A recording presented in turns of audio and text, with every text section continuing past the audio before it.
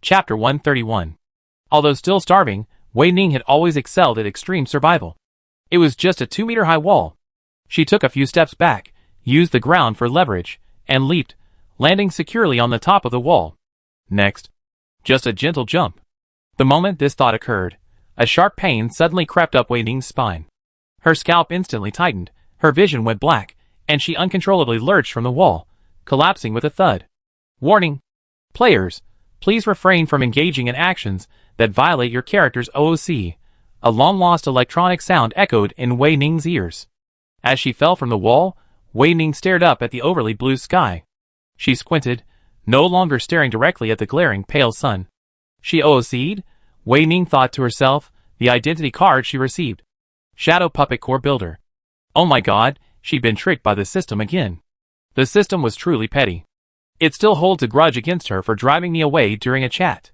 From Li Li in the first dungeon, to Mao Xingyin, to Xiao Weijia, all had detailed backgrounds and even established networks of connections, so it wasn't surprising that Wei Ning was OOC. But the fourth dungeon Wei Ning had entered, the identity she was carrying didn't even have a name. A newly arrived disaster victim, no one knew her. How could she possibly be OOC? Wei Ning lay on the ground, lost in thought, seemingly intending to stay there forever. Hello? Hello, can you get up? A voice suddenly sounded cautiously beside Wei Ning. You are blocking me. Wei Ning sat up and met a pair of round eyes, observing her from the crack in the door. It was a child. Hurry up and leave. Don't get in the way here. Seeing Wei Ning remain motionless, the child panicked, but still mustered up the courage to shout at Wei Ning. Wei Ning stood up, patted her butt, and made way in front of the door. She stood there with a strong presence, making it impossible for her to leave. Through the narrow gap in the door, Wei Ning and the child stared at each other. The two of them remained in a stalemate for an unknown amount of time. The child gave in, and was the first to concede. With a creak, the door opened, revealing a girl in ragged, patched clothes.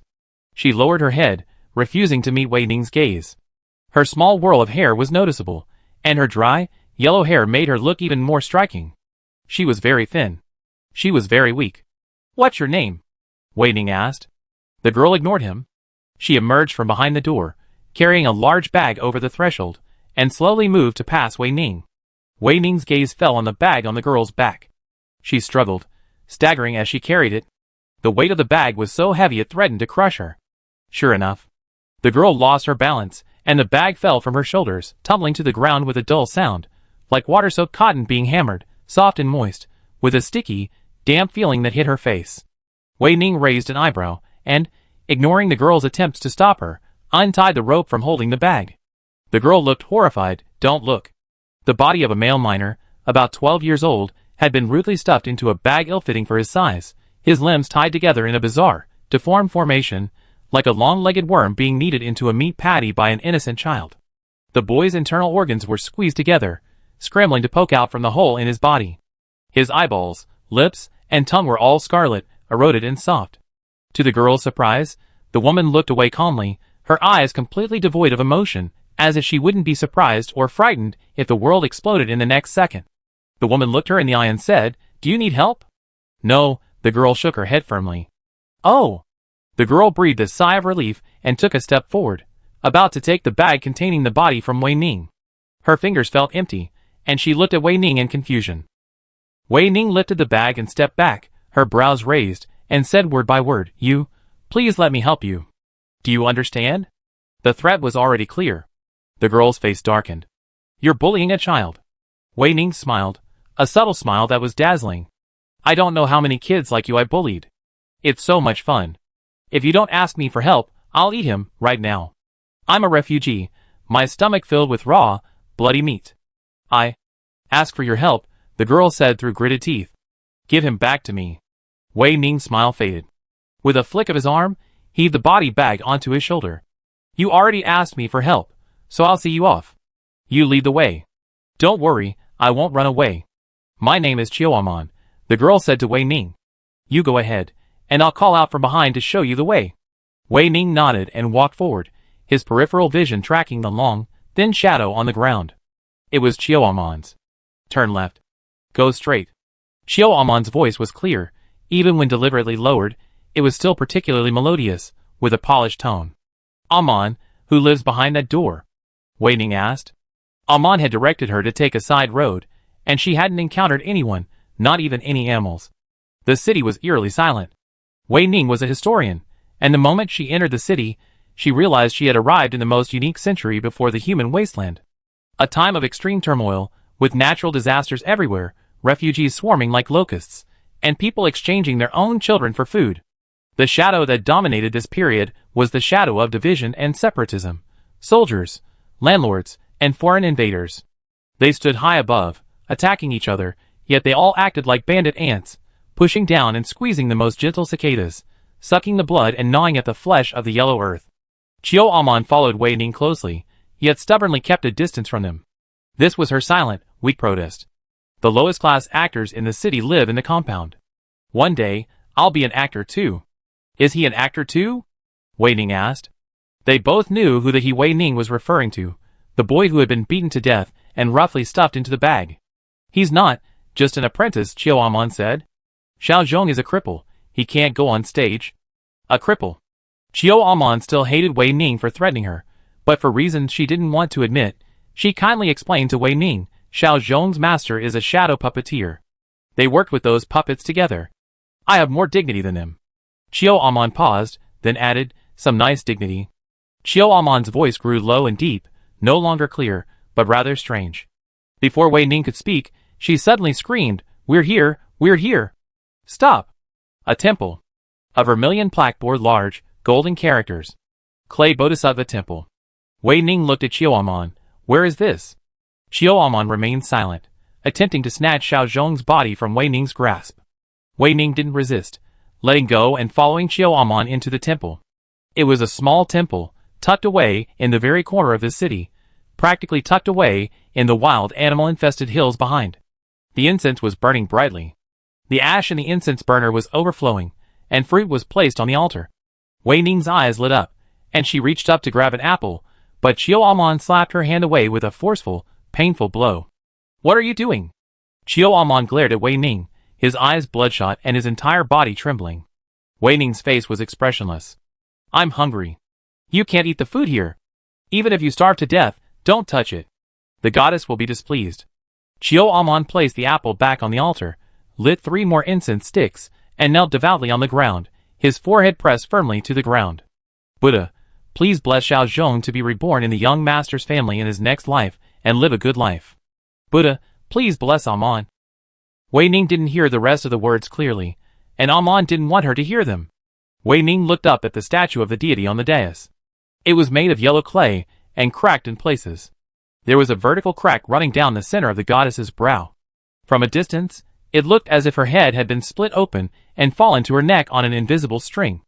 If there really was such a rope, Wei Ning thought, it would be as thick as Chiao Amon's black braid. Wei Ning went outside the temple to take a look. Her eyes fell on the plaque, and she shouted to Chiao Amon, who was kneeling inside, Amon, why are the characters so crooked? And the ink is so fresh? Chiao Amon hadn't finished Kowtow yet, and said impatiently, it wasn't my handwriting, how would I know? Chiao Amon didn't answer Wei Ning's second question. After Kowtow 3 times earnestly, she removed Xiao Zhong's body from the bag and placed it under the altar with her own hands and feet. Wei Ning watched her movements, then watched as she closed the door to the Bodhisattva temple and turned to leave. You're leaving his body here.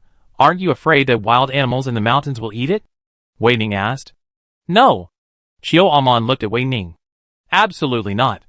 The Bodhisattva will protect Xiao Zhong. She has protected so many people, not just Xiao Zhong. What do you mean? Wei Ning asked again. Chiao Amon's face changed. She took a deep breath, forced herself to calm down, and looked up at Wei Ning again. What do you want from me? I'm just an apprentice actor. There's nothing I can do to help you. Get out of here right now. Don't come near me again. Congratulations, player Wei Ning, for triggering the side quest. Begging is not acceptable. Players must find a job within half an hour, or the quest will fail. Now, the timer begins. This is no different from an explicit request. Wei Ning said to Chiao Amon, you can help me. I want a job. You want to be an actor? Chiao Amon was stunned, her aggression vanishing for a moment. She hadn't expected Wei Ning to follow her into the compound. Maybe, Wei Ning thought seriously. I never tried singing or dancing, but I have good physical fitness and flexibility. Qiu Amon's eyes were complicated.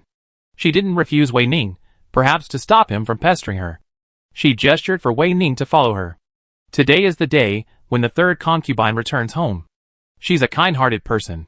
If you're lucky, you might be able to find food in the compound. Chapter 132. Half an hour isn't much. Wei Ning followed Qiu Amon to the Bodhisattva temple, and the journey took almost an hour. The system was doing this on purpose. It was always determined to trick Wei Ning at any time, and in any place, for no other reason than she simply liked it and felt good. Wei Ning would never allow the system to have it too easy. Seeing Qiu Amon willing to introduce her to the class owner, Wei Ning stepped forward, grabbed her, and tucked her under her arm, running towards the compound. Amid Qiu Amon's frantic screams, Wei Ning forcibly compressed time to a terrifying 15 minutes. Qiu Amon felt like she was in one of those old-timer cars, tears and saliva blown into the air by the wind. Even after landing safely, she was still dazed. "Open the door, take me in," Wei Ning said to Qiu Amon, grabbing her shoulders and shaking her. Qiu Amon finally regained consciousness. She leaped to her feet and slapped Wei Ning. "Are you sick? Why are you in such a hurry? You're not going to die today." The slap landed on Wei Ning's arm, but she felt nothing. She licked her dry lips, suppressing the sour taste in her stomach. Running so fast while starving was a bit of a stretch for a body that had only ever eaten raw meat. Qiu Amon opened the door, and a furious figure walked in front, cursing Wei Ning in a deep voice. "At first glance, I thought you were calm and rational, but how come you're no different from a thug? Let me tell you, the boss hates apprentices who act like they're the center of attention. If you act crazy in front of her, expect a beating." Wei Ning slowly followed Qiu Amon, watching her long braids swing back and forth, and asked, "Why did the class owner beat Xiao Zhong to death?" Qiu Amon paused, her back to Wei Ning. "That's not your question. No matter what happens, remember that the class owner is a good person. I don't want anyone to misunderstand her." After saying this, Qiu Amon ignored Wei Ning no matter what. With a sullen expression, she quickly led Wei Ning to the front yard. The front yard was bustling with activity, people crowded together, surrounding a few people in the center. Those who couldn't squeeze in stood in the corner, holding their gifts, beaming with joy as they stood on tiptoe, looking out. "Master Gon, your cheongsam is absolutely stunning. It sparkles in the sunlight. Your makeup looks great too. Master Gon, could you please teach us?" "Please." "Master Gon, you brought so many gifts. It'll take several drivers to haul them all here, won't it?" The girl's chatter was so clear it could be heard from a distance. Qiu Amon silently quickened her pace, her skirts almost flying. "You're so tongue-tied. You should call her Concubine Gon now. I knew Concubine Gon, living a good life with Master Huang, wouldn't forget us." Suddenly, there was a dead silence. No one spoke anymore. The person who had spoken froze in place, neither smiling nor not smiling, his forehead covered in sweat. He felt a sudden void beside him, and pairs of distinct black and white eyes stared at him. A strong chill crept up his spine, and he suddenly felt like a duck being strangled by the neck and suffocated to death. "Of course, I won't forget you all. How could I forget someone who's been with me all this time? Uncle Chen, I remember you loved rice wine. I begged a jar from Master Huang. You're in for a treat." The woman surrounded by the others smiled. Her gentle demeanor and kind eyes easily livened up the stagnant atmosphere. Uncle Chen picked up the jar of rice wine, his lips curled, and said, "As we get older, we crave it, right?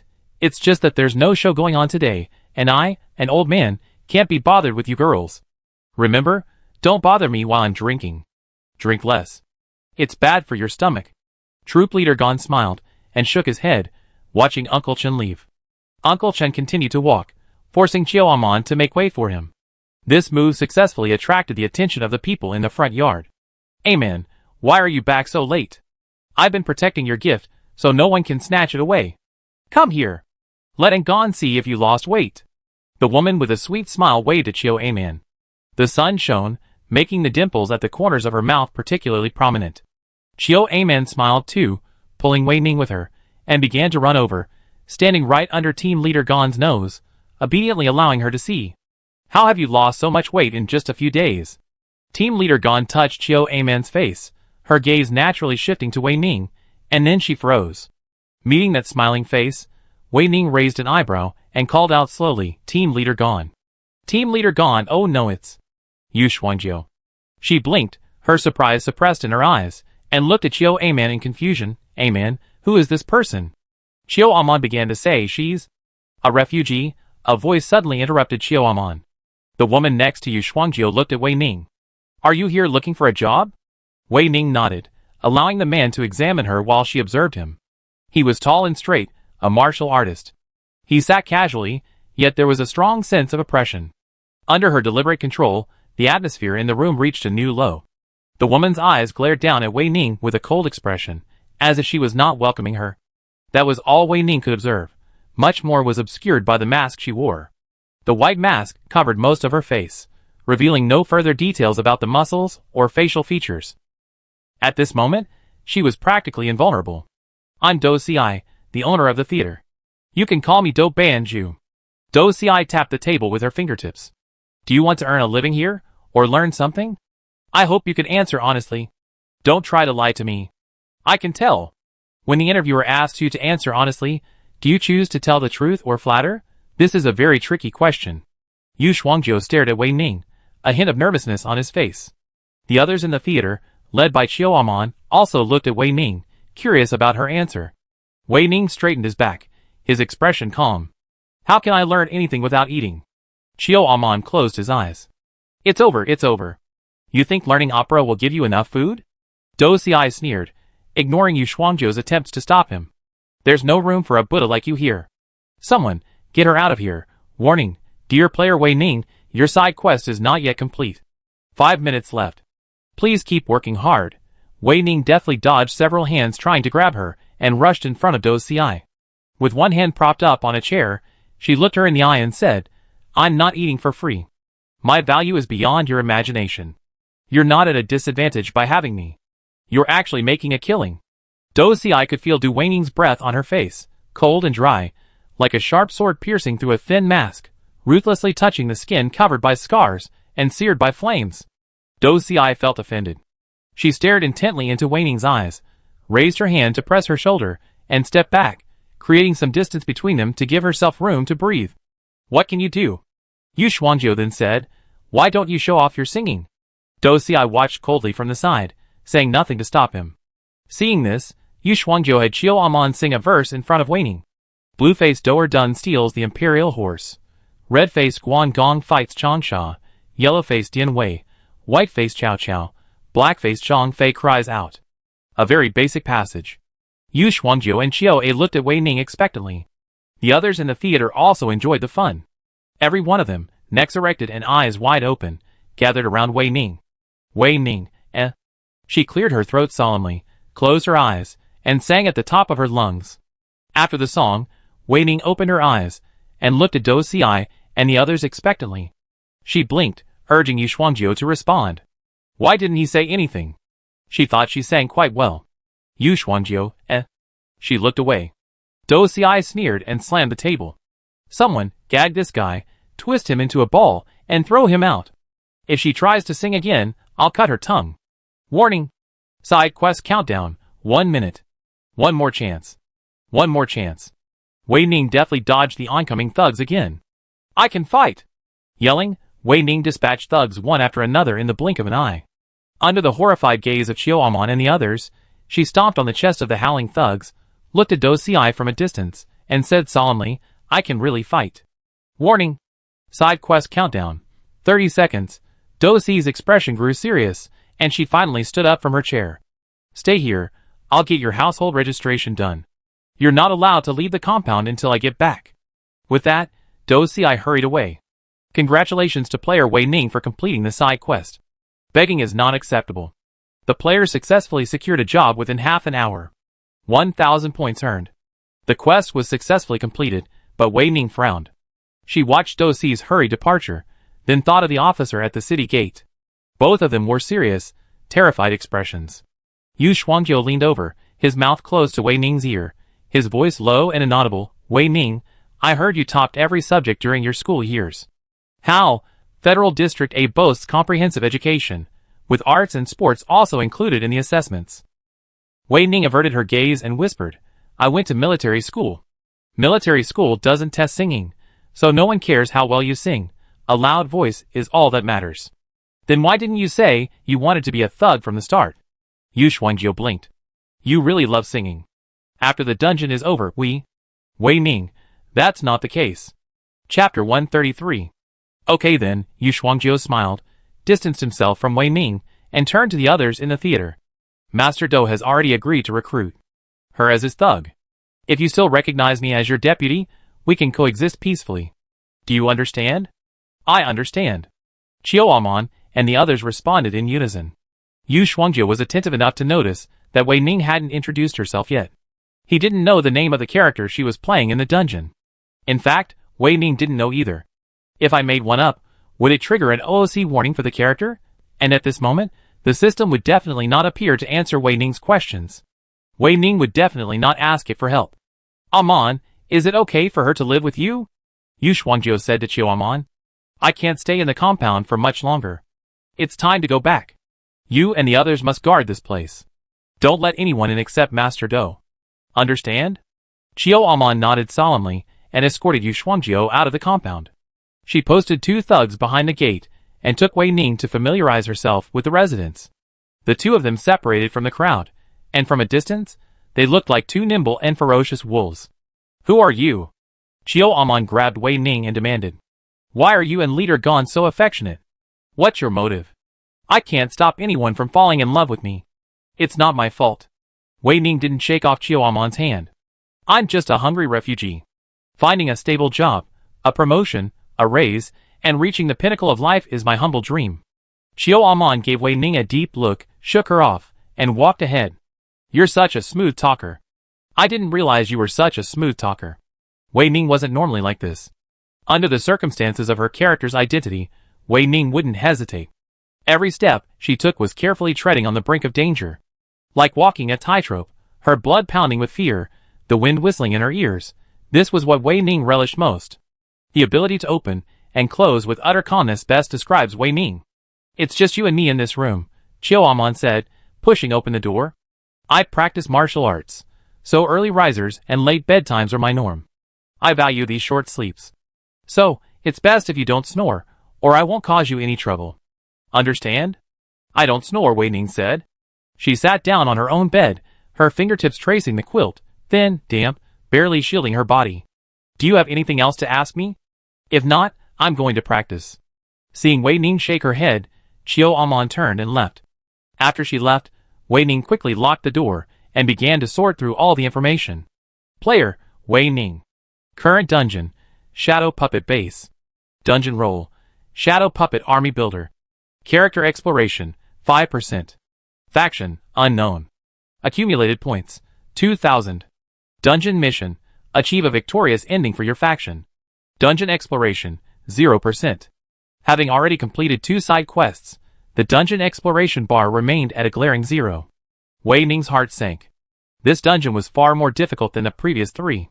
Wei Ning had never received a character OOC warning before, which showed that the freedom in this dungeon had been reduced to an unimaginable level. Wei Ning's gaze fell on the virtual electronic screen. Instance role, Shadow Puppet Core Builder. Legion. One person couldn't be called a legion. Wei Ning had to at least build connections with the other members. So who would be her members? What would be the selection criteria for members? The answers to both questions shared a single, extremely clear signal, Wei Ning's instance role. Wei Ning was eager to increase her character's exploration, earn her own name, and unlock her character's individual skills. After planning her next steps, Wei Ning gathered her thoughts. There was still some time before lunch. During this rare moment of solitude, Wei Ning decided to sleep. Yes, sleep. She ran 20 kilometers, constantly on guard against everyone around her, snatched food from the hyena-like mouths of the frenzied refugees, recklessly rammed the city gates, and then helped Qiu Amon carry a corpse across half the city, and overthrew the thugs in front of Do Ci. During all this time, Wei Ning hadn't slept, not even a nap. Like a high-speed machine, she executed each step with precision and efficiency. Now, Wei Ning was going to sleep.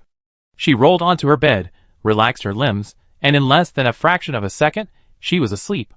The room was facing away from the sun, extremely cramped, with the doors and windows locked tightly, leaving almost no room for air circulation. Wei Ning frowned in her sleep, sweat dripping from her forehead, her face flushed red, as if she were about to suffocate. Wake up! Wake up! A muffled voice echoed, and Wei Ning finally regained some control of her consciousness. Even so, she couldn't move. Her body felt as if it weighed 1,000 pounds, and even moving her fingertips was a struggle. Wei Ning knew exactly what she was experiencing. Sleeping paralysis. Wake up! The voice reappeared, this time unusually sharp and clear, very close to Wei Ning. Judging by her senses, it was right beside her, crouching over the edge of the bed, staring intently at her. After an unknown amount of time, Wei Ning, drenched in sweat, finally managed to open her eyes a crack. Her long eyelashes blurred her vision, and everything was shrouded in a black mist, Wei Ning only able to make out the rough outlines. The moment her eyes struggled to move, Wei Ning's heart suddenly stopped. She saw it.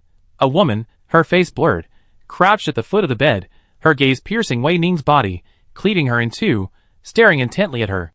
From the moment Wei Ning opened her eyes, moved them, and discovered her, the entire process was observed clearly by this woman. She had long since noticed that Wei Ning had regained consciousness. Wake up! They're here! If you don't run, it'll be too late. Hurry! The ghost continued to scream, her voice low and hoarse, as she lay at the foot of the bed. Wei Ning's eyelids fluttered open wider and wider. She noticed that the ghost's mouth, torn to the ear, was devoid of a tongue, a bloody mess, as if it had been severed. So where was the sound coming from?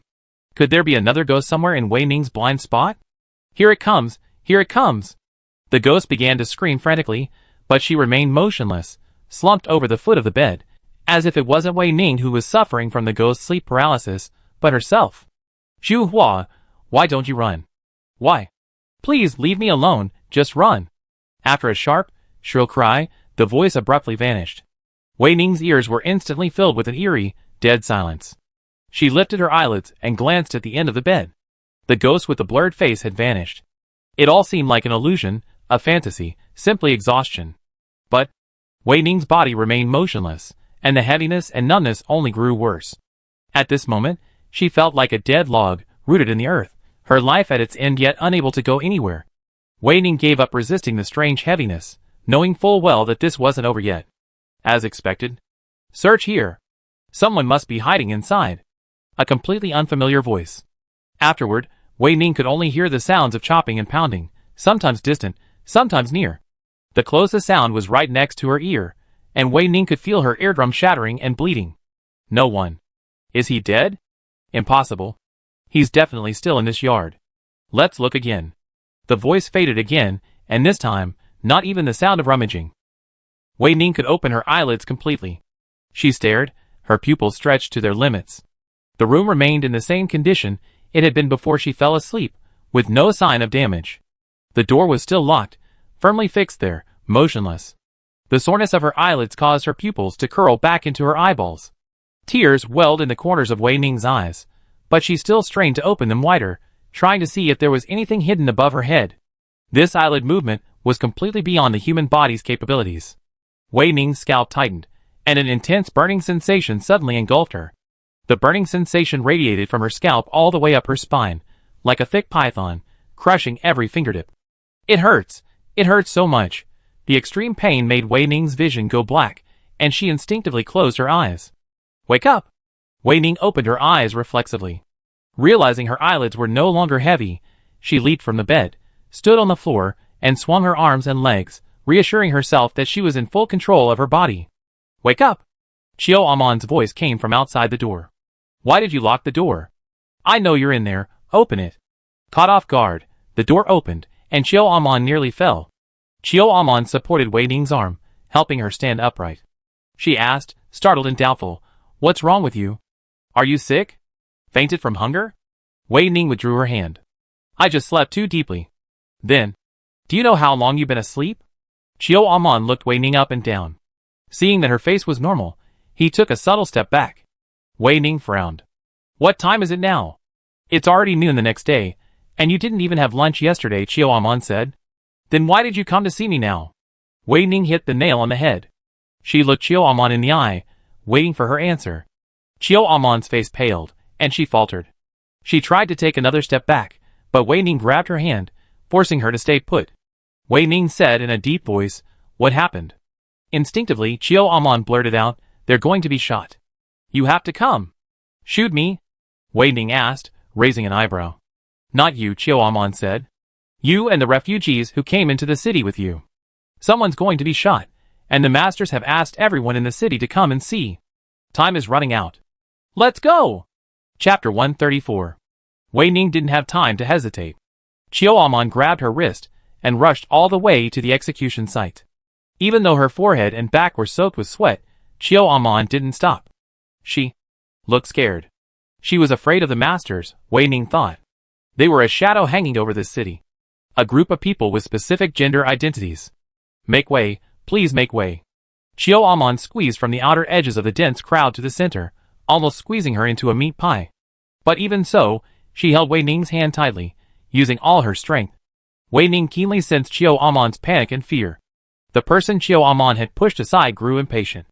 With a click of his tongue, he was about to attack Qiu Amon, but when he saw Wei Ning beside him, he strangely withdrew his hand and took a step back without a word. Not just him. Everyone who saw Wei Ning silently made way for her, as if bound by a strange rule. The consequences of disobeying were beyond endurance, and no one dared even entertain such a bloody thought. Wei Ning, as expected, arrived at the prime seat in the audience. As a reward, she could fully and completely confront the prisoners about to be executed from every angle. Wei Ning was surrounded by this massacre, a sacrifice meant to provide pleasure and power for those in high positions.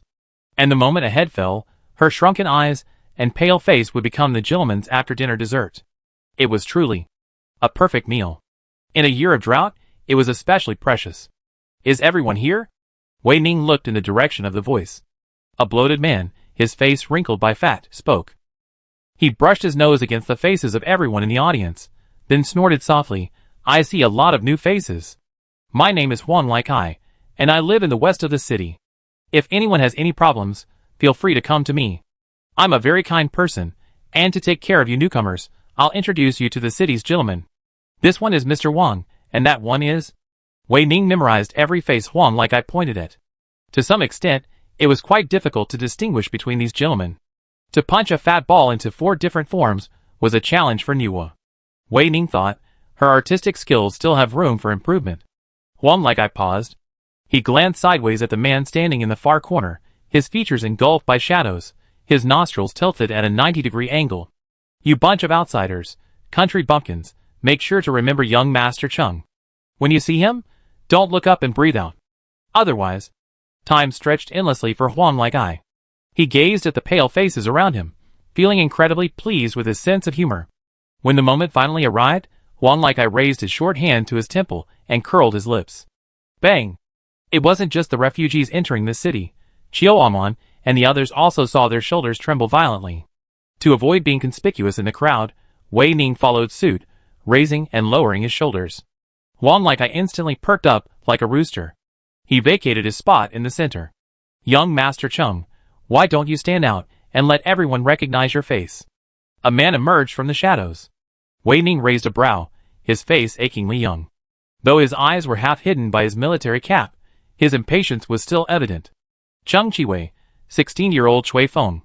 A very interesting age, an age when even the slightest teasing or provocation would cause him to blush and snap back.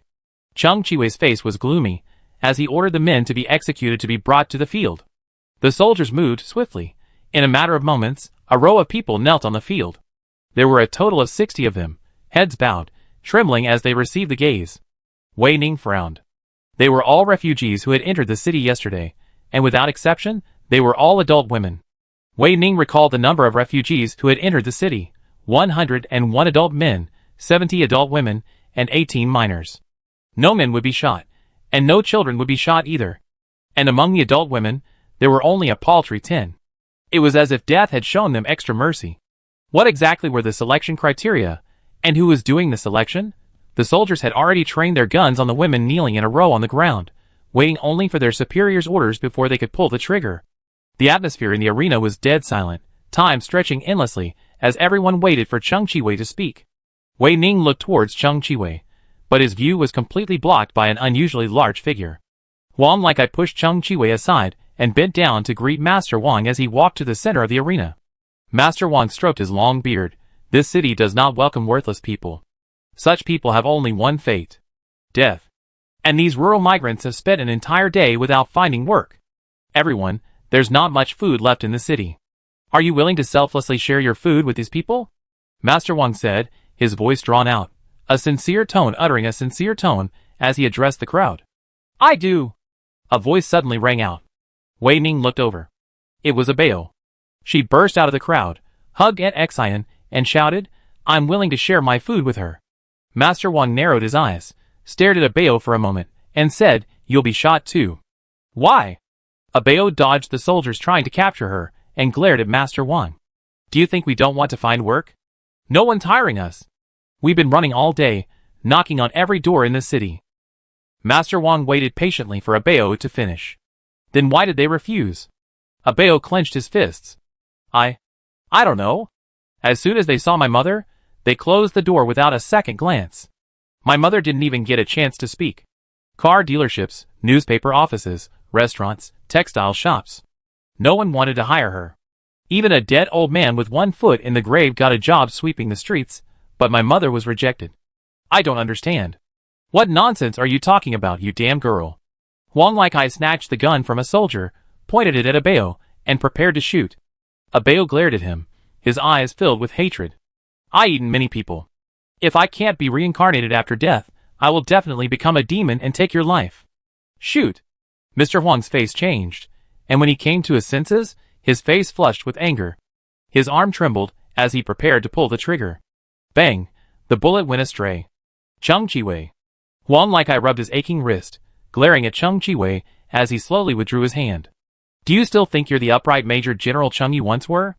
Why are you pretending to be such a good guy? The tall man before him stared at him silently, his features gloomy. Huang Light's voice trailed off. The moment he realized he had retreated, he gritted his teeth and looked at Master Wang. His features, thick with flesh, made him look aggrieved and seeking comfort. Master Wang stroked his beard again, walked over to Abeo, and smiled at her. I know why they rejected you, but I'm telling you, you're just a girl. How can you possibly understand? Do you understand? Before Abeo could say anything, Master Wang dropped his smile and turned to face the crowd, his expression serious. It's a year of disaster now. The refugees are unreasonable, looting food and eating people everywhere. They're like locusts in the fields, leaving not a single blade of grass behind wherever they land. How terrifying! Our Master Huang, frightened by their plunder, fled to the city. He finally found a place to settle down. At this point, Master Wang looked at Huang Likai with horror. Huang Likai frowned, wiping tears from his eyes, his voice choked. He stared at Master Wang, pained and unable to utter a single word. Girl, let me test you, Master Wang said to Abeo. What's the most important thing about having a place to live? It's the soldiers. It's the soldiers who guard the city walls, so you and I can have a place to live and food to eat. Don't you understand? No woman wants to be a soldier. They find it tiring. They don't want to bask in the sun. They hide in their houses, hugging their fair, tender skins and refusing to come out. It's all men who serve in the military. All the dirty and tiring work is done by men. Men served as soldiers, men as rickshaw drivers, men as business owners, and even the most famous chefs in history were men. Master Wang puffed out his chest, glancing sideways at Aunt Xian, Chinsi, and the others. Tell me, are there more men or women among the famous figures and scholars in history? Oh, I can count the famous women on one hand. According to you, all women don't work, so why do they hire underage girls to work? That's a contradiction. Abeo grabbed a stone and threw it at Master Wang. Master Wang didn't dodge, and the stone hurt his stomach. He stepped forward and kicked Abeo, watching her tumble into the crowd with a cold face. It's because you women, as soon as you reach age, clamor to have children. I hired a woman once, and she asked for a month's advance on her salary right after she started working, and I gave it to her. And then? The next day, she told me she was pregnant, and would come back to work after the birth. Are you trying to get money from me? Abeo's eyes were red as she swallowed the blood in her mouth. She struggled to stand, but her arm was grabbed.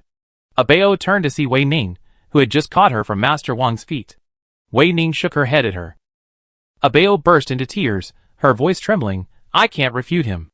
The historical stories my mother told me really didn't feature many female generals, top-ranked scholars, female emperors, or female landlords. I can't save Mom, sister. I'm so useless. Abeo's sobs couldn't drown out Master Wang's voice. Ignoring Cheng Chiwei, who was surrounded by soldiers, he ordered, now, shoot. Wei Ning lifted the weeping Abeo into her arms, and whispered in her ear, she won't die. Congratulations on triggering the side quest. Save Zhu Hua. Chapter 135. Xu Hua. Who is Xu Hua? Without giving Wei Ning time to think, the system's electronic tone echoed again, sharp and cold. Congratulations, player Wei Ning, for triggering the main quest. Reclaim the base regime that belongs exclusively to the Shadow Puppet Core. Side quest. Save Xu Hua. Countdown begins in 3 seconds. Players, please prepare. 3. Wei Ning's eyes darkened, and the scene before her changed. Except for the women kneeling on the ground, everyone else's faces were instantly shrouded in black mist. The black mist was thick and sticky, solidifying into thick, snake-like maggots. They emerged from the eye sockets, nostrils, mouths. Every hole in the bodies of Mr. Wang and the others, scrambling towards the women. Wei Ning's arms felt empty, and she instinctively looked down. A bow was gone, replaced by a madly wriggling mass of black mist. 2. A bow. The black fog suddenly joined the army of black fog, squirming its bloated body and swinging its long, thin tentacles as it pounced on Aunt Xian, Chenxi, and the others.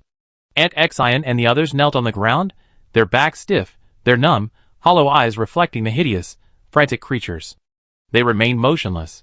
The distance between them was infinitely shortened by the black fog. 1. The moment the electronic sound faded, Wei Ning's figure vanished from the spot. Her brows lowered, her whole body chilled to the bone. The player used the skill Rapid Leap. The player used the skill Mark Shadow. The player used the skill Blazing Flame. Aunt Xian had just raised her eyes when the black fog and flames overwhelmed her. Her breath stopped, and she stared blankly as a figure, as straight as a blade, slashed through the darkness, appearing before her, shrouded in crimson. You? Aunt Xian couldn't finish her words before Wei Ning hoisted her onto his shoulders. The jolting sensation brought her back to her senses. She stared at Wei Ning's profile in disbelief and said, "You're bleeding from the nose?" Blood dripped down her chin, quickly soaking Wei Ning's collar. Her nose was filled with a rusty smell of blood, the smell of her body overloaded by the simultaneous activation of all her abilities. "Run!" Wei Ning shouted. With a roar, the kneeling women suddenly jumped up and ran after Wei Ning. "Where are we going?" "Where?" Chenxi's words were broken, simply because she, too, was being carried on Wei Ning's shoulders. She and Aunt Xian stared at each other through Wei Ning's head. The two clung to Wei Ning tightly, their expressions tense, neither of them seeming to intend to get off. The world froze for a moment, as they waited for Wei Ning's response. At that moment, Wei Ning's pupils constricted, his expression changing. She opened her lips, but not a single syllable emanated. Wei Ning's words were silenced. Wei Ning was certain that her organs weren't damaged enough to be completely useless. The reason for her silencing was obvious, either the system or the dungeon rules. Wei Ning preferred the latter. Although the system was heavily targeted at Wei Ning, it could only conceal information when issuing quests. The only person who could truly inflict real damage on Wei Ning in the dungeon was the dungeon boss, and those were closely tied to the dungeon rules. Is it Xu Hua? Wei Ning wondered. Is she preventing Wei Ning from speaking? Why? Was Wei Ning destined to remain mute throughout the side quests, and was this related to her character? Who is Xu Hua? Is it Aunt Xian or Chenxi? Which of these 60 women was it? Wei Ning's mind raced, and at the same time, her steps kept pace. Carrying 2 grown women, she ran with remarkable stability and agility, leaving the wriggling black mist far behind.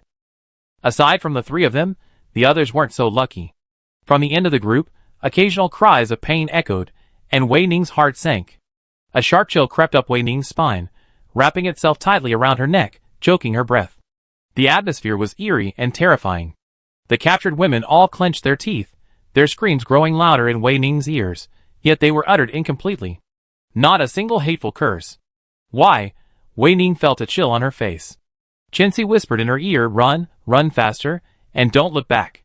There's a fork in the road ahead. A fork in the road with 3 roads. The left path leads to the compound. The middle path leads to Major General Cheng. The right path ends at a temple." Aunt Xian's face was grim. She could feel the muscles in Wei Ning's arms tense up even more at her waist.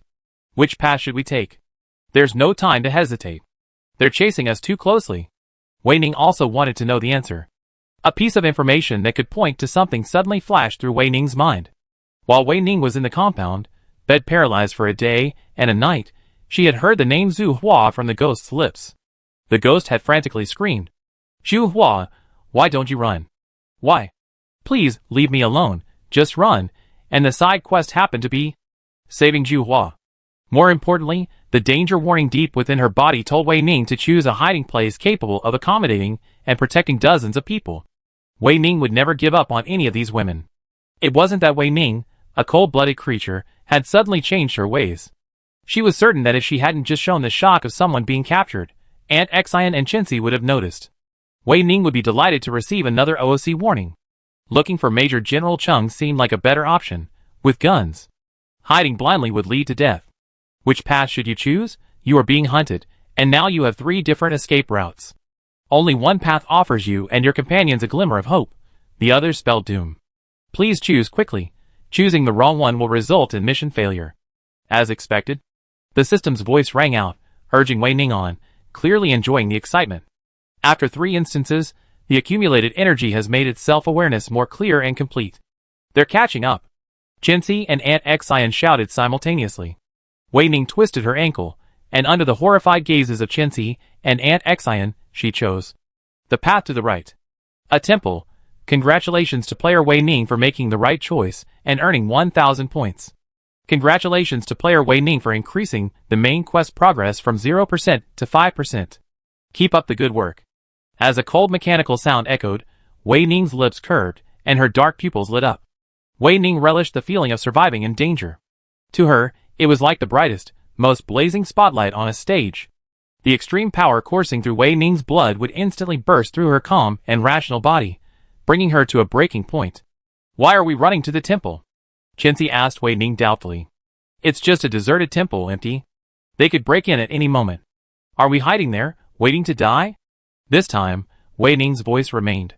Her brows raised, her voice clear, deal with death, and then you'll survive. Auntie Xian suddenly spoke up, they're far stronger than us.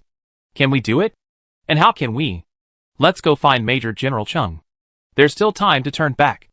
Auntie Xian spoke as she struggled against Wei Ning's shoulders, tugging at his arm, which was wrapped around her waist. The moment the force against her waist loosened, Auntie Xian's face lit up with joy. As soon as she landed, she would run in Major General Cheng's direction. There was no doubt that reinforcements would arrive to save them all. The player used the skill Tracking Eye. The Tracking Eye ensures that attacks land with 100% accuracy. Wei Ning reached out and effortlessly scooped the person back into his arms. A familiar warmth enveloped Aunt Xian once again, and she instinctively wrapped her arms around Wei Ning's neck. And so, Wei Ning, carrying one on his shoulders and another in his arms, followed by a group of people, rushed into the temple in a mighty procession. It was indeed a desolate temple. The plaque, hanging there on the ground, shattered into several pieces, with a thud the moment Wei Ning and the others slammed the door shut. So too did several people, led by Aunt Xian. They exchanged a glance, their faces pale as they scrambled for brooms, sticks, and benches to block the door. The pursuers wouldn't arrive quickly. They had to do everything they could to secure a chance of survival within the limited time available. Qinzi turned her gaze from the busy Aunt Xian and turned to look at Wei Ning, who stood away from the crowd in front of the altar. What are you looking at? Qinzi asked. Qinzi didn't eagerly ask Wei Ning what to do next. Her aura always gave her an inexplicable sense of security, as if things could always be resolved. And they would definitely not die. There's nothing in this temple, Wei Ning said. What do you mean? This temple has been like this since I entered the city. Have you discovered something? Qinzi frowned. Wei Ning continued, there's no plaque, no apples on the altar, and most importantly, there's no statue, nothing at all. So what exactly is this temple enshrining? No matter what era, people worship gods because they can feed their desires through the abundant incense offerings. The alien gods seized on this opportunity and harvested followers in the wasteland, allowing the natural party to grow to a point where it could rival the Federation. Each of the believers who prostrated themselves at his feet gained unprecedented power, experiencing an infinite spiritual climax. This was the stark reality before Wei Ning's eyes. Aunt Xian approached, her face filled with anxiety. Could the statue be the key to our survival? Are we supposed to impersonate God and scare off those pursuers? That's ridiculous. A shadowy deity can't save us from the barrel of a gun. You're not going to kill us, are you? You traitor. Aunt Xian's voice was incredibly loud as she spoke the last word. Suddenly, everyone looked over. Her dark, gloomy eyes were devoid of any light, like a pool of viscous mud desperately dragging Wei Ning downward, covering her mouth and nose, suffocating her to death. Wei Ning lowered her eyelashes, staring intently at Aunt Xian. From this perspective, Aunt Xian could clearly see the emotions on Wei Ning's face. Her heart skipped a beat, and Wei Ning's voice, amplified to its fullest, pierced her ears. Traitor? Chapter 136. 2 words, emotionless. There was no panic at being questioned, no grievance at being betrayed by her efforts, and no slight resentment towards Aunt Xian. Wei Ning's expression was cold, yet it was a calmness that came from a place of indifference. But her gaze remained fixed on Aunt Xian's face, unwilling to miss a single shift in her features. Aunt Xian couldn't fathom what Wei Ning was thinking. A little frightened, she took a step back. Why have you suddenly become like this? We were clearly partners fighting side by side. A disguised OOC warning, but it didn't come from the system. Before Wei Ning could react to Aunt Xian's words, the temple gate suddenly began to vibrate violently, the loud noise causing everyone's faces to change. They're catching up. Qinzi and Aunt Xian exchanged glances, and the panicked women rushed forward, pressing down on the door. Under the weight of dozens of people, barring any unexpected incidents, there was no chance of a forced entry. Wei Ning didn't join them. She stood still, seemingly waiting for something to happen. Wei Ning's cold-blooded attitude easily angered Aunt Xian, who was frantically trying to help. The door jarred, and her forehead instantly swelled up. Purple blood clots pushed open her pores, like a giant egg case about to burst. What are you doing hiding there? Why don't you come and help? Aunt Xian, furious with Wei Ning, released her grip on the door and approached, staring at him with bulging eyes, her features twisted into a look of hatred for him. I helped, Wei Ning said. How can you help me if you just stand there motionless? Aunt Xian screamed at the top of her lungs. She had completely lost her mind, consumed by anger and resentment. Wei Ning, however, calmly stared at the lump on her forehead. The lidded blood had turned completely black. Through the thin layer of skin, Wei Ning could clearly see the black matter pulsing and flowing inside, vibrant and active, like a beast reacting to the scent of food. I brought myself here to give to you, Wei Ning winked at Aunt Xian. Isn't that what you wanted? I did such a great favor, how can you say I didn't do anything? The moment Wei Ning finished speaking, the air froze, and all sound vanished. The temple door stopped shaking violently, and the huddled women turned in unison to face Wei Ning. Their frightened features returned to their original positions, appearing stiff and rigid, their rigidity strangely overly quiet. It was too quiet. Ah, I should have exposed you later. It's a bit awkward now, Wei Ning said, the smile in his eyes growing more and more pronounced, his provocation undisguised. Wei Ning's response was the sudden opening of the door. A creaking sound echoed throughout the small temple, a rhythmic and cheerful. The wriggling black mist followed this rhythm, crossing the threshold and joining the frozen women. A standoff had taken hold. The player used the skill time loss. The player used the skill gravity pressure. The player used the skill tracking eye. In a fraction of a second, before anyone could react, a massive pit appeared. Qinzi approached with disbelief. Wei Ning had broken Aunt Xian's leg and pinned her to the bottom, preventing her from moving. Wei Ning raised her head, met Qinzi's gloomy expression, and curled her lips. The Swana is playing, how can there be no funeral? Qinzi sneered at this, but still stood at the edge of the pit, looking down at Wei Ning. Do you think you're Zhu Hua? Kill us all, and if you survive, you'll complete the mission. Wei Ning, is that what you think? It seems you're not as smart as they say. That ridiculous window paper was violently punctured. In Qinzi's opinion, Wei Ning's assumptions were perfectly natural. After all, she had intentionally or unintentionally revealed a lot of information and distractions. The most direct piece of information, during her escape, no one called out her name to Wei Ning, her name in the dungeon. Qinzi felt very generous, not calling out another name, directly misleading Wei Ning. As for the black mist, it was a distraction. Once inside the dungeon, one would be contaminated. How could Wei Ning guarantee that what she saw was the same as what Qinzi and the others saw? Even if she did, given Wei Ning's suspicious and cautious nature, Qinzi was certain she would fall into a cycle of self-doubt. And so, she'd fallen for it. The player used the skill deconstruct the gun. The player, Wei Ning, killed Aunt Xian, the dungeon NPC.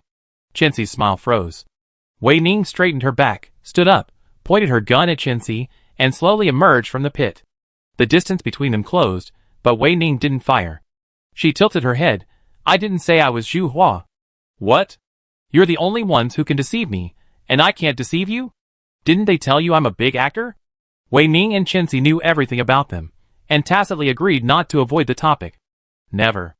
Qinzi ignored the dark muzzle. The bullets had no effect on her. Hearing Wei Ning's self-analysis, Chenxi miraculously calmed down. Her aggressive aura was subdued, and she appeared friendly and gentle. Chenxi pondered for a moment, then said, "This sounds completely different from you. Wei Ning, you have absolutely no desire to perform. The adjective histrionic cannot possibly appear in your life.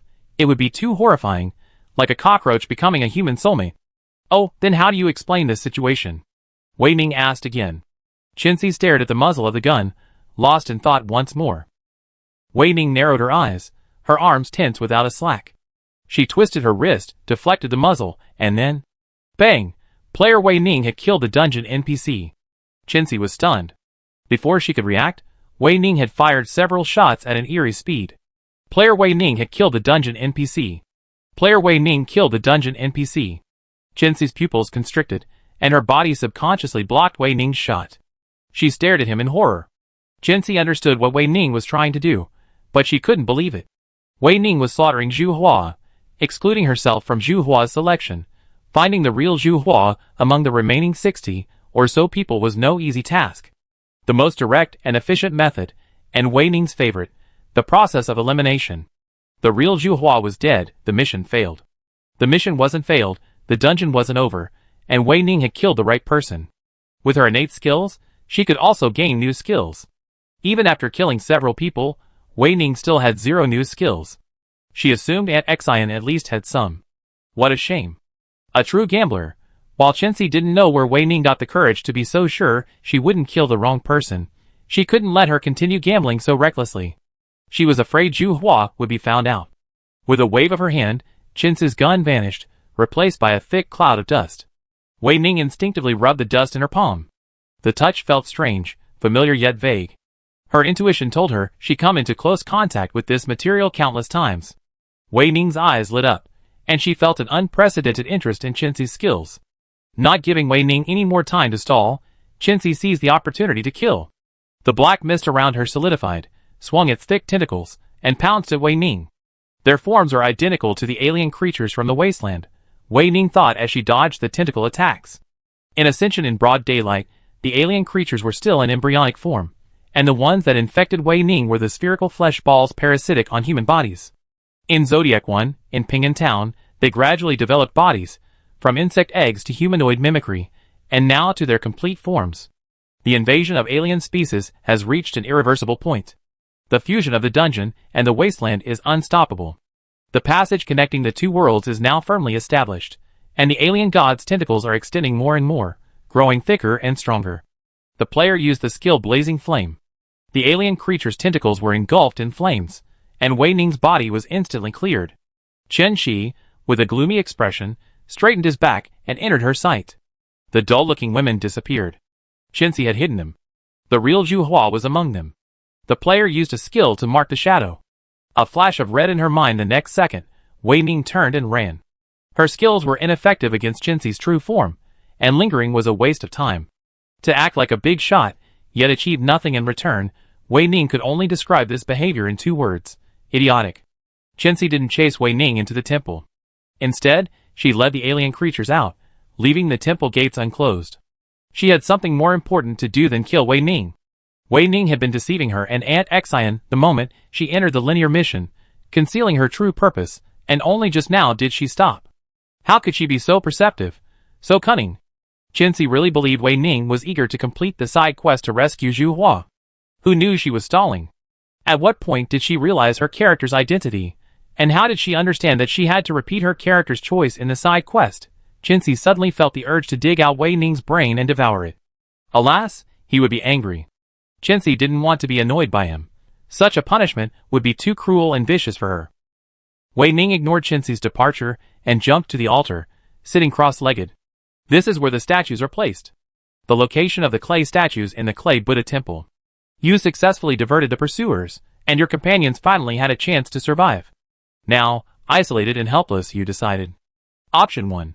The pursuers are about to break through the door, so you take the opportunity to scale the wall and run in the opposite direction. Option 2. Since death is imminent, you might as well dance. You jump onto the altar and begin imitating a martial artist, brandishing a spear. Option 3. You choose to surrender, join the pursuers, and reveal the location of your companions. Chapter 137. Player Wei Ning, Please make your choice within 3 seconds. Wei Ning sat on the altar, one leg bent, her arm casually resting on her knee. Her posture was relaxed, revealing no sense of impending death.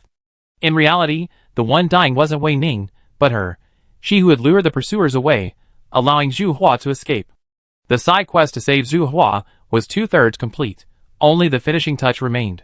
When was it completed? First, Wei Ning chose to run to the temple at the fork in the road. She lured some of the pursuers away, allowing Zhu Hua to flee in another direction, instantly reducing the pressure on her to survive, and freeing her to plan for her own life. Second, Chen Shi hid the women, whose expressions had suddenly become numb and dull. This was the most crucial step in the side quest.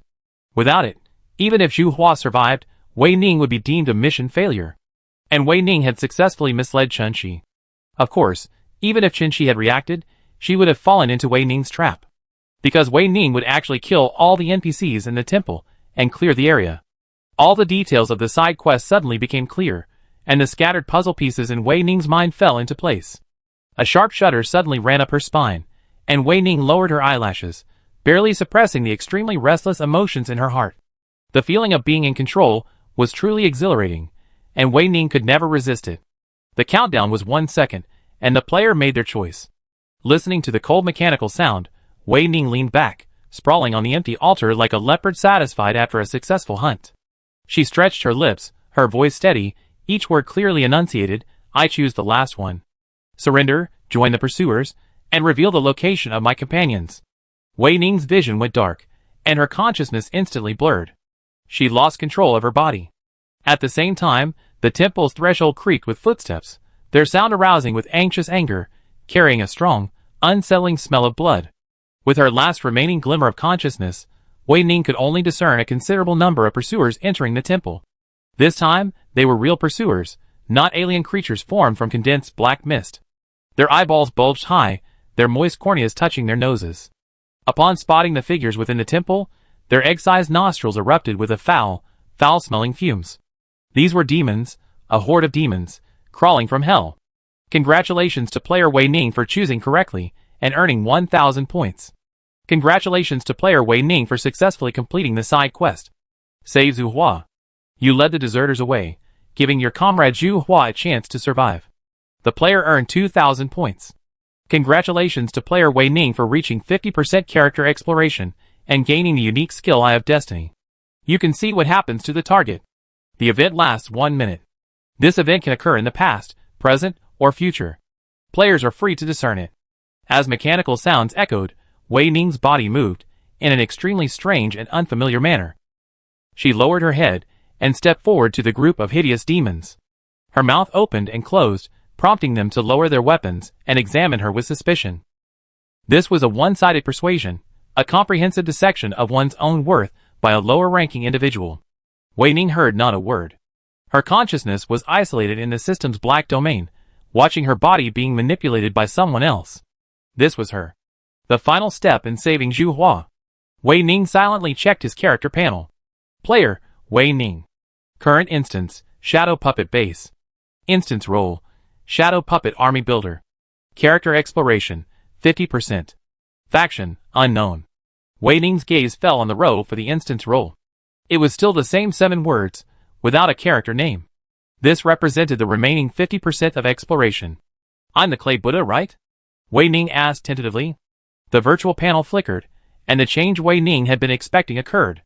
Character exploration, 75%. As expected, Eastern humans have always worshipped deities in this way. Only those who have made sacrifices and can satisfy their desires will actively build statues and offer incense to them. The answer is right there.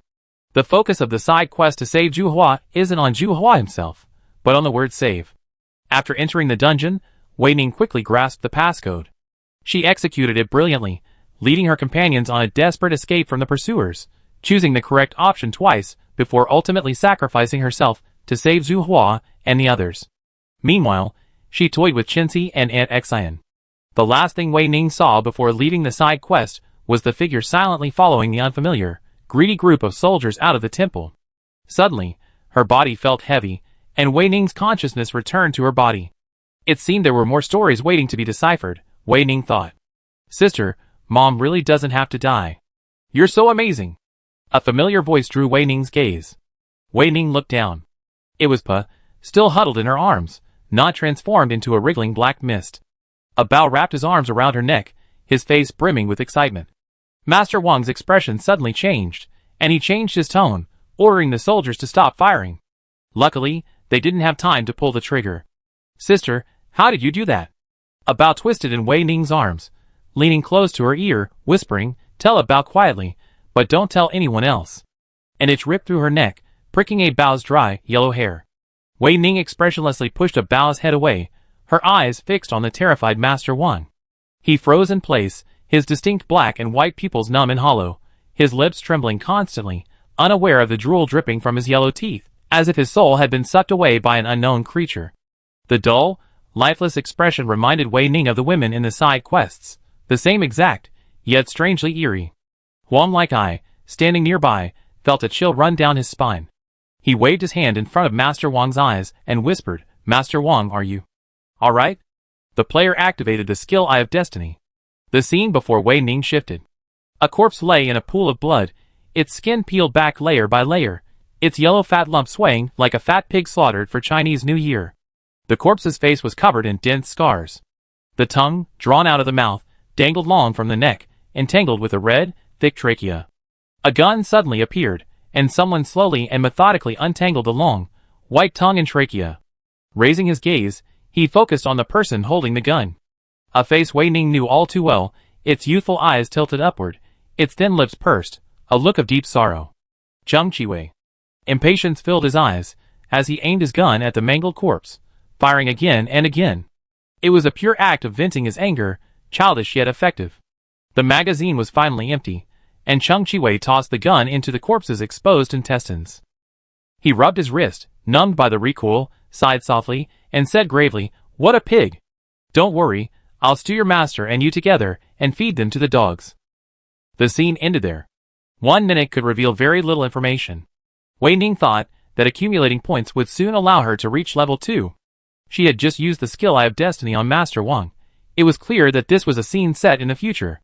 Master Wang would be killed by Zhang Qiwei in an extremely cruel and inhumane manner. But now, Zhang Qiwei was completely suppressed by Master Wang, unable even to save him, and even had to clean up the mess and deal with the aftermath of the execution. Huang like I shook his hand, and Master Wang, snapping out of his trance, turned and fled in panic. The other masters exchanged glances, unconcerned with the women who had escaped the gunpoint. They patted their smooth foreheads and walked off. A Bao leaped from Wei Ning's arms upon seeing this, rushed to Aunt Xian, and untied her ropes. Her hands busied themselves, her voice whirring, Mom, it was my sister who saved us. She's amazing. She said you wouldn't die, and you didn't. She's as powerful as a god. Aunt Xian, her eyes red, gently stroked a Bao's head, then looked up at the impassive Wei Ning. Thank you for taking care of a Bao. You're a good person. A Bao and I will remember you forever. I'm a good person. Wei Ning lowered her eyelashes, her dark pupils causing Aunt Xian's breath to pause. Aunt Xian held a Bao in her arms, her expression firm. You didn't take a Bao's words at the city gate seriously. You just caught her at Master Wang's feet and comforted her. You're a good person, a kind-hearted person. Wei Ning silently gazed into Aunt Xian's eyes. Don't be embarrassed. You're a good person, Chen Si, now untied, said. A Bao said you saved us, and you did. Wei Ning's gaze flickered between Chen Si and Aunt Xian. After a moment, she realized they were serious. A sense of inexplicable irritation welled up in her heart. Wei Ning had to admit that they weren't the same two people from the side quest to save Zhu Hua. The clarity in a human's eyes never lies. You're a good person, a woman who had escaped execution also said. Yes, you're a good person. Yes, you're a good person. Good person, good person, good person. At some point, one woman after another approached Wei Ning, their round eyes fixed on him. In unison, they parted their dry lips and shouted, You're a good person, you're a good person. As they continued to shout, they actually bent their knees, knelt on the ground, and kowtowed to Wei Ning. For a moment, no one noticed anything amiss, watching the scene in silence, as if it were natural. They knelt. The prayers continued, indistinct. It was like being in the most popular temple, and Wei Ning was the deity they were worshipping. Clay Buddha? Wei Ning suddenly laughed, a sinister laugh that abruptly interrupted the women's obedience. The clay Buddha could hardly survive even crossing the river. Wei Ning instantly understood the timeline of the side quest. Chapter 138. Aunt Xian and Qinzi have completely different personalities. You can glimpse a person's past from the present, but not their future. Anything could happen in the next second, not to mention the drastic change in a person's personality. But Wei Ning forcefully grabbed Qinzi's hand and pulled her up, standing with her back straight. But this is a game. Aunt Xian and Abeo were also pulled up by Wei Ning. They shut up and stopped shouting, "Good people, good people." One by one, the women kneeling on the ground were pulled up by Wei Ning. Wei Ning calmly met their gaze, a sharp smile rising on his face. He said, "I know you all want to find a job, but I'm just a thug, my abilities are really limited. Our class manages a large compound. Let's go ask them if they're still hiring, okay?" The coaxing gesture was unabashed. And the women actually followed Wei Ning to class leader Do, who was hiding in the crowd, staring at her intently. Do Ci had already left a space around her. She stood alone against Wei Ning and the others, her aura undimmed. The strange smile on Wei Ning's face glared right at her, and as she continued to smile, she pushed Qinzi into Do Ci's arms. Wei Ning deliberately raised her voice and shouted, "Everyone, as long as you can sing, as long as you can dance, as long as you can act, as long as you have the courage, there's a place for you in our compound. Folks, please give your favorite actor a round of applause." The louder the applause, the more likely that actor will get a job and avoid being shot. As soon as she finished speaking, the crowd erupted in thunderous applause. Do Ci's face turned pale. She was about to move toward Wei Ning, but a pair of hands stopped her. She looked over and saw Qinzi, blushing slightly, saying, "Please give me one more chance. I'll do my best to complete my work. Boss, please give us one more chance." Before Do Ci could even begin to speak, she was overwhelmed by the excited women, and Wei Ning's figure completely disappeared from her sight.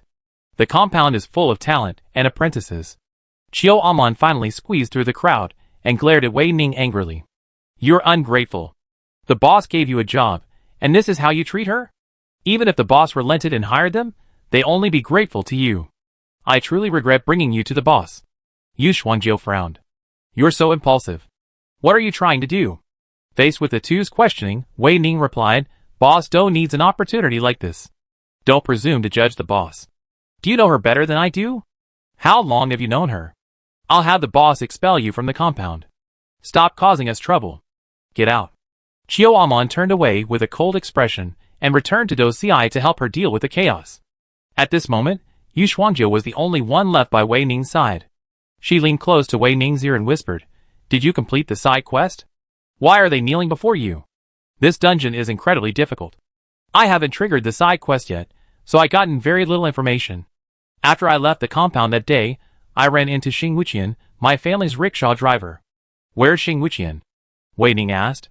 Taking advantage of the chaos, Wei Ning followed Yu Shuangjiu out of the execution grounds. Yu Shuangjiu glanced back cautiously, making sure no one was following. "He doesn't need to come. He can stay at home and look after the master." "Master?" Meeting Wei Ning's puzzled gaze, Yu Shuangjiu patiently explained, "He's paralyzed. He married me to bring him good luck. His name is Sun Mingdao. He must have a high status in the city. One like I treats him with great respect. It's a habit of these masters to make everyone go to the execution ground to watch the execution. Our own people don't have to go. Xing Wuqian has tried to stay." The exchange of information was mutual. Yu Shuangjiu carefully noted every word Wei Ning said. "Alien creatures also appeared in the dungeon? Their forms are exactly the same as in the wasteland world." Wei Ning nodded, her expression serious. Yu Shuangjiu's heart sank. She knew exactly what this meant. Wei Ning looked at Yu Shuangjiu, lost in thought. She had omitted some information, such as the strange attitude of Qinzi and the other two during the side quest, and the fact that the clay Buddha was her. Wei Ning would never again reveal her uniqueness. She hadn't forgotten what happened at the highest research institute in Area D before entering the dungeon. Yu Shuangjiu hadn't mentioned it, so Wei Ning naturally wouldn't be so rude as to bring it up herself. For some reason, the two of them tacitly pretended to have forgotten that night. Wei Ning still couldn't fathom the Toothpaste team members' attitude towards her. Trust? How deep could trust be built in less than a month of time together? The side quest timeline is in the past? Didn't you just enter the city a few days ago? Yu Shuangjiu continued. I've been catching up on a lot of games and novels. It sounds like a parallel universe. At the briefing meeting, Chunming also mentioned a similar situation that occurred in the Zodiac 1 dungeon. It's not dual time and space, Wei Ning said firmly. Do you have any evidence? Yu Shuangjiu asked. Yes, but we're missing the most crucial piece. We have to keep searching, Wei Ning said. Until we find it, my theory could be wrong. Impossible. Wei Ning said to herself. This confidence came from her absolute control over herself. Her guess was absolutely correct. We arrived, Yu Shuangjiu suddenly said. Wei Ning looked up at the sound. Bright red lanterns hung high on the eaves, swaying rhythmically, like a hanging corpse, a pair of pale legs dangling in the air. Yu Shuangjiu stepped forward and pulled the bronze lock ring. After a moment, a head popped out from behind the door. Third concubine, who did you bring back? The master doesn't like strangers. You better send him away. Don't make the master angry. Yu Shuangjiu's expression remained unchanged. It's a friend from the theater. He came to ask for something, took it, and left quickly. Please don't make things difficult for me. Yu Shuangjiu suddenly frowned. The master isn't home? Where did he go? A paralyzed man could only ride in a carriage, and Xing Wuqian, as the driver, had to follow closely. Where were they going at this point? This? Yu Shuangjiu raised his eyebrows. If you don't tell me, you won't get your wages this month. He went to Major General Cheng. Yu Shuangjiu and Wei Ning exchanged a glance. Before they left the execution ground, Cheng Qi pretended to maintain discipline, albeit only for show. He wasn't home, so what was Sun Mingdao going to do there? Do you know how to get there? Wei Ning asked the head behind the crack in the door, his voice cold and stern, forcing the man to explain every word clearly. Ignoring the resentful gazes behind them, Wei Ning and Yu Shuangjiu bolted away. They crossed half the city before reaching Cheng Qiwei's doorstep. The entire city was gathered at the execution grounds for a large-scale job fair at the theater, and there wasn't a single driver to be seen on the road. This, however, made it easier for Wei Ning and Yu Shuangjiu to use their skills, compressing time to the utmost. A second before the bronze ring was pulled, the door swung open. A pair of gloomy, dark eyes peeked through the crack of the door, their gaze fixed on Wei Ning and the others, like a beast protecting its territory. Meeting those eyes, Wei Ning raised an eyebrow. She clearly saw every emotion within, wariness, indifference, and, most obviously, a natural strangeness. Cheng Qiwei didn't recognize her anymore. The moment she realized this, Wei Ning lunged forward, pushing the door open, completely dissecting the defensive Cheng Qiwei, revealing him naked before her eyes. Without any shielding, Cheng Qiwei was stunned. He stood there in awe, his pupils trembling uncontrollably as he stared at Wei Ning. Who are you? Cheng Qiwei's face darkened, and he distanced himself from Wei Ning. His instinct told him to stay away from this woman. There was something unsettling about her, like boiling iron in ice water. He strained his nerves to keep his expression steady. Wei Ning observed Cheng Qiwei's every move and asked, Is there only one person in your family? When they knocked on Sun Mingdao's door, someone else had come to deal with Wei Ning. But when it came to Cheng Qiwei, he had to do it all himself. It was strange. Wei Ning regarded Cheng Qiwei silently. Yu Shuangjiu spoke from the side, Major General Cheng, my driver has brought Master Sun to your house. Can I come in and take a look? Cheng Qiwei nodded, okay, follow me. As soon as he finished speaking, he quickly turned and walked ahead. Yu Shuangjiu and Wei Ning noticed that his home, while significantly larger than the theater, was quieter. Not a sound could be heard. Are you alone at home? Wei Ning suddenly asked. She couldn't quite pronounce the three words Major General Cheng and felt like laughing. Cheng Qiwei didn't even turn around, his pace steady. What do you want to know? I don't have what you're looking for. After you see Sun Mingdao, leave quickly. Don't come looking for me unless necessary. You're not welcome here. Yu Shuangjiu listened, turned to look at Wei Ning, and his lips moved silently. What's going on with Cui Feng? Cui Feng's information was highly confidential within the Federation. Yu Shuangjiu couldn't access it. She simply felt that Cheng Qiwei had become so absorbed in the role of Major General Cheng in the dungeon that his muscles had already begun to react to the new name. He was even more dedicated than she was. Wei Ning imitated Yu Shuangjiu's expression, curling her lips. A replica. Yu Shuangjiu shook her head, not understanding. A replica can erase a person's memory? Cheng Qiwei spoke a great deal, but there was no response from behind him. He paused and turned back to look at Wei Ning and the others, his brow furrowed. Do you understand? Wei Ning and Yu Shuangjiu instantly shut their mouths and nodded at Cheng Qiwei with sincere expressions. Cheng Qiwei, It felt like they weren't listening at all. They soon arrived at the guest room where Sun Mingdao was staying. Cheng Qiwei opened the door first, completely revealing the situation inside to Yu Shuangjiu and Wei Ning. Only Sun Mingdao was there, Xing Wuqian was gone. Yu Shuangjiu exchanged glances with Wei Ning, then she entered the room first, closing the door behind her. As the third concubine, she couldn't directly say she was there to see the driver, but rather Sun Mingdao. Cheng Qiwei's gaze shifted from the locked door to Wei Ning's face. Just then, she raised an eyebrow at him in a flirtatious manner. Cheng Qiwei, Chapter 139. Do you know me? Cheng Qiwei stared coldly at Wei Ning, his back straight and his fingertips curled awkwardly. This was his usual reaction when he felt uncomfortable, and he was uncomfortable because he was looking directly into Wei Ning's eyes. The sharp, cold blade, like the most precise scalpel, completely sliced through him, exposing every layer of flesh to the air, the surging blood and twitching veins all visible. The chain reaction of physiological reactions, all beyond his control, triggered by Wei Ning, made Cheng Qiwei completely lose his sense of security. Cheng Qiwei's knuckles, hidden behind his back, turned white with force. His voice was low and threatening. You know me, but I never seen you before. What exactly do you want to do by going to such great lengths to get into the city? You know me, those 4 words were a sure word. Cheng Qiwei was certain that Wei Ning's gaze was clearly that of an acquaintance, but there were actually 2 people in it. She wished she and the other person would appear at the same time. Who was that person? Throughout Cheng Qiwei's interrogation, Wei Ning remained silent, her gaze steadily and intently scanning his face, his body, every corner. Are you worried I might affect your plans? Wei Ning asked. She finally shifted the look that had unnerved Cheng Qiwei, adopting a distant friendliness. Wei Ning was right. Cheng Qiwei's shoulders slumped momentarily, and a complex flash of emotion crossed his eyes, though it was so subtle that only slowed-down video could detect it. But Wei Ning saw it. You're perceptive and intelligent, but that doesn't mean I have to reveal everything about myself to you. I have no obligation, and you have no authority to do so. Cheng Qiwei pursed his lips slightly. Please leave here with Captain gone. He was deeply conflicted, and Wei Ning quickly noticed this. This conflict stems from fear of natural enemies. A python, upon spotting an eagle circling overhead, will instantly retreat into its nest, exactly as Cheng Qiwei was currently experiencing. Why? Before Wei Ning could formulate an answer, the door behind her was opened by Yu Shuangjiu. She looked at the 2 men in confusion, awaiting an explanation. Cheng Qiwei lowered his eyelashes, masking the emotion in his eyes. He said, Captain gone, Sun Mingdao is doing well here. It's time for you to take him back. Yu Shuangjiu was stunned for a moment, but quickly recovered. With a look of embarrassment, he said, It's difficult for the 2 of us to escort the master back.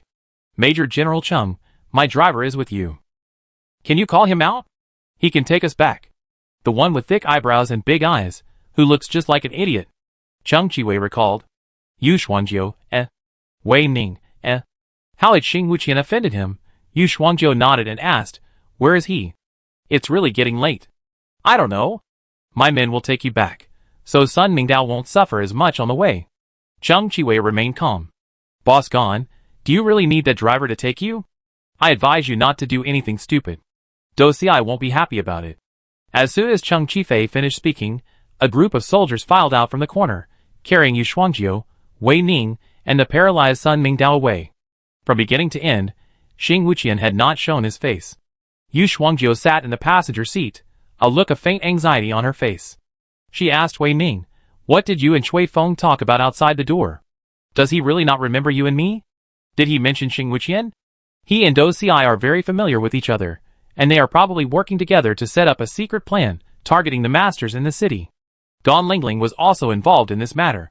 My character's exploration level is too low, so I don't know much. Wei Ning gripped the steering wheel, quietly listening to Yu Shuangjiu's words and Sun Mingdao's breathing. There were only 3 of them in the car.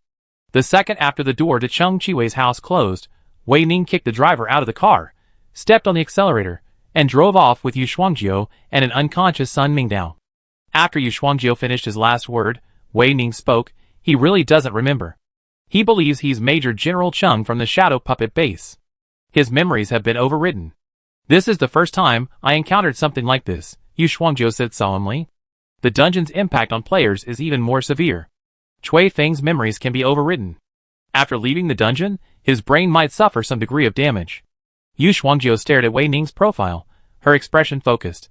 She didn't ask further about Wei Ning's relationship with Cui Feng. This was impolite, and Yu Shuangjiu wouldn't do such a thing.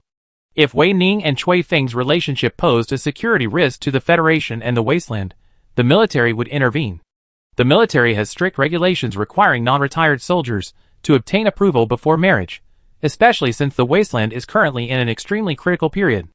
The interpersonal relationships of the members of the Two-Face Squad will be closely scrutinized by the Federation's top brass. Wei Ning's face remained expressionless. Probably. He didn't mention Xing Wuqian. I tend to think he genuinely doesn't know where he is, Wei Ning continued. After he took Sun Mingdao home during the execution, he would have driven everyone away. That's why it was so eerily quiet when we first arrived. You can get information from Sun Mingdao later. I'll keep in touch with Dou Xi. Yu Shuangjiu glanced at the back seat. Sun Mingdao doesn't stay awake much, so I'll try my best to get some information. Gan Lingling loves to dress up, so I'll often go out and about in the city, taking the opportunity to connect with the rest of the team. Wei Ning, you schemed against Dou Xi once, and the people at the theater are very upset with you. What are you going to do? Dou Xi deliberately didn't recruit them, giving Cheng Qiwei the opportunity to take Sun Mingdao away. But they clearly haven't considered the consequences. They should be grateful to me, Wei Ning said, her tone neither cold nor indifferent, as if she had everything under control. Yu Shuangjiu remained silent. Honestly, really deserve beating, Yu Shuangjiu thought, looking at Wei Ning. Thinking this, Yu Shuangjiu extended his hand. Wei Ning's eyes shifted, and he turned to look at Yu Shuangjiu. Let go. Startled by those dark eyes, Yu Shuangjiu snapped back to reality. A smile curved into his lips, revealing 2 dimples. He said in a soft voice, my hand, it feels quite good. Ha ha ha, ha ha. Yu Shuangjiu couldn't laugh anymore. She sat upright, her back straight, her eyes fixed on the ground. How about you pinch my face too? Get out.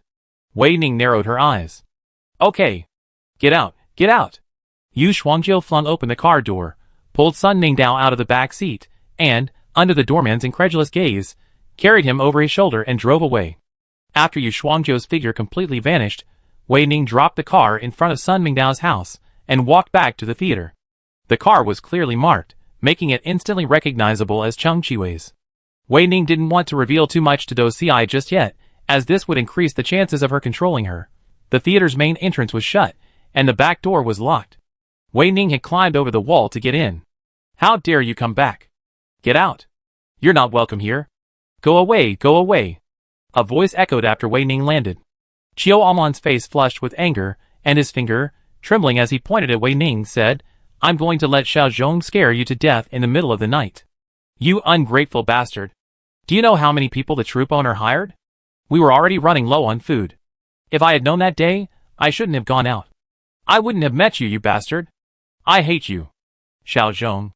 The corpse Qiu Amon had brought to the clay Buddha temple, a cripple, who couldn't perform on stage, and could only learn shadow puppetry. How long have you been waiting for me here? Wei Ning, undeterred by Qiu Amon's anger, had a calm pupil beneath her eyelashes, which inexplicably calmed Qiu Amon down for a moment. You knew I was waiting for you here, so why didn't you come back soon? Qiu Amon turned around without waiting for Wei Ning's response. Team leader Dou wants to see you. Come with me, and hurry. Wei Ning followed. The two of them walked in silence, the atmosphere eerie and dead. Qiu Amon, with a cold expression, led Dou Xi to him and left. You're back? Sit down. Dou Xi sat in a chair and looked at Wei Ning. She was still wearing the white mask, her expression cold and unreadable. When did you and Gan Lingling become so familiar? I saw you guys leave during the chaos. What were you doing? The room was dimly lit, and for a moment, Dou Xi assumed the air of an interrogator. Dou Xi was displeased because Wei Ning was so close to her deputy team leader. This girl, who had only been in the city a few days, had seen through her thoughts instantly. Dou Xi wondered how much more she knew.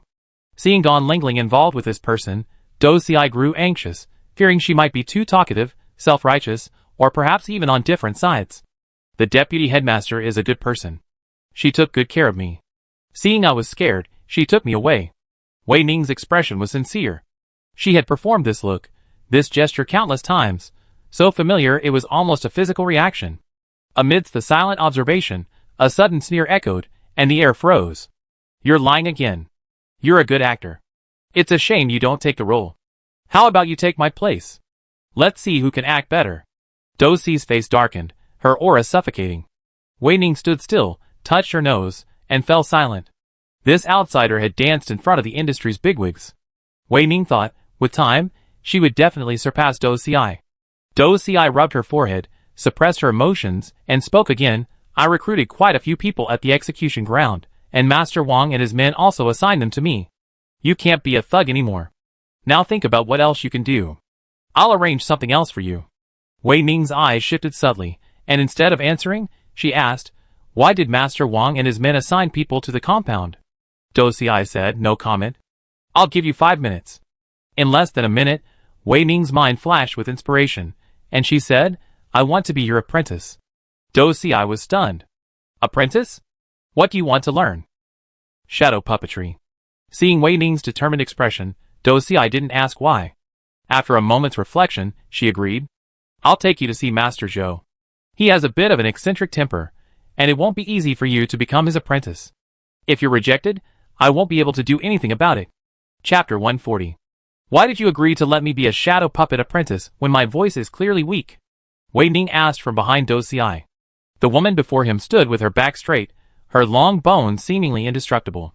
She was about the same height as Wei Ning, so whenever they met face to face, Wei Ning would always stare directly into those masked eyes, filled with indifference, exhaustion, excitement, pain.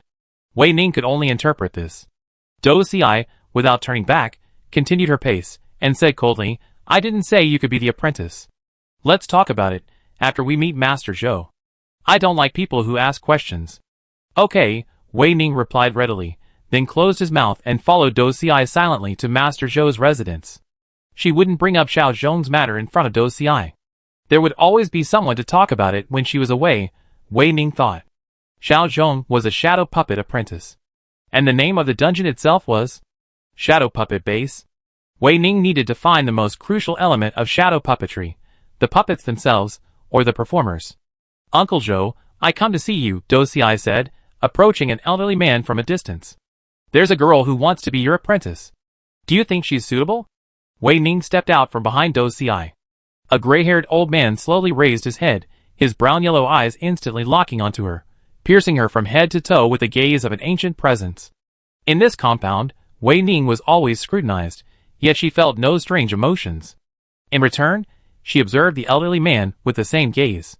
The muscles at the corners of Zhou Fangyou's eyes twitched, and the tendons and skin wrinkled together, like wet cardboard. He averted his eyes, casting his gaze into the void, and said hoarsely, okay. Just agreed? Wei Ning was stunned and looked at Dou Xi. Like Wei Ning, a moment of shock crossed her face. Dou Xi frowned and said to Zhou Fangyou, Uncle Zhou, her voice isn't good. Are you sure? Zhou Fangyou slumped in his chair and said, let her stay. It's better than having no one to learn from her, and being completely cut off. Now let's do the apprenticeship ceremony. Just offer tea. Rules and such aren't that important. Just going through the motions will do. There was a moment of silence. Dou Xi spoke, looking at Wei Ning. Okay, what's your name? Wei Ning stared at the man in his 50s. A complex expression filled her eyes, but it was masked by her thick lashes. Dou Xi and Zhou Fangyou couldn't see through her. They only noticed that she had suddenly gone silent, unable to utter a single word. You don't have a name? Zhou Fangyou asked.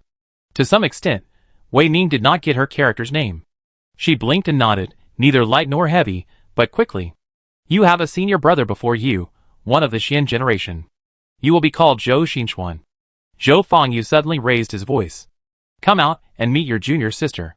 Wei Ning raised her eyes, and saw a tall, slender figure emerge from the inner room. Her eyebrows twitched, and the fourth familiar face in the dungeon appeared. My name is Zhou Zhongchuan. Hello. Zhou Zhongchuan stood still, facing Wei Ning and Dou Xi. His expression was tense and stiff. Dou Xi gave him a strange look. Zhou Xinchuan, pack your bags and stay here. Uncle Zhou, I have things to do. I'll be leaving now. Remember to eat on time and smoke less. Zhou Fangyou clearly paid no attention to Dou Xi's instructions. After sending the man away, he pulled out a pipe and put it in his mouth before turning back inside. Zhou Zhongchuan was left to teach Wei Ning some etiquette. Tomorrow, he would officially begin his apprenticeship. For a moment, Zhou Zhongchuan and Wei Ning were alone. Before Wei Ning could speak, Zhou Zhongchuan suddenly raised a finger to his lips and gestured for her to follow him. Wei Ning's brows twitched, but she remained silent, watching Zhou Zhongchuan sneak around, looking around furtively as he led her to a very secluded corner. Finally, after huddling in a corner and remaining silent for a full 10 minutes, Zhou Zhongxuan's expression softened and he spoke. Did you run into anyone from your team after entering the dungeon? Wei Ning glanced at Zhou Zhongxuan intently. You weren't allowed to leave Uncle Zhou's place? Didn't you know Yu Shuangjiu was the deputy leader? Didn't you even watch the execution? What happened? You look terrible. Zhou Zhongxuan had asked the question first, but now he was the one who needed to answer. Zhou Zhongxuan's expression instantly turned complex, and he sighed deeply. This is my side quest. For 3 days, I couldn't leave Zhou Fangyo's compound, no matter what. I still don't understand the reason behind my hiding. I ran into Yu Shuangjiu and Xing Wuqian, but there's no news of the others yet. Wei Ning asked again, what are you hiding from? I don't know. Zhou Zhongxuan closed his eyes, his shoulders slumping, a look of exhaustion on his face. I don't know what I'm hiding from. It's like I'm trapped in a pitch-black cage, with the enemy hiding in the shadows, playing with me like a cat playing with a mouse. I'm forced to follow the rules, circling the edges of the cage, not even knowing what the enemy looks like, whether they're human or ghost. I'm kind of having a mental breakdown. It looked like more than a little. Zhou Zhongxuan's eyes were dark blue, and thick, maggot-like bloodshot veins crawled all over his eyeballs, making the black part almost invisible. His pale lips were covered in blood scabs, the shape of teeth, layer upon layer, thicker than the walls of an animal's nest. Dou Xi and Zhou Fangyu seemed oblivious to all this. In their eyes, Zhou Zhongxuan was healthy and normal, never the madman or demented person he was now. Wei Ning pondered. Using the same method as the silencing, the system had activated visual blocking. Presumably, all NPCs would be like Dou Xi and Zhou Fangyu. The answer could only be this. As for Dou Xi and the others pretending? Impossible. Yes, they could, but it was impossible, Wei Ning's innate intuition told her. Wei Ning's voice echoed in Zhou Zhongxuan's ears, strangely reassuring. How much longer? Zhou Zhongxuan's eyes shot open, the muscles around his eyebrows suddenly twitching wildly. It felt as if insects were crawling beneath his swollen, throbbing skin. His lips trembled, his voice hoarse and terrified. 8 hours left. It's coming, again. Hide. Quick! Wei Ning frowned, staring at Zhou Zhongxuan. Fear paralyzed him, and he stood there, unable to move. Zhou Zhongxuan, a seasoned soldier. Over a decade of service in the federal military, countless missions against alien creatures, hadn't terrified him to the point where he was now, terrified at the slightest sign.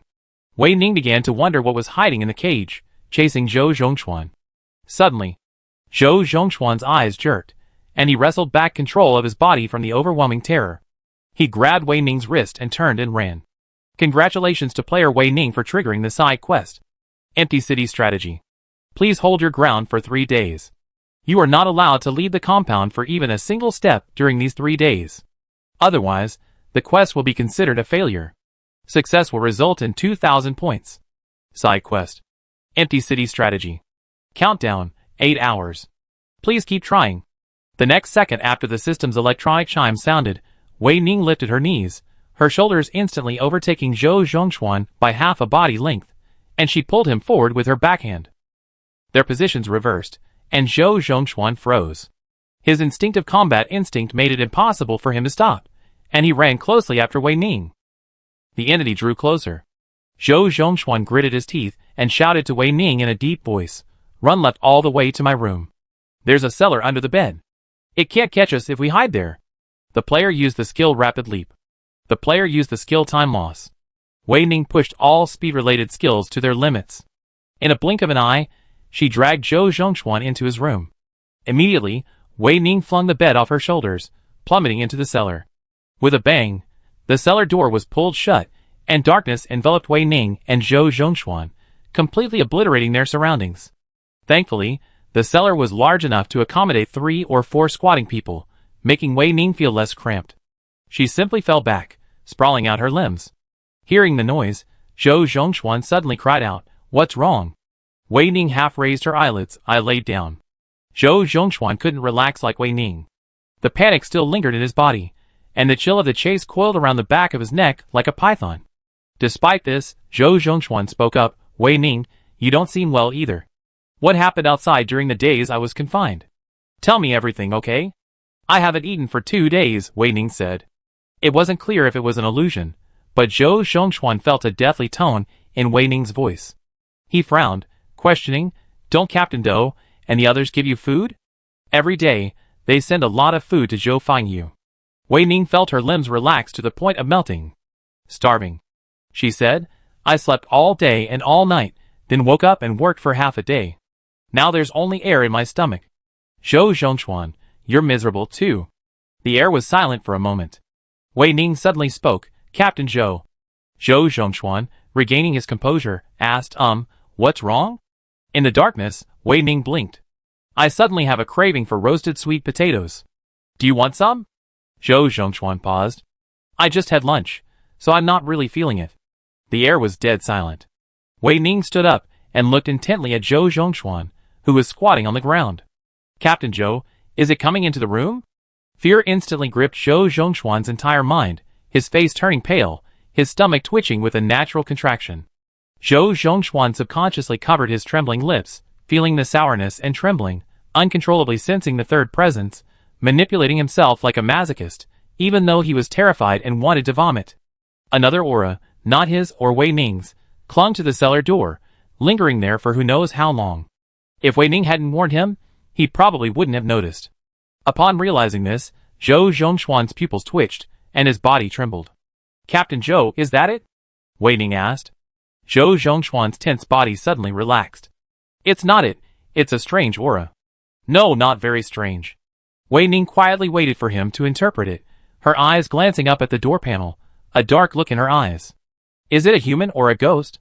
Wei Ning wondered. Zhou Zhongchuan released his hand from covering his lips, and said in surprise, it seems. It's Qi Chunming? Chapter 141. How did you tell? Wei Ning asked Zhou Zhongchuan. Wei Ning didn't question the truth of Zhou Zhongchuan's words. It was a test, a mutual understanding. Even though it wasn't him, Zhou Zhongchuan's expression grew increasingly grim. His nerves tensed, he said in a deep voice, it's the character's inherent skill. Qi Chunming, she's clinging to the door, motionless. I'm worried about her. My skills can't tell if someone is dead or alive. Infrared thermal imaging camera? Wei Ning asked, a thought stirring. Similar, but not identical. Zhou Zhongchuan suddenly straightened his back and lowered his voice. It's coming, getting closer and closer. Qi Chunming is still outside. We have to rescue her. Before they took action, Wei Ning asked again, what form did you see it in? Zhou Zhongchuan raised his hand and touched the wooden board of the cellar. I never come face to face with them. My perception tells me they look like both insects and humans, strange and ugly. The torso is segmented, with soft, slender tentacles. The wings are large and thin, and the shell is hard. It's a completely different creature. I don't know what it is, but the moment I felt it, I felt pain. Zhou Zhongchuan paused, looked back at Wei Ning, confirming that she was ready to act, and took a deep breath. We can't stay in this cellar anymore. As soon as I open the cellar door, you carry Qi Chunming and run. I'll cover your rear. Okay, Wei Ning agreed readily. 3. Zhou Zhongchuan flexed his arms. At this moment, it was only a few meters away from Qi Chunming. Zhou Zhongchuan's forehead was covered in sweat. He could sense that it had spotted Qi Chunming and was slowly approaching him. 2. Wei Ning's legs were in a lunge, his sharp eyes fixed on the door panel. The lines of his back were smooth and powerful, like a leopard on the hunt, preparing for a fatal blow. Zhou Zhongchuan suddenly shouted, 1. The moment the words fell, Wei Ning leaped up, stepping on Zhou Zhongchuan's back and emerging from the ground, facing the strange and unfamiliar being head-on. The moment his vision cleared, Wei Ning's pupils constricted, and his body instinctively launched an attack. The player used the skill Blazing Flame. Zhou Zhongchuan was about to crawl out by scraping against the floor, when he was forced back by the scorching flames. He instinctively opened his mouth and exclaimed, oh my god, that's amazing. In response, flames continued to explode in the air. Zhou Zhongchuan could only huddle in the cellar and listen to the battle. When he finally found the opportunity to return to the surface, Zhou Zhongchuan frowned. It was gone. Only Wei Ning and the unconscious Qi Chunming remained in the shambles of the room. Qi Chunming was in grave condition. The exposed flesh was covered in wounds, arranged in extremely regular patterns, each one spaced far enough apart to prevent infection. Worst of all, her hands were practically crippled. Wei Ning's face was gloomy. She had never seen hands like these before, bruised and gray. The moment Wei Ning extended her fingertips to touch Qi Chunming's arm, a piece of flesh fell off, shattering onto the ground, as brittle as glass. This was not the texture of human flesh. Zhou Zhongxuan crouched nearby, his breathing trembling. Then, under his incredulous gaze, he blew gently, and the cracks on Qi Chunming's arm rapidly spread and broke. This brittleness is achieved only after repeated freezing and heating, and the temperature change must occur within 1 minute. Wei Ning suddenly spoke, deliberately lowering her breathing and distancing herself from Qi Chunming's body. Qi Chunming is still alive. I need her to wake up immediately. When she wakes up, it's going to be very painful. Zhou Zhongxuan stepped back, his eyes fixed on Qi Chunming, as if he wanted to remember this scene forever. If you have a way, please help her wake up quickly. There are more players waiting for us to rescue. Normal pain no longer affected Qi Chunming, who was in a deep coma.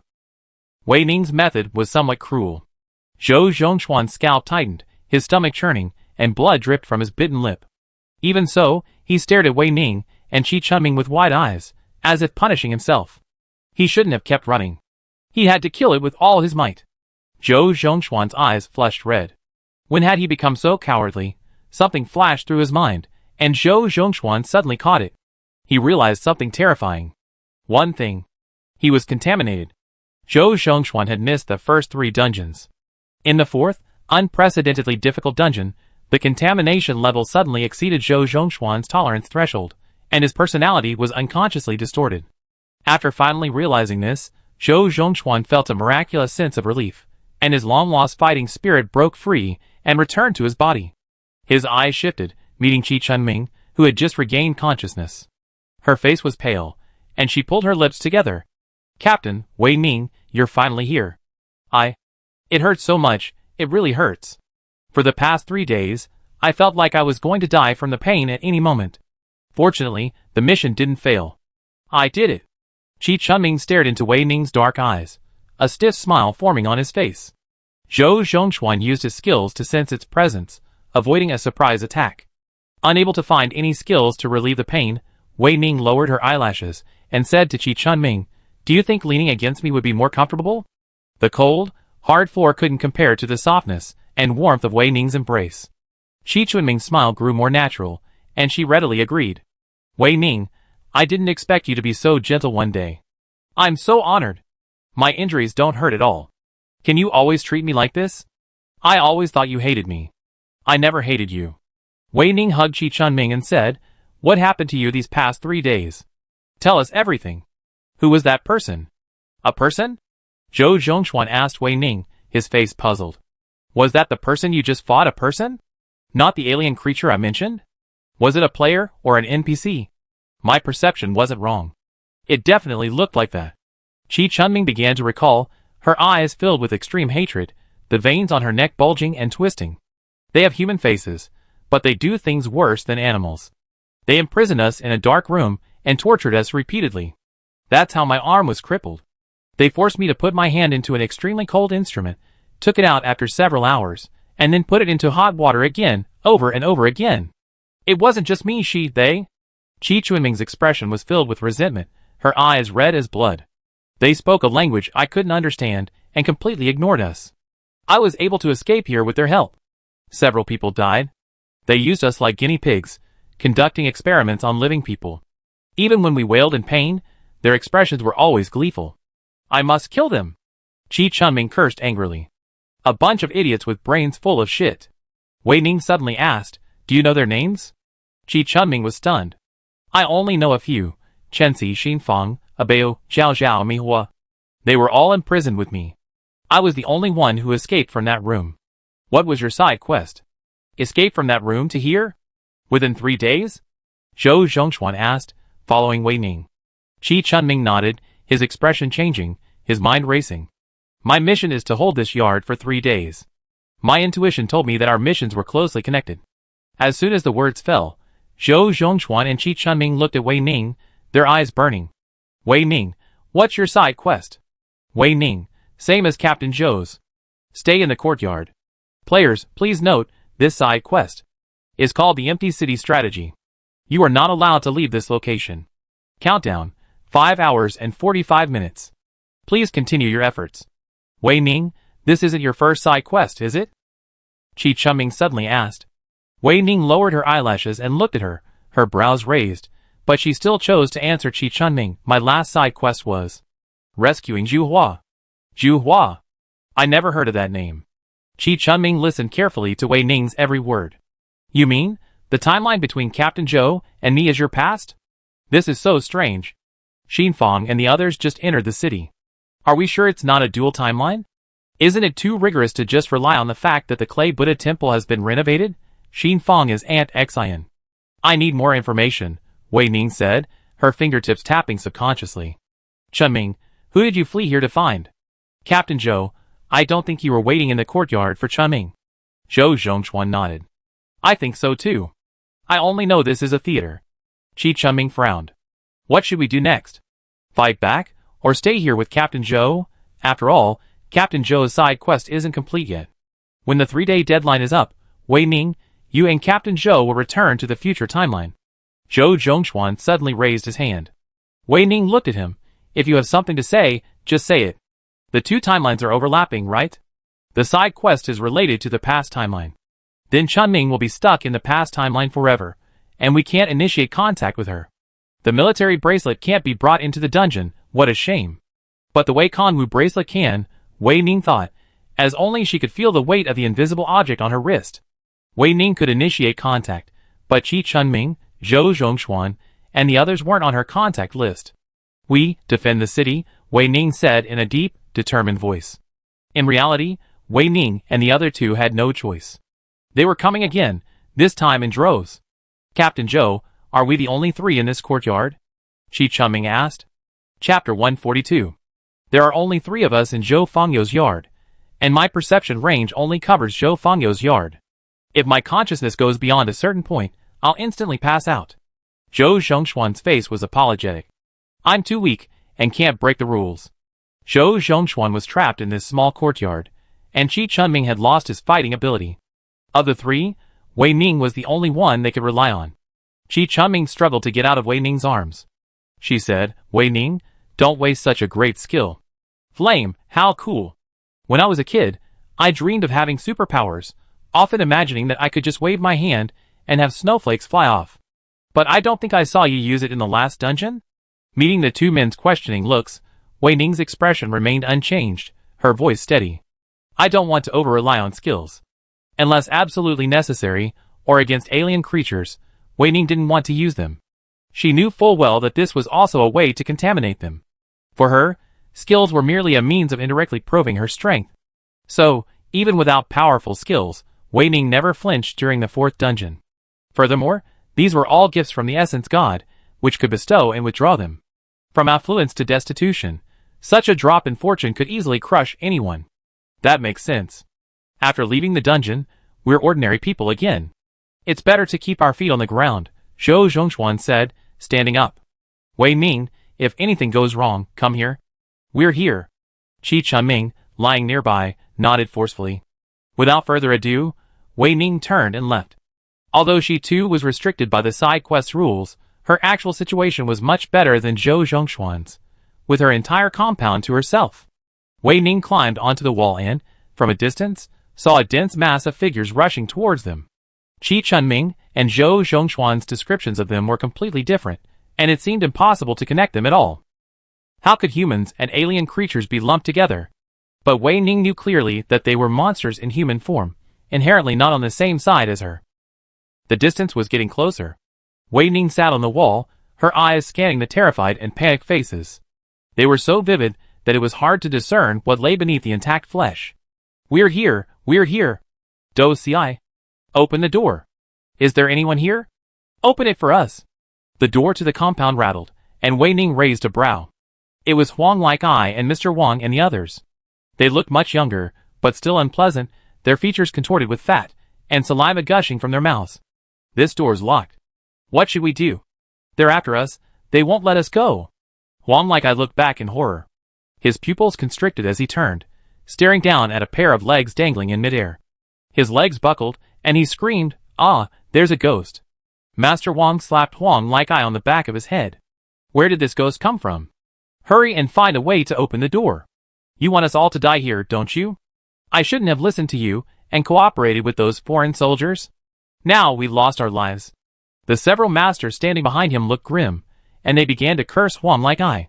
Huang Light's mind went blank, unable to utter a word. He simply pointed upward with a shaking hand. Master Wang and the others frowned, then shut their mouths and looked up. Seeing Wei Ning looking down at them, they instinctively took a step back. Wei Ning's lips curved up, and she waved, "Hello. Who are you?" Master Wang glared at Wei Ning, clasping his hands behind his back. "Why don't you jump down and open the door? Otherwise, you'll be in trouble." "That's right. Do you know who we are? If you open the door, I'll reward you handsomely." Wei Ning maintained a smile, as she watched them shout one after another.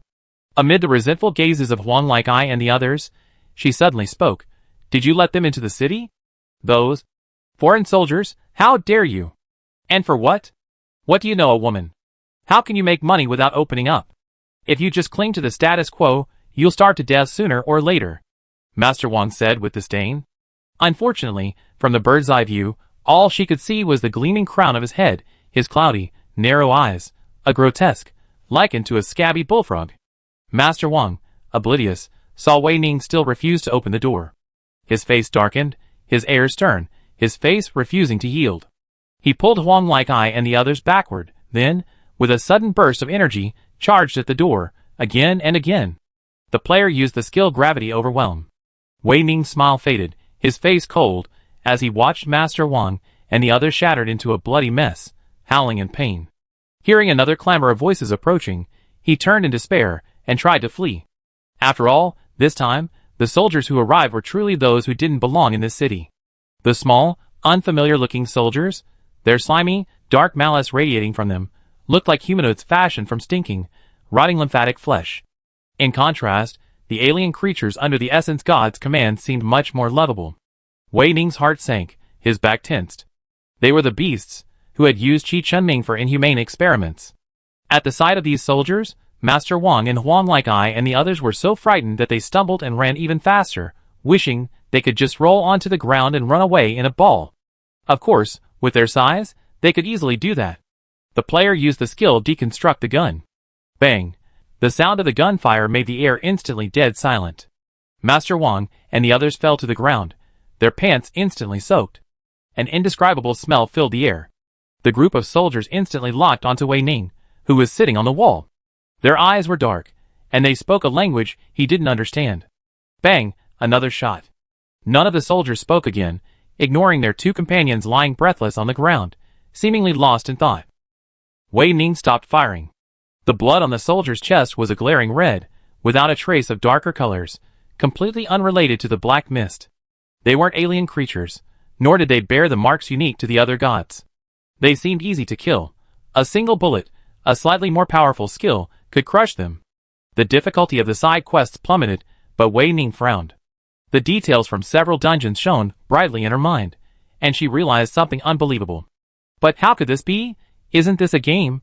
Isn't the Shadow Puppet-based dungeon recreating the turbulent period before the Wasteland era? It couldn't be real. She needed more evidence. Wei Ning recalled the increasingly powerful system. The new crisis and repeated reversals made her blood boil, her breath trembling, and she began to feel excited. The next second, the soldiers split into two teams. One team attempted to ram the door, while the other aimed their guns at Wei Ning, but didn't fire immediately. In the interval between their actions, Mr. Wang and his men, seeing no one paying attention, quickly fled, not daring to look back. A soldier stood between the two teams, his arms raised high. He shouted loudly, then suddenly lowered them. Unexpectedly, he still didn't shoot at Wei Ning, but the door panel was almost blown away by the impact. The player's gravity pressure skill has no effect. The player's deconstruction skill has no effect.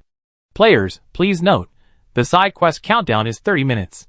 Please continue to work hard to complete the quest. The moment the system's mechanical electronic chime sounded, Wei Ning's face darkened. This happened again. But Wei Ning quickly calmed down. The rule suddenly took action, indicating that she had touched the key. Wei Ning glanced at the soldiers holding their guns but not moving. Whatever their reason for not shooting, it was still a good thing for her. Wei Ning lowered her eyelashes and turned to leap from the wall into the courtyard, but then a gunshot forced her back. A third wave of people appeared at the gate. Many familiar faces. Wei Ning sat back on the wall, steady and composed. She suddenly felt like a monkey, the mightiest of monkeys, the Monkey King. The wall felt like a throne, and from her high position, she singled out familiar faces from the crowd. Chui Feng. Wishing. She Beak. Wei Ning couldn't name the people behind them, but from the younger faces, she could tell they were locals. Chui Feng and his men quickly surrounded the soldiers. The soldiers' faces suddenly changed, clearly surprised by Chui Feng and his men's sudden appearance. Otherwise, they wouldn't have brought so many people with them. The banging on the door stopped. Another flurry of language Wei Ning didn't understand. She sat on the wall, rubbing her nose in boredom. As expected, her role in the side quest to defend the base was only one of the key links. This was a group dungeon. Wei Ning was absolutely certain of that, completely different from the previous dungeons. The spotlight fell on everyone. You're setting a trap for us, aren't you afraid of retaliation? Wei Ning looked over and met Chui Feng's curved eyes. He smiled wildly, his lips moving as if translating the soldier's language. If you honestly hand over your belongings, I'll consider letting you go. I won't break my promise. Otherwise, our army will raze this city to the ground, and every one of you will die under our feet. Major General Chung, you don't want that day to come, do you? Chui Feng translated word by word accurately, his voice steady and pleasant. The villagers behind him erupted in anger as soon as he finished speaking, some even taking off their shoes and socks and throwing them at the soldiers. Chi Beak was having the most fun throwing. Leveraging her height, she hid in the crowd and hurled her blows at the soldiers' midsection. Wei Ning watched the chaotic battle, realizing she wouldn't be in the role anymore. Another day of cleanup? The blood in her body calmed down.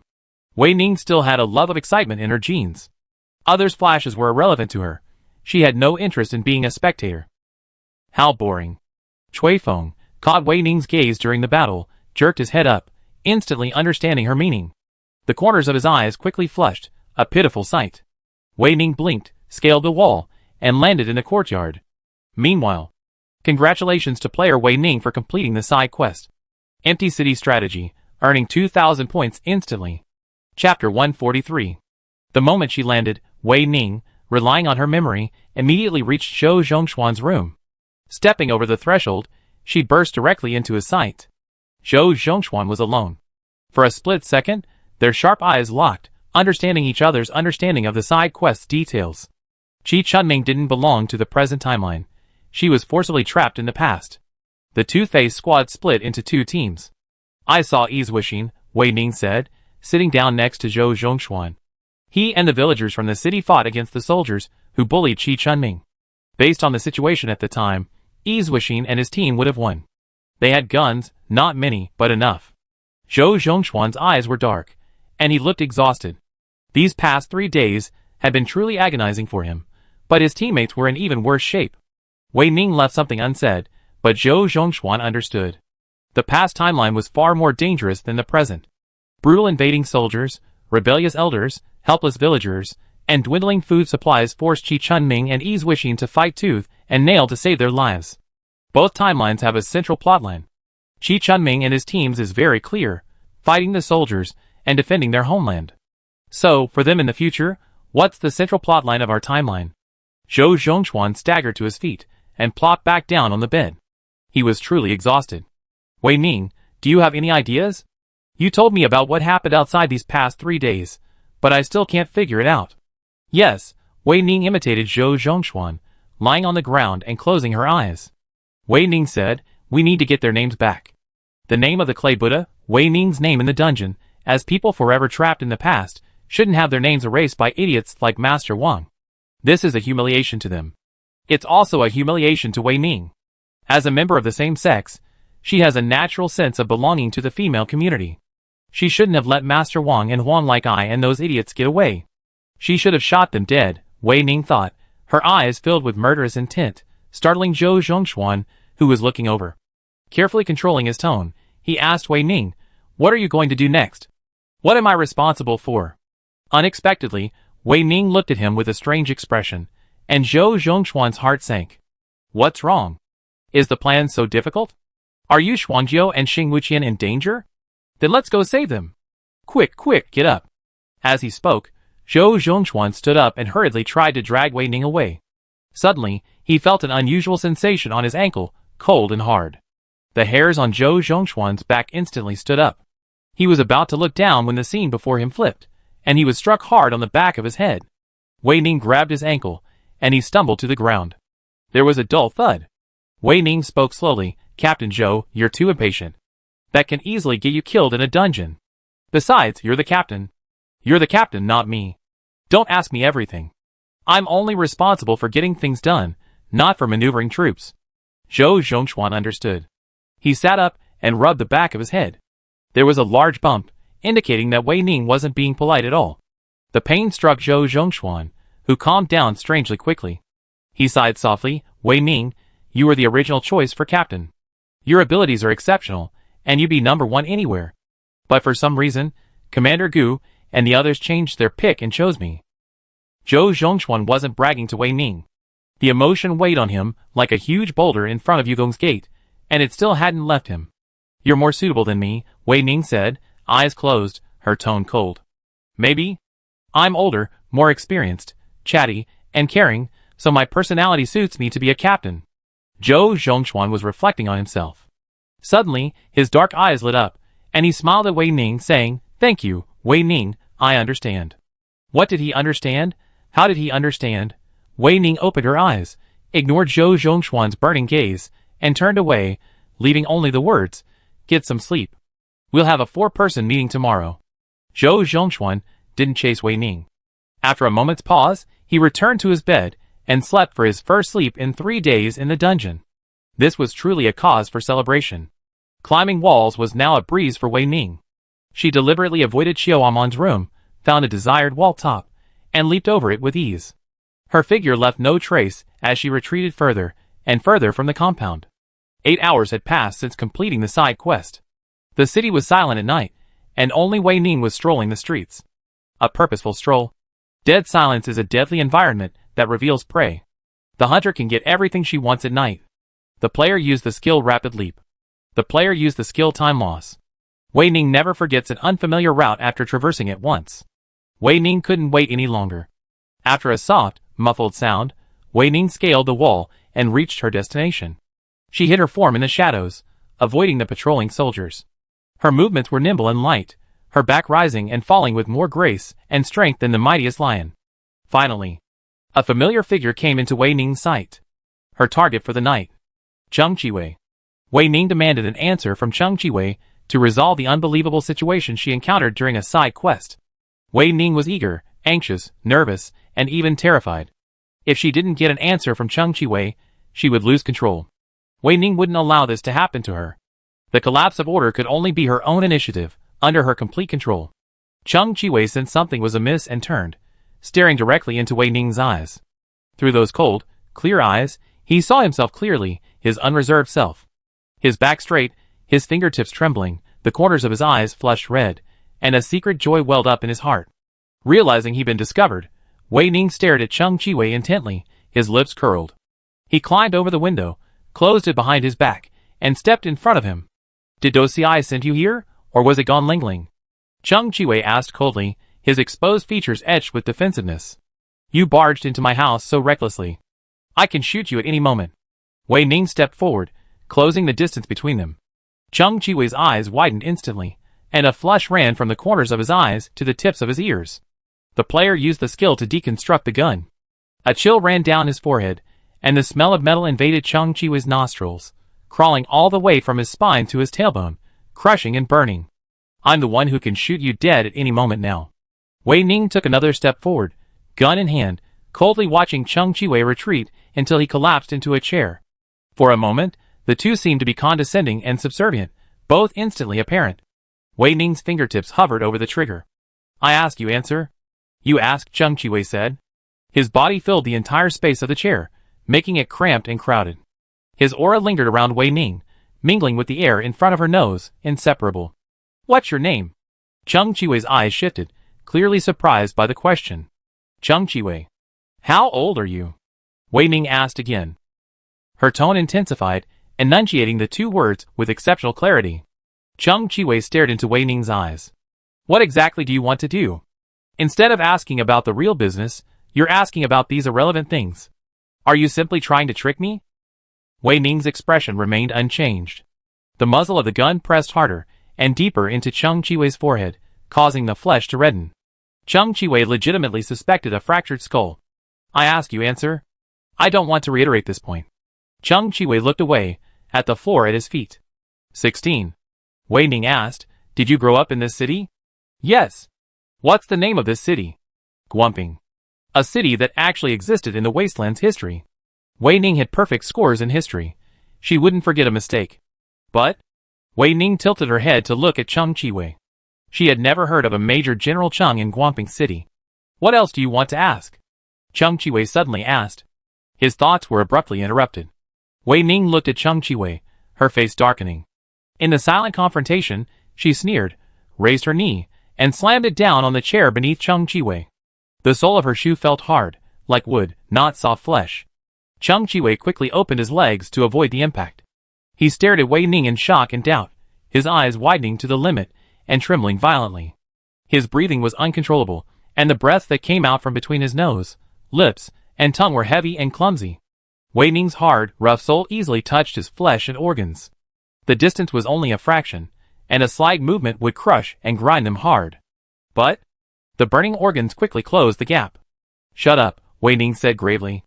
Cheng Chiwei lowered his head, and then quickly raised it again, over and over again, his movements frantic and rhythmic. From her bird's-eye view, Wei Ning could clearly see the smooth, undulating lines of Cheng Chiwei's neck, and the hidden form beneath the hem of his clothes. She blinked, but without moving her feet or her gaze, she returned to her thoughts, focusing on Cheng Chiwei's neck. The one who appeared in the past timeline was Cui Feng, the 26-year-old Cheng Chiwei. And the one next to Wei Ning in the future was 16. These two ages were fake. They know he existed in the wasteland's history. This meant that the dungeon was real, not a game creation. At least the dungeon of the Shadow Puppet base was. Not a replica. The system had sent them all back in time. So what about the previous dungeons?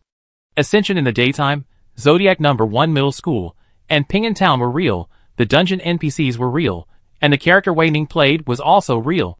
Chapter 144. Everything is real. Wei Ning's heart sank. She completely ignored Cheng Chiwei's abnormality, his rapid breathing and reddened flesh. She was more concerned with one thing. What was the system's purpose? Before discovering the replicas were real, Wei Ning had always believed that the system was simply using the replicas as a means to contaminate more Federation citizens, thereby increasing the power of the S-Gods and allowing them to seize the entire wasteland. Now, it seemed as if it was constantly calling out to Wei Ning, trying to convey something. An invisible glass shield confined this creature of another world. It couldn't speak directly to Wei Ning, but could only use games and replicas, waiting for Wei Ning to discover it himself as he passed through level after level. What if Wei Ning never noticed that intense sense of disharmony? This creature of another world had made ample preparations. It brought Cheng Chiwei to Wei Ning's side. Unfortunately, time travel isn't always smooth sailing. Under the wheel's impact, Cheng Chiwei lost all of his memories from the past 16 years, memories dormant deep within a body 10 years older.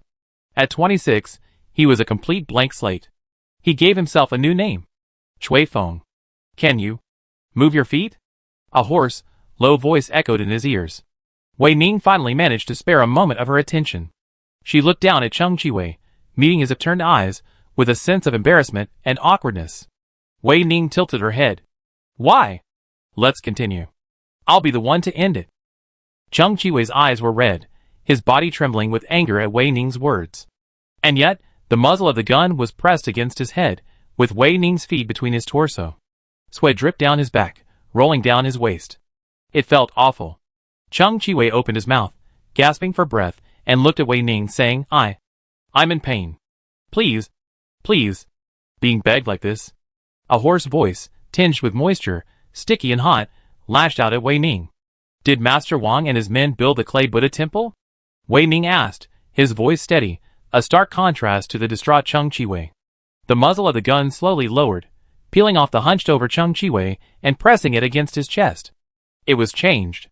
It wasn't originally called that, Cheng Chiwei said, closing his eyes. Wei Ning sneered inwardly. It was no surprise. Only Master Wang and his group could pull off such a unique form of insult. So sinister and unlucky. 2 side quests complete the storyline of Clay Goddess. She lured the foreign soldiers away, and went undercover deep inside the enemy camp. After discovering her companions had been captured and experimented on by the soldiers, she found an opportunity to release them. Chinsi, and the others who survived spontaneously built a temple for her, hoping the abundant incense offerings would provide her with sufficient strength in the other world. Will the soldiers take the bodies from the clay goddess temple for experiments? Wei Ning asked again.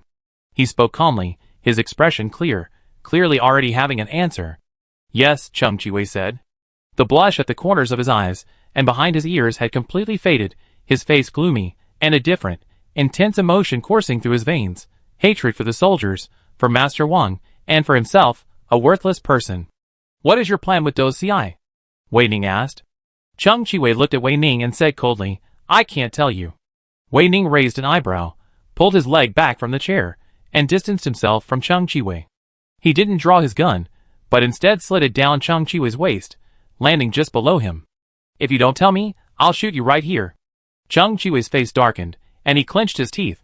If you don't tell me, you're going too far.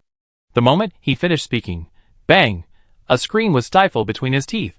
The sound of the gunshot suddenly amplified.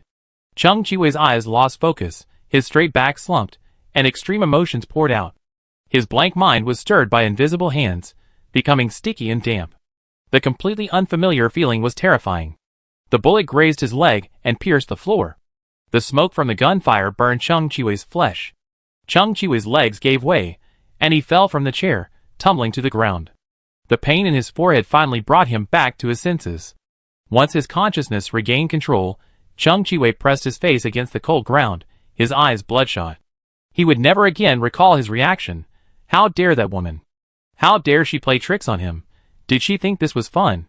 He was going to kill her. Cheng Chiwei's head shot up. He was the only one in the vast room. There was no other figure, as if it had never appeared. It was all an illusion, a figment of his imagination. Cheng Chiwei stood up and jumped out the window. Seeing no one in sight, he turned to look elsewhere. Major General Cheng, what's wrong? What are you looking for? Do you need help? A patrolling soldier asked. He was met with surprise by Cheng Chiwei's gloomy, panicked expression. It was obvious he had never seen Major General Cheng like this before, and it was quite new. Cheng Chiwei stopped, puffed out his chest, and suppressed the emotion in his eyes. Nothing, just a flower thief. A flower thief, even the most audacious, will be beaten to death. Arrogant to the extreme. Hateful. A flower thief? The soldier was stunned. Did someone break in? It's okay. Go ahead, I have things to do. Cheng Chiwei said this and turned back into the room. After closing the door and making sure the soldier was gone, Cheng Chiwei pulled out a carefully hidden box in the corner of the room. His eyes fixed on the contents. Soon, his anger and resentment dissipated completely, and his murderous intent towards Wei Ning subsided. The return trip took even less time than the departure. These few minutes of squeezed-in sleep allowed Wei Ning to sleep better. Upon waking, the soreness in his muscles had completely subsided. Opening his eyes again, Wei Ning was once again a diligent ox, being kneaded, squeezed, and skinned by the system and the Federation. Zhou Xinchuan, are you awake? Zhou Zhongchuan called from outside the door. Awake. Wei Ning stood up swiftly and opened the door, adapting well to Zhou Yifang's new name. What are you doing today? Zhou Yifang walked out from behind Zhou Zhongchuan and frowned at the newly awakened Wei Ning. You can't be an apprentice if you stay in bed. Didn't your senior brother tell you when to get up? Wei Ning tilted his head and answered without hesitation, no. Zhou Zhongchuan, He clearly had. At Zhou Yifang's accusing look, Zhou Zhongchuan paused and pulled his lips together. I forgot to tell you yesterday. It's my fault. I'll definitely tell you next time. You want a next time? Zhou Yifang sneered. You two shouldn't have breakfast. There are still many children growing up in the compound. Wei Ning blinked. I'm growing too. Zhou Yifang, I'm so hungry. Meeting the two men's eager gazes, Zhou Fangyu raised his chin and turned away. No practice today. You two stay in the courtyard and go play wherever you want. The courtyard is going to be bustling today. You two should stay away if you see strangers. If you get yourself killed by reckless behavior, I won't come to your rescue. Wei Ning and Zhou Zhongchuan exchanged glances, then turned to Zhou Yifang and asked, Master, are we going to start the show today? Yes, everyone, all of you old bastards, all coming before the rooster crows, waiting to see the roll call. Zhou Yifang's expression was gloomy. I don't know what's got them going on, but they're saying everyone young and old will come. The show will officially begin after the lights are turned on in the evening. You're not allowed to go to the stage. If you take a step outside, I'll break your legs. Do you understand? Understood. Wei Ning and the others said in unison. Zhou Fengyu finished explaining everything and left. For some reason, he didn't let Wei Ning and Zhou Zhongxuan follow him. Dou Xi ordered that all performers today must be veterans, and that they perform classic pieces to liven up the atmosphere. After Zhou Fengyu completely disappeared from sight, Zhou Zhongxuan asked Wei Ning, "Since Master Wang and the others are coming, then Yu Shuangjiu and Xing Wuqian will surely be coming too. We'll find a chance to meet up and discuss the main quest." The main quest: recover the political power in the base area that belongs exclusively to the Shadow Puppet Corps. At this point in the dungeon, the Shadow Puppet Corps' members were clearly Qinzi, Ant Xian, Wei Ning, and the others. They were trusted companions in the same faction, sworn to fight to the death against the invading foreign soldiers and the traitorous masters. Wei Ning was already very clear about the word recover. As for the base's political power, it was still shrouded in a thick fog, a blur that needed torches to illuminate. Wei Ning knew where that torch was. The clay goddess temple. This was the prairie fire that would reclaim the base. Recover the temple's original name. Recover the name of the girl who single-handedly rescued her companions. Recover the true names of Zhou Xinchuan and other female apprentices. She didn't want to be forgotten, didn't want her achievements to be attributed to a different gender, to be treated as unfunny jokes. Wei Ning was certain that Dou Xi and the others had this element in their plan. As her thoughts turned to this, she looked at Zhou Zhongxuan. Will Dou Xi take the stage? The tone of statement was again declarative. Zhou Zhongxuan sensed a sense of restlessness in her tone, and his heart skipped a beat. Wei Ning blurted out, "What are you trying to do to Dou Xi?" Wei Ning touched the tip of her nose, feeling exposed. She said, "Commander Gu said the number of players in this dungeon will increase significantly, and our entire team is here. I suspect Dou Xi is also a player. She's always wearing a mask, so I can't confirm her identity. But she'll have to take off her mask and put on makeup to go on stage." Zhou Zhongxuan understood Wei Ning's unfinished words and continued, "She's not flustered and is familiar with the other people in the courtyard. She doesn't look like a player. Wei Ning, she's interacted more with her. Is there something wrong? Do you have a specific name for the player playing Dou Xi? All we need to do is verify it." Wei Ning nodded, the name already on the tip of her tongue. She said to Zhou Zhongxuan, "We need to see her face before she puts on makeup. We have all day. It's not difficult. Let's go now." Zhou Zhongxuan asked. Of course it's easy if Dou Xi is definitely going to go on stage. Chapter 145. Master, you won't go on stage? Wei Ning received another denial from Dou Xi. Dou Xi stared at Wei Ning through the holes in her white mask and asked, "You look disappointed I'm not going on stage? I heard from senior brother Zhou that you're amazing." "I thought I'd get a chance to see you," Wei Ning said, a hint of regret in her tone, as if she'd be happy to die the next moment after seeing Dou Xi perform. Wei Ning sat down next to Dou Xi, poured her a cup of tea, and asked softly, "Master, can I ask you a question?" Dou Xi took the tea, ran her fingertips over the cup, and suddenly laughed, her tone unreadable. "You want to ask me why I wear a mask?" For someone who only been together for a few days, this was a very offensive question. Touching on someone's sore spot while acting so cautiously was, in a way, humiliating. Wei Ning looked at Dou Xi and nodded. She did it on purpose. When emotions get out of control, a person's personality traits and behavior are most easily exposed. With a clatter, the teacup was placed back on the table, the weight of the tea inside unchanged. Dou Xi didn't even touch it. She said, "The more you want to know, the less likely I am to tell you." Wei Ning, Zhou Zhongxuan, standing beside her, Before they could say anything else, Dou Xi shooed them away, saying, "If you're bored, go clean the stage." Zhou Zhongxuan glanced at the locked door behind him, then at Wei Ning, lowering his voice, "She doesn't want to pick it herself, so are we going to force her to do it? She's in the room now, she can't escape." Zhou Zhongxuan received no response. Wei Ning was adjusting the electronic panel. Player, Wei Ning. Current instance, Shadow Puppet Base. Instance role, Shadow Puppet Legion Builder. Character exploration, 50%. Faction, Shadow Puppet Legion. Accumulated points, 4,000. Instance quest, achieve a victorious ending for your faction. Instance exploration, 20%. This is the correct direction. Instance exploration is 15% before completing the side quest, Empty City Strategy. Therefore, Dou Xi's mask must be removed. She is a key figure in the instance. Not now. It's not the best time. I have a feeling a new side quest will be triggered after the show starts tonight, Wei Ning said. Zhou Zhongxuan frowned slightly. From what you're saying, You want to remove Dosie's mask before the show begins. With so many people and a chaotic scene, it's indeed easier to pull off than now. What are you two doing standing there? Come and help. A voice suddenly interrupted Zhou Zhongxuan. Following the sound, Xiao Amon stood in front of the stage, one hand on his hip, the other clutching a rag. I saw you two coming from afar. Didn't you know the show was opening today? How do you become an apprentice? How can you learn anything without hard work? Come over and help. Seeing Wei Ning and Zhou Zhongxuan approach, Xiao Amon flung 2 rags over. We need to clean up before rehearsal. Everyone hasn't performed in a long time. You, the newcomer, are in luck. Why are you the only one here? Wei Ning asked. Why are you asking so many questions? Just mop your floor. Xiao Amon turned his head towards Wei Ning and diligently mopped the stage. Zhou Zhongxuan, not to be outdone, waved his rag. Did Troop Leader Do ask you to clean it? Hearing this, Xiao Amon glared at Zhou Zhongxuan. Why are you so talkative today? No wonder Master Zhou didn't give you 2 breakfast. You deserve it. You're such a nuisance. Wei Ning, who was watching from the sidelines, said, Amon, the you I saw back then were very different from the you are now. I can tell Xiao Zhong is someone very important to you. Should we go to the clay Buddha temple again? They were completely different people. Xiao Amon suddenly stopped what she was doing.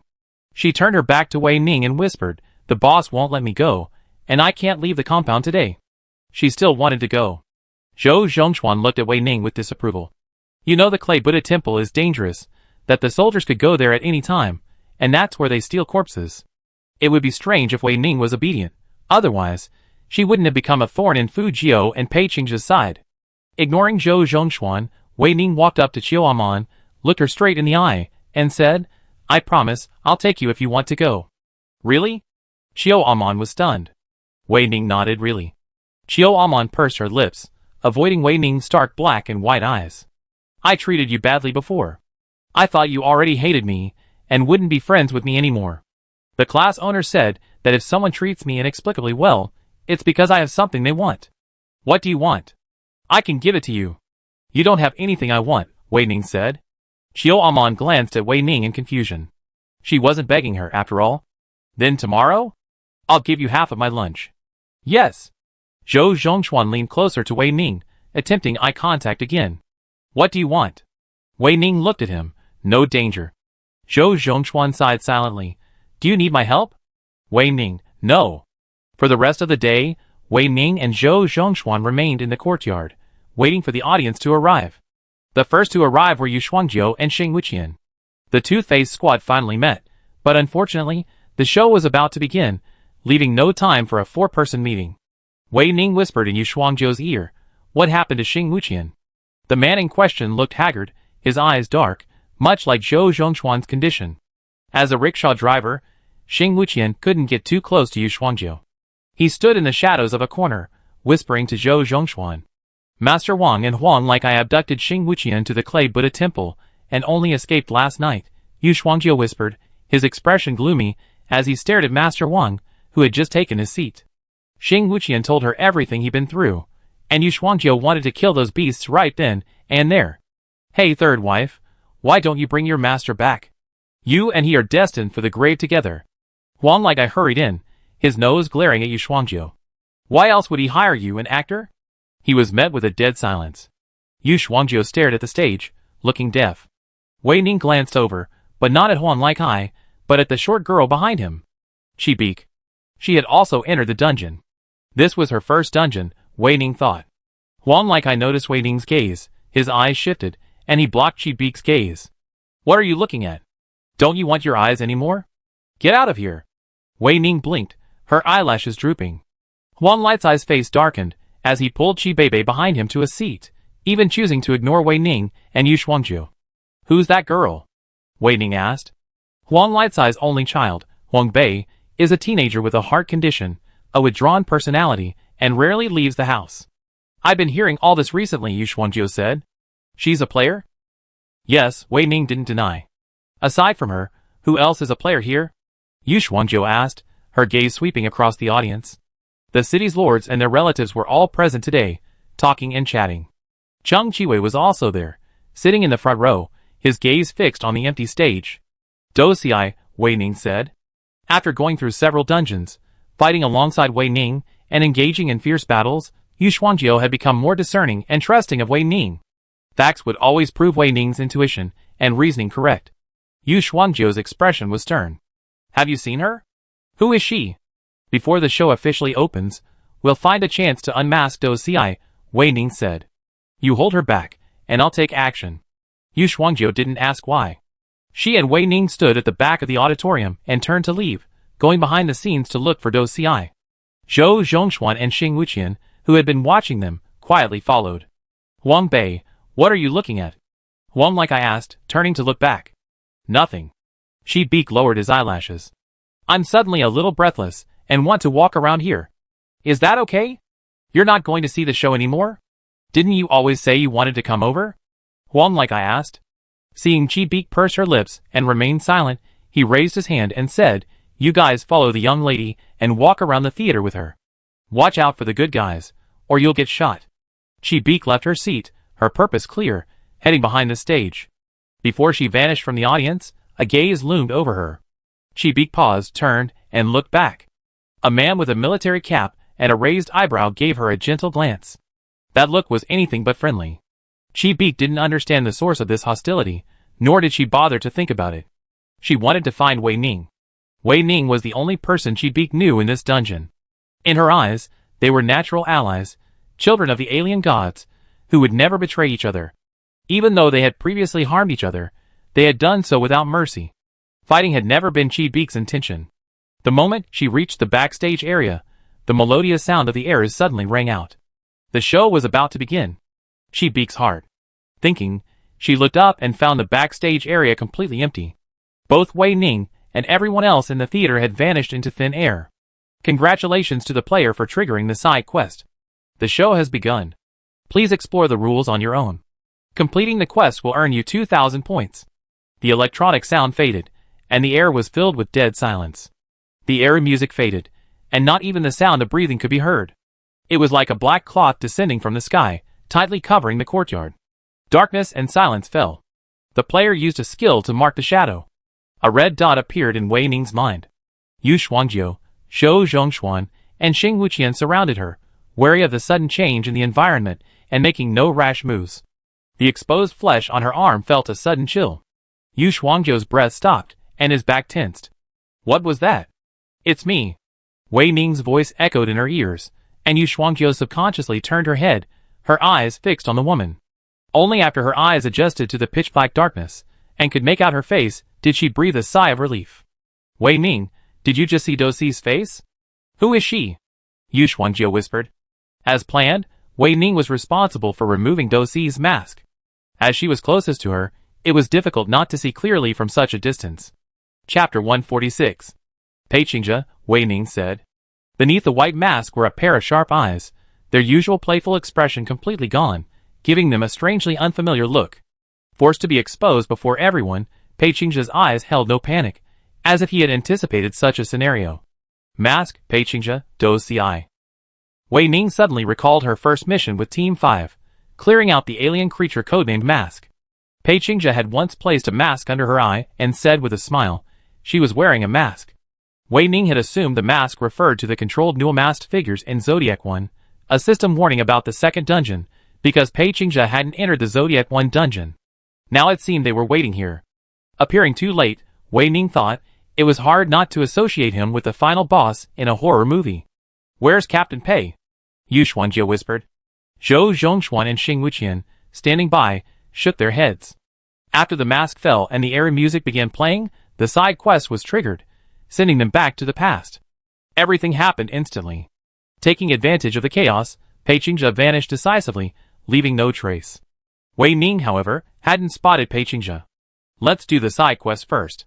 The system says we need to figure out the rules on our own, Wei Ning said.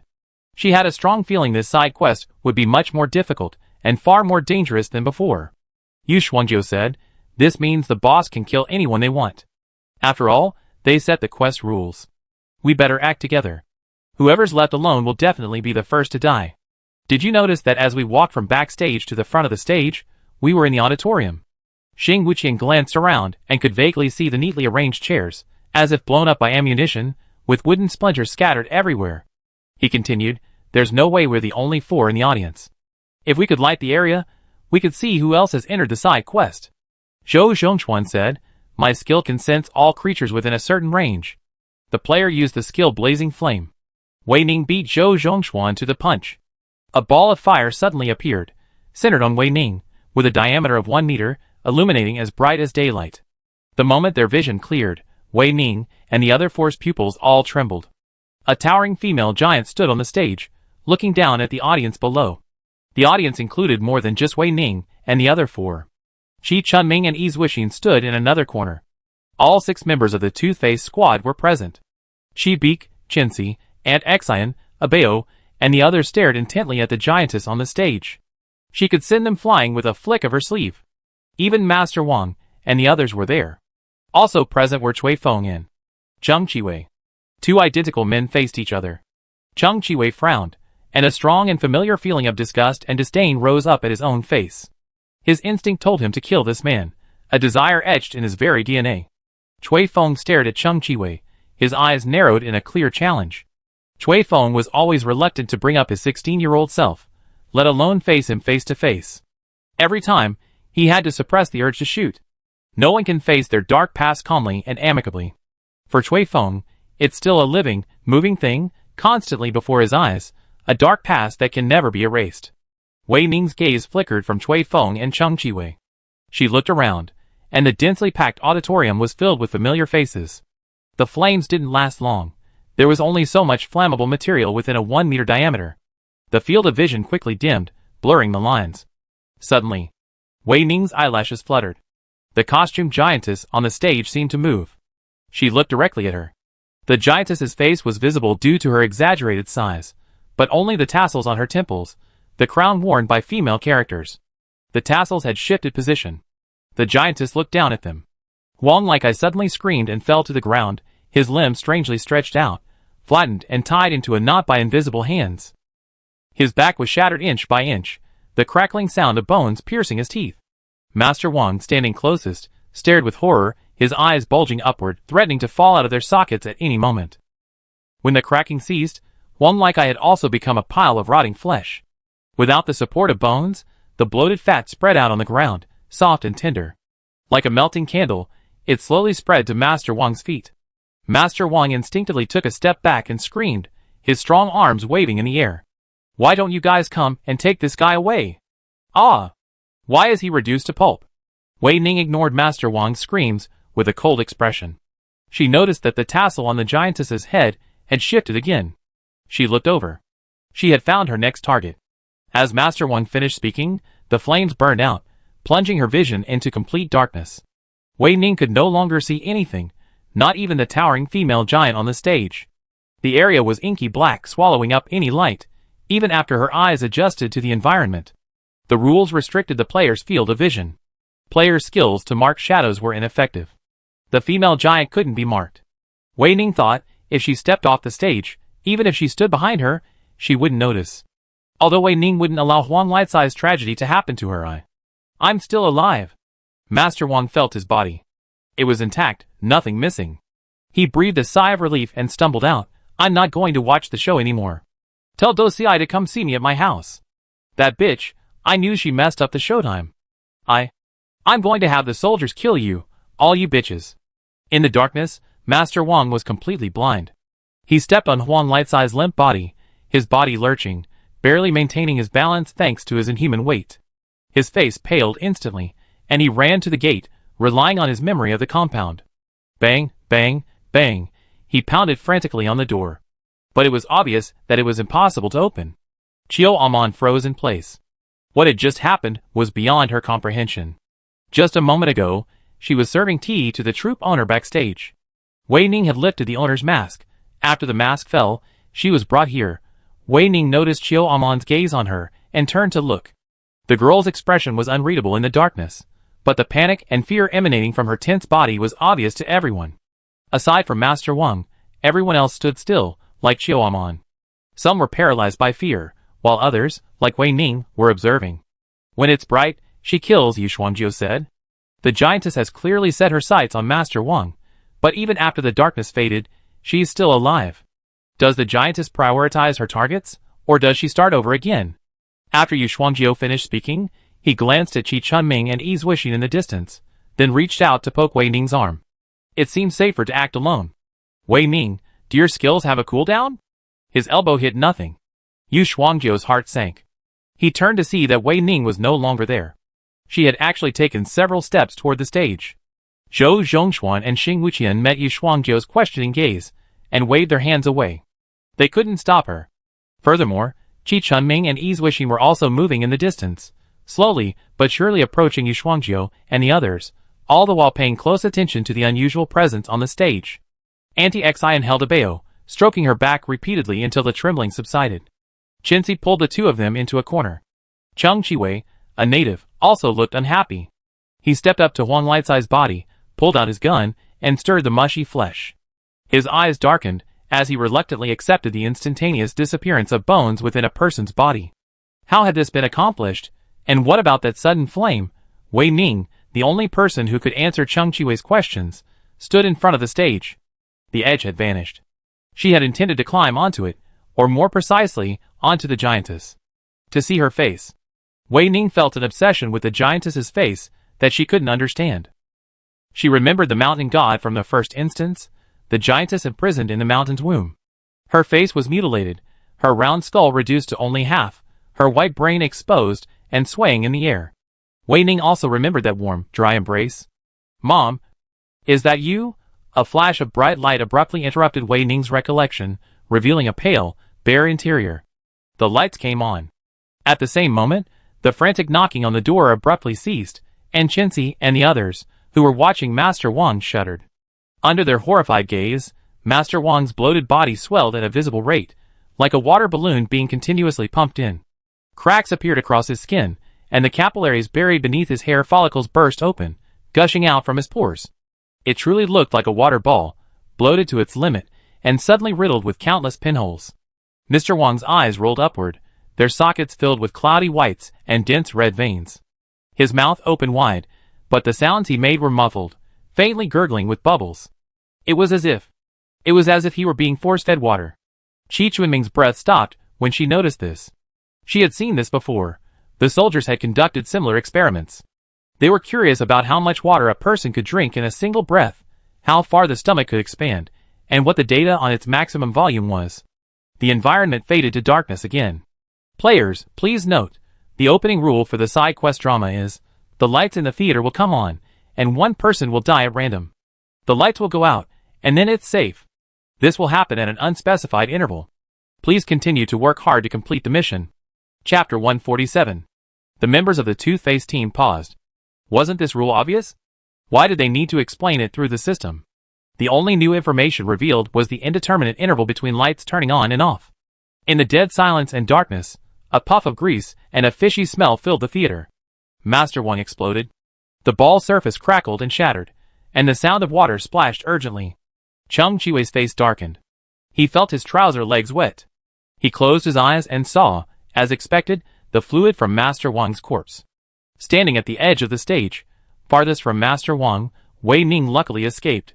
She had her back to everyone, a flash of light in her dark eyes that went unnoticed by anyone. She was filled with joy and delight. As the lights came on, Wei Ning noticed the edge of the stage had reappeared. For a moment, she touched solid ground, not the dark, invisible wall. She could climb onto the stage while the lights were on. Swallowing her emotions, Wei Ning turned to face the approaching Qi Chunming, raised an eyebrow, and asked, "What did you discover?" Qi Chunming paused. She didn't know if it was an illusion, but Wei Ning seemed to realize she had suddenly changed direction and was walking towards her. A chill of being watched crept up her spine. Qi Chunming suppressed the unfamiliar, uneasy shudder and said, "I seen how Master Wang died. The soldiers conducted experiments like this. I'm sure Huang Likai and Master Wang died in the same way. As for replicating the experiment on Huang Likai, what would happen if all the bones were removed from the human body, and what would happen to the skin, flesh, and facial features? That was an experiment that those beasts would be interested in, satisfying their inhuman desire for conquest and torture." Each time the lights came on, the giantess randomly selected someone to repeat the soldier's experiment. It was her revenge. Resentment and despair had blinded her mind. She refused to admit defeat, her head held high, unable to see the ground beneath her feet, unable to recognize her former companions. Even so, the first to die were the beasts, not her companions. After 2 deaths, Pa hid in Aunt Xian's arms, weeping. She clutched the hem of Chinsy's clothes tightly, gritting her teeth and lowering her voice. She didn't want the giantess to notice. Aunt Xian frowned, lifted Pa, and pressed her head against her neck, meeting Chinsy's gaze. Chinsy nodded, then shouted towards Wei Ning, Zhou Xinchuan, "Do you understand what's happening? How can we escape from here?" As soon as she finished speaking, the terrified crowd suddenly gained strength, shouting at Wei Ning. "Are we all going to die here?" an old man asked. "Where's Dou Ci? She must be the one behind this. Get her out." It was a master. "How long are we going to stay here?" Xiao Amon asked. "Who is the giantess?" Chi Beak asked. "I don't want to die. Open the door and let us out." Someone pulled out a gun and pointed it at Wei Ning and the others, shouting, "You guys must be in this together. Believe it or not, I'll shoot you all. At worst, we'll all be buried with you. It's worth it. Everyone, let's hide. It's so dark now. If we hide, the giantess won't see us, and we won't die," shouted a coachman who had sneaked into the theater. He quickly gained the support of the others, and the group marched backstage, trying to get out of the giantess's sight. "Your name is Zhou Xinchuan?" A familiar voice rang in Wei Ning's ears. She turned her head and saw Cui Feng approaching from the chaotic crowd. Even in the dim light, she could still see his eyebrows arched. His tall, straight figure was perfectly fitted, wearing the same military uniform as Cheng Chiwei. The distance between them closed. Wei Ning clearly saw the smile in Cui Feng's eyes, and realized he was just picking a random topic to draw her attention to him. "Chincy and Aunt Xian here weren't from my timeline. They're both dead," Cui Feng said gravely. "The soldiers retreated, and after the operation, only Dou Ci survived. She scratched her face herself, right in front of me. And then, I appeared here." After Cui Feng finished his last word, Wei Ning looked at Qi Chunming. Seeing her nod in agreement, he said, "We need to force the female giant to reveal the rules in order to complete the side quest. I got a preliminary plan, but I need your cooperation." "You figured out the key to the side quest so quickly?" Yi Wishing's pupils twitched, and he curled his lips. "Wei Ning, you're worthy of me. I figured one too." Qi Chunming touched the tip of his nose. "I didn't expect it, but I'm full of energy." The brains of the two-faced squad were obvious from the moment they were formed, and they were shouldered by Wei Ning and Yi Wishing. As for Qi Chunming, she was self-aware. Her sniping skills were superior to anyone else's, and Wei Ning was only on par with her. "What do you need us to do?" Wei Ning and Qi Chunming turned to look, only to see several pairs of eyes gleaming frighteningly bright in the darkness. Yu Shuangjiu placed a hand on Qi Chunming's shoulder. "How unkind of you to isolate us and hold a small meeting with the 3 of us. I'm going to give you a good beating when the dungeon is over." Xing Wuqian crossed his arms. "Leaving me unused? I'm sure you're not so blind. Tell me what I'm going to do. I guarantee you'll both be quick-witted and enlightened." Zhou Zhongshuan said, "A lone wolf action isn't advisable. A weak spider needs all 6 legs, only then can it weave a strong web." "Weak spider?" Cui Feng's eyebrows jumped. "Wei Ning, Yu Shuangjiu, Qi Chunming, and others, Zhou Zhongshuan's lips curled stiffly. "I just wanted to liven up the atmosphere." "It's quite funny," Wei Ning said, closing her eyes. This time, the darkness lasted a long time, as if the giantess had tacitly approved it. Only when all plans were finalized did the theater light up. Many people were absent from the audience. The group that had been clamoring to hide had disappeared, and Wei Ning, who had been leaning against the giantess's feet, was nowhere to be seen either. Chincy and Aunt Xian moved from their seats near the door to the front row of the auditorium, very close to the costume giantess. The rest of Team Two-Face spread out at the front of the theater, staring intently at the giantess, their backs stiff, ready to unleash their abilities at any moment. Cui Feng and Cheng Chiwei stood side by side, their faces grim and gloomy. They were clearly dissatisfied with this assignment, but they would never disobey. Dead silence.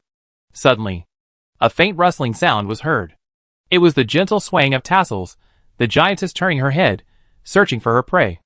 A bough hid under the table, her mouth tightly covered to prevent her from crying out loud. Chi Beak crouched beside her, expressionless, and tried to move to escape, but was grabbed back by the frightened Bao. "Sister said we can't go out. We have to stay hidden here. We have to listen to Sister," Abao said to Chi Beak. Chi Beak's face darkened when he heard Abao's words. He said gravely, "You call her sister?" Abao blinked. What's wrong with that? Sister's a good person. I like her very much, even though she doesn't seem to like me. Do you hate sister? Chi-Beek said with a sullen face. No, I don't like her, but she can't die. Scream after scream suddenly interrupted them. Chi-Beek and Abeo's pupils shrank, their stomachs involuntarily tightening, a strong feeling of nausea welling up from deep within their bodies. They both covered their lips, straining to suppress the sour nausea. Body after body, pressed tightly together, emerged from the backstage. A thin silver thread flashed through their mouths and tongues, the other end of the thread protruding from their bodies. Thus, a long silver thread strung several people together, forcing them to crawl along the ground like segments of a centipede. The driver, who had been screaming so loudly earlier, acted as the centipede's tail, the movements of the people in front of him causing the silken threads within him to churn wildly. He was pale, and blood dripped from his mouth, leaving a long trail on the ground. Only an ugly, smelly reptile could leave such a sticky, disgusting mucus. Seeing this scene, the faces of the tooth-faced squad, Chui Feng, Chung Chi-wei, and the others changed, their gazes fixed on the twisted, deformed human centipede. Chi Chunming whispered, I heard of such experiments from the soldiers. As she finished her words, the melodious sound of an era suddenly rang out, a strange and abrupt sound in the silent theater. It was the same era note that had played at the beginning of the side quest. The giantess suddenly moved, her melodious voice blaring. With a flick of her long sleeves, Wei Ning was nearly thrown from her body. Her muscles strained to the limit, she regained her grip on the corner of her costume, and clung securely to the giantess. Players, please note, Rule 2 of the opening of the side quest drama. While the leading actor is singing, players must cheer and cannot remain in one position for more than 3 seconds, or they will die. Once the era stops, players must remain silent. Making any sound will result in death. At the same time, a pair of invisible hands grasped the beginning of the silver thread and swung it with force. The bodies of the several figures strung together by the thread suddenly lurched, their limbs flailing wildly. They scrambled across the ground at a breakneck speed, charging straight towards Chui Feng and Chung Chi-wei. Using the player's skill to deconstruct the gun was ineffective. Chi Chuiming's expression changed, and he looked at Yu Shuangjiu and the others. Player's skill is ineffective.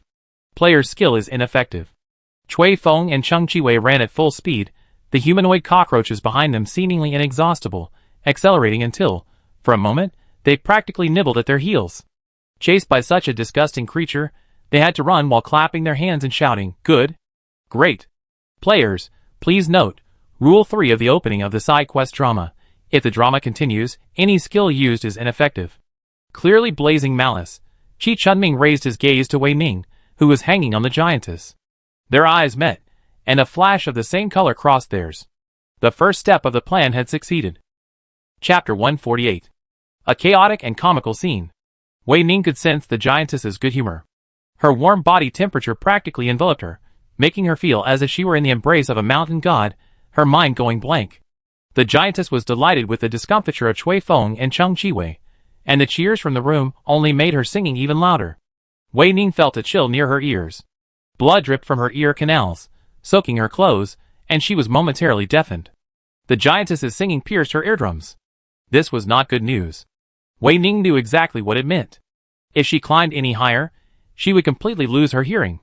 Without the Eru and the giantess's singing, she would be violating the newly created rules 2 and 3. This blazing malicious intent felt strangely familiar to Wei Ning. But she couldn't stop. Wei Ning gritted her teeth. She had her reasons for climbing to the giantess's head. Wei Ning's arm muscles tensed, and she climbed upward with all her might, determined yet slow, scrambling frantically on the edge of the rules. As long as she didn't stay in one spot for more than 3 seconds, she was safe. Wei Ning climbed higher and higher. At the same time, the chaos on the ground intensified. Chung Chi-wei and Chui Feng ran in opposite directions, while the relentless human centipede froze in place for a moment, its head and tail each thinking its own thoughts. A hoarse, howling sound emanated from its human throat, eerie and chilling, like an old man coughing, or a baby crying. Chi Chunming and the others exchanged glances, realizing something was amiss, and their movements slowed. Suddenly, the human centipede moved, abruptly changing direction and pouncing with its driver's end towards Bao and Chi-Beek, who were hiding under the table. Too close, Chi-Beek's eyes widened instantly.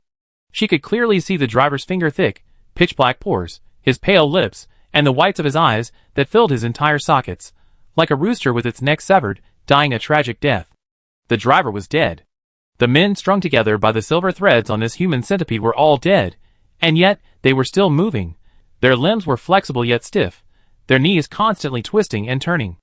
They were inhuman, as if their bodies weren't their own. Every movement followed the flexible silver threads like puppets on a shadow play stage. The driver's mouth ripped open, tearing all the way to his ears, revealing his yellow, smelly teeth. The smell of months fermented saliva lashed cheap beak and a bow in the face. The monster's roar, the arrow, and the singer paralyzed them. A chill of despair crept up their spines. Death would come in an instant. The human centipede completely shielded the two girls. Aunt Xian and Chincy, not far away, rushed forward recklessly, fearing they would be too late. Following closely behind them were the tooth-faced squad, Chui Feng and Cheng Chiwei. The lights went out. Everything fell into darkness and silence. The players were briefly safe, but a new terror descended upon them. No one could predict whether they would be the one to die the next time the lights came on, and how they would die. Reenacting the experiments the soldiers had inflicted on the villagers was a powerless cruelty, one that no one could find pleasure in, not even a vengeful giantess. The sudden change in the environment caused the human eyeball to instantly become red and swollen. Wei Ning's vision and hearing were robbed. Despite this, her movements did not slow in the slightest, but instead accelerated, faster and faster, until she had already climbed to the giantess's collarbone. The first step of the plan. Qi Chunming and the others were responsible for drawing fire from the ground, reducing obstacles for Wei Ning as she climbed to the giantess's head. Now, it was time for the second step. Wei Ning had already reached the giantess's shoulders, gripping her neck tightly while glancing at the ground from the corner of her eye. Even from a distance of several meters, Wei Ning could still see everything clearly. She regained control of her body, her tense heart relaxing. Her nose twitched. The fishy odor still hung in the air, but the intense unease had vanished. She bravely touched the ground, and her fingertips were instantly cold, the warmth of a corpse. The driver and the others could no longer move. The human centipede had lost its life force, its moment over, and it was time to make room for the next round of recruits. She completely relaxed.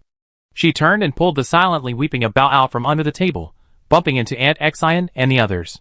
Aunt Xian felt Bao's body thoroughly, making sure there were no wounds. Then she hugged her, transferring her warmth to her. The tooth-faced team also breathed a sigh of relief and swiftly climbed onto the stage. Chui Feng and Cheng Chiwei, however, followed Xiaoamon, who knew the area best, backstage to find Eru. This period of darkness was brief, less than half the duration of the previous one. The moment vision cleared again, the giantess's body trembled violently, the sound of her joints turning suddenly and strangely. From her unseen head, she cast a resentful and malicious gaze, fixed intently on the tooth-faced team. They were actually imitating Wei Ning and climbing onto her. Qi Chunming, using both hands and feet, vying for first place in the rock climbing competition, was instantly surpassed by Yu Shuangjiu. As they stared at each other in midair, their eyes held the same cunning smile. They're only concerned about their butts. Since they're going to capture us, then forget about Wei Ning. The giantess, realizing their intentions, was enraged and began to stride across the stage, her wide sleeves dancing with a ferocious swagger. A shrill, melodious singing voice rose, but the Eru's sound didn't follow. Players, please note, Rule 2 of the opening of the side quest drama. When the leading actor sings, players must cheer and cannot remain in one position for more than 3 seconds, or they will die. Once the Eru stops, players must remain silent. Making any sound will result in death. The giantess did it on purpose. Wei Ning and the others weren't the only ones who were cunning. Anyone could exploit loopholes in the text. It all depended on their skill. But, i.e., ah, ggga, gaa, ah, did it a hum? I.e., hum.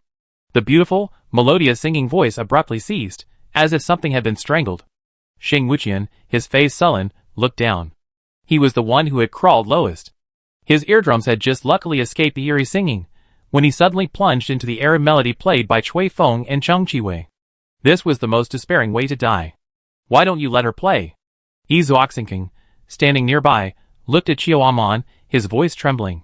Aggrieved, angry, and murderous intent flickered across his dark face. Xiaoamon rubbed his nose, glanced at the two men immersed in their art, and kindly explained, "They say this is more effective, and will definitely interrupt the giantess's chant." Excellent. It really was. The giantess's chanting suddenly became incredibly shrill. Xing Wuqian, at the bottom, widened his eyes in disbelief.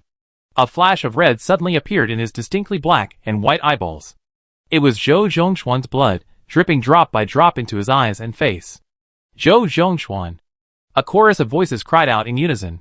Zhou Zhongxuan suddenly exploded in midair. He was the lucky one chosen this round.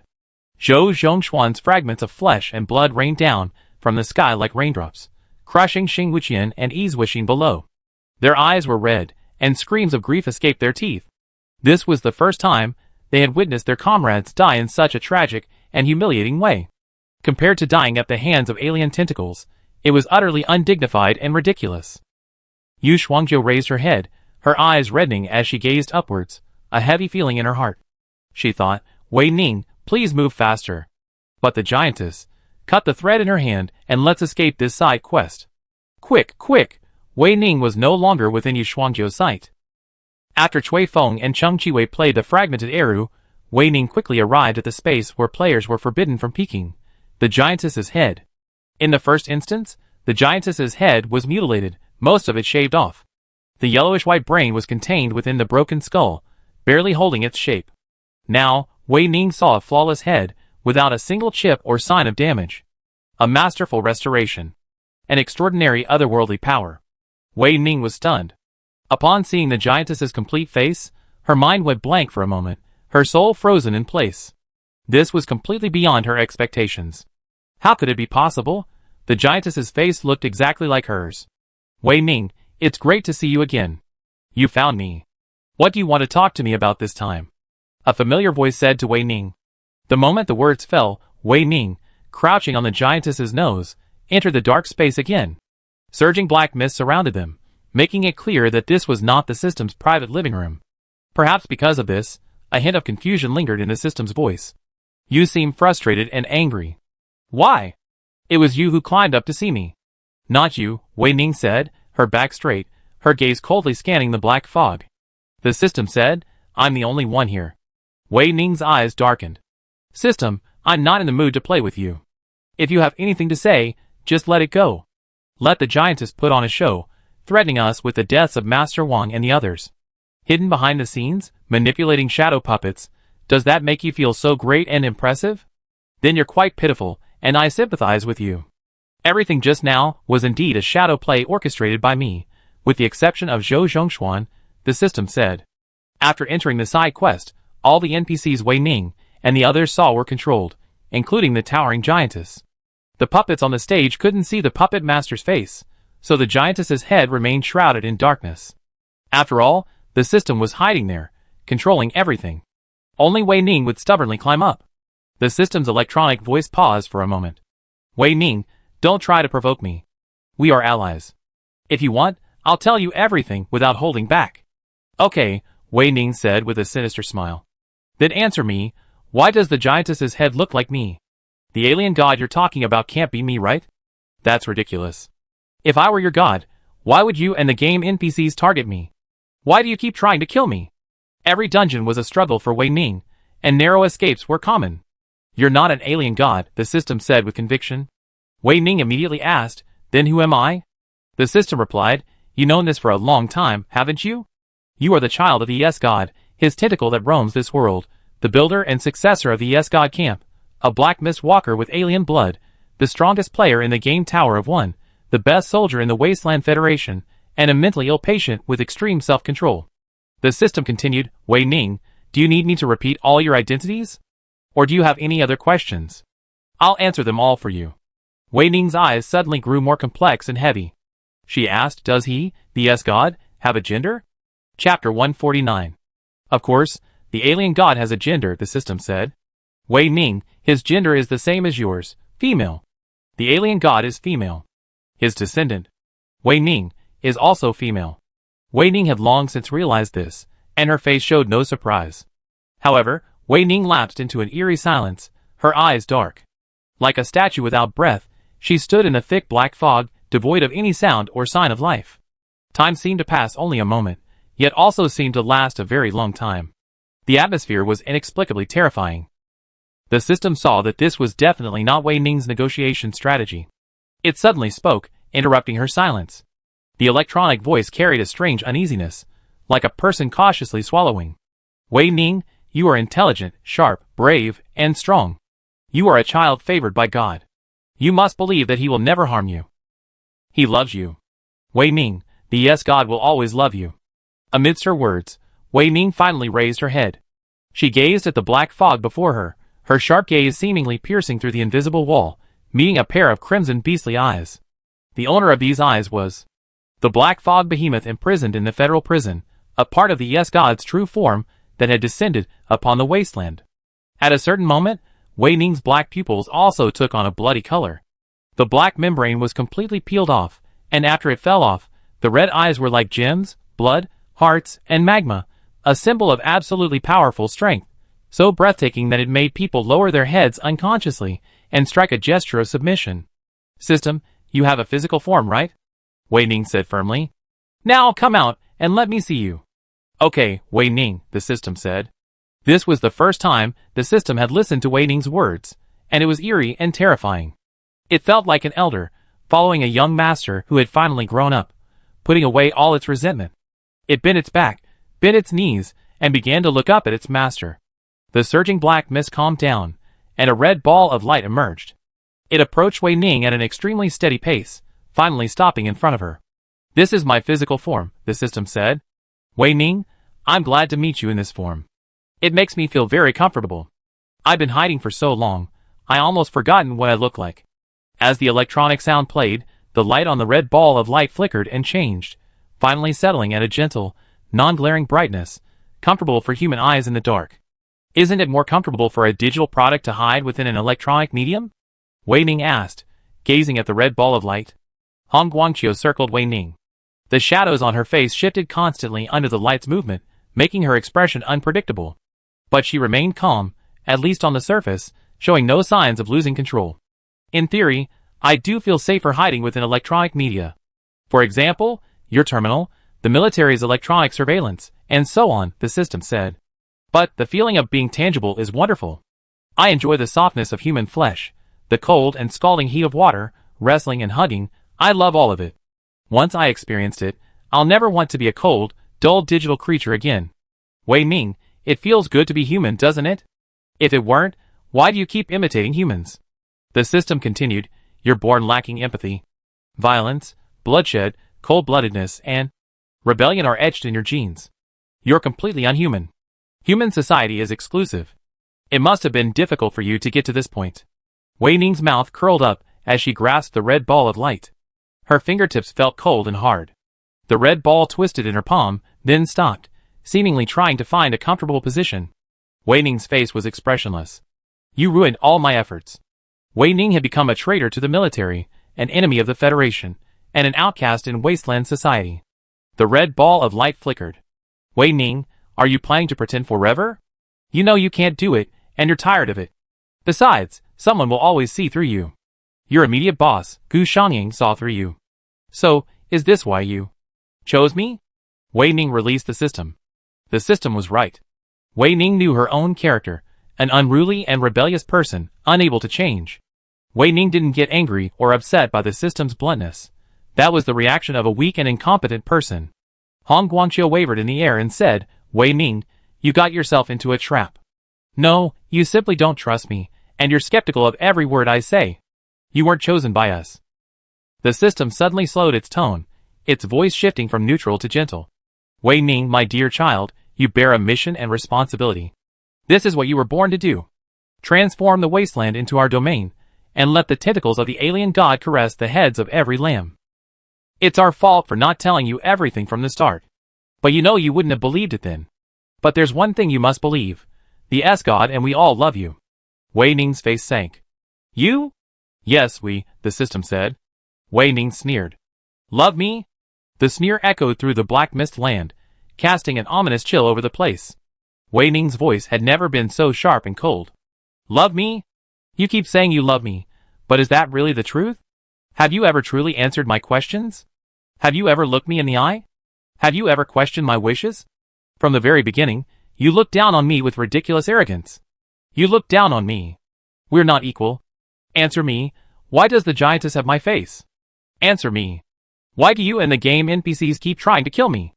Why do you always play word games with me? You concealed all crucial information, misleading me. I only just seen your physical form.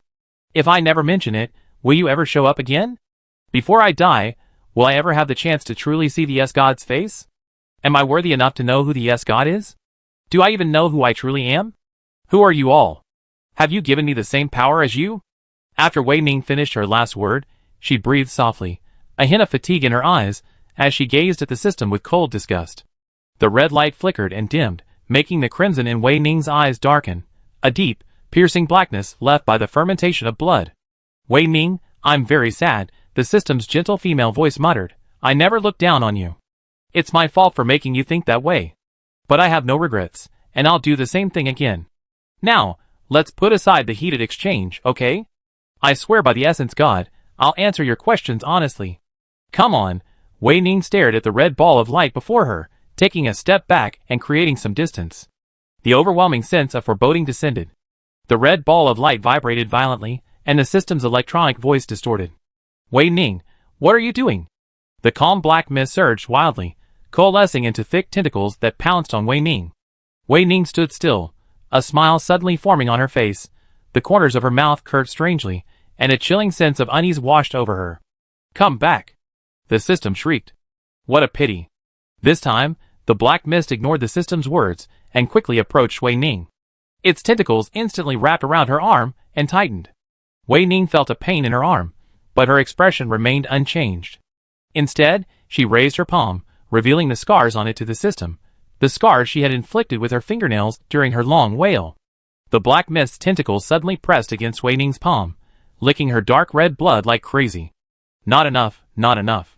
They greedily burrowed into the wound, attempting to drain the blood, flesh, and veins from Wei Ning's body. These were the lowest of the low, unable to even assume human form, relying solely on primitive animal instincts, hunting and eating. Wei Ning let it all happen. It hurt and itched. However, the black mist is the essence of Wei Ning's body. Her strength is growing at a speed visible to the naked eye. The blood in her body is getting darker and darker, from dark red blood to still dead water, and now to the obsidian color that can devour everything. When light shines on it, the obsidian crystals can flash a hint of red light. Dazzling and mysterious, powerful and swift. Only with strength could Wei Ning gain the upper hand against the system. At that point, it wouldn't be her begging the system for answers, but the system begging her to ask questions. Don't forget, Wei Ning hates being controlled, forced, or suppressed. Wei Ning will always be the absolute, the only one who's powerful. She relishes this feeling of extreme control. Wei Ning, you did this on purpose. The system shouted, its red ball of light swirling around Wei Ning, who was surrounded by black mist tentacles. When did you discover this method? Who told you? If you keep going like this, you'll explode and die. I'll do anything you say, stop. Yes, Wei Ning did it on purpose.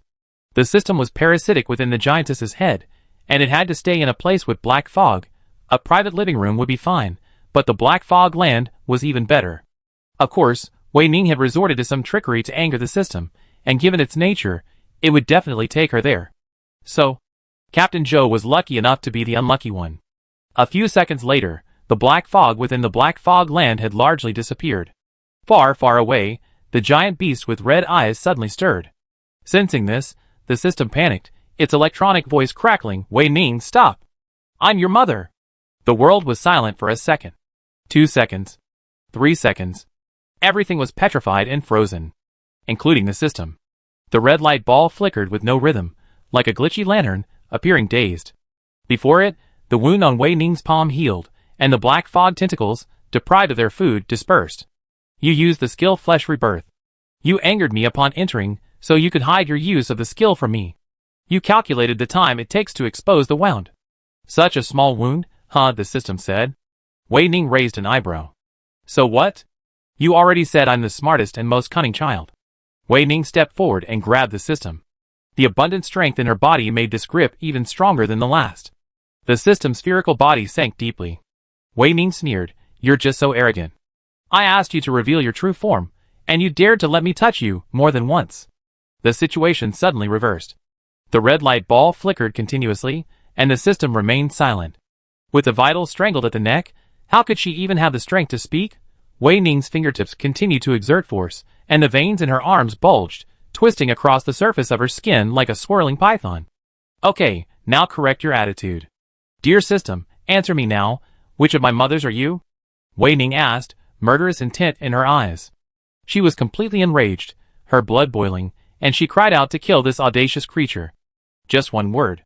The system answered the question incorrectly. Wei Ning just crushed it. Chapter 150. Wei Ning, you are my daughter, our daughter, the system's electronic voice said, stuttering. Wei Ning clutched the red light ball tightly in her hand. The shimmering sphere dimmed. At this moment, the system had nothing to do with digital electronics or artificial intelligence. It had its own consciousness, its own upbringing, and even offspring, a daughter. How incredible. So, a bit of arrogance seems natural? Wei Ning's strength remained undiminished, her eyes filled with complex emotions. She said, are you sure every word you say now is true? My dear child, of course, the system said. If you crush my physical form, I will fall back into a deep sleep, the game will be forced to pause, and all my efforts will be wasted. I don't want to see this happen, Wei Ning. I beg you not to do this. The red light flashed, and the system paused for a few seconds before speaking again. To be frank, I'm honest now, and I won't act like a troublemaker again. Wei Ning's lips curved up, then quickly disappeared. Her mood didn't improve at all, but she only gave a token reaction. Wei Ning knew the system was watching her expression. How many mothers do I have? Wei Ning asked the system. It was a very strange question. According to Wei Ning's identity documents, she only had one mother. Wei Kan Wu, her adoptive father. According to the rules of the Wasteland Society, Wei Ning could only have one mother. In fact, in Wei Ning's memory, the only person who raised her and participated in her upbringing was Wei Kan Wu. Biologically, Wei Ning also had only one mother. Wei Ning didn't know who her biological mother was. Wei Kan Wu always gave the same answer to her questions. Wei Ning, clinging to the past is a dead end. From now on, I will be your mother. I will always be with you, take care of you, believe in you, and love you. We rely on each other, and are the closest of family. Whoever Wei Ning's biological mother is, she's definitely not an artificial intelligence. The system said, Wei Ning, you have 4 mothers. 4? Wei Ning's voice rose slightly, and surprise crossed her usually calm expression. She hadn't expected this answer at all. 4 mothers? Wei Ning asked, who are they? The system was silent for a moment. Wei Ning, I'm sorry. I didn't mean to hide it, but due to the rules, I can only tell you a few of them. I hope you can forgive me. This was the first time the system had been so humble, even a bit flattering. This flattery wasn't entirely driven by survival, but largely came from the cold, pure, and silent virtual mechanical heart of this artificial intelligence. You tell me, Wei Ning quickly suppressed her shock. I can only tell you about 2 of the 4 mothers. Wei Kan Wu and I, the system said. Wei Kan Wu raised you, and has been by your side, since you opened your eyes in the wasteland. I slept for a long time, but upon awakening, my energy was low and my memories were fragmented. I only remember that the mission was urgent, so as soon as I captured you, I forced you into the game. After 3 dungeons, my energy was fully replenished and my memory fully awakened. Therefore, many of the malicious attacks and framing I committed earlier were not my original intentions. In response to the system's lengthy message, Wei Ning only said one sentence, have you had any contact or conversation with my mother? Wei Kan Wu. Of course, we talked for a long time. Didn't Wei Kan Wu tell you? That's terrible. From this perspective, she's not a competent mother, the system said, its electronic voice dripping with sarcasm and condemnation. Click. Wei Ning exerted force on his arms. Click, click, click. The red ball of light instantly shifted from a sphere to an oval, a deep indentation forming in the center. For several minutes, the system's electronic sound was garbled, unusually slow, and very loud. Wei Ning grabbed the physical body of the system and shook it violently, shaking his joints several times, forcibly disabling the garbled current and sound card. Oh no, it seems to have crashed. You're not qualified to judge her, Wei Ning said coldly. If you refuse to reveal the identities of the remaining 2, I'll find them myself. Now, let's change the subject. Dear system, you must have many insights into the ascension of the sun, Zodiac number 1 middle school, peaceful town, and the dungeons now and in the future. Let's discuss this briefly. Don't play dead, or else you'll actually die. Wei Ning spoke the last sentence lightly, but it felt like a heavy hammer, waking the system awake. A red globe lit up. What do you want to know? Wei Ning raised his eyes slightly. Are all the dungeons real events? Yes, the system said. It seemed weakened by Wei Ning's abuse, Or perhaps because it had been injured by Wei Ning. In short, it suddenly became unusually indifferent, uttering only a few words no matter what Wei Ning asked. Is the character I play related to the mothers? Wei Ning asked. Yes. Wei Ning's eyes grew serious. It's Mom. Them? Is this their story? Yes. Clearly, Wei Ning didn't know how to address these three unfamiliar mothers. As for the system, she wasn't very familiar with it, not even knowing its name. It didn't seem to have any intention of introducing itself, Wei Ning thought. Is the elite god also my mother? Yes and no. What do you mean? The elite god is our mother. You are the elite god's child, and also the four of us. According to human hierarchy, he is your mother's mother, your grandmother. Wei Ning's eyelashes fluttered. Mom's mother? This was a kinship Wei Ning had never experienced before. It felt strange, yet she wasn't afraid of discomfort. This fresh feeling was like adding sweet cream to a chocolate cake, a natural harmony and beauty. That was the only way Wei Ning could describe it. Wei Ning lowered her eyelashes and gazed at the red ball of light in her hand. Her pupils twitched in their sockets as she asked System, "What's your name?" What? The system froze. Look! At Wei Ning's eyes, if its round red ball had eyes. You were asking my name? It said. Wei Ning nodded, her sharp, cold features seemingly relaxing for a fraction of a second. The system suspected it had seen correctly, but it still replied in a feminine voice, Fu Hao, my name is Fu Hao. I chose it myself. Fu Hao, Wei Ning muttered softly. The system didn't say anything to interrupt Wei Ning. Its ball dimmed again.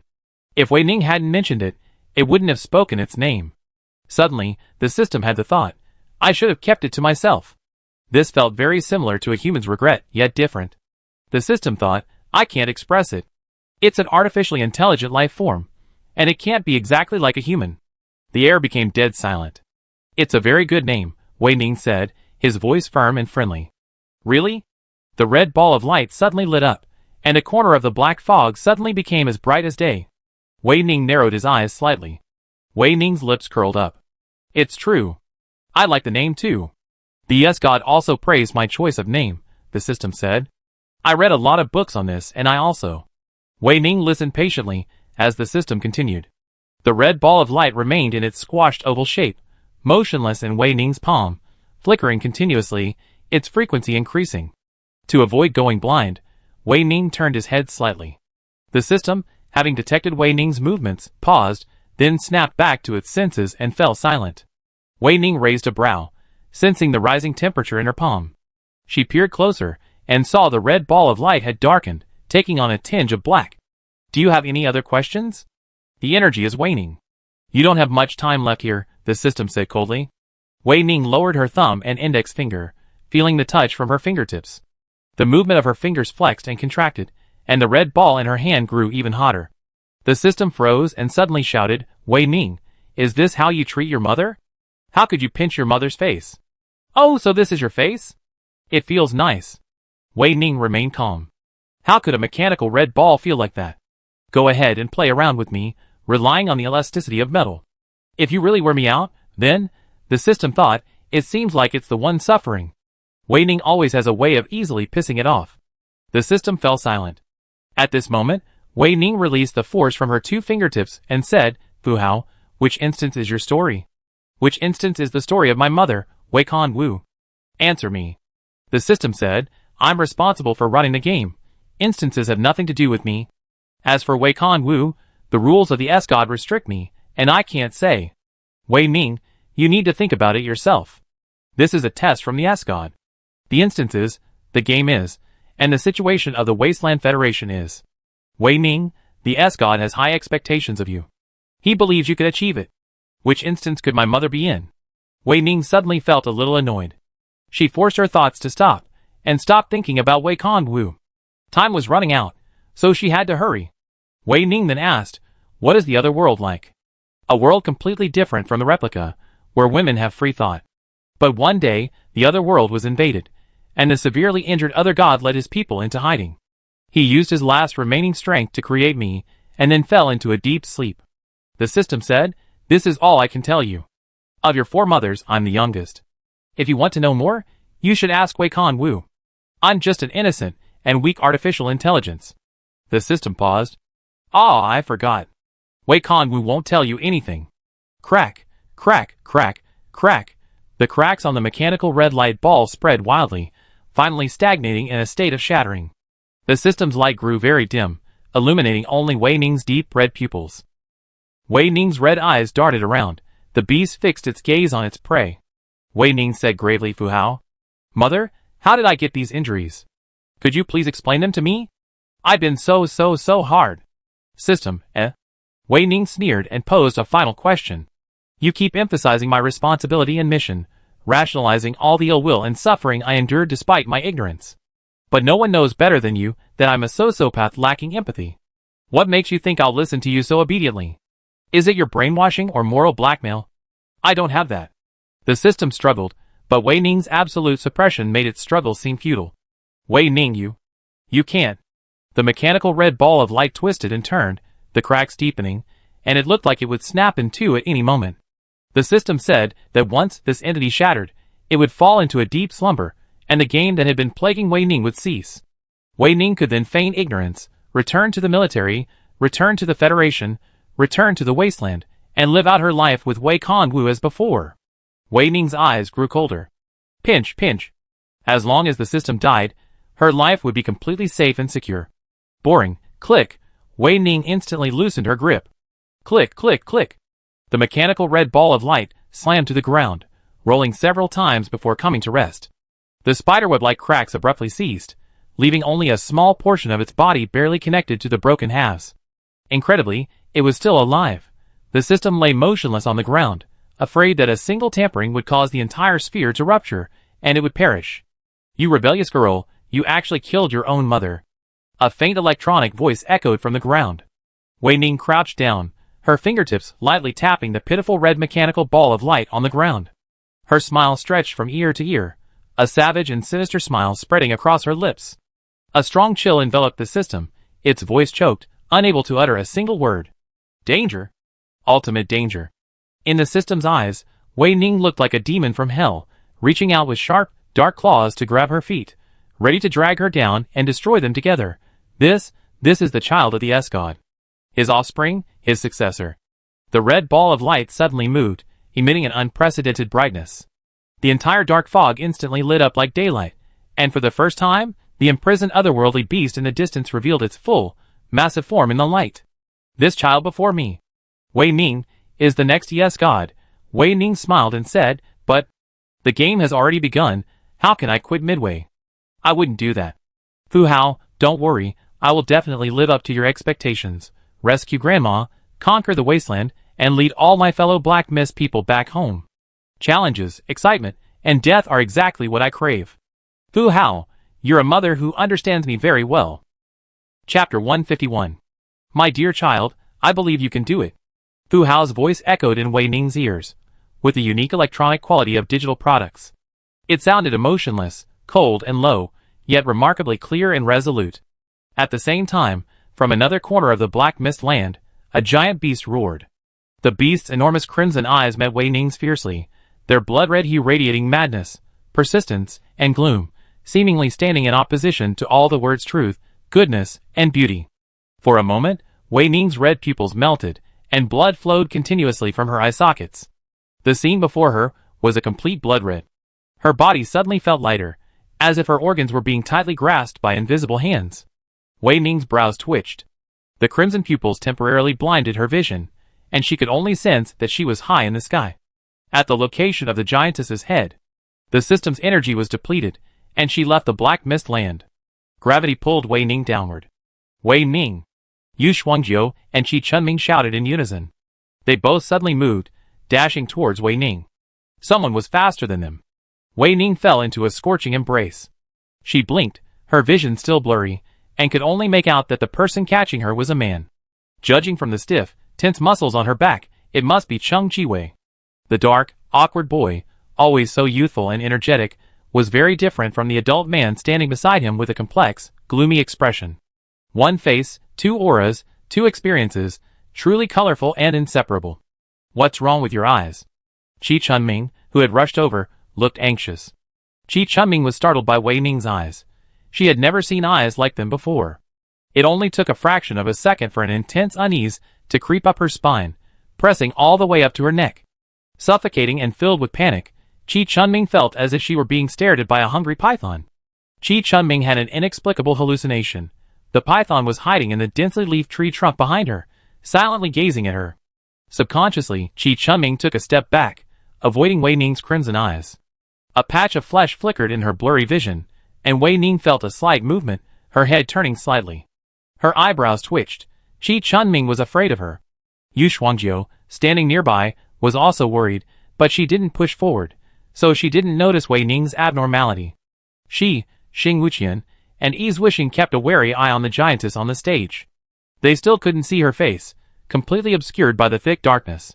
Ever since Wei Ning climbed onto her head, the giantess suddenly froze in place, her performance fading, her long sleeves unfurling. She looked like a leather puppet with its strings cut short. The members of Team Two-Face exchanged glances and tacitly returned to the surface, as Wei Ning had specifically instructed. "It's dangerous, stay away." Chi Beek, hiding in a corner, saw this and pulled Qiu Amon out. They were short and couldn't squeeze through the circle surrounded by Cui Feng, Cheng Chiwei, and Chi Chunming. Furthermore, feeling anxious about the situation, the two exchanged glances and slowly approached the motionless giantess. "Who is she? Did you see her face?" Chi Beek paused, turning to look at the members of Team Two-Face. "Or did those of you who climbed up see her?" Before Yu Shuangjiu and the others could reply, Qiu Amon interrupted Chi Beek and asked, "Why isn't she moving? Is everything over? What do we need to do next? What about Boss Do? Where is she? I'm so worried about her. If anything happens to her, I won't let you outsiders go." Qiu Amon's voice suddenly dropped, and she distanced herself from Chi Beek. To be more precise, she had single-handedly isolated the others, an invisible, impenetrable wall of energy standing before her. "You're not from my world," Qiu Amon said, the look in her eyes making all the players' hearts skip a beat. "This NPC has awakened? How could it be, so suddenly?" Chi Chunming spun around, meeting Qiu Amon's gaze. Chi Chunming, besides Wei Ning, had experienced the most dungeons. She frowned. This was the first time she encountered such a situation. Something extremely important was happening in secret. Chi Chunming's intuition and rationality told her she knew the reason. But the deepest emotions within her told her she refused to believe the truth that had surfaced. She refused to go against that person and point a gun at him. "Amon, we'll be out of here soon." Everyone looked in the direction of the familiar voice.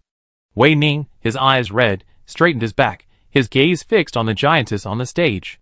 The moment Wei Ning finished speaking, the giantess suddenly moved. The Two-Face squad immediately became alert, and Chi Beek and Qiu Amon also bent their knees and prepared to run. Cui Feng and Cheng Chiwei stood in the shadows of a corner, talking in hushed voices, paying no attention to the giantess. "Who are you? You look familiar with her?" "I'm your father." "We look exactly alike." "Who's whose father?" Players, please note, Rule 4 of the side quest drama opening. Players must recreate everything that just happened, creating an unforgettable performance. No role is allowed to be left behind. This is the rule of fate. The giantess flicked her sleeves, and without her puppeteer, Fu Hao's flexible guidance, her movements became truly like a shadow puppet, stiff and jerky. A melodious and mournful opera tune echoed through the theater, littered with corpses and blood. 3 cannon shots roared outside the gate like thunder. From Tianbo Mansion emerged my loyal subject. A golden crown rests on my temples, and I don my old iron armor again. This is the lyrics from Mu Guiying's Taking Command. Everyone's eyes were fixed on the giantess. At this moment, no one paid attention to her face. At this moment, nothing mattered. There was only one thing, a fact that could not be ignored. Even if it were deliberately erased or discredited, it could never be overwhelmed. A woman, destined to fight and defend her homeland, stood before Wei Ning and the others, her voice ringing. The moment the melody ended, her genetic blood surged. The entire Two-Face squad, Cui Feng, and Cheng Chiwei raised their right hands and saluted the giantess on the stage, all the forgotten female soldiers in history. This was the mutual admiration and respect between soldiers. In the corner, Qiu Amon and Chi Beek exchanged glances, their eyes filled with the same bewilderment and shock. They pursed their lips tightly, imitating Wei Ning and the others' salute. While not standard, it was still proper, their backs standing tall and striking. This was a child, a face young and innocent, protected under their wings. It was also the future. The scene before them suddenly changed. The giantess vanished, and Wei Ning and the others returned from the chaotic and silent stage backstage. A sudden cacophony of voices echoed in their ears, and an unusually strong sense of distortion rose in their hearts. Wei Ning and the others were momentarily stunned. Wei Ning's fingertips twitched, and she felt something cold and hard. Her eyes fluttered. It was a mask. Band leader Dou's mask was still in her hand.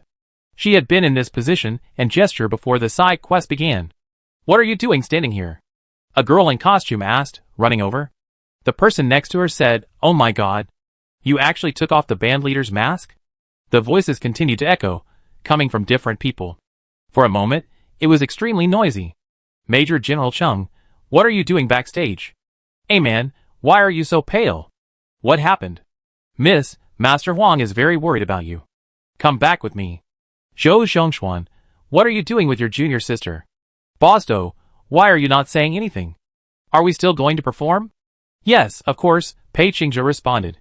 She gave Wei Ning a steady look before turning to direct. "The show is about to begin." Wei Ning stared at Pei Qingzhe's back. She hadn't only left him there, but also the white mask. It was clear that Pei Qingzhe was also involved in the side quest. Wei Ning thought that Dou Xi, played by Pei Qingzhe, was a crucial character, perhaps even the vehicle for the opening of the side quest's drama. Pei Qingzhe's consciousness was trapped within the giantess's body, watching them like a motionless puppet, witnessing everything. "Captain Pei. What is she planning to do?" Yu Shuangjiu whispered as he approached Wei Ning. Zhou Zhongxuan and Xing Wuqian, who were beside Yu Shuangjiu, were also concerned about this issue. They were left here, and in the alternate timeline, only Qi Chunming and Yi Zuixin remained. As the more powerful party, they had to share more of the burden. Xing Wuqian said, "I saw Major General Chung and Qiu Amon Li behind Pei Qingzhe. They're planning something big without telling us. From the sounds of it, the show's about to begin. I'm sure someone will die as soon as it begins. According to the side quests, the first person to die will be Huang Lai." Zhou Zhongxuan frowned and added, "But there are still many things left to be resolved.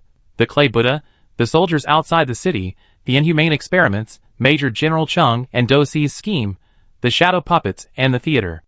I just can't help but feel something is amiss. The soldiers will be entering the city soon." Wei Ning, Yu Shuangjiu, and the others all looked at the speaker. Qi Beak suddenly met several pairs of eyes, and tilted his head. "I'm a player too, you know. I want to participate in your operation."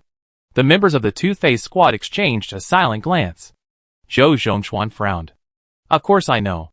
Wei Ning raised the corner of his mouth and said to the frail, teenage girl before him, "Are you ready for a fight? Really? Don't you hate me anymore?" Qi Beak stared intently into Wei Ning's eyes. Wei Ning raised his hand and touched the little girl's head. "Really, age is never a problem. You're an excellent fighter." Qi Beak thought of Grandma Qi and smiled brightly, suddenly brightening the eyes of Yu Shuangjiu, Xing Wuqian, and Zhou Zhongxuan. Qi Beak thought of Grandma Qi, and of that night at the metal recycling plant. She was indeed an excellent fighter. "Let's go," Zhou Zhongxuan sighed softly. Yu Shuangjiu and Xing Wuqian scratched their heads and responded, "Yes, Captain." Wei Ning patted Qi Beak's head, their voices blending together, a natural blend of maturity and childishness. "Yes, Captain." Chapter 152. The city's first line of defense is the gate. If we hold it well, we can delay the enemy for a while, and the lives of the citizens can be guaranteed to a greater extent, Zhou Zhongxuan said. He ran at the front of the group, his face heavy. Wei Ning and the others could only see his back. Yu Shuangjiu took a step forward, approaching Zhou Zhongxuan. Her brows curved, her expression calm and quiet. This usually inconspicuous aura suddenly became prominent. Yu Shuangjiu gazed into Zhou Zhongxuan's eyes and said, "Captain, are you nervous?" "A little," Zhou Zhongxuan paused. "Even though I've been in the army for a long time, I get nervous every time I go into action, especially after becoming the captain of the Two-Faced Squad. Captain Pei didn't join us in this dungeon. It's a little strange. We're clearly on the same side. I'm worried about something unexpected happening. We should split up." A cold voice suddenly rang out in Zhou Zhongxuan's ears. He quickly turned his head and met Wei Ning's eyes. The bloody crimson in her pupils hadn't faded yet, and this strange state might continue until the end of the dungeon. The Federation and the military would surely notice. "The city gates might have been opened," Wei Ning said. The moment her words fell, the atmosphere froze. Everyone realized that this was an extremely serious matter, that nothing could be undone. The shadows of hell had already stretched out their tentacles, entwining and threatening everyone with death. It must have been those two beasts, Master Wang and Huang Lai. Chiao Amon raged, her face flushed crimson, her lips pale, like a dying patient. Wei Ning, you, Chiao Amon, Xing Wuqian, and Shi Beak, go to Huan like I. You Xuanjiu, and I will go to the city gate. Zhou Xiongxuan's face was solemn. If the city gate is truly opened, the two of us will rush over to provide support. Xing Wuqian asked, have you all memorized the death list and order in the drama? Unforgettable, forever unforgettable, a chorus of voices echoed in Xing Wuqian's ears. We should set off. Time is running out, Wei Ning said. As Wei Ning finished speaking, several figures vanished from the scene, leaving only a trail of dust. The dark substance, upon landing, transformed into scarlet specks, like the blood of some ancient creature. However, a moment later, the bloodstains melted into the ground, vanishing without a trace, giving the illusion of being deliberately hidden from view. Eerie and eerie. Even more bizarrely, this was a story whose ending was clearly predetermined. Everyone in the small town would perish at the hands of the invading foreign army. Wei Ning and the others seemed oblivious to this fact, sprinting with all their might, without a moment's hesitation, to Huang Laicai's compound. Huang Laicai died. All his bones were broken and pulled out. Wei Ning stood in the center of the small courtyard, panting slightly, her eyes coldly fixed on the twisted corpse on the ground. We're a step too late. He was still breathing. Xing Wuqian withdrew his fingertips from Huang Laicai's nose. The man's nose bone had also been pulled out, and the unsupported mass of rotten flesh drooped from his collarbone, shapeless. Finally, Xing Wuqian added, incredible. Those crazy doctors at the research institute must be very interested. Wei Ning wasn't interested in Huang Laicai in this state, and she carefully searched Huang Laicai's home. Huang Laicai's home was truly small. After all the effort he put into supporting Mr. Wang and his family, he was left with only this courtyard and a single, relatively spacious and bright room. Ugh! Chiao Amon, supported by Chi Beak, barely managed to stand. With red eyes, she looked up at Chi Beak and whispered, he's your father. Chi Beak also looked at Chiao Amon. I know. Chiao Amon's eyeballs twitched visibly, and in a voice only the two of them could hear, he said, aren't you a player? This should be your mission, right? I know, but I don't like him. A worm that feeds on the flesh of citizens shouldn't receive any kind of tenderness. Chi Beak, her eyelids half-lidded, approached Huang Laicai at Chiao Amon's silent urging, and listened to his final words before he was completely dead. The timing was perfect.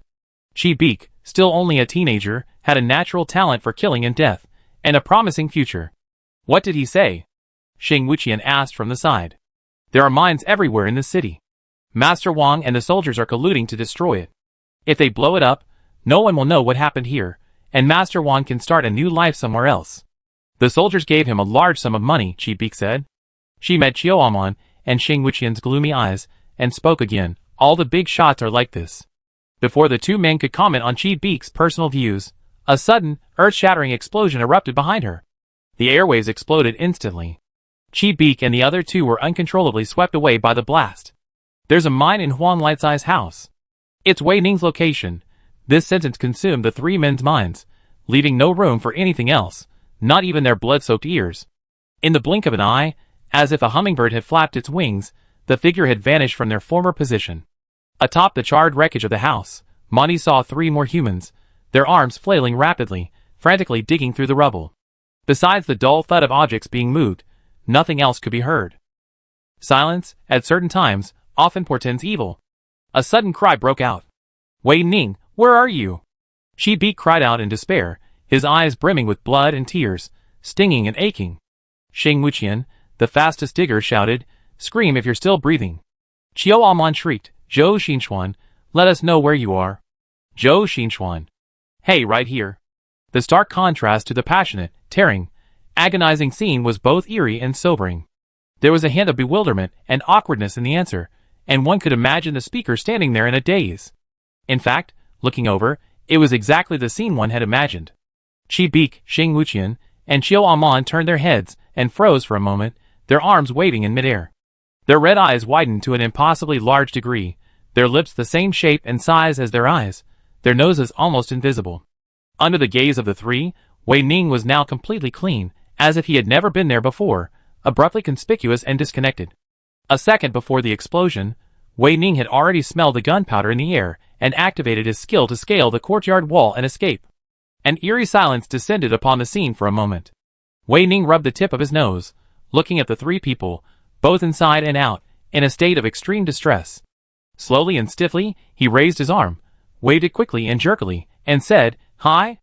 Chi-beak, Xing Wuqian, Qiu Amon, Bang, bang, bang. The successive explosions drew everyone's attention. They were far away, scattered throughout the city, seemingly intentionally scattered to the west, north, and east. The direction of the city gate was completely silent. The plumes of smoke rising into the air were like long swords nailing the corpse of the city, pitting its limbs firmly, leaving it unable to move, and unable to do anything but wait for its death. Wei Ning narrowed her eyes, and asked Qiu Amon, "Is Master Wang's yard very big?" Qiu Amon was stunned. "Yes, it is." "Why are you asking that so suddenly?" Wei Ning turned to look at her. Her cold voice, in the stifling heat of the bombing, sobered her up. "Which way do you think he'll run? He must be accompanied by the leader of the soldiers. Rats always hang out with bugs. Come with me." Qiu Amon's eyes darkened, and she took off running. Chi-beak's breathing changed, and she was about to lift her knees, but her throat suddenly tightened, choking her breath. She opened her eyelids, and was met with a face that had magnified several times over. Xing Wuqian bent over and said, "Plans can't keep up with changes. We're not going with Wei Ning and the others. We're going to the north of the city." Chi-beak tilted her head, avoiding Xing Wuqian's. She stared at the direction Wei Ning had left and said, "What about the east of the city? You're all gone? How cold-blooded. Captain Zhou has 2 men. Don't worry." Xing Wuqian loosened Chi-beak's collar, his gaze sweeping over her gently, a puzzling expression in his eyes. Chi-beak's heart sank, a sense of discomfort boiling in her veins. She glared. "What are you looking at?" Being glared at by a teenager. This was nothing new to Xing Wuqian. He was often glared at, by creatures of all ages, even his sister's newborn baby. Clearly, Xing Wuqian hadn't taken Chi-beak's warning seriously. "You dislike the Federation and the military, but you love Wei Ning. Why?" he asked. "Who are you?" The man before him had a sharp, stern gaze. Chi-beak could see he was incredibly persistent about this answer. Chi-beak felt a headache. The lackey's sense of smell was always too sharp. Of course, Wei Ning was the eagle soaring high in the sky, always towering above these people. Chi-beak thought to herself, and she would definitely become the new Eagle King of the flock. Eagle King. Wei Ning met 2 people at Mr. Wang's house, 2 people both expected and unexpected. Dou Xiai and Cheng Qiwei. The first to notice the outsiders was Fei Qingzhe. Sensing their gaze, she shot the soldier beneath her feet with a bang, then turned half her face to gaze at the 2 men, one tall and one short, frowning. "Why did you bring a man here? It's not safe here." In the distance, Cheng Qiwei didn't even turn around, not even making a single unnecessary movement. He simply lowered his head, placed the muzzle of his gun into the soldier's mouth, and pulled the trigger. Bang! The startling sound brought Qiu Amon back to her senses. The familiar words of the class leader gave her a sense of security, even though she knew full well that the class leader before her was a player from another world. Qiu Amon twitched her lips and replied, "I'm safest with class leader Dou Xiai." Her voice was soft, but clear enough for everyone present to hear. Chapter 153. Only with team leader Dou Xiai is safe. Dou Xiai. Qiu Amon muttered to herself, her voice tinged with eagerness and longing. Everyone knew who Qiu Amon was calling. Her heart and eyes yearned to see her team leader, as if seeing her would dispel all her fear and anxiety. It was a deep-seated dependence. Fei Qingzhe, staring into Qiu Amon's eyes, moved the corners of her mouth, her shifting lips unable to utter a single silent word. Finally, she gently tilted her head to look at Wei Ning, who was beside Qiu Amon, and said, "The Wang family has been hiding a large number of soldiers in their home for a long time, but they're gone. The explosion just now was a throwing a grenade." Qiu Amon never looked away, her gaze fixed on Fei Qingzhe, or more precisely, Dou Xiai. "Bastard." Cheng Qiwei stood up straight, the muzzle of the gun tracing a beautiful arc across his palm. He faced Wei Ning and the other man, his eyes unwavering. He said, "My guns and grenades have been with that old for so long. It's time to use them. It's not good to let them all rust." Cheng Qi's voice couldn't conceal the recklessness, a sense of relief that a mountain of pressure had finally been lifted from his body. He took out a handkerchief and carefully wiped the blood splattered on the muzzle of the gun. He walked over to Wei Ning, staring at her, and said, "Guns are a wonderful tool. You can't live without them." Looking into those deep eyes, Wei Ning was silent for a moment. But soon, she reached out and took the gun. The handle was still warm. Wei Ning was slightly startled. She lowered her head and squeezed it firmly. Her palm seemed a little hot, but it was an illusion. Dry and hot. Not an illusion, Wei Ning thought. No matter what it is, if someone holds it with unusual force for a long time, it will naturally leave a mark. This gun also seems to bear someone's special mark. Wei Ning flicked the gun with her fingertips, a crisp sound. Wei Ning raised her eyes again and said to Cheng Qiwei, "Thank you." Without waiting for Cheng Qiwei's response, Wei Ning turned to look at Fei Qingzhe, her eyes sharp. "I ran all the way here, and there were no women or children on the street. You did this? This is part of your plan. The rest is a lie to us? What do you mean?" Qiu Amon, standing nearby, widened her eyes filled with shock and confusion. Qiu Amon's mind hadn't had time to process this information, but her body had already reacted. She jerked her wrist up, pointing the newly acquired pistol at Cheng Qiwei. The black muzzle of the gun mirrored Qiu Amon's expression, both cold and resolute. She spoke each word clearly. "Are you in cahoots with those beasts? You're a traitor." Cheng Qiwei's mouth twitched slightly as he watched the muzzle of the gun circling in the air, but he quickly regained his composure. He stepped closer to Fei Qingzhe, thinking to himself, "Now, I decided to bet on this kid firing. If the bullet is unfortunately aimed at me, I'll kick this kid's good boss over there to block it." "You always been so sharp and direct," Fei Qingzhe said slowly, looking at Wei Ning. She stepped forward and grasped Qiu Amon's wrist, feeling the little fellow's arm trembling. Her voice gave Qiu Amon's arm a little support and relief.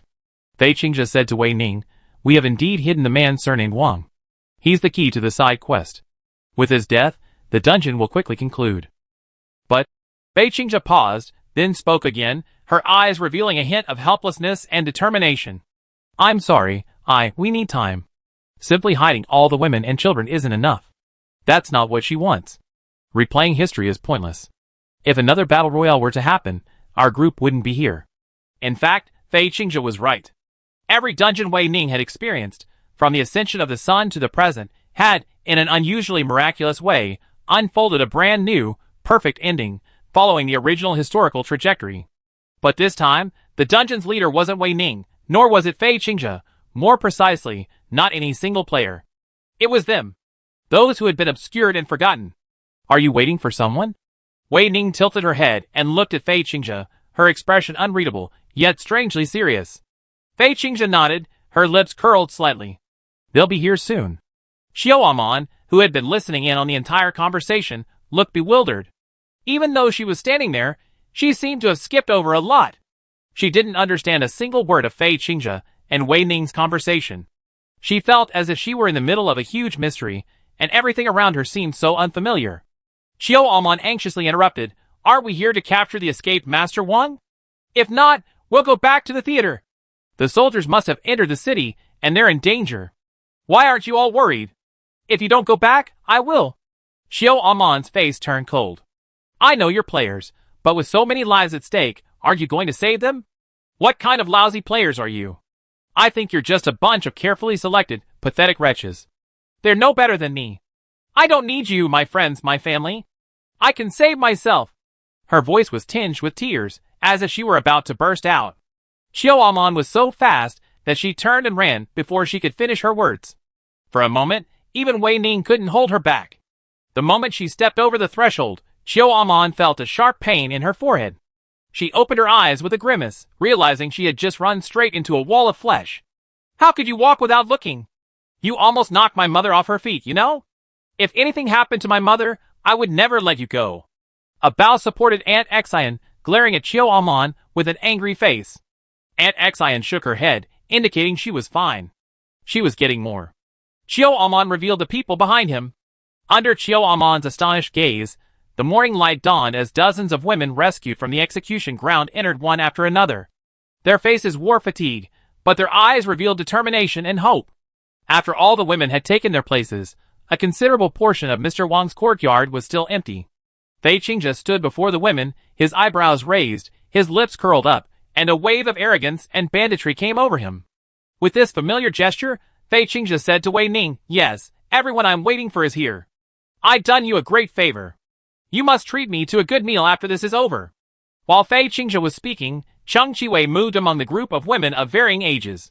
His movements were swift and skillful, firing one gun and grenade after another. The moment the cold, heavy, unfamiliar texture fell into his palms, each of the women felt a shudder in their hearts. A strong shiver ran from their tailbone to the top of their heads, and even their breathing became hot and rough. Some of them had never even attempted any kind of armed resistance, struggle, or violence. They had lived in constant oppression and fear, never dreaming they would one day take up arms and fight for their freedom. But not a single woman threw down their weapons, including Chiao Amon. She hadn't known when she had joined the group of women, chest puffed out, head held high, standing at the very center, like a young yet formidable lion. Her eyes were filled with determination and courage, as if telling everyone she was no longer the timid girl she once was. At the front of the group stood Wei Ning and Qin Shi, standing side by side, watched by the women in the group. Their silhouettes, cast by such trusting gazes, echoed the figures of two important figures in Federation history. A cold, low electronic sound suddenly rang out, mingling with the whirring of a powerful electric current. The Shadow Puppet Army has been constructed. Congratulations to player Wei Ning on completing the main quest, reclaiming the Shadow Puppet Army's base regime. You reached 85% completion. Please keep up the good work. Player, Wei Ning. Current instance, Shadow Puppet Base. Instance role, Shadow Puppet Army Builder. Zhu Hua. Character exploration, 100%. Faction, Shadow Puppet Army. Accumulated points, 6,000. Instance quest, achieve a victorious ending for your faction. Instance exploration, 80%. Boss Do, I brought everyone here. What do you want to do next? Qin Shi walked up to Fei Qingzhe, her expression serious, her eyes bright, exactly the same as when Wei Ning first met her. Facing Qin Shi's scorching gaze, the corners of Fei Qingzhe's mouth curved ever wider, her smile distorted to a terrifying, sinister degree. She said, "Didn't the lyrics say it?" Qin Shi looked puzzled.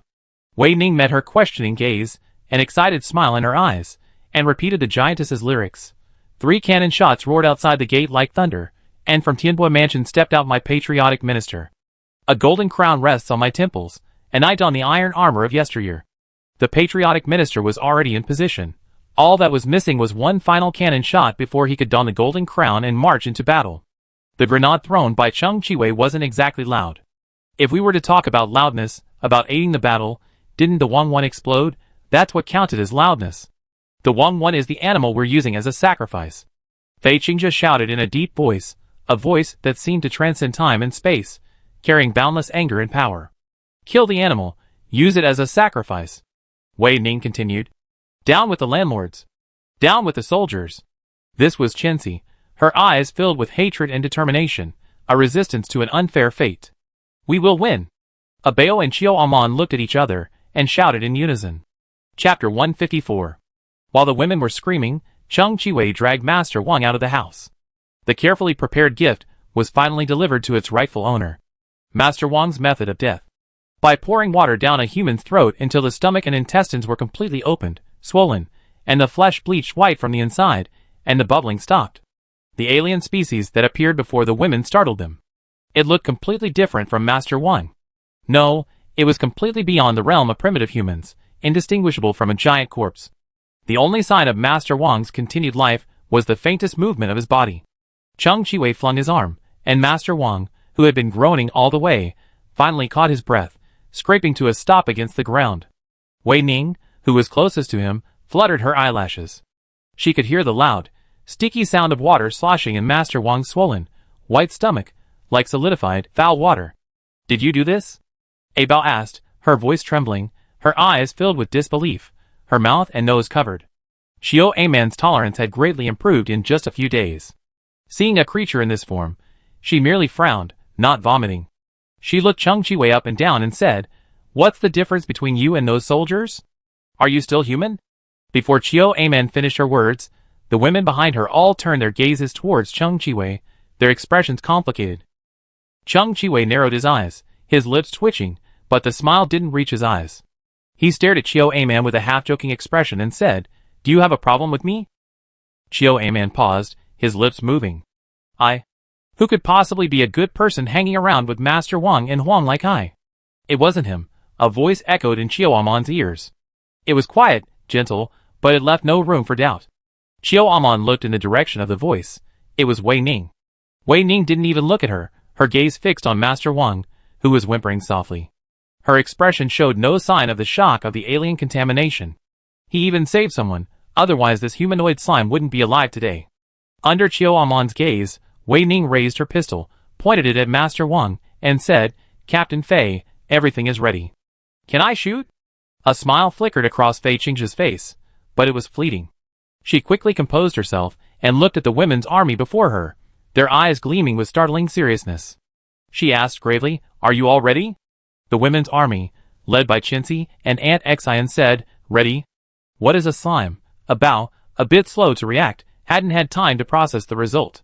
Suddenly, bang, the giant water ball like Lord Wang suddenly exploded. Attention! Attention! Attention! The side quest drama has officially begun. An unforgettable performance is about to unfold. Congratulations to player Wei Ning, the Shadow Puppet Women's Army is complete.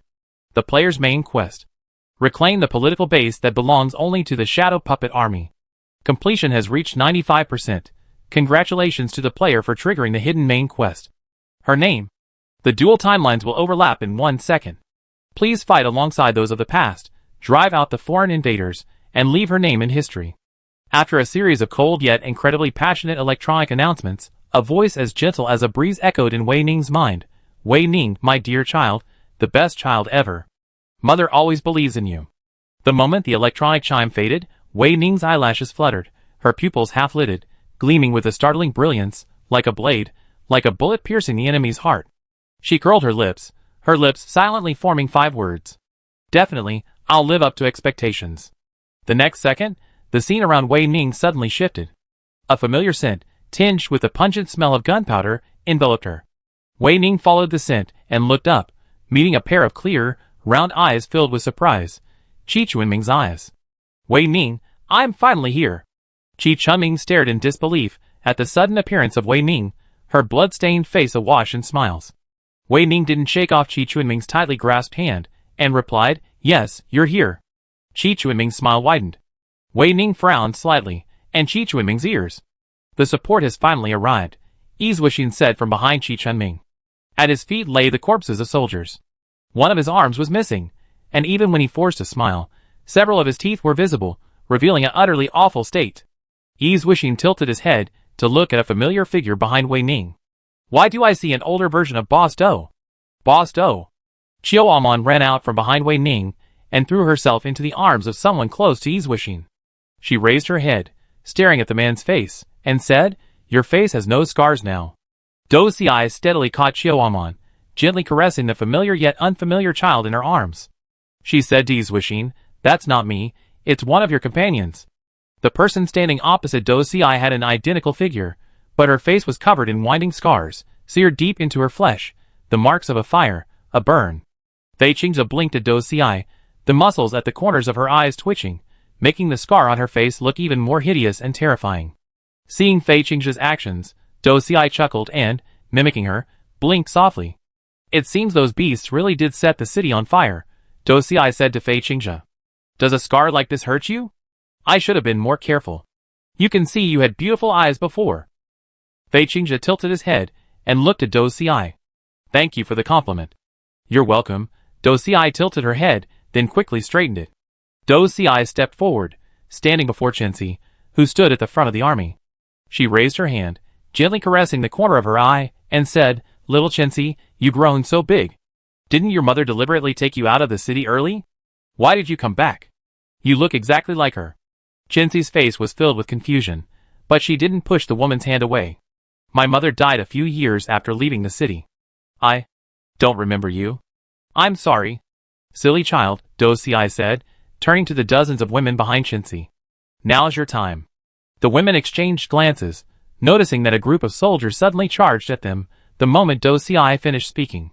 They marched slowly, forming a line, their legs twisted into strange shapes, chanting with each step, muttering incomprehensible words, and dancing in a way that sounded like a prayer, yet also a curse, as they advanced step by step. "They will surely die." Qinzi's face darkened, her grip on her gun tightened. With a wave of her hand, she led the women behind her in a sudden charge. And Wei Ning walked side by side with her. Bang! The bullet, exploding from the muzzle at high speed, shattered a heart.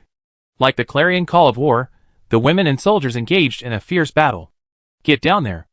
Ah Bao shouted angrily. At her command, the wall of men in front instantly lowered itself. Immediately afterwards, a grenade soared through the air, exploding in the heart of the fleeing soldiers. Severed limbs and shredded flesh exploded in the air like fireworks, some of which, caught in the blast, struck Ah Bao's face. She gasped, the stench of enemy blood in her mouth surging with an unprecedented surge of excitement. Kill! It's my turn! A woman in the distance yelled, squeezing the trigger as she, one by one, mowed down the soldiers fleeing from the grenade. After a perfect burst of kills, the women retreated with incredible speed, putting distance between them and the enraged, counterattacking soldiers. This battle reeked of the atmosphere and traces of the Federation military's combat. Immature yet perfect. This group of women, who had never held a gun before, coordinated perfectly at every turn. While Fei Qingzhe and Dou Xi were conversing, Wei Ning, Qi Chunming, and Yi Zuixing didn't stand by idly. In a remarkably short time, Wei Ning and the others formulated a series of battle plans. Unexpectedly, yet predictably, the women learned incredibly quickly. You're geniuses! Wei Ning shouted among the women. We're geniuses! Ah Bao followed suit, her face flushed red, her eyes fixed on the soldiers in the distance, ready to pull out the next grenade at any moment. Women are geniuses! Xiao Amon shouted. Chenxi and Aunt Xian, standing beside Xiao Amon, exchanged a glance, their eyes, smeared with dust and blood, simultaneously curling up. As if contagious, countless women's eyes narrowed. Suddenly, the soldiers across the way erupted in shrill cries of abuse. Something's wrong, Dou Xi frowned. She couldn't understand the soldier's language, but she could tell from his distorted features that something unfavorable had happened. Fei Qingzhe raised her arm, and in less than a fraction of a second, the women, centering around them, fell silent. It's too far, Wei Ning said. The player activated the skill Eye of Destiny. Eye of Destiny. The player can see what's happening to the target, with a 1-minute event scenario. Whether this event occurred in the past, present, or future, it's up to the player to discern. Wei Ning's target wasn't the soldier before him, but Dou Xi. Dou Xi was undoubtedly the key figure in this group, and Wei Ning chose her without hesitation. But selfishly, Wei Ning had to admit that Dou Xi was an incredibly charming person. From the first moment she caught his eye, she could win over anyone's heart and make them want to follow her. For a moment, Wei Ning harbored such feelings for Dou Xi. Player Wei Ning successfully used the skill Eye of Destiny, viewing the scene for 1 minute. The scene before Wei Ning began to change. It was a theater. The theater door was cracked in two, charred beyond recognition, and the courtyard was covered in traces of bombardment. A single person stood in the center of the courtyard, countless fallen corpses at her feet. From a distance, she looked like a killer god, crawling out of hell, drenched in blood. Wait. Something's wrong. Warning. The skill has a 1-minute time limit. Forcing it past the limit will cause unpredictable damage to the body. Warning. Player Wei Ning, please stop using the skill. Who wants to listen to you? As long as she survives, she won't stop. Wei Ning's eyes twitched violently, and her breathing unconsciously hitched for a moment. The corners of her eyes suddenly felt hot, and then the muscles connected to the skin began to burn rapidly. Your eyes. What did you see? Cui Feng and Cheng Qiwei asked simultaneously. Those drawn in by Cui Feng and Cheng Qiwei's voices were startled by Wei Ning's eyes devoid of white. A red, almost black, filled her entire eye sockets, like a female ghost crawling out of the shadows of another world, seeking revenge. Eerie and captivating. Spears, corpses, fire, and... Wei Ning paused, then continued with all his might, a bloodletter and a statue. Chapter 155. Bloodletter, statue. These two words were undoubtedly the most eerie and gloomy, a strong ominous aura washing over them. Fei Qingzhe, who had been shielding the retreating crowd, frowned upon hearing this. Without stopping, she glanced towards where Wei Ning had just gazed, and met Dou Xi's eyes. She was gentle and calm, as if nothing could bring her down. Wei Ning, are you seeing? Dou Xi? Is that her face on the statue? Fei Qingzhe pushed past Cui Feng and Cheng Qiwei, leaning in front of Wei Ning and asking, is that what's about to happen? Fei Qingzhe didn't ask if Dou Xi was dead. The answer was yes. As a real person in Federation history, Dou Xi's death was her destined end. No matter how much freedom a system develops and maintains, no matter how many side quests it allows players, a replica must ultimately be grounded in reality. Dou Xi would remain forever at 29. Wei Ning closed her eyes. The discomfort from her throbbing scalp was too intense, and for a moment she lost her hearing. The Eye of Destiny skill had a 1-minute time limit. Wei Ning ignored the system's warning and forcibly pushed past the limit, extending the duration of the skill. The blood letter and the statue were visual information Wei Ning had received outside the range of the Eye of Destiny. Wei Ning's body was overloaded, and some of her functions had been damaged by the shock. Even regeneration was useless. A full recovery would have to wait until the dungeon was over. Wei Ning. Fei Qingzhe raised his voice slightly. Fei Qingzhe's heart suddenly jumped. He grabbed Wei Ning's wrist and, as Wei Ning stared in surprise, swooped down and pulled her into his arms. The impact of the muscular back sent a sharp pain through Fei Qingzhe, a muffled hiss escaping his chest. Wei Ning didn't struggle, but simply raised her head to look at Fei Qingzhe. From this angle, she could only see Fei Qingzhe's furrowed brow, his hair swirling by his ears, and his frighteningly cold eyes staring straight ahead. "Captain Fei?" Wei Ning said. The answer to Wei Ning was bang. Wei Ning's eyes fluttered, and then, the smell of blood, magnified countless times, enveloped her, recklessly seeping into her nostrils and pores, tumbling her narrow blood vessels into a mess. "Captain Fei." Fei Qingzhe finally found the energy to respond. She lowered her head and smiled softly at Wei Ning. It was a smile Wei Ning had never seen on her face before, surprisingly similar to Do Si's, gentle and powerful, like a female eagle with her wings spread wide, protecting her cubs. Wei Ning couldn't hear the sound, only the shifting of Fei Qingzhe's lips. She said, "Which ba asterisk asterisk asterisk is throwing a grenade at my back? Damn, it hurts so much." Deaf Wei Ning could only rely on lip movements, and had no idea how loud Fei Qingzhe's screams were. Cui Feng and Cheng Qiwei, who were closest to her and Wei Ning, nearly ruptured their eardrums. "Captain Fei." Wei Ning's eyes darkened. With a speed barely perceptible to the naked eye, she spun around, exerting force with her arms, hoisting Fei Qingzhe onto her back and dashing forward, putting distance between them and the incoming ammunition. Yu Shuangjiu and Qi Chunming exchanged a glance, then instantly picked up speed. The two of them followed Wei Ning, forming an impenetrable protective circle. Do Si noticed the movement, but her entire focus was on the rear of the team. Several who couldn't keep up began to stumble. Do Si grabbed their wrists tightly and ran forward at her own pace. "Don't stop, I need you alive," Do Si told them. A Bao and Qiu Amon were at the side of the group. Children were much more agile than adults. Occasionally causing trouble for the pursuing soldiers was what they were best at. Chen Shi and Aunt Xian were at the front of the group, clearing the way. They had chosen the safest and shortest route. Dozens of women, marching in unison, like a tightened hemp rope, rushed into the theater. Bang! The door slammed shut. "Too many enemies, not enough bullets," Cui Feng said, his face grim. His fingertips repeatedly stroked the barrel of his rifle, his hand trembling slightly from the numbness of his knuckles. Cheng Qiwei glanced at Cui Feng, a gleam of disdain in his eyes that was extremely irritating. He said to Cui Feng, "The theater staff and I have already sharpened all the spears and swords here. We're fully prepared."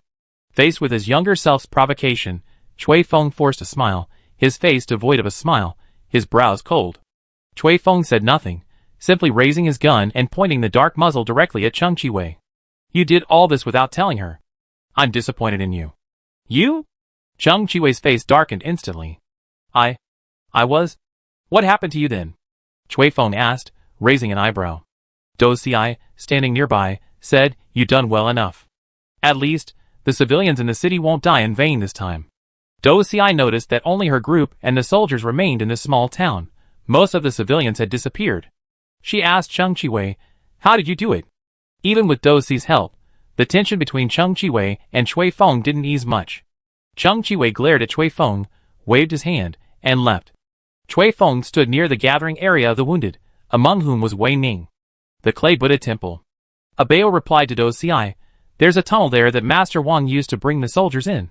Later, we took advantage of the defense to evacuate our own troops." Do Si was stunned. "Clay Buddha Temple? Is there such a temple in the city? Where is it?" "That's not a very good name." Qiu Amon answered Do Si's series of questions. "It was built shortly after the fire. It was built by Master Wang. At first, I thought he had good intentions, but then I realized he and the soldiers were mocking. A bunch of worse than pigs and dogs." As for the target of Qiu Amon's ridicule, Do Si knew exactly what she had omitted. She reached out and rubbed Qiu Amon's head, smoothing down the child's frizzled hair. She said to Qiu Amon and Abeo, who were gathered around her, "You are very brave girls. A truly strong person knows the end of the road that has no choice, and then walks resolutely on the path before him. Chiao Amon and Abeo exchanged a glance and said solemnly, "We will definitely defend this city, allowing the people outside to escape further." "Yes, we will," the women shouted in unison. Even the injured women shouted with all their might, except for Wei Ning and Fei Qingzhe in her arms. One could not hear, and the other had lost his breath. Fei Qingzhe's condition was grave. The moment she entered the theater, Wei Ning felt the breath on her neck disappear. Qi Chunming, Yu Shuangjiu, Yi Zhuixin, Zhou Zhongshuan, and Xing Wuqian stood aside, their expressions silent, but their eyes betrayed no undue sadness. They could return to reality after dying in the dungeon, but what about the people in the theater? Humanity never grows numb to life. Under the gaze of Qi Chunming and the others, Wei Ning placed Fei Qingzhe's body in her own room, the very room where she had been bed-paralyzed. Wei Ning lowered her gaze to Fei Qingzhe, her gaze fleeting, so fleeting that one doubted she felt any emotion in those few seconds. Wei Ning turned her back and closed the door. Zheng Qiwei, armed with a collection of guns and knives, noticed Wei Ning and approached, meeting her inquiring gaze. Zheng Qiwei pursed his lips slightly, his eyes flickering for a moment. He couldn't lip read. Suddenly, Wei Ning extended his hand. Zheng Qiwei's eyes suddenly widened. Wei Ning's hand, instead of removing the sharpened weapon from his arms, landed on his head. The force was brutal. Zheng Qiwei could clearly feel his hair flying off. He blinked, his mind blanking for a moment. When he finally came to his senses, Zheng Qiwei was startled. His arms felt lighter, and Wei Ning was long gone. He hurriedly turned his head to look for her, but found that Wei Ning had already distributed the weapons to everyone. Dou Xi stood in front of Wei Ning signing. "She must be in pain. You should buy her 2 meals." Wei Ning nodded. Dou Xi continued to sign. "A little presumptuous, but can I know her identity?" Warning to player Wei Ning. "Do not reveal your real identity to dungeon NPCs." Wei Ning tilted his head and raised his hand. It was a soldier. Wei Ning's sign language was smooth and precise. Ever since Zhang Xiaohua mocked her for not knowing sign language in the first dungeon. Ascension in the daylight, Wei Ning mastered it in record time. Dou Xi's eyelids drooped, then quickly lifted again, the shifting emotions in her eyes difficult for Wei Ning to decipher. She smiled at Wei Ning, gesturing as she said, "Thank you for coming here, for being with me." Dou Xi's voice was high, and Qi Chunming and the others beside Wei Ning could hear clearly. Qi Chunming and Yu Shuangjiu exchanged a glance, and the moment their lips opened, bang, the door exploded. The soldiers were chasing them. They outnumbered Dou Xi and the others tenfold, glaring like locusts, their eyes glaring with crimson greed, determined to devour the small theater completely. The expressions of Dou Xi, Wei Ning, and the others instantly darkened, their murderous intent crystallizing. As the first soldier entered the theater, he was greeted by a spear thrust straight into his abdomen. At the other end of the spear lay Dou Xi, her arm muscles tensed as she roared, "As long as the city survives, it's safe. As long as the city dies, it's gone. As long as the city survives, as long as the city dies, it's gone." The women shouted in unison. "Kill!" Each cry was mingled with the sweet, fishy aroma of blood. "Die!" Wei Ning, covered in wounds, practically turned into a bloody mess. She was in pain all over, and that single cry had exhausted her last bit of strength. She had fought until now, relying solely on willpower to remain standing. Being deaf made Wei Ning's combat experience extremely limited. Her 100% intuitive foresight was useless against the sheer number of enemies. Danger lurked in every direction and position. Thus, Wei Ning could not hear the others shouting at her. "Wei Ning, get out of the way!" Puff! The moment the words fell, a soldier's rifle and knife pierced Wei Ning's abdomen, the white bone standing out in the sunlight. Puff! The pain in her body reacted quickly. The moment her flesh tore, Wei Ning spun around and plunged her knife straight into the soldier's neck. Scalding blood drenched Wei Ning. Her mouth stretched, the arc extending to her ears, and she laughed a terrifyingly hearty laugh, her breathing so harsh it could rub skin apart. The soldier collapsed before Wei Ning. The soldiers who wanted to surround and finish her off were startled by Wei Ning's current state, and kept their distance, not daring to move forward. "Huh?" Wei Ning took a deep breath, glanced around, and swept her gaze over the corpse on the ground. Dawn. Ant Xian. Ah Bao Chiao Amon. Qi Chunming, Yu Shuangjiu, Yi Zhuixin, Xing Wuqian, Zhou Zhongshuan, and Cui Feng and Zheng Qiwei, who were closest to her. Wei Ning raised her eyes, taking one last look at Dou Xi, who was the last person in the courtyard, completely oblivious to the others, and then, everything went black, and she collapsed completely. Wei Ning. Not far away, Dou Xiai screamed, the muscles around her eyes trembling, her aching muscles mobilizing again. Puff. The soldiers closest to Dou Xiai were all hacked to death by her. The theater, once a scene of joy and laughter, was now a hellish scene, awash in corpses, mangled flesh, and blood.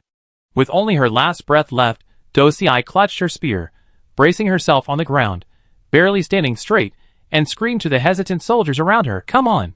before Dou Xiai finished her words. Retreat! In a matter of seconds, the few remaining soldiers turned and ran, abandoning their rifles, crying as they ran, "This is terrifying."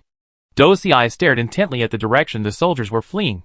After an indescribable amount of time, so long that her consciousness was beginning to fade, she whispered, "Come out." After a faint commotion, a small figure inched toward Dou Xi's side. This person was Qi Beak. Qi Beak hadn't participated in the battle. After leaving Mr. Huang's house, she had been hidden in the theater. Dou Xiai waited until Qi Beak reached her before she let out a heavy sigh of relief. Dou Xiai, still keeping her back straight, said to Qi Beak, "Have you gathered your things? Are you ready?" Qi Beak looked up at Dou Xiai and nodded heavily, "I'm ready." "Good boy," Dou Xiai said. She tried to force a smile, to comfort the trembling, red-eyed Qi Beak, but she found she didn't even have the strength. "Then let's go! Be careful and come back soon." Qi Beak sniffed her nose, mingled with tears. "Back to what?" Qi Beak didn't wait for a reply. She wiped the tears from her eyelashes, looked up, and her breath instantly stopped. Dou Xiai was dead. Her neck drooped slightly, her eyes open, staring intently at Qi Beak, her back as straight as the spear she held. For some reason, a single word popped into Qi Beak's mind. God. At that moment, Qi Beak was the only living person in this dead city. She wiped her face clean, glanced intently at Dou Xiai in the center of the theater, and finally confirmed that the item in her arms was intact. Then she turned and walked away. Qi Beak's path ended at the clay Buddha temple. She was going to reunite with the people who had fled outside the city, show them the item in her arms, and ask them to remember it deeply. It was a blood letter written by all the women and a painting. The blood letter contained all the women's names. The painting showed Dou Xiai holding a spear, like a god of war. A statue of a god. The statue Wei Ning saw, Dou Xiai fighting to the death. Congratulations to player Wei Ning for successfully completing the Shadow Puppet Base dungeon, earning 20,000 points. Please keep up the hard work, and I look forward to seeing you next time. Chapter 156. Wei Ning, good boy, you did it. A familiar electronic voice echoed in Wei Ning's ears. Unlike the usual genderless mechanical texture, this time the system's voice was a soft, firm mezzo-soprano. Wei Ning rolled her eyes, and realized she had been brought to the black mist land by the system again. The flowing black mist was much thinner than last time. It was all the result of her hard work, Wei Ning thought. Wei Ning's gaze fell on the mechanical sphere suspended in midair.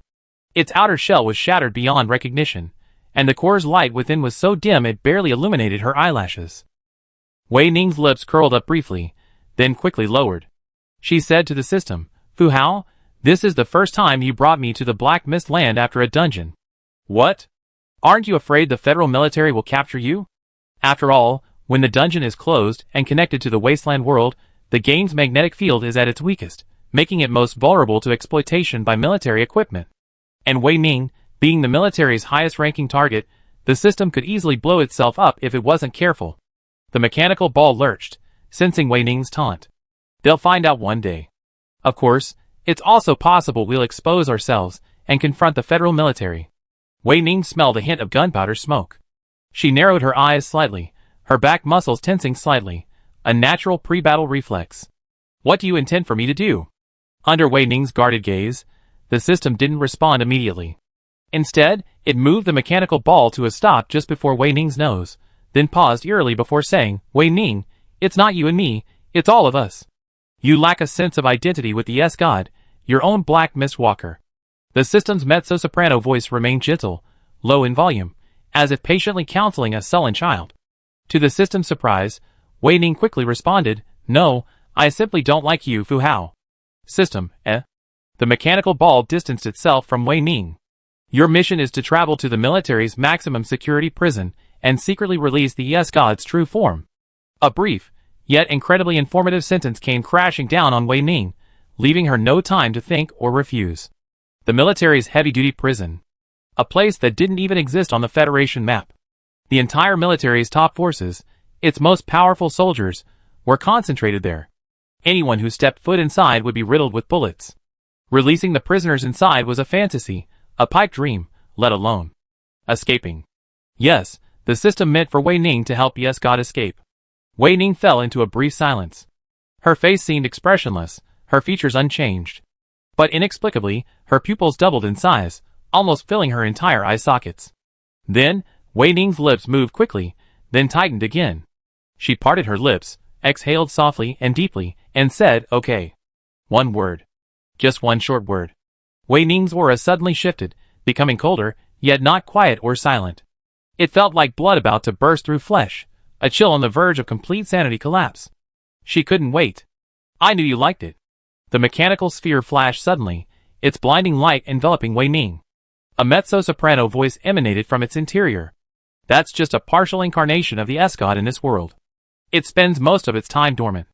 You don't have to worry about it harming you. Isn't she my mother goddess? How could she hurt me?" Wei Ning said. The system paused, then said, "That's true. It's good that you think that way." Wei Ning said that without a second's thought. Her brain was still swollen with blood. When she realized what she had said, Wei Ning felt a little surprised. But soon, she accepted it without a trace of discomfort. "This is indeed good. This is very good. The mission has been assigned. I will send you back to the wasteland. However, there is one very important thing I need to remind you of," the system said to Wei Ning, its electronic voice tinged with seriousness. "Before entering the Shadow Puppet Base dungeon, you were carrying out a mission under the watchful eyes of the entire Federation's top brass. And you were on the opposite side of your former captain, Fei Qingzhe. Your alien identity was already at high risk of being exposed at any moment. You also you held hostage, Li Chao, the daughter of the Federation Vice President, the director of the highest research institute, who is suspected of being Fei Qingzhe, hostage, and jumped from a building hundreds of meters high. The system continued. At the same time, you released an alien creature whose size exceeded all previous Federation records, and it suddenly appeared before the eyes of all military personnel." When the system finally finished, Wei Ning raised her eyelids. Her expression hadn't changed in the slightest by what she had just heard.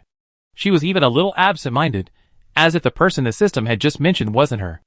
"Well, what's wrong? Is there something wrong?" Wei Ning said, her tone extremely flat. The mechanical ball suddenly swayed gently in front of Wei Ning's eyes. "No. Wei Ning, are you ready?"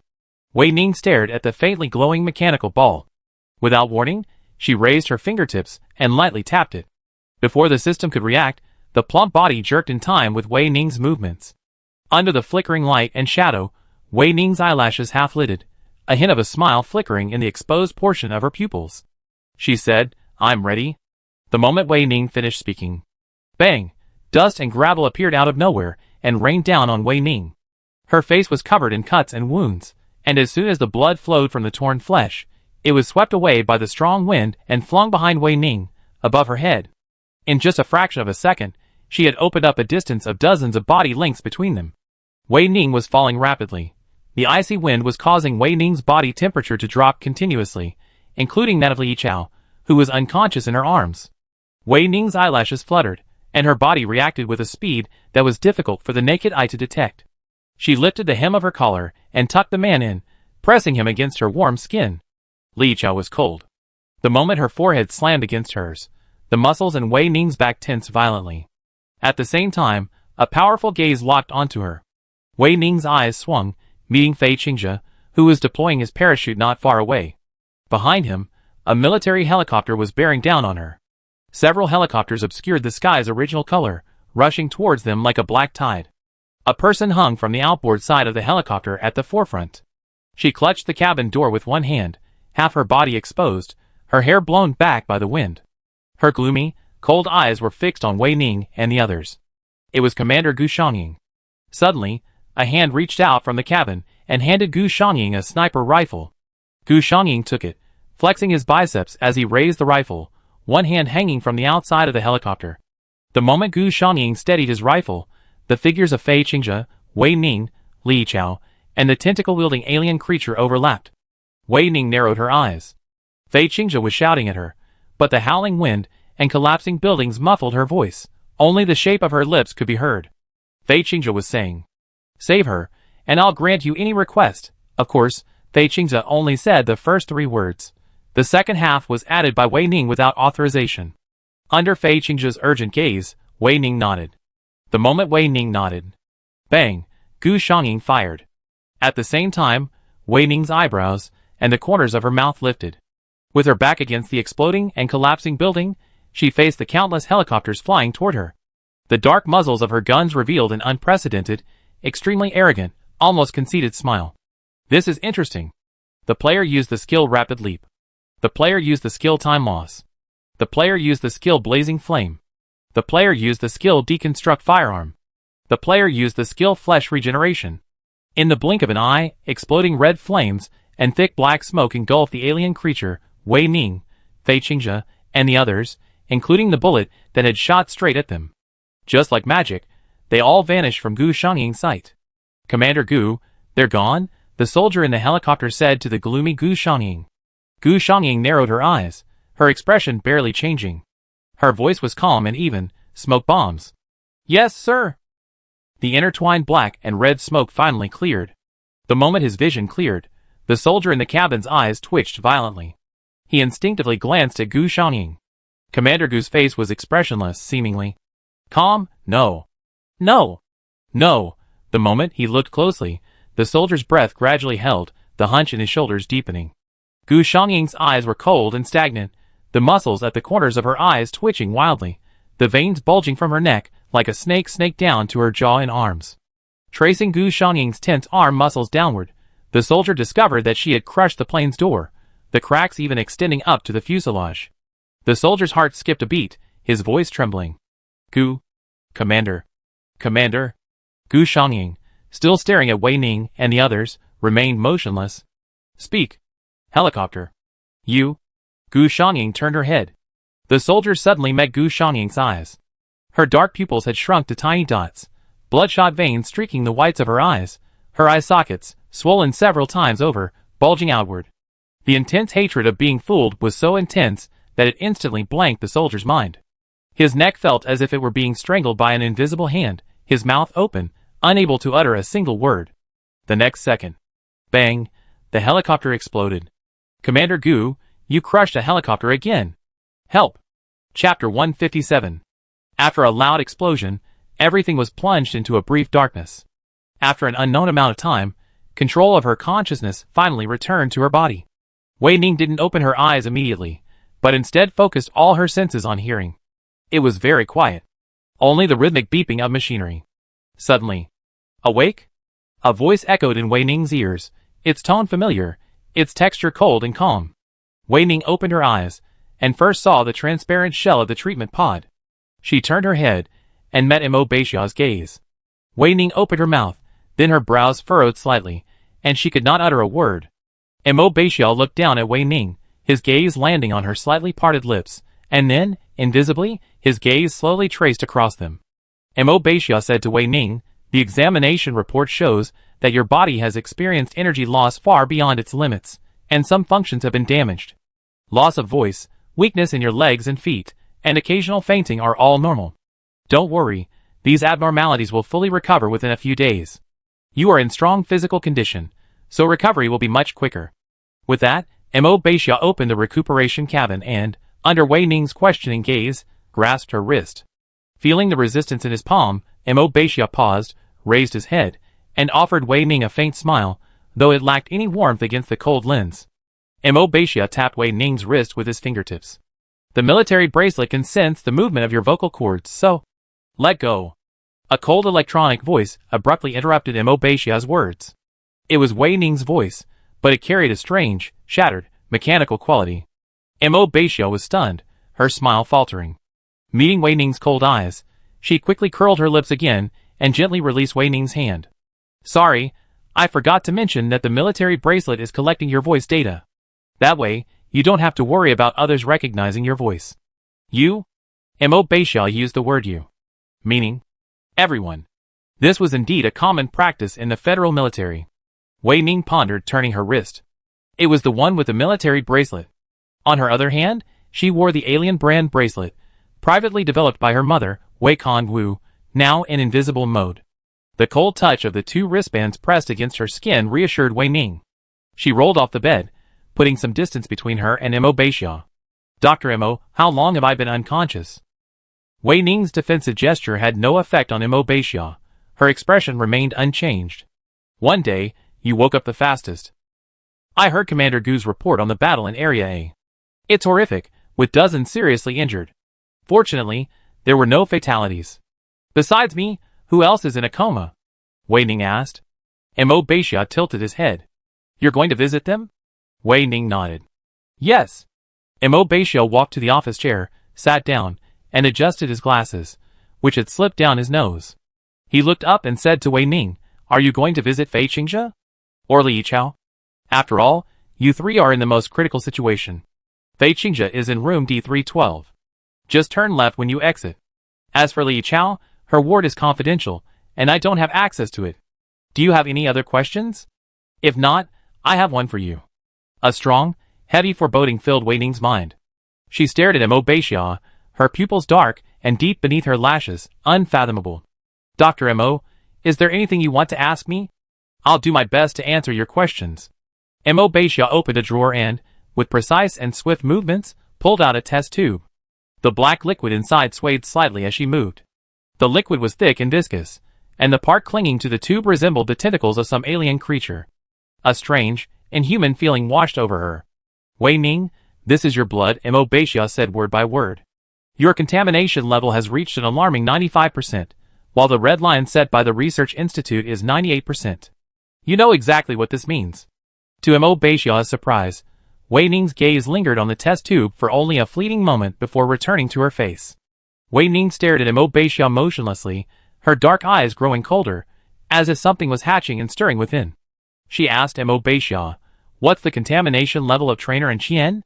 97.98%, Mo Beixia said. He's a miracle. Seeing Wei Ning's expression, Mo Beixia frowned, abruptly rising from her chair, propping herself up on the table with her arms, and leaning forward into Wei Ning's safe zone. Her expression was more stern than ever, and her voice was icy. Wei Ning, I hope you understand this isn't something worth comparing yourself to. I know, Wei Ning said, not retreating, staring directly into Mo Beixia's gloomy eyes. Mo Beixia straightened up, sighed, pinched her nose, and looked impatient. Go away. I still need to analyze your blood sample. Wei Ning closed the door quickly. Turn left. Room D312. The door was open, but someone was blocking it. Wei Ning paused, her eyelashes fluttering. She called out to the figure behind her, Commander Gu. Gu Xiangying turned and saw it was Wei Ning, but she didn't move. Gu Xiangying's condition was visibly dire. Dark circles under her eyes were thick, her eyeballs bloodshot. Her usually neat hair and uniform were stained with dust and blackened blood. Since the battle the night before, she hadn't rested a moment. Gu Xiangying's eyes darted to focus on Wei Ning. She pulled the corner of her mouth apart, a bloody streak forming on her chapped lips. It's Wei Ning, you're awake now. How are you feeling? Not bad. Wei Ning lowered her gaze. Commander Gu, aren't you going to bandage your hand? Hearing Wei Ning's words, Gu Xiangying raised her hand and twirled it in the air. The shattered steel pierced her palm, and blood flowed to the base of her fingers, forming a dark red scab. It was a horrific sight. A nurse suddenly ran over. She looked nervous, her face flushed. She whispered, Commander Gu, you've been standing here for 5 or 6 hours. You really should bandage your wound and rest. We have to go in too. Wei Ning stood beside the nurse, also staring at Gu Xiangying. Commander Gu? The air was silent for a moment, giving the illusion of a standoff. An unknown amount of time passed. Gu Xiangying finally reacted. She lowered her arm, her movements restrained, and said to the nervous nurse, I'm sorry to bother you. Take me over to get bandaged.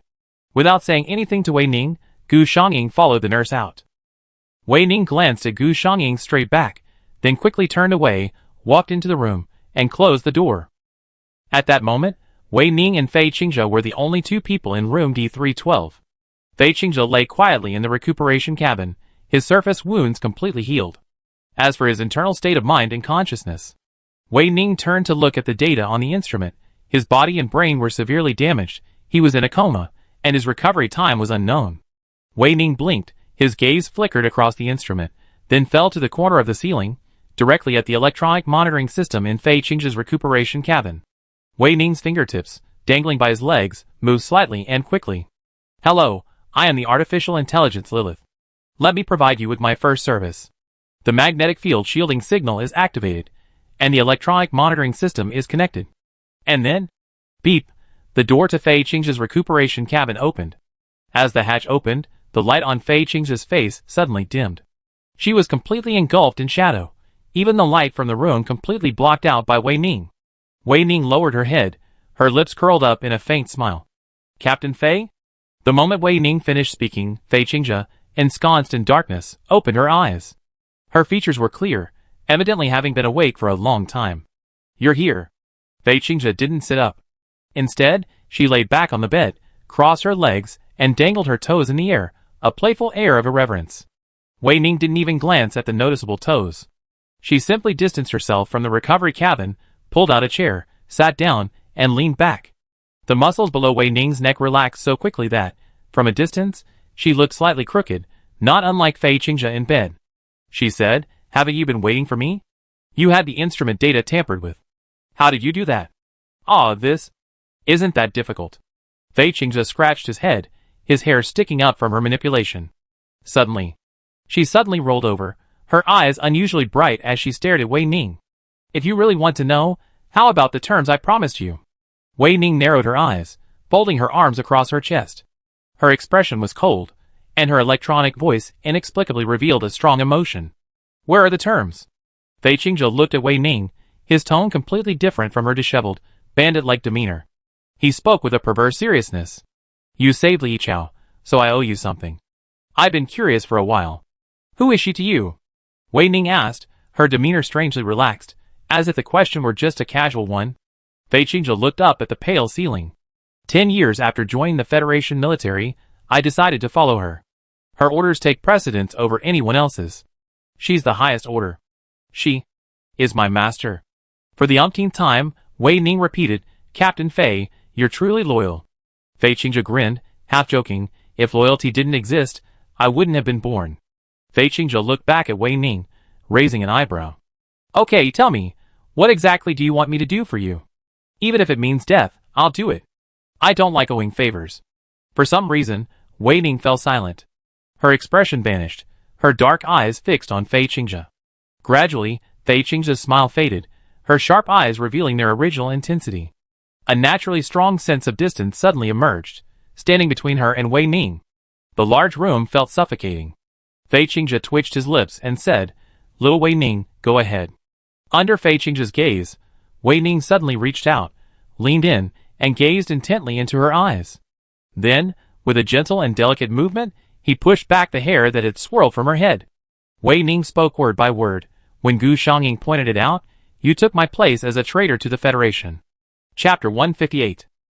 After she finished speaking, Wei Ning quickly withdrew her hand. She lowered her head and stared at Fei Qingzhe.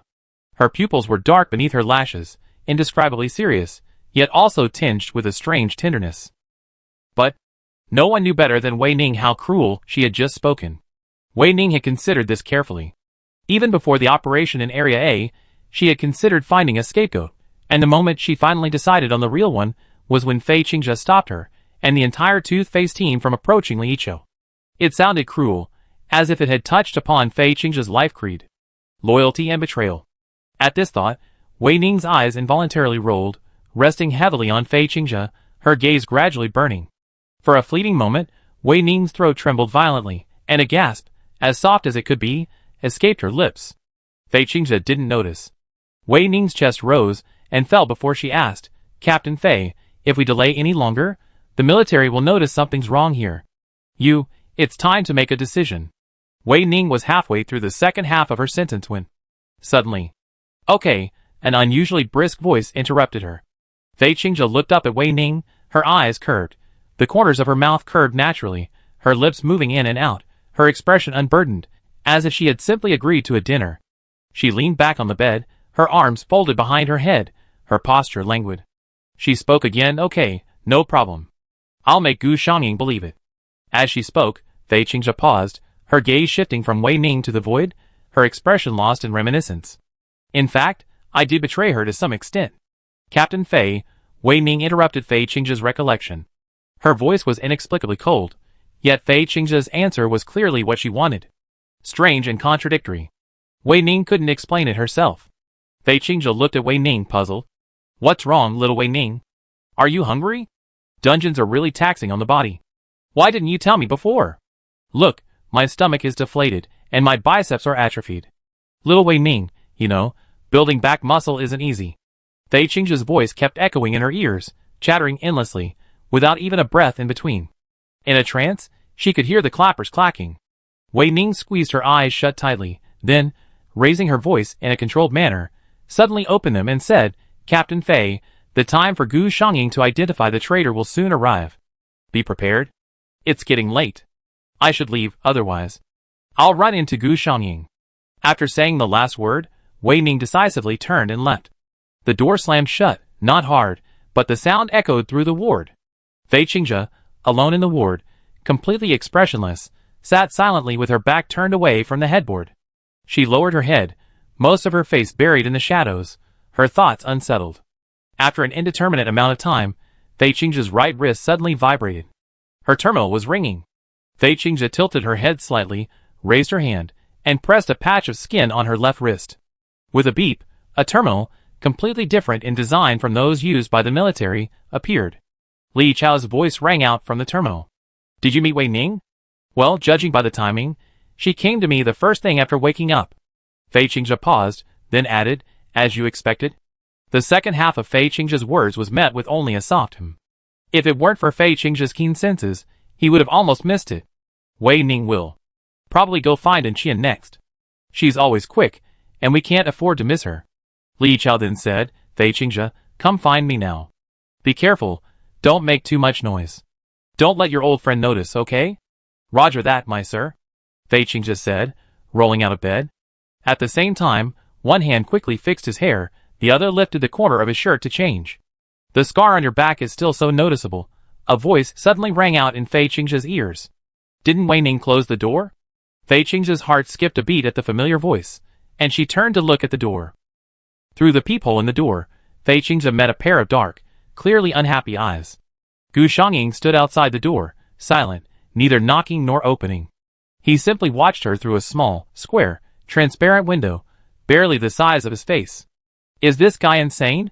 Fei Qingzhe's eyes twitched, and she quickly pulled the hem of her clothes down, her smooth back quickly covered by the soft fabric. Through the small window, Fei Qingzhe said to Gu Xiangying, this scar is your fault, Commander Gu. With a creak, the door opened, and Gu Xiangying entered the ward. She then closed and locked the door. From then on, Wei Ning could hear no more sound, neither the movements in the ward nor the conversation between Fei Qingzhe and Gu Xiangying. Soon, a corner not far from Ward D312 became completely empty. No one was hiding there anymore, half opening their eyes, silently observing everything outside Ward D312. Wei Ning, are you going to look for Qian next? If you need me, I can have Lilith infiltrate the military building security system for you. The system's voice echoed in Wei Ning's mind. Compared to before, it sounded a little weaker now, with occasional flashes of chaotic electrical noise. No need. Qian has been transferred. The only way to find him is in prison. My every move is being closely monitored. If I show any intention of searching for Qian, I'll probably fall into Gu Xiangying's trap, Wei Ning said. The most important thing is to demonstrate my absolute obedience to the Federation and loyalty to the military. While responding to the system, Wei Ning's footsteps continued. The corridor lights gradually lit up as he moved. Wei Ning's pace quickened. Before the previous light could go out, the next one came on.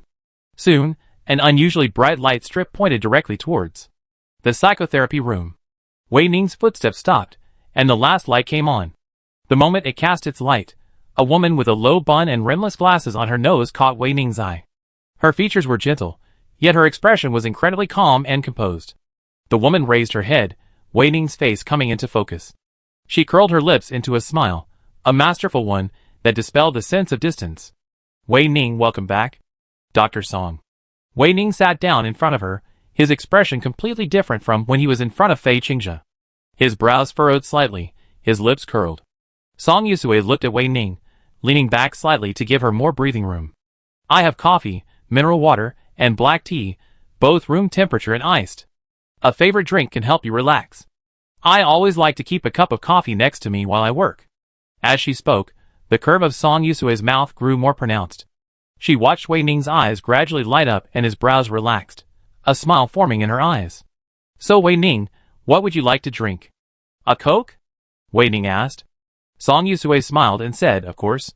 Do you want it chilled or room temperature? Wei Ning leaned forward slightly. Chilled.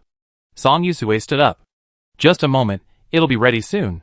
The instant the icy liquid poured into her throat, the sensation was actually painful. Once the pain broke through a certain threshold, the resulting stimulation was unprecedentedly exhilarating. Ton! Water droplets continued to drip from the glass bottle. Wei Ning placed the half-empty bottle of Coke on the table. She looked at Song Yusue and said, Dr. Song, how well do you know the Supreme Research Institute and Mo Beixiao? Do you think Mo Beixiao's status within the institute will surpass Li Chao's? Mo Beixiao's attitude towards me has changed a lot since returning from this raid. Song Yusue thought for a moment and said, I hold a certain amount of shares in the Supreme Research Institute. The shareholders' meeting is held once a month, usually chaired by Li Chao and Mo Beixiao.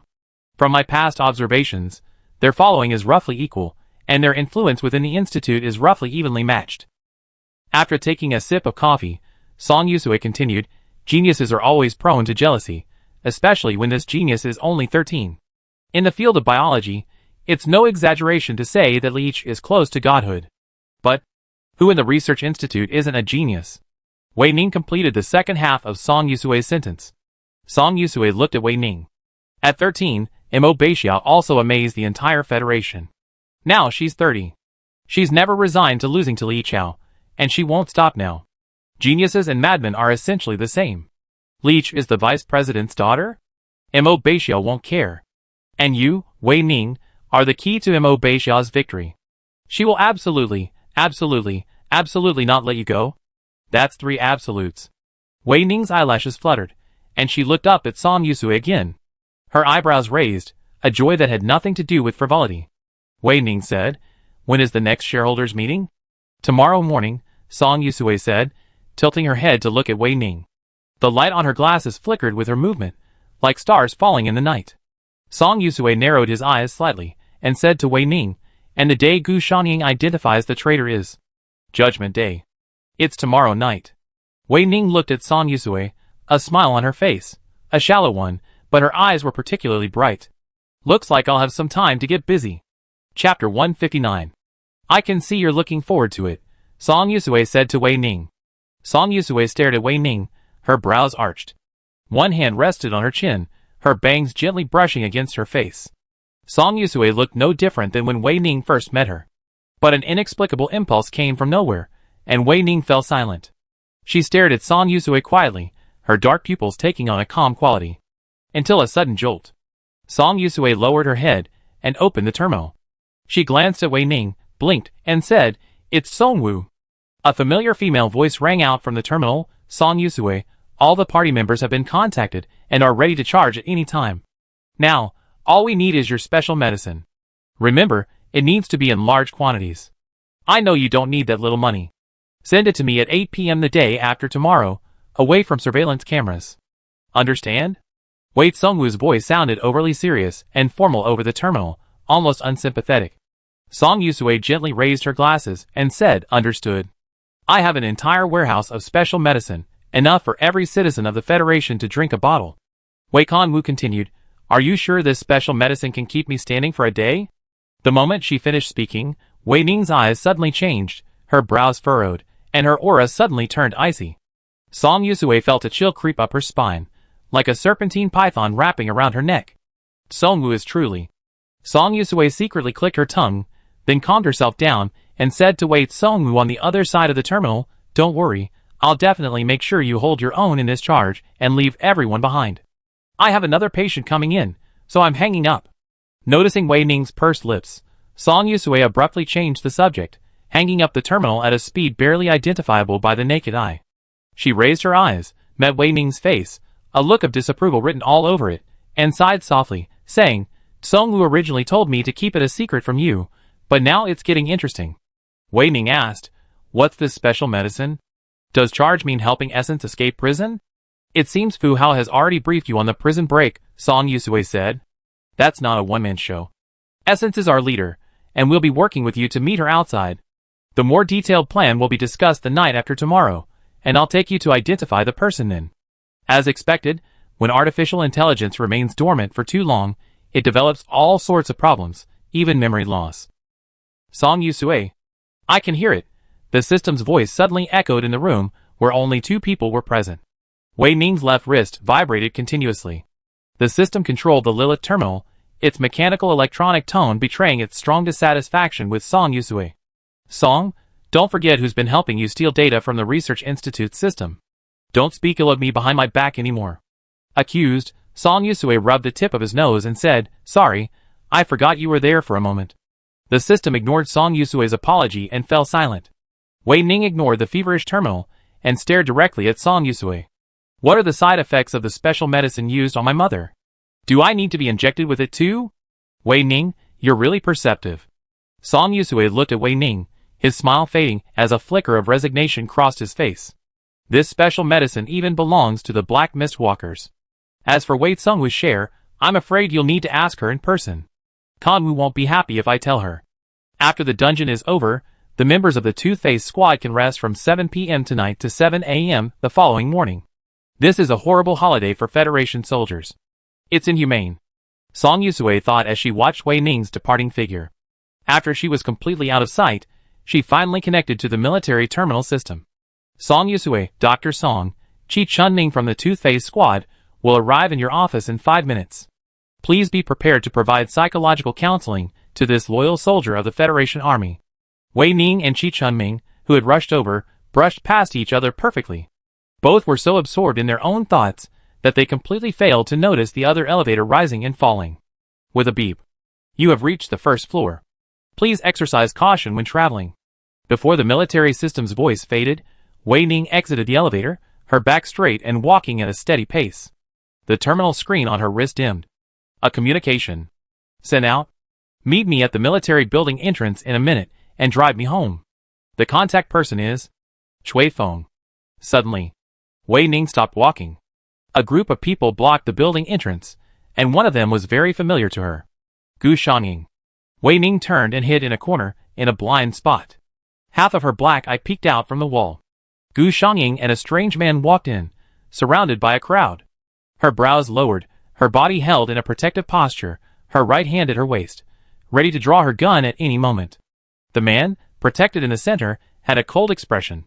His uniform was ironed to a flawless state. A long, vertical wrinkle ran between his brows, making his aura even more terrifying, a bloody smell of weathered sand. The corners of his mouth twitched. Wei Ning, hiding in the distance, felt a stirring in her heart. She couldn't read this man's lips. The distance from the door to the elevator was short, and the risk of discovery was too high. Wei Ning lowered her eyelids and completely concealed herself behind the thick wall. Mechanical footsteps approached. Wei Ning controlled her breathing, becoming softer and lighter. The elevator door opened. The elevator ascended. After about 10 minutes, Wei Ning finally emerged from behind the wall. She looked at the floor the elevator had stopped on, the very top, accessible only to personnel with extremely high authority.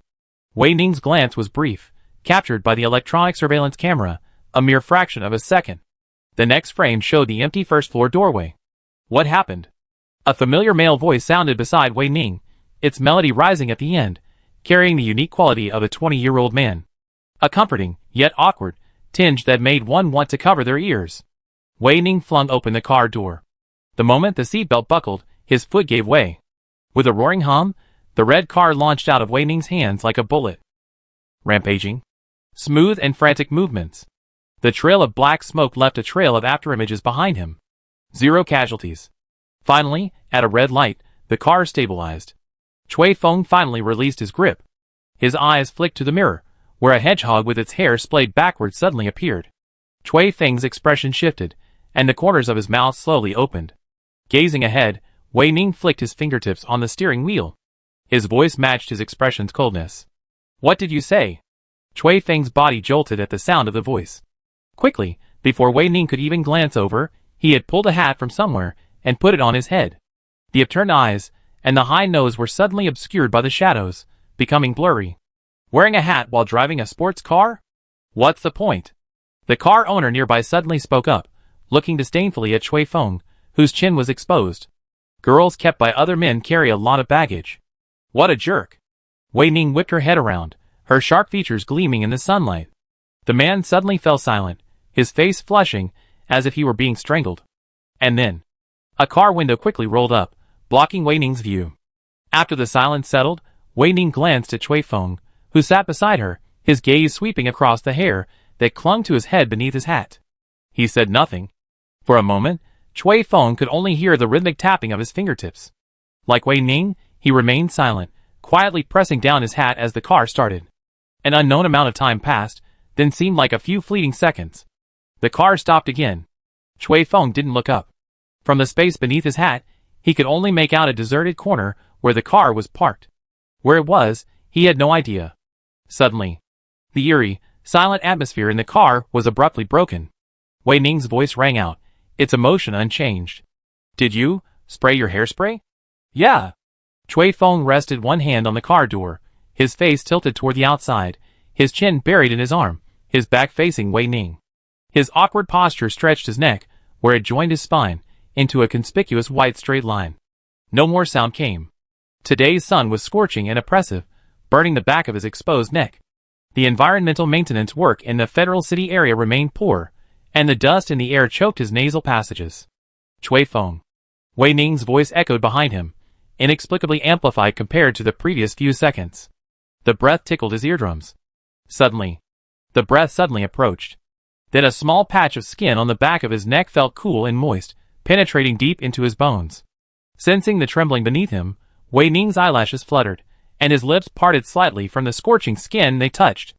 In a fraction of a second, they pressed against her again. This time, Wei Ning's lips were parted. Cui Feng's eyes, buried beneath his hat, suddenly widened, and a low, trembling gasp escaped uncontrollably from beneath his hat. A moist, soft, snake-like thing licked his neck. Cui Feng felt it, his pupils shrunken upward, and then, all the strength drained from his body. Cui Feng closed his eyes, as if helpless, bewildered, or perhaps even more restless. A natural tear slipped from the corner of his eye. Wei Ning caught the tear, her lips and tongue pulling away from Cui Feng's exposed neck. She lowered her eyes, her gaze fixed on the small patch of glistening moisture.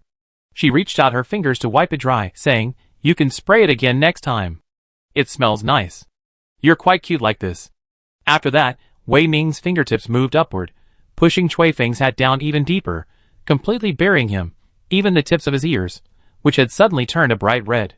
The player used the skill gravity pressure. A perfectly applied force pressed down on Cui Feng's hat, precise, controlled, and secure. Wei Ning stared ahead, and before the car started, she said, "You don't have to leave this time. Wait for me downstairs." Chapter 160. The man leaned against the car window, half his face exposed. His half-covered eyes were red and moist, and he stared at her motionlessly. This was the last scene Wei Ning saw as she entered the residential building. "Why did you bring him here?" A familiar female voice echoed in Wei Ning's ears. Wei Kanwu pushed her wheelchair away from the window. She looked up at Wei Ning, her expression calm. She didn't seem particularly concerned about Cui Feng's presence beside her, as if asking casually. Wei Ning followed Wei Kanwu and sat down at the dining table. Her eyes swept across Wei Songwu's legs, a fleeting, inconspicuous glance. A glass of water was placed in front of Wei Ning. Her eyelashes fluttered, and her gaze met Wei Songwu's dark pupils, strangely calming. Wei Ning lightly touched the wall of the glass with her fingertips and said, "Isn't he the gift you prepared for me?" To be precise, it was them. Cui Feng and Cheng Chiwei were gifts for Wei Ning. Their wrists were naturally entwined with red strings, and it was Wei Ning who held these impossible to untie red strings. "Are you satisfied?" Wei Kanwu asked Wei Ning. Her eyes were fixed on her face as she posed the question, not wanting to miss even the slightest shift in her features. Wei Kanwu was deeply concerned about her answer. Wei Ning blinked at Wei Kanwu, feeling a sense of bewilderment at the extent of her concern, and a sense of inexplicable irritation she couldn't quite explain. Satisfied, Wei Ning finally answered, following her inner thoughts. "This is my coming-of-age gift for you. I always regretted not preparing one for you. It's all Fu Hao's fault for waking up too late." Wei Kanwu visibly breathed a sigh of relief. Wei Songwu's brows lowered, her demeanor softening. She said to Wei Ning, "I believe Fu Hao has already told you that the replicas are real, and that time and human movement leave traces in every dimension. When Song Yusui and I set out to awaken Fu Hao, we sensed an unusually strong energy fluctuation. For selfish reasons, we sought out Chung Chi-wei. Wei Kanwu continued. He appeared naked at the garbage dump. The staff didn't notice the sudden appearance and nearly threw him into the shredder. Wei Ning stared at Wei Kanwu, her lips suddenly curled. Mom, he lost all his memories and was wary of us, rarely speaking. Song Yusui spent several days researching and discovered that he was, in fact, a famous major general in federal history. For safety, he gave himself a new name, Chui Feng. Wei Kanwu seemed oblivious to Wei Ning's call and continued, the water cup beside her undiminished. It wasn't until a few years ago that we figured out the reason for Chui Feng's appearance. Although it's incredible, the fact is that the timelines of the past, present, and future form a closed loop. It's a pity we couldn't predict whether Mom's leg would completely necrotize, Wei Ning interrupted. Finally, Wei Kanwu fell silent. She sat silently in her wheelchair, her neck lowered, avoiding Wei Ning's persistent gaze. The strange, tingling, and tearing sensation that had been lingering on Wei Kanwu finally subsided. Wei Ning thought, so guilty conscience is so obvious. Mom, genetic diseases can be successfully treated. As long as you consistently eat completely natural foods. I can take that seat, I promise.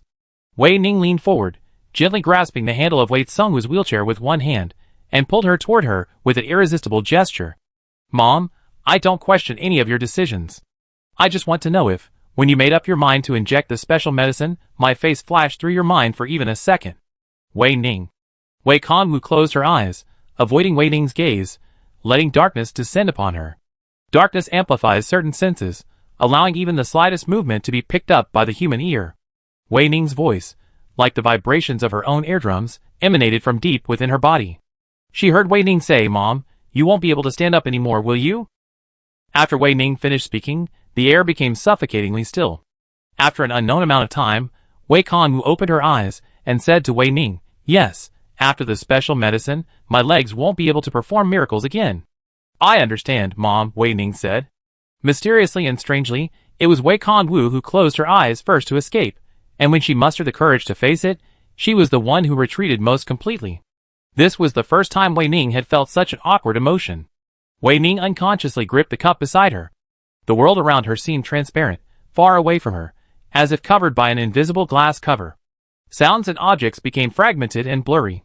Dinner, shareholders meeting. Wei Ning could only grasp these two words. She frowned and shook her head vigorously. Mom, what did you say? Say it again? I didn't hear you just now. Wei Ning wasn't feeling right. Wei Tsungwu's heart sank. She pushed the wheelchair closer to Wei Ning and placed her palm on her forehead. The temperature was normal.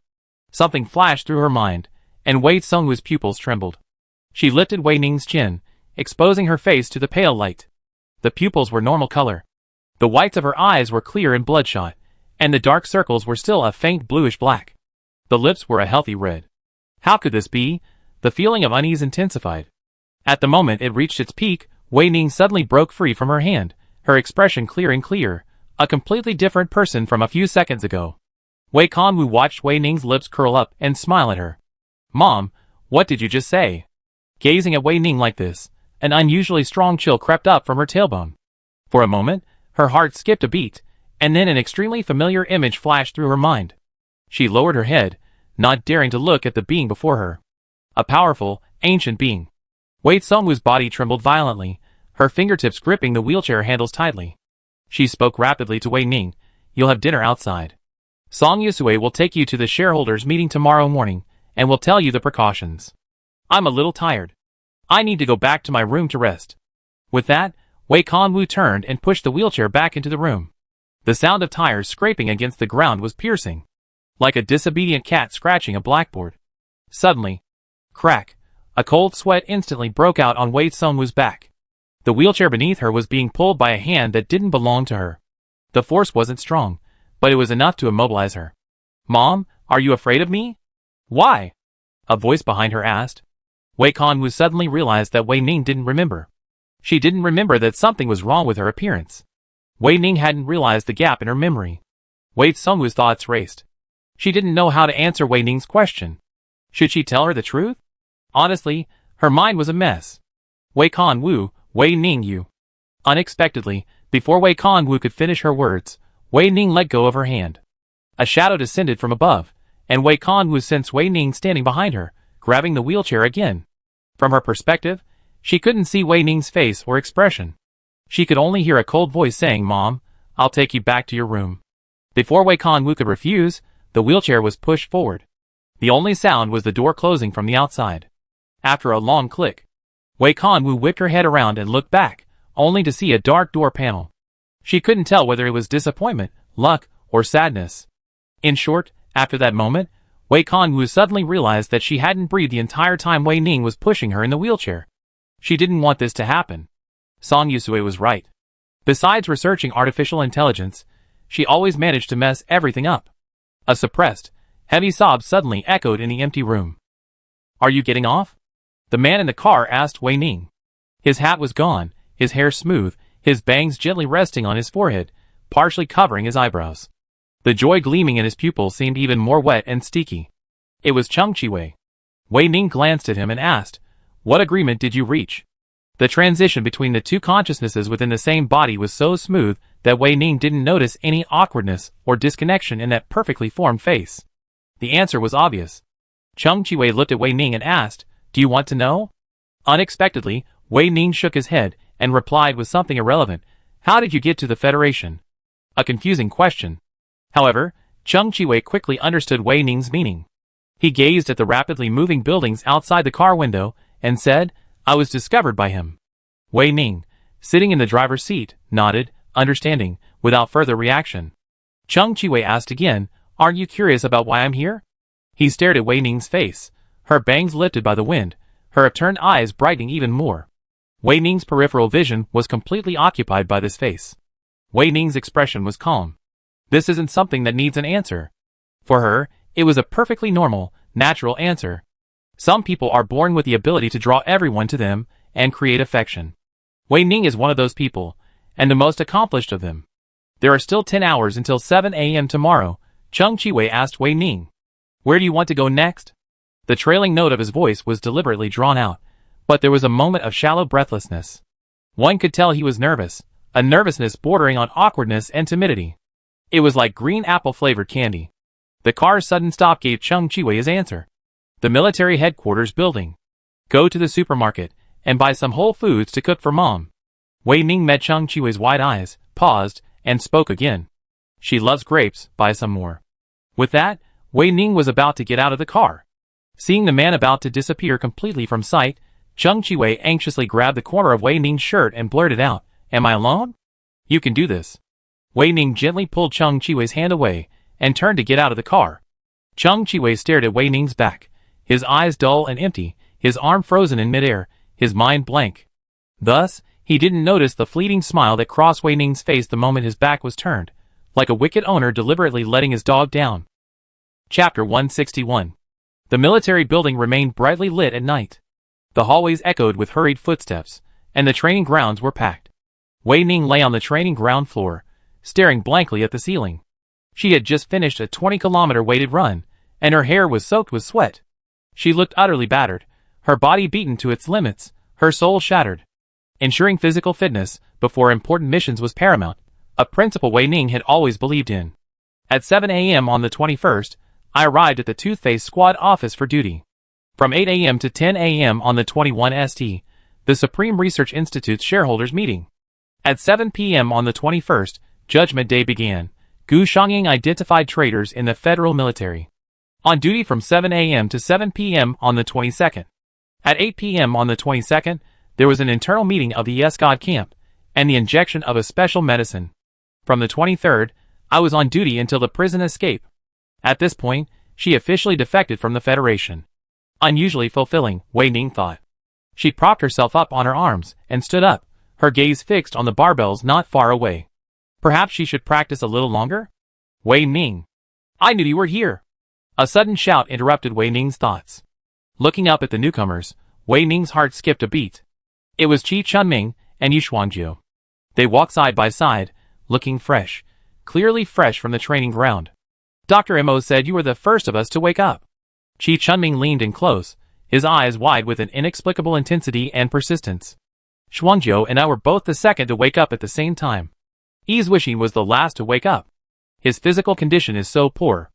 Yu Shuangjiu chuckled softly, her brows arched, her long braids draped over her shoulders, neat and soft.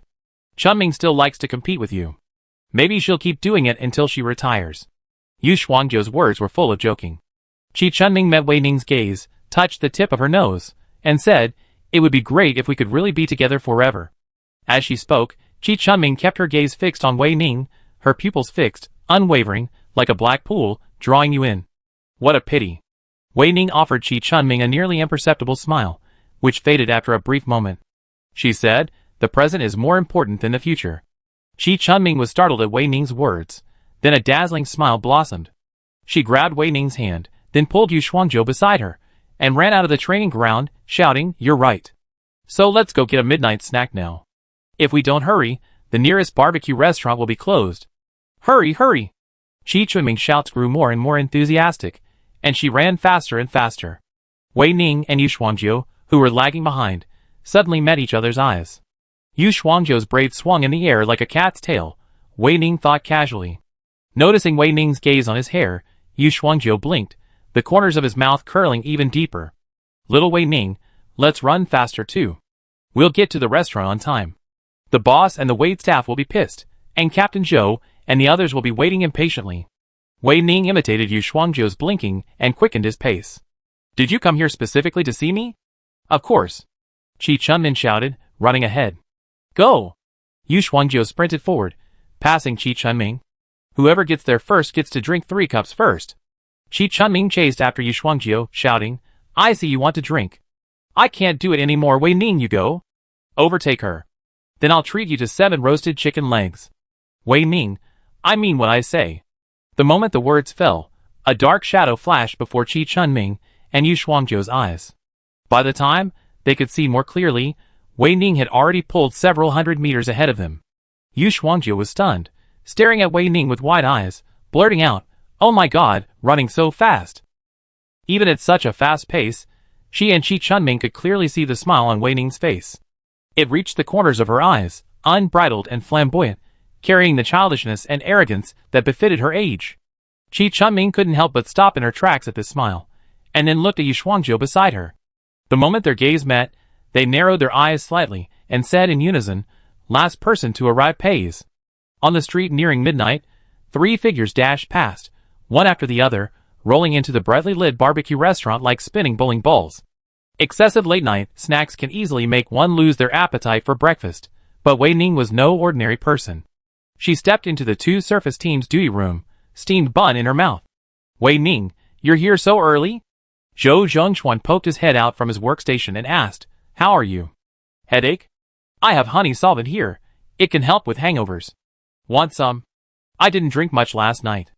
Wei Ning sat down at her workstation, eating her steamed bun, while glancing in Zhou Zhongxuan's direction. "Captain Zhou, are you working on the dungeon report?" Zhou Zhongxuan finally pulled his hands off the keyboard. "Yes, the experiences in Shadow Puppet Base had a profound impact on me. I don't know where to begin." "Captain Zhou, Wei Ning, good morning," Qi Chunming and Yu Shuangjiu said, both looking sleepy as they slumped back into their workstations. Wei Ning looked at them. "Have you had breakfast? I have some steamed buns." "I want some too." Xing Wuqian rushed from the doorway to Wei Ning, grabbed the bun, and hastily stuffed it into his mouth. "It's so hot." Xing Wuqian covered his slightly swollen lips with one hand, and with the other, he kept throwing and catching the scalding buns. "Serves you right. Who made you so anxious?" Qi Chunming made a face at Xing Wuqian, took the bun from Wei Ning, and took a big bite. "Look, mine's just the right temperature."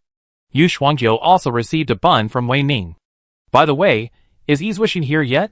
He drank quite a bit last night." "You 2 drunks fighting each other was terrifying," Qi Chunming said, feigning shock.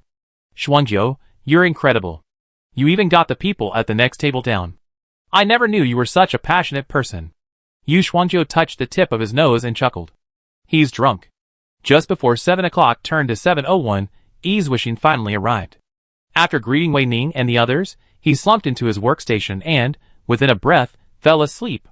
Wei Ning and the others exchanged glances and shrugged in unison. Zhou Zhongxuan placed his honey water on Izwishin's table and pulled out a blanket to cover him. "Captain Zhou, if I didn't know better, I really think you had a child," Xing Wuqian said from the side. The bun in his hand had finally cooled, and he was eating it bite by bite.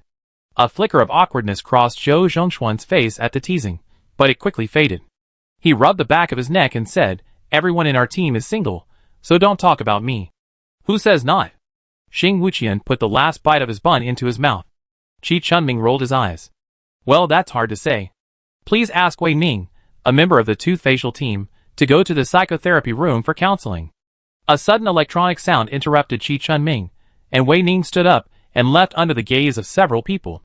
Yu Shuangjiu's voice echoed behind her. "Little Wei Ning, we'll be waiting for you to come back." Wei Ning heard it clearly, but she didn't pause. A few minutes later, she arrived at Song Yusue's office.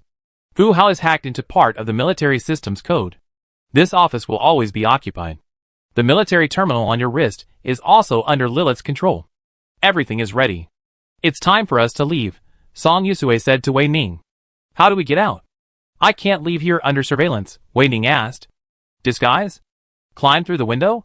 "Of course not," Song Yusue said, his lips curled. "We climb the pipe." A voice echoed above Wei Ning. Wei Ning looked up and was met with a round, smiling face. Wu Shiba, clutching the vent with one hand and waving it vigorously with the other, greeted her. "Sister, long time no see. I missed you so much." Wei Ning, long time no see. Long time no see. As the first child in the wasteland to use a skill, Wei Ning still remembers Wu Shiba's skill. The ability to change the physical properties of objects. A skill with extremely high lethality and a wide range of applications. "Sister, come on up quickly. I'll hold you," Wu Shiba said, extending his hand to Wei Ning. This scene felt familiar. The three-person tunnel was always crowded, not to mention noisy, but with Wu Shiba around, any potential problems were easily resolved. It was clear that she mastered her skills with extreme skill. "Who usually trains you?" Wei Ning suddenly asked. Wu Shiba had just emerged from the tunnel, and was still a little unresponsive to Wei Ning's question. He blurted out, "It's Aunt Wei. She's so kind to me. Thanks to her, I can go to school." "Aunt Wei." Wei Ning muttered softly, then climbed onto the motorcycle that had been hidden here in advance. He stepped on the throttle and took off like a rocket. "Sister, what's wrong with her?" Wu Shiba, who had just put on his helmet, asked Song Yusue with wide eyes, puzzled. Song Yusue chuckled at her and, after him, stepped on the accelerator, chasing Wei Ning. He uttered 3 terse words, "Jealous?" 8 o'clock sharp. On the top floor of a building. Wei Ning stood outside, with Song Yusue beside her. They had changed clothes, now wearing matching dark black suits and burgundy masks, revealing only their eyes. Wei Ning's eyelashes drooped. Her lightly calloused fingers were covered in black knuckles, tightly and seamlessly fitting the skin, outlining the contours of her phalanges. Only her pinky and ring fingers were exposed. Wei Ning looked up at Song Yusue and asked, "Isn't this a shareholders' meeting?" Song Yusue raised an eyebrow and said, "Tradition, tradition." During the last military operation, the Supreme Research Institute was ravaged by ammunition and xenomorphs. Now it's just ruins. We had to move to a new location, and the secrecy of the shareholders' identities has been further enhanced. With that, Song Yusue flung the ceiling-high conference room door open. "You're late." Chapter 162. Wei Ning and Song Yusue looked over at the voice and saw a woman, also wearing a black suit and a mask, standing in the center of the conference room. She froze in place, staring at Wei Ning and the others, her chin slightly raised, a look of obvious dissatisfaction evident. Song Yusue met her gaze, his unmasked eyes narrowing. Sorry, there's a traffic jam. Let's get started now." The perfunctory attitude was obvious to everyone. Even so, the woman had no choice but to nod her chin and allow Song Yusue to take Wei Ning's seat. Across a long round table, several one-to-one replicas of suited and masked figures sat facing each other. If it weren't for the size difference, it would have easily given the illusion of twins. Wei Ning and Song Yusue sat in the center of the long round table, a position where they held considerable influence, neither too prominent nor too invisible. Wei Ning's pupils curved beneath her long lashes as she observed with minimal movement, acquiring the most accurate information in a remarkably short time, without drawing attention to the person being observed.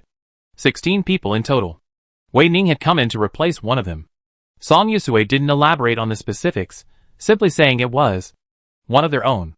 Based on their skeletal structure, excluding the possibility of deliberate disguise or sex reassignment surgery, there were 6 men and 10 women.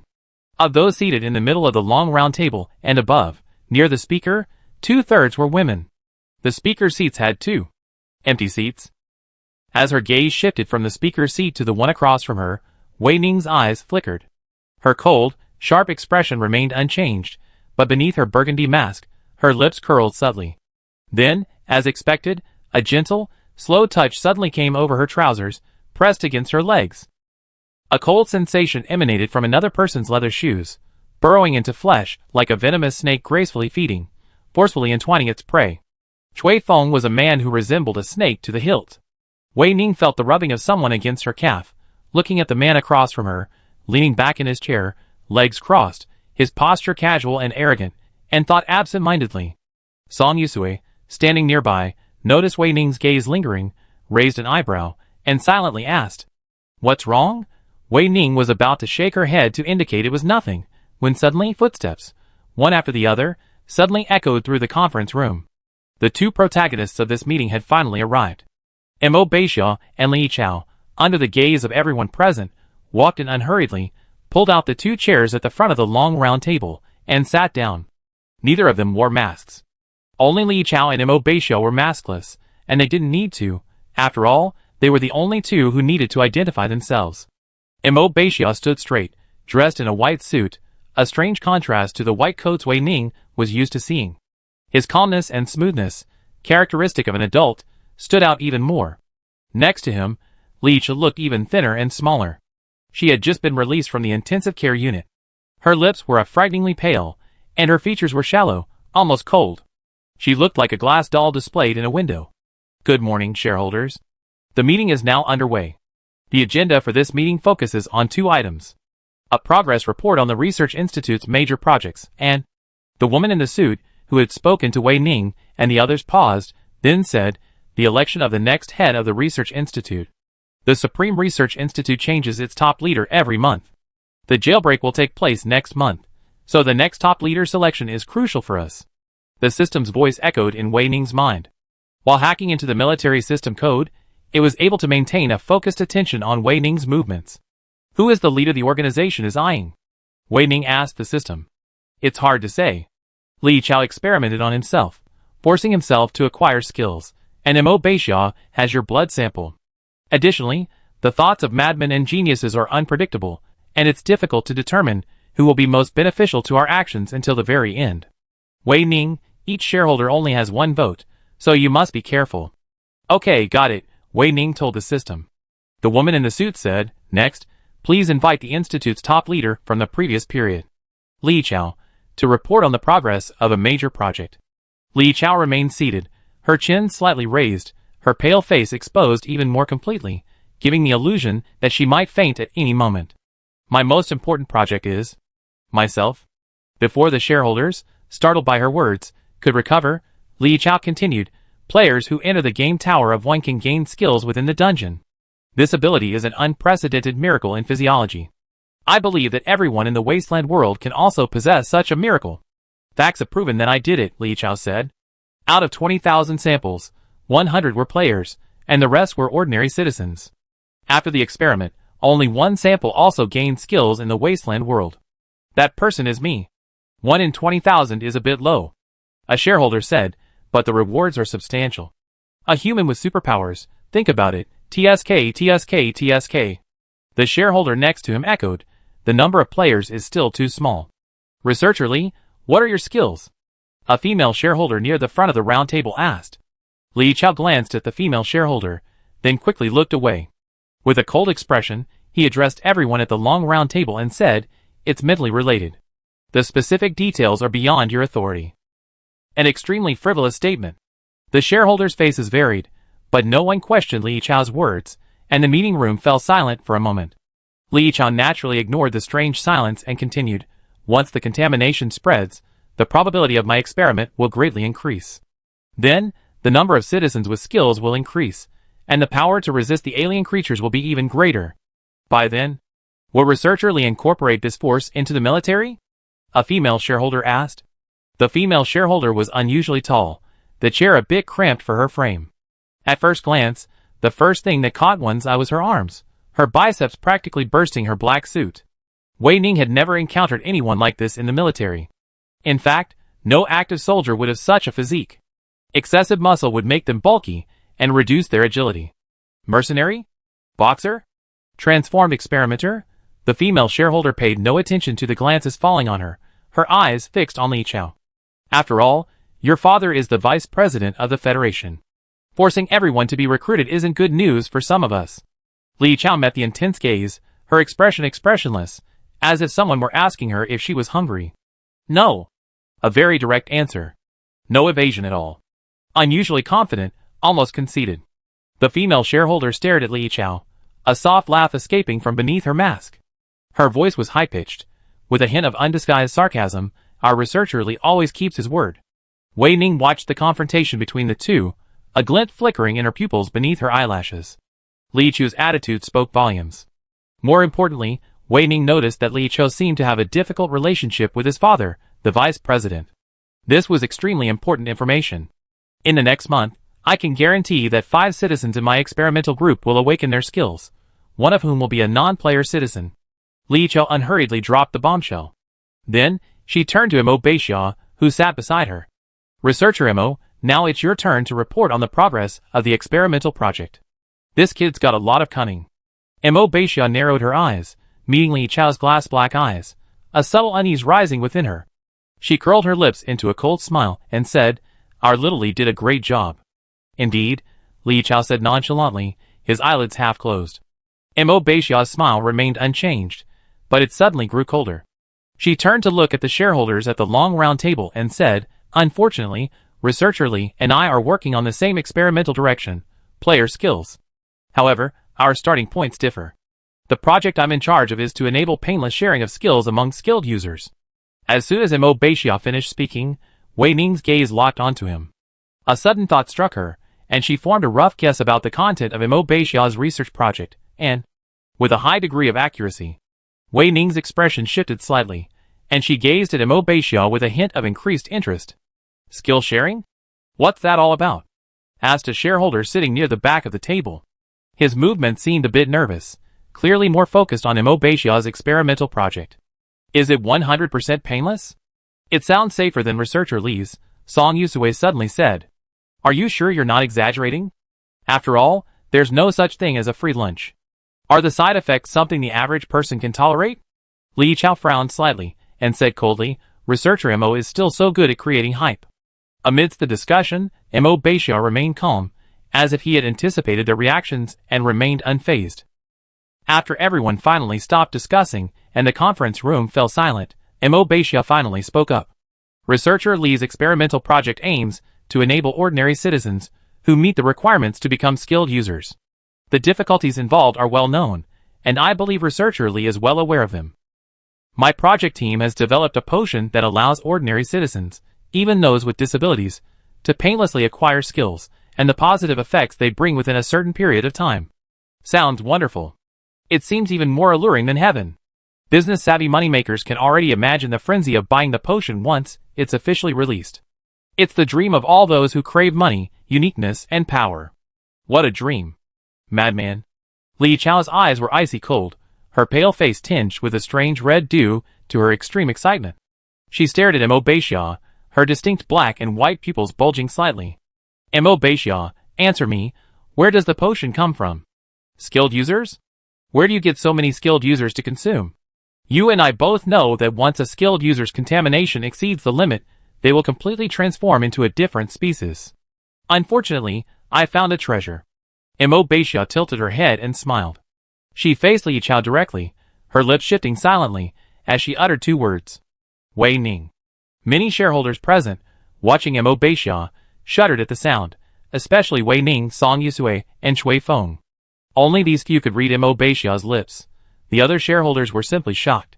Wei Ning stared motionlessly in Mo Beixia's direction, her whole body frozen. A closer look revealed that she was trembling ever so slightly, her dark pupils shrunk into a point, like the eggs of some creature. It was obvious. Wei Ning was excited about this. Chapter 163. Researcher Mo, stop whispering to Researcher Li, and tell us what you're saying. Without the sound, we can't tell which 2 words you're saying, said a male shareholder sitting at the back of the table. Mo Beixia was pleased to see Li Chao's face turn pale. She blinked, distanced herself from him, and turned to the shareholder who had spoken. Sorry, the key to the secret weapon is the word secret. Another shareholder asked, Researcher Mo, are you sure your experimental project can provide us with the potion continuously? How could such a thing exist in the world? If it did, the military would have noticed it long ago, so how could we possibly have a chance? Yes, even if it did, can it be mass-produced? Smaller quantities will make it more expensive. Researcher Mo, how long does your potion last? Even if it's only 15 minutes, it's worth it to possess power far beyond that of an ordinary person. Researcher Mo, I reserved it. Remember to save my portion when the time comes. It was clear that everyone present was very interested in Mo Beixia's experiment. It seemed the next head of the Supreme Research Institute had already been decided. Mo Beixia's smile grew more genuine, a stark contrast to the sullen Li Chao sitting beside her. They seemed like two different worlds, a sharp chasm that sent chills down one's spine. Suddenly, a strange, electronic voice suddenly boomed through the conference room. Researcher Mo, as far as I know, your treasure isn't just yours. The military is also very interested in her. Are you sure you want to fight them for it? Lying isn't a good habit after all. Wei Ning still had one crucial question left to ask Mo Beixia. Are you sure your darling consents to your use of her? This was what Wei Ning, Mo Beixia's darling, was thinking. Mo Beixia and Li Chao turned their heads sharply, looking in the direction of the voice. A woman in a black suit and a burgundy mask rested her elbows on the table, her sharp chin resting in her palms. She tilted her head, her knuckle-covered fingertips tapping her face repeatedly, her dark pupils burning with an inexplicable excitement. Being stared at by such a woman, Mo Beixia instinctively frowned and lowered her voice, a defensive gesture. What do you mean? Mo Beixia asked. How do you know so much? Who are you? Are you someone lurking around me? These are what Mo Beixia really wants to ask Wei Ning. However, no one knows better than Mo Beixia that this is a sign of timidity, fear, and cowardice, something she has despised her entire life and would never reveal to anyone. Mo Beixia fell silent, the muscles on her face and back tensing. Li Chao's expression didn't improve much. She glanced at Wei Ning, feeling strangely familiar, but unable to place it. She looked at Wei Ning and said, Shareholders have the right to conceal their identities, but not even their voices? This is the first time I encountered such a situation. Isn't it possible? Wei Ning asked, her overly sharp eyes fixed on the two people sitting at the head of the long round table. Li Chao didn't look away, and she said word by word, I'm used to being cautious. For a moment, something seemed to be burning in the air. The other shareholders at the long round table looked at each other, confused as to why a fight had suddenly broken out. Okay, let's move on to the next item on the agenda. It's getting late, said the silent female shareholder sitting next to Li Chao. After she spoke, Li Chao and Mo Beixia turned their heads in unison, voluntarily withdrawing from the confrontation with Wei Ning. Wei Ning narrowed her eyes at this, but said nothing more. Well, now let's move on to the second item on the agenda of this meeting. The election of the next head of the Supreme Research Institute, said the woman in a suit, the only one standing in the room. The two heads will each have 1 minute to speak. After their speeches, shareholders can write down their nominations on the slips of paper on the table. In this wasteland era of incredibly advanced electronic data, writing on paper has become the most secure option for confidentiality. After all, it's the only way to ensure zero traces of destruction. Wei Ning took the slip of paper handed to her, and gently stroked it with her fingertips. The texture was rough, the yellowed paper was familiar. Fu Hao, Wei Ning asked the system in his mind. What's wrong? An electronic sound echoed in Wei Ning's mind. The hidden item I obtained in the Zodiac 1 dungeon. The yellow-skinned straw paper is exactly the same as the piece of paper in my hand, Wei Ning said. Hidden items and skills originate from the same source, each a small part of the Yes God's physical strength. My energy was low at the time, and after giving you the hidden item, I fell into a deep sleep. I was also surprised to see this piece of paper appear at the shareholders' meeting. If I want to know the answer, I'm afraid I can only ask the Yes God. This was the system's explanation of Wei Ning. Wei Ning raised his eyes, and once again carefully, attentively, and cautiously observed the woman in a suit, the only one standing in the conference room. She was also the first person Wei Ning had spoken to since arriving. She was of average height, average build, and even her hair was of average length. Her hair was tied in a low braid and hung down her head. The color of her eyes, not hidden by the mask, was neither dark nor light, but slightly darker than brown. The woman in the suit also wore gloves, but not just 3 fingers like Wei Ning, but completely, tightly, leaving no gaps. A woman who would stand out in the crowd, yet not be too inconspicuous. A natural undercover, a natural actress. The complete opposite of Wei Ning. Meeting the braided, suited woman's gaze, Wei Ning's eyelids fluttered, and he handed over the yellow cardboard in his hand. Have you decided on the same candidate as me? Song Yusue asked softly beside Wei Ning. Wei Ning winked at Song Yusue. Of course. Now, let's begin counting the votes. The woman in the suit with pigtails raised her voice slightly. Mo Beixia and Li Chao stood beside her, their faces expressionlessly blank. Researcher Li 1 vote. Researcher Mo 1 vote. After each vote was read, the woman in the suit with pigtails placed the yellow cardboard in her hand in the center of the long round table, making it easier for each shareholder to examine. The muscular woman in the suit examined the votes most carefully. She not only held the paper under her eyes for a long moment, but also vigorously wiped the writing off it. After completing these steps, she passed the ticket to the next shareholder. You're taking this too seriously, the next shareholder muttered, but immediately shut up when he met the glaring eyes of the muscular suited woman. Wei Ning, the hidden item, the yellow fur straw paper, has been used. The system's voice echoed in Wei Ning's mind. Wei Ning froze, then instinctively said, I didn't use it. What, Wei Ning? I don't understand you. Can you say it again, Wei Ning? The system's calls grew distant, and Wei Ning's mind went blank. Her pupils trembled, and her whole body seemed frozen, staring intently at the braided suited woman not far away. Is it her? Could it be her? Song Yusue noticed something was wrong with Wei Ning. She frowned, gently grasped Wei Ning's wrist, which was resting on the table, and passed her dry, warm body heat to it. She whispered, Are you feeling unwell? Cui Feng, who sat across from Wei Ning, also frowned, looking in the direction of Wei Ning's gaze. The woman in a suit with pigtails had just finished reading the last piece of yellow paper in her hand. Her eyebrows arched, a moderate arc. She faced everyone at the long round table and chuckled, saying, The next head of the Supreme Research Institute is Mo Beixia, Researcher Mo. Congratulations. Mo Beixia's face lit up with a smile, this time with genuine joy. She shook hands with the woman in the suit with pigtails and turned to the shareholders. Thank you all for your trust. My experimental project, the black blood potion, will be delivered to you within the next month. Then we'll be waiting. Ha ha ha, a shareholder said with a laugh, clapping his hands. I already reserved it. Researcher Mo, please make sure it's delivered to me first. The funds are already prepared. Researcher Mo, just go ahead and do it. The muscular woman in a suit sat upright and said, Researcher Mo is truly a young and promising man. Distinct voices echoed throughout the conference room, but Mo Beixia, standing at the center of them, remained expressionless. For some reason, she turned to look at Li Chao beside her, only to find he was long gone. Where's Li Chao? Mo Beixia's expression changed instantly, and she turned to ask the woman in the suit with pigtails. She left the moment the election results came out. The woman in the suit with pigtails said. Mo Beixia was stunned by the answer. Surprisingly, she didn't react too strongly. She simply lowered her eyelashes, shielding her pupils, the organ most prone to emotional outburst and self-exposure. At this moment, no one knew what she was thinking.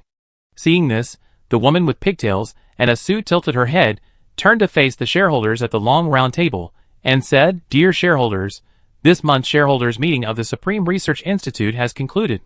Thank you for coming, and I look forward to seeing you again next month. Wei Ning, who had been watching the woman with pigtails and a suit, took advantage of the shareholders' departure to lean over to Song Yusue's ear and ask, Who is this woman with pigtails, and how is she able to preside over the shareholders' meeting? She's been presiding over the meeting since my first meeting at the Research Institute, and that was 10 years ago, Song Yusue said in a voice only the two of them could hear. In 10 years, I dug up the secrets of several shareholders, but I still don't know her identity. I suspect. Wei Ning watched the woman with pigtails and a suit leave and asked Song Yusue, What do you suspect? I suspect the same person presides over every shareholder meeting. Chapter 164. However, until Mo Beixia left, Wei Ning had no chance to confirm the true identity of the woman with pigtails and a suit. Wei Ning attempted to stay until the end, but someone stared at her intently. A characteristically narrowed eye asked, Shareholder, do you need any help? All of the remaining people in the conference room suddenly turned their gazes towards Wei Ning. The muscular woman in the suit raised an eyebrow and crossed her arms over her chest, her already enormous biceps bulging. A male shareholder stood at the conference room door, chin raised, looking as if he wouldn't leave until he saw some action. Chui Feng stood behind Wei Ning, his hands in his pockets. His nearly 2-meter height cast a shadow from above, completely shrouding her. Sensing the gazes of the crowd, Wei Ning paused. Her pupils twitched beneath her lashes as she asked a question no one expected. What shampoo do you use? Your hair looks smooth. The moment Wei Ning finished speaking, the sound was crystal clear in the quiet air. The muscular woman in a suit, The male shareholder at the door, Chui Feng, Song Yusue poked Wei Ning's arm, with a speed barely detectable by the naked eye. Maintaining a polite smile, she said in a voice only the two of them could hear, Wei Ning, what are you doing? She was being questioned. Wei Ning, the center of attention, touched the tip of her nose and said nothing. Despite the gesture, her expression betrayed no trace of guilt. She even continued to stare at him motionlessly. Being stared at by a pair of sharp, stark black and white eyes was clearly unpleasant. It felt like peeling back the skin layer by layer, exposing the flesh-pink organs to the air. An intense, moist, itching sensation tingled. You? The suit-dressed woman with pigtails said. Wei Ning continued to stare at her. What? Under everyone's intense gaze, the suit-dressed woman gave an unimaginable answer. Do you want to touch it? Wei Ning's eyes twitched for a moment. Across from her, the suit-dressed woman with pigtails curved her eyes again, and said in a calm voice, Sure, I'm fine. Inexplicably. Strangely. Wei Ning felt the urge to walk over. No. No thanks. We have things to do, so we'll leave first. Quick-witted Song Yusue grabbed Wei Ning's hand, pushed aside the male shareholder standing vacantly at the door, and quickly left the meeting room. Wu Shiba, waiting in the underground garage, hadn't had time to greet them when she saw Wei Ning being pushed onto Song Yusue's scooter. Scratching her head in confusion, she leaned forward. What's going on? Didn't the shareholders' meeting go well? Sister Aunt Song, who did you choose? Song Yusue hadn't had time to calm down when Wu Shiba's barrage of questions intensified the pain in her head. She clutched her aching temple, closed her eyes, and said, with a deathly tone, Let your good sister answer you. Wu Shiba blinked and turned to look at Wei Ning. Sister? It went pretty smoothly. Wei Ning jumped onto the scooter and pulled off her mask. As she put on the helmet, she said to Wu Shiba, who was staring at her with wide eyes, I wrote Mo Beixia's name on a piece of paper, and your Aunt Song's name too. Mo Beixia will be the next head of the Supreme Research Institute. Then, Wu Shiba looked from Wei Ning to Song Yusue, lowered his head, and lowered his voice. Why are you arguing? Without waiting for a reply, Wu Shiba lowered his head even lower.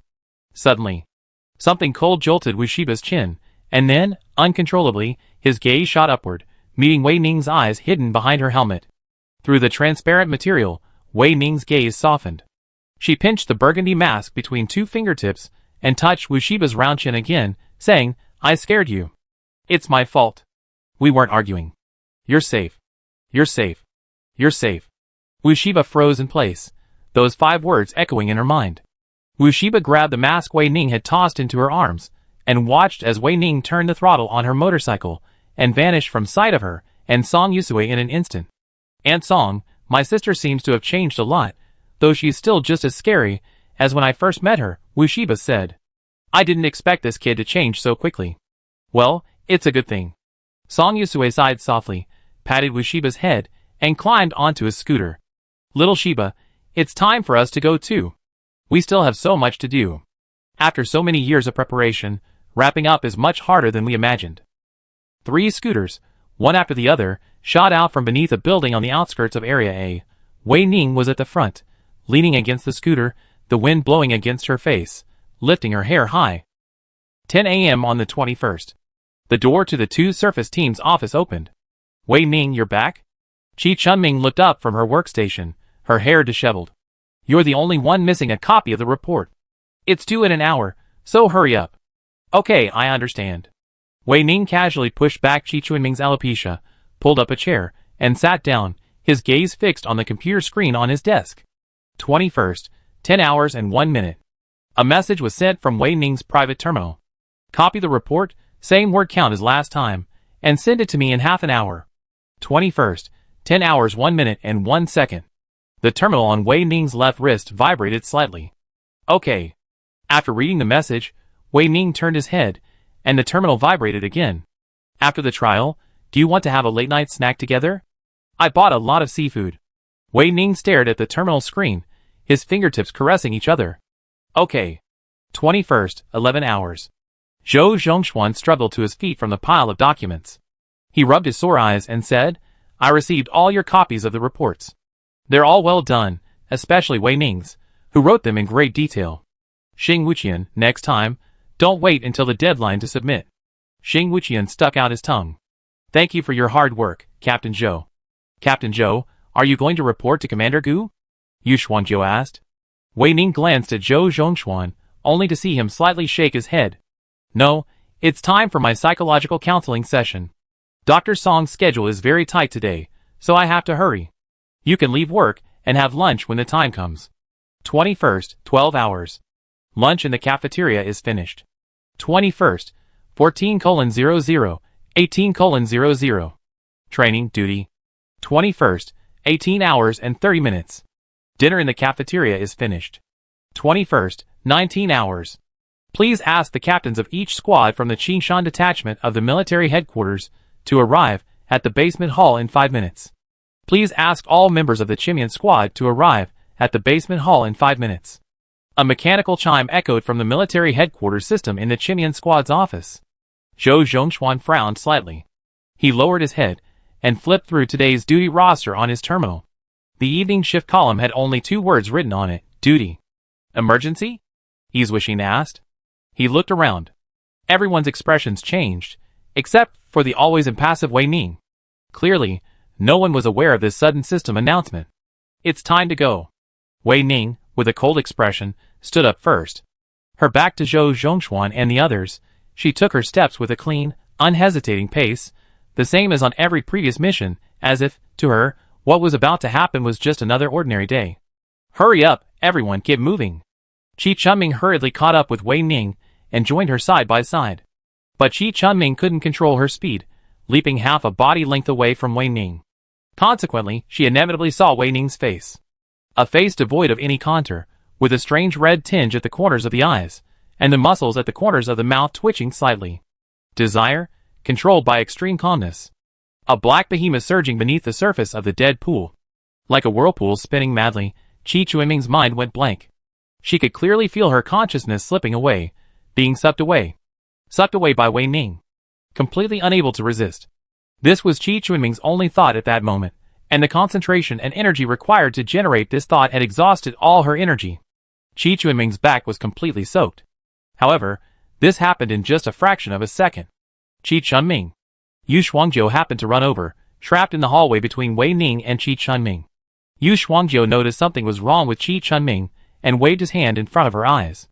Are you feeling unwell? The rapidly waving fingers caught Qi Chunming's attention, and her empty eyes finally focused. She blinked, her expression still a little dazed. I don't remember. Wei Ning blinked, turned to look at Qi Chunming, a perfect smile rising on her face. In a calm voice, she asked, What's wrong? Aren't you going to run? We're running out of time. Don't remember what? A familiar voice echoed in Qi Chunming's ears. She turned stiffly and looked at Wei Ning. I just can't remember. Never mind. Let's go. Commander Gu will criticize us for being late. Go. Run, Wei Ning said, staring at Qi Chunming. As she spoke, she raised her hand and grasped Qi Chunming's wrist. The moment her cold palm touched him, Qi Chunming stumbled and was swept away by the speed of the others. Yu Shuangjiu was even left a short distance behind. Hey! You two are so rude. You didn't even wait for me. Yu Shuangjiu shouted, quickening his pace to catch up with Wei Ning and the others. How old are you? Running hand in hand together? Childish. Qi Chunming's gaze dropped to the wrist where she and Wei Ning were connected. Unlike her skin, Wei Ning's was paler, as if her veins were devoid of bright red blood. Why? I just can't remember? What had she seen the moment she locked eyes with Wei Ning? It wasn't until Yu Shuangjiu called her name that she suddenly realized something was wrong. Qi Chunming thought this state was like something had ripped some of her memories from her brain. Could it be related to Wei Ning? Qi Chunming raised his eyes and looked at the back of Wei Ning's head.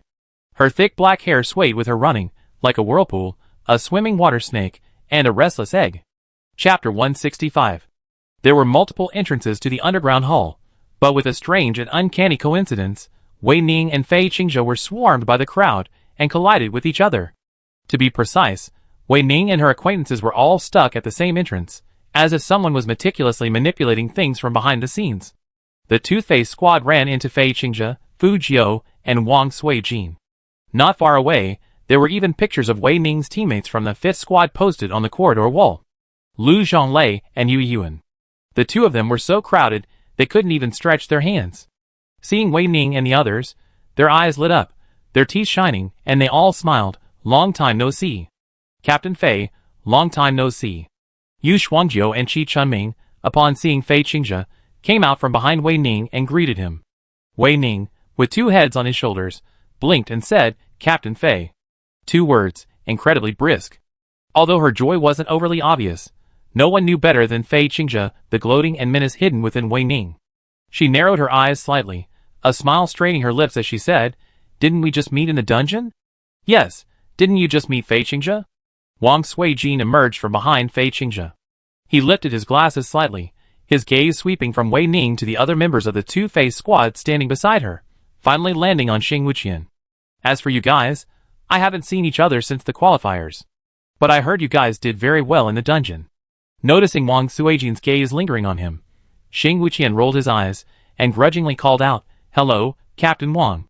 "Hey, good boy," Wang Suijin finally said, his arms folded across his chest, shielding him from the glares of Fei Qingzhe and Fu Jiu.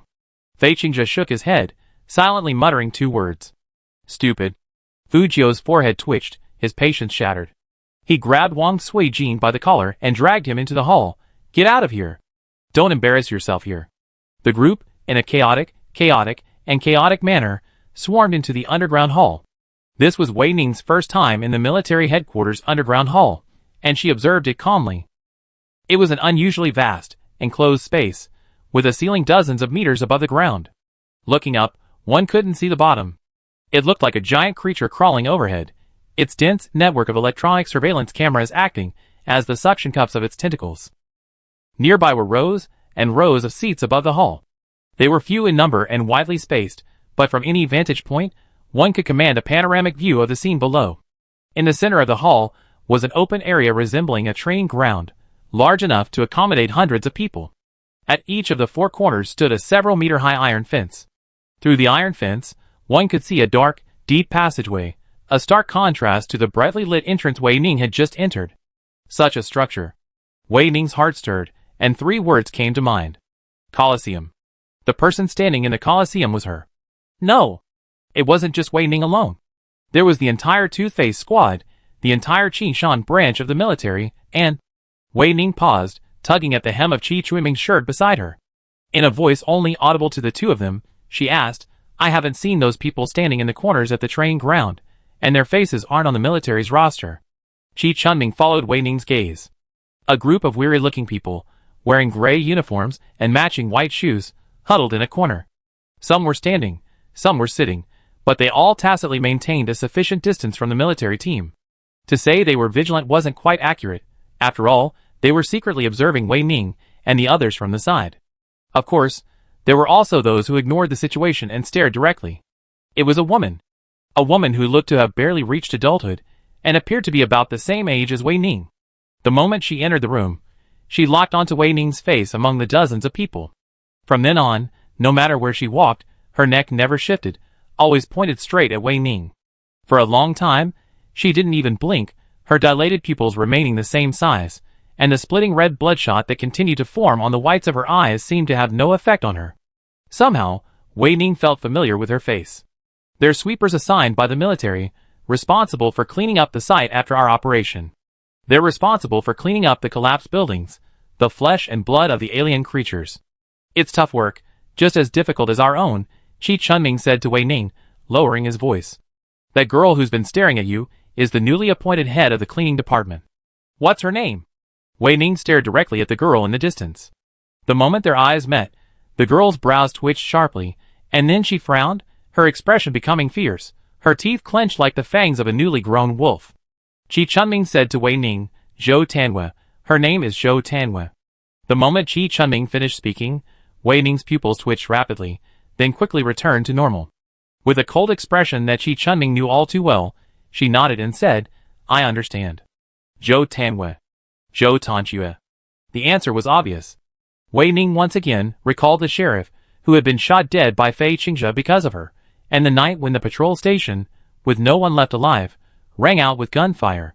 Wei Ning now understood why Fei Qingzhe had chosen to follow Li Qi. All soldiers, please maintain silence. An electronic voice suddenly echoed through the hall. The sound coming from the ceiling was a bit muffled, giving the illusion of a real human voice. After the military system broadcast, figures suddenly appeared from the rows of chairs above the underground hall, looking down at the federal military soldiers and the outsourced cleaners in the center of the hall. The two forces, completely unequal in number, suddenly reached a delicate equilibrium. Suddenly, greetings, fellow Federation soldiers. I am your Supreme Commander, Gu Xiangying. A cold, sharp female voice echoed through the hall. Judging from its location, it lacked the ethereal quality of vertical distance. Instead, it sounded muffled and hoarse, a stifling feeling of being squeezed into an extremely confined space. Wei Ning turned sharply, glancing toward the iron fence to the southeast. The passageway remained pitch black, and the monster lurking within seemed to have barely awakened. But the female voice was crystal clear, the clatter of military boots pounding on everyone's hearts. Duh. You have been summoned to the underground hall tonight, because the military has an extremely important announcement to make. Everyone present has the right to know about this, and something flashed by in the pitch-black passage, incredibly fast. Wei Ning narrowed her eyes, her dark pupils bulging from the tense muscles around her eyes. Yet, she didn't catch even a glimpse of the object. It moved at a rate beyond human speed. And the right to participate. Gu Xiangying's voice echoed again. Other soldiers in the hall turned their heads to look around, trying to locate her true location, while Wei Ning stared at the iron bars. An icy feeling rose on her arm, and the pores on her skin trembled and opened, revealing tiny black holes. Wei Ning lowered her eyelashes and looked at Zhou Zhongxuan, who had accidentally touched her arm. His lips were pale, and cold sweat formed on his forehead. His features had lost all their curves. He looked as if his brain had been invaded and filled with biological tentacles, a fearful and empty space. What was he afraid of? Captain Zhou, what's wrong? Wei Ning's eyebrows twitched, and she noticed Zhou Zhongxuan moving his lips, unable to move. She mumbled something incoherently. She stood on tiptoe and put her ear close to Zhou Zhongxuan's mouth. My skill. Zhou Zhongxuan whispered, I sense. They're approaching. Zhou Zhongxuan's skill was similar to an infrared thermal imaging camera, extending mental tentacles within a certain range to sense and touch the presence of alien creatures, and to a certain extent, to depict their appearance by tracing their bodies. Wei Ning didn't catch the last half of the sentence, as she tried to stand higher. Suddenly, Gu Xiangying's voice suddenly intensified. Her voice was closer, and strangely, it took on a cracked, roaring quality, with even the sound of teeth clashing against each other. Unfortunately, there's a traitor hiding among you. Now, we must work together to capture him. Gu Xiangying's words were like an atomic bomb, hurled straight into the center of the underground hall. All the Federation soldiers standing above were caught off guard and exploded. Their minds seemed to be broken and shattered. A momentary blankness appeared, and their bodies were completely unable to use any thinking ability. For 0.01 seconds, dead silence became the only sign of life in this space. Then, bang, the voices of countless people merged together, agitated, chaotic, and completely disordered discussion. The shouting completely ripped the ceiling of the underground hall apart, hanging it upside down.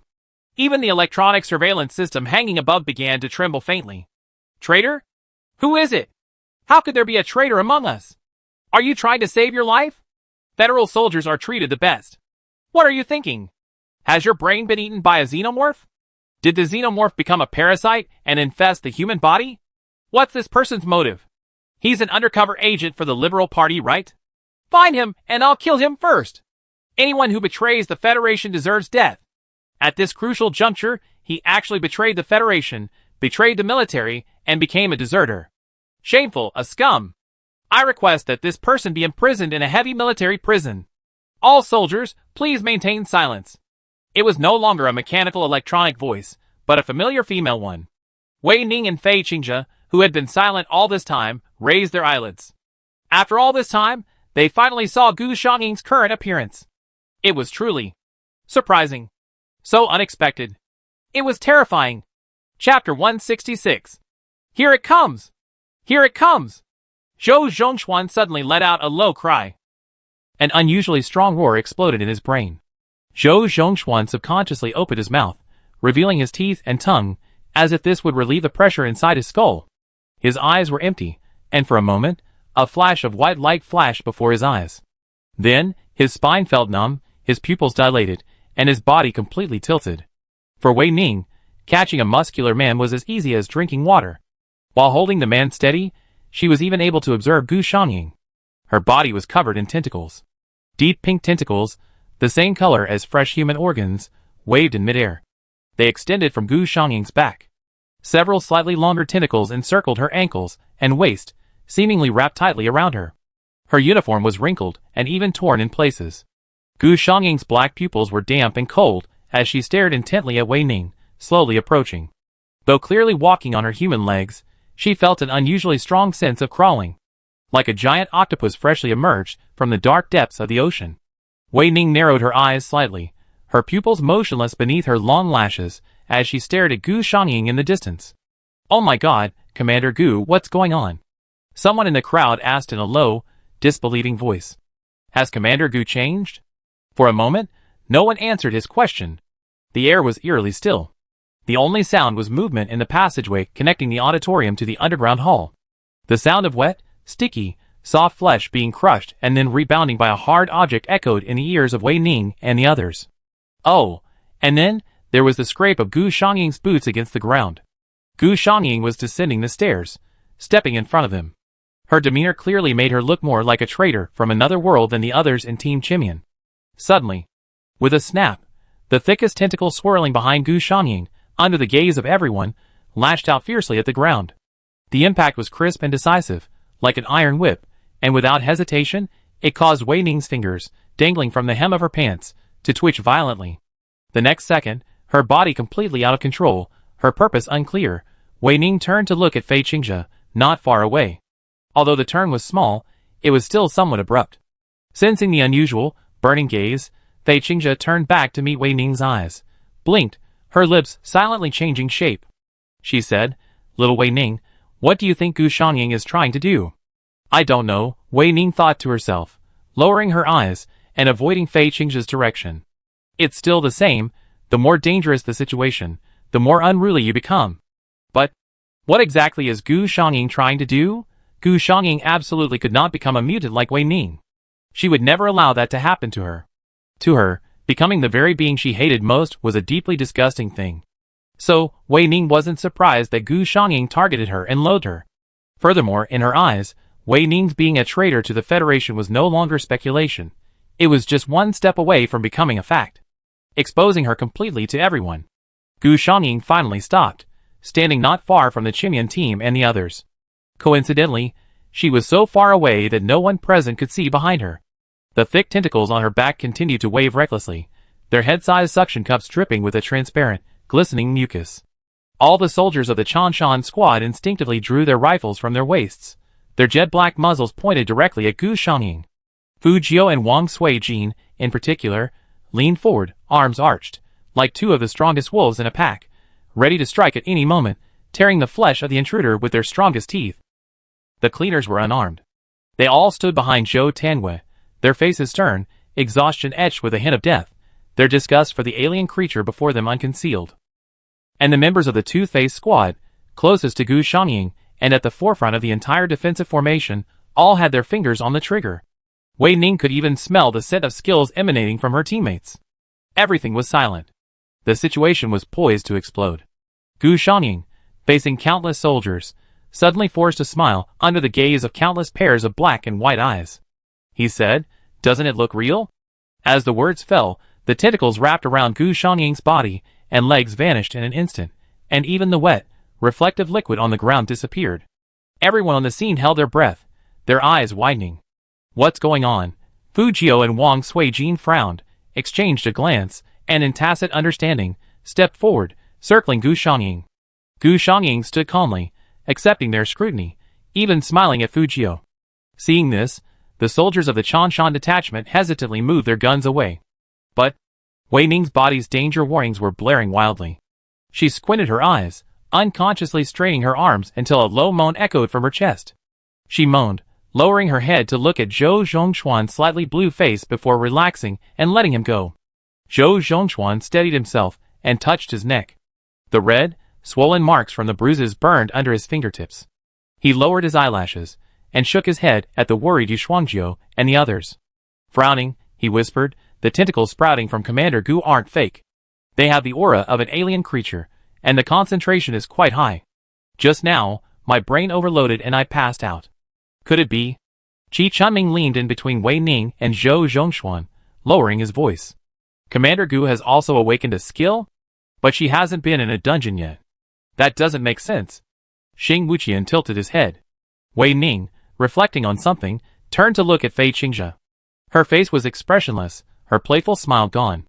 Her back was held so straight that anyone could see her muscles were tense and stiff, clearly in a bad mood. Wei Ning, inexplicably, was in a good mood. She raised her chin and listened more attentively to Gu Xiangying's words. "I haven't transformed." Gu Xiangying stared directly at the soldiers before him, his gaze sweeping across their faces, lingering for the same amount of time, unable to discern the key point. "Of course, I don't have any awakened skills either. Commander Gu, what exactly is that? Could you please explain it to us in detail?" Fei Qingzhe suddenly spoke up. "I'm so curious. If I don't get an answer, I won't be able to sleep tonight." Gu Xiangying didn't look at Fei Qingzhe, didn't even respond to her words. "Everything I just showed you is related to the upcoming judgment ceremony. This is the most efficient and direct way to identify the traitor among you." Gu Xiangying didn't wait for the soldier's reaction, but instead raised his arms and clapped his hands gently. Snap! The military system suddenly rang out.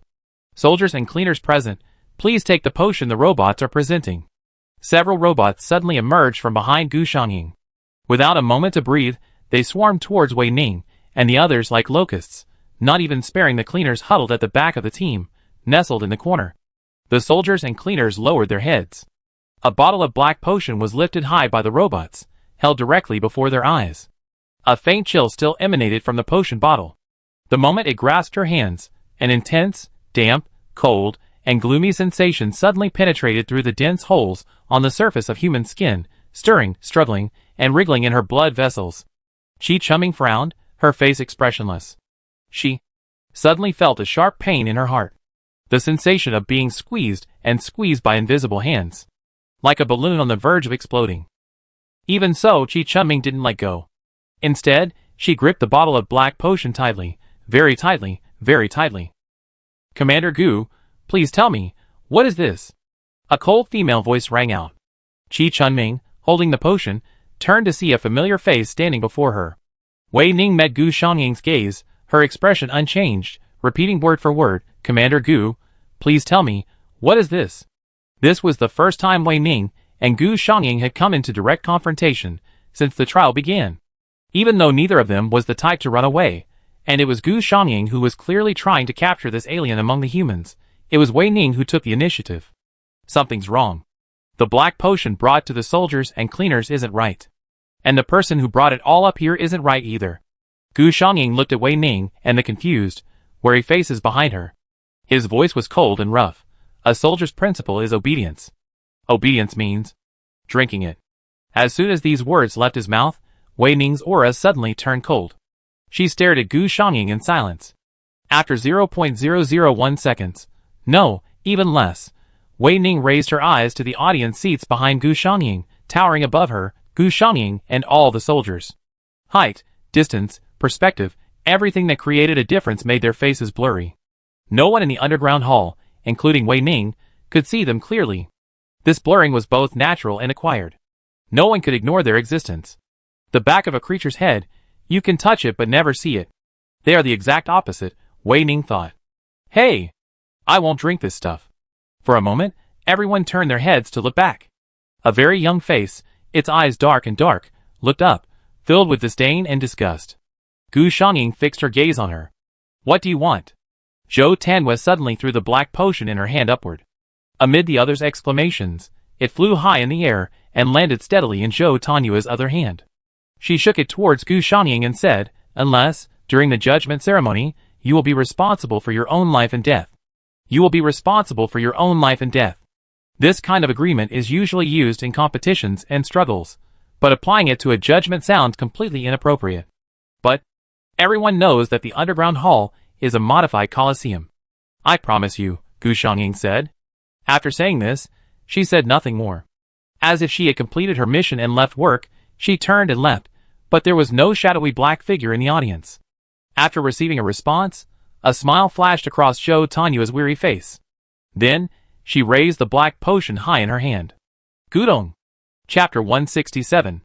The entire underground hall echoed with the sound of swallowing.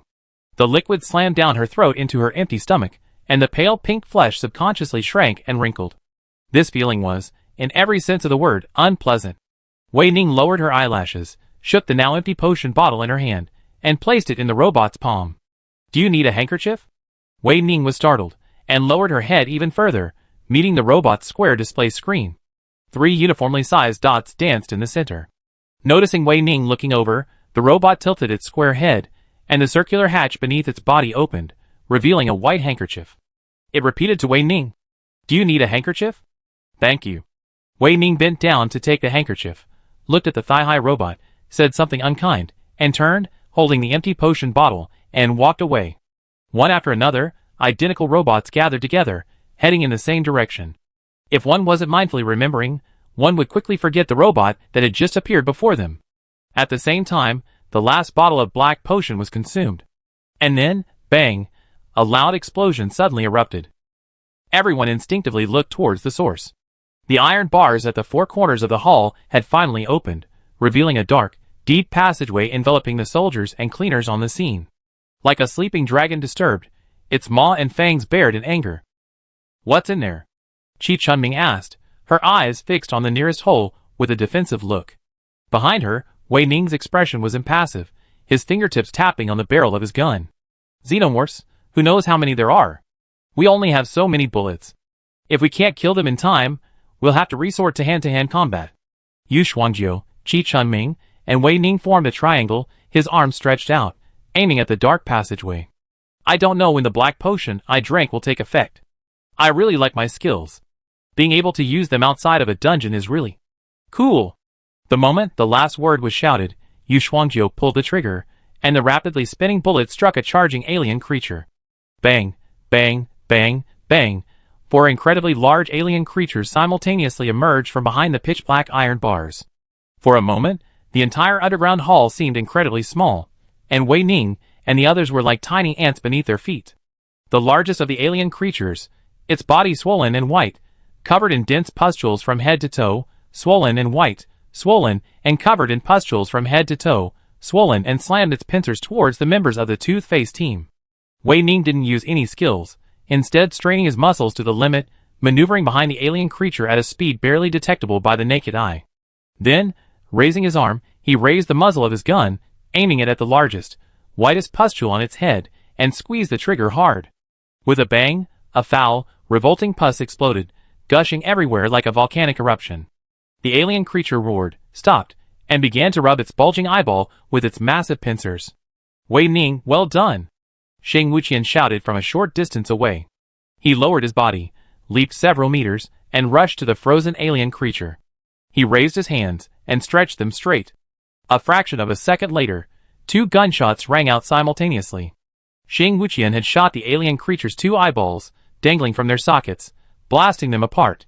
The hoarse roar nearly ripped everyone's eardrums apart. The alien creature went into a rampage, recklessly attacking everything around it, even if its sharp claws sliced through its flesh.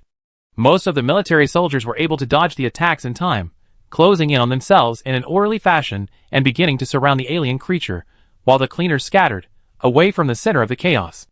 Only one person stood out, running in the opposite direction of the other cleaners, like a moth, towards the center of the chaos. While running, Wei Ning keenly noticed something unusual about Zhou Tanwe. No, she had been keeping an eye on her.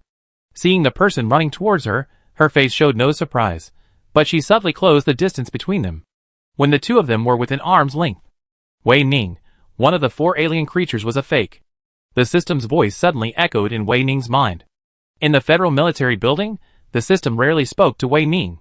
The military system was indeed inferior to it, but for safety's sake, it usually remained silent, observing. Wei Ning's eyes shifted upon hearing this. She continued walking, raised her head, and quickly scanned the 4 alien creatures on the field. Only 2 had tentacles, both centered at her o'clock. It's Gu Xiangying, Wei Ning told the system. Gu Xiangying had used a black potion to conceal himself among the alien creatures. This is a one-sided trial, Wei Ning said coldly to the system.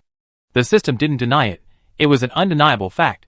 Gu Xiangying's unique opening was truly unforgettable, a scene that would inevitably flash before a death kaleidoscope. It was completely calculated. Every step was meticulously planned, designed to expel and kill Wei Ning in a logical and seamless manner. Summoning the cleaners, independent of the military, to the underground hall was a plan. Revealing her alien form was a plan. So was starting a chaotic fight with the alien creatures. Wei Ning thought, the muscles in her back trembling. This wasn't fear, terror, or any other debilitating emotion, but excitement. Wei Ning's blood raced. She couldn't contain her excitement. When someone put so much thought into her, and poured out any extreme emotion on her, Wei Ning always reacted like this. Behind Wei Ning, Zhou Tianwei frowned, her running pace slowing for a moment. She watched Wei Ning frown, a flicker of confusion and wariness on her face, but it quickly vanished. A split second after noticing Wei Ning's abnormality, Zhou Tianwei raised his gun, pulled the trigger, and angrily shouted, "Whoever killed my sister, die." At the same time, two tentacle-like creatures in the corner broke free from the soldiers' encirclement and suddenly rushed towards Wei Ning. This bizarre scene stunned everyone present, their eyes following the direction of the creature's movement. In a split second, countless pairs of black and white eyes fixed their gazes on Wei Ning and Fei Qingzhe, who had suddenly withdrawn from the battle. Fei Qingzhe's aura was cold and gloomy, his eyes bloodshot, and veins bulged from his forehead, like a serpentine snake, crawling all the way to the back of her neck, practically strangling her, making it difficult for her to breathe. The sudden burst of speed caused Fei Qingzhe's exposed skin to glow red. Like a blazing ball of fire, he slammed past everyone around him, and, along with Wei Ning, plunged into a circle of bullets and alien creatures. Yu Shuangjiu and Yi Zuixin, knocked aside by the powerful shoulder, exchanged glances, each in a state of utter bewilderment. Lying flat on the ground, they both scrambled to turn and look in Wei Ning's direction. The massive alien creature obscured their vision, leaving only the sounds of violent collisions, gunfire, and roars. The player used the skill Deconstruct the Firearm. The player used the skill Blazing Flame. The player used the skill Gravity Pressure. The player used the skill Back Mirror, which allows the player to summon their own shadow. Note that the shadow only lasts for 2 hours. The system's electronic sound suddenly paused, followed by a loud shout. Wei Ning, someone has awakened a skill here. More than one. Congratulations on awakening the skill. Mimicry. You can completely simulate and replicate everything about the target, from the inside out, achieving 100% deception. Please note, the target's memory will never be erased from their brain. Congratulations on awakening the skill. Organ harvesting. Wei Ning. Be careful. The system's electronic chime echoed in Wei Ning's mind, and at the same time, a female voice shouted in her ear, "Wei Ning, Gu Xiangying, are you too crazy?" Fei Qingzhe's answer was, "Bang!" Immediately afterwards, a column of black smoke suddenly exploded in the underground hall, rapidly spreading, engulfing even the electronic surveillance cameras hanging from the ceiling of the auditorium several meters high. The space instantly plunged into darkness. In the audience, a man, standing at the center of the crowd, frowned, turned to his side, and asked in a deep voice, "What's going on?" Someone replied, "Don't worry, Gu Xiangying knows his situation, and won't do anything that harms the military's interests. The black smoke will trigger the fire system, and it will dissipate in a few minutes." The man lowered his eyelashes, staring down until the fire alarm automatically sprayed water. Then he spoke again. Gu Xiangying had better make the same choice he made 5 years ago, otherwise. Before he could finish his words, the man turned and left, leaving more than half the seats in the auditorium empty, a desolate and empty space. "You can breathe now." Mo Beixia patted the man's shoulder. A faint smile remained on her face, her brows curved slightly, as she gazed with delight at the gradually dispersing Colosseum. "At least, Mr. Vice President, you're very satisfied with the newly developed black blood from my Supreme Research Institute, aren't you?" "Yes, yes," the man whispered, holding his breath. His back and forehead were completely soaked, but he didn't dare reach out to wipe them. He stiffened, feeling the growing weight on his shoulders, and fell silent. As the black smoke dissipated, so did the sound of extremely rapid, heavy breathing. Qi Chunming and Yu Shuangjiu stood side by side, their eyes wide, staring in disbelief at the center of the dissipating black smoke. For a moment, they both reached out to grab each other and whispered, "Am I dreaming?" Commander Gu is dead? How did she suddenly appear here? Chapter 168. Fujio frowned.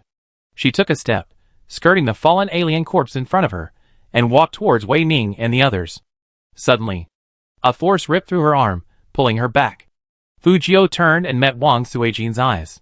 He shook his head at her, his expression grim and serious. Fujio tugged hard, but failed to shake Wang Suijin off. She lowered her head and cursed. I knew nothing good would happen when these three unruly people got together. They'd be better off dead. It won't be that easy for them, Wang Suijin said, looking over intently, his lips curled. Come to think of it, the person Fei Qingzhe brought up personally really does look like her.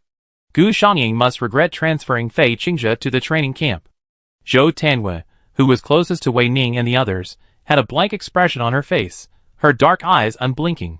She pressed the gun into her palm, cutting through the knuckles, and blood dripped down her knuckles. Zhou Tanwei stood there, like a weathered statue. Watched by countless people, Wei Ning could only sense one thing, Fei Qingzhe's breath, rapid, heavy, and angry, spraying on her face. Wei Ning moved, but a fraction of a second later, Fei Qingzhe pinned her back to the ground. He gripped her shoulders, his eyes reddened, his teeth clenched, and his body trembled faintly. The two of them were too close. A few strands of Fei Qingzhe's hair fell on Wei Ning's eyelashes. She blinked, but the itch was subtle yet intense, as if it were rooted in her flesh. Wei Ning simply opened her eyes wide, letting Fei Qingzhe's hair brush against her eyeballs. The moistening of her eyes lessened the tingling sensation. But, for the first time, Fei Qingzhe's face, his features, his trembling lips, were imprinted so forcefully into Wei Ning's pupils. Wei Ning was stunned. Captain Fei, are you crying? Snap. Wei Ning's unfinished words were abruptly interrupted. Her head tilted to the side, half her face burning as if it had been scorched by flames. A relentless roaring sound ripped through her ears, her mind in a turmoil. Wei Ning hadn't even realized she had just been slapped hard by Fei Qingzhe. Why? Fei Qingzhe's voice echoed in her ears. Wei Ning tried to turn her head to look, but the force of the blow sent her flying. The muscles in her neck ached terribly, and even the slightest movement to shift her gaze felt like needles. She was forced to stare blankly in Gu Xiangying's direction, unable to catch a glimpse of Fei Qingzhe. Therefore, the familiar voice in her ears was amplified infinitely, irresistibly drilling into Wei Ning's ears, into the hole deep within her body, as if it had suddenly taken shape, leaving her unable to escape. Why? Fei Qingzhe's voice was hoarse, with a faint hint of tears. Didn't I promise you I'd come forward and acknowledge your identity? Why? Did you have to take things to this point? I really don't want to. What did she not want to do? Wei Ning fought back the stabbing pain in her neck and face. She shifted her gaze, wanting to see Fei Qingzhe's face. Her instinct told her that right now, at this very second, she had to see Fei Qingzhe's face, to meet his gaze. As if he knew Wei Ning's inner thoughts. Smack! Fei Qingzhe slapped Wei Ning's other face again. In the split second it took for her head to flip, Wei Ning swiftly captured the expression on Fei Qingzhe's face. The moment her vision cleared, her heart sank. Tears covered Fei Qingzhe's eyelashes, nearly obscuring her entire face. She bit her lip, red blood dripping from her white canine teeth, mingling with tears and snot. So disheveled. So slovenly. So painful. Wei Ning, I truly regret choosing you as my trainee at the training camp, Fei Qingzhe said coldly, the sob in his voice completely gone. After that, Fei Qingzhe abruptly let go of Wei Ning, and stood up from her. The moment the other person's presence withdrew from her body, Wei Ning's pupils suddenly shrank to a point. In that instant, the aching neck and the burning redness of her face faded, leaving only the urge to stand up. No, not an urge. It was something Wei Ning would definitely do in the next second. However, puff, Wei Ning stood crooked, her head lowered in disbelief, staring at the bloody, hollow hole in her chest. A long, thick tail had pierced through her body, leaving only a few centimeters before her heart was touched. She looked up. Wei Ning half knelt on the ground, her strength barely enough to keep her eyes half open, unable even to breathe. This was Wei Ning's choice. Even if her face turned purple, she refused to breathe, just to be able to open her eyes. And see. The world was half obscured. Fei Qingzhe seemed to have split in two. Why else would Fei Qingzhe have grown an unusually thick, smooth, pure white tail? It was several meters of white bone emanating from his tailbone, piercing Wei Ning like a whip, holding her from collapsing, and allowing her to witness everything before her eyes. The soldiers in the distance were so stunned by the scene that they forgot to move. At this moment, Fei Qingzhe, whose appearance was completely unlike that of a human, approached Gu Shangying, who lay on the ground, breathing weakly, unimpeded. Gu Shangying's condition was far worse than Wei Ning's current one. Her body was covered in wounds, and the blood that flowed out almost made her look like a bloody mess. One of her arms was missing, and beneath the long sleeves of her military uniform lay empty and shrunken. Her exposed fingers were covered in blood blisters, each as big as a fist, from the scorching heat. "Fei, what's wrong with you?" Gu Shangying said to Fei Qingzhe, lying on the ground. "Even in this state, why are you still acting like a superior?"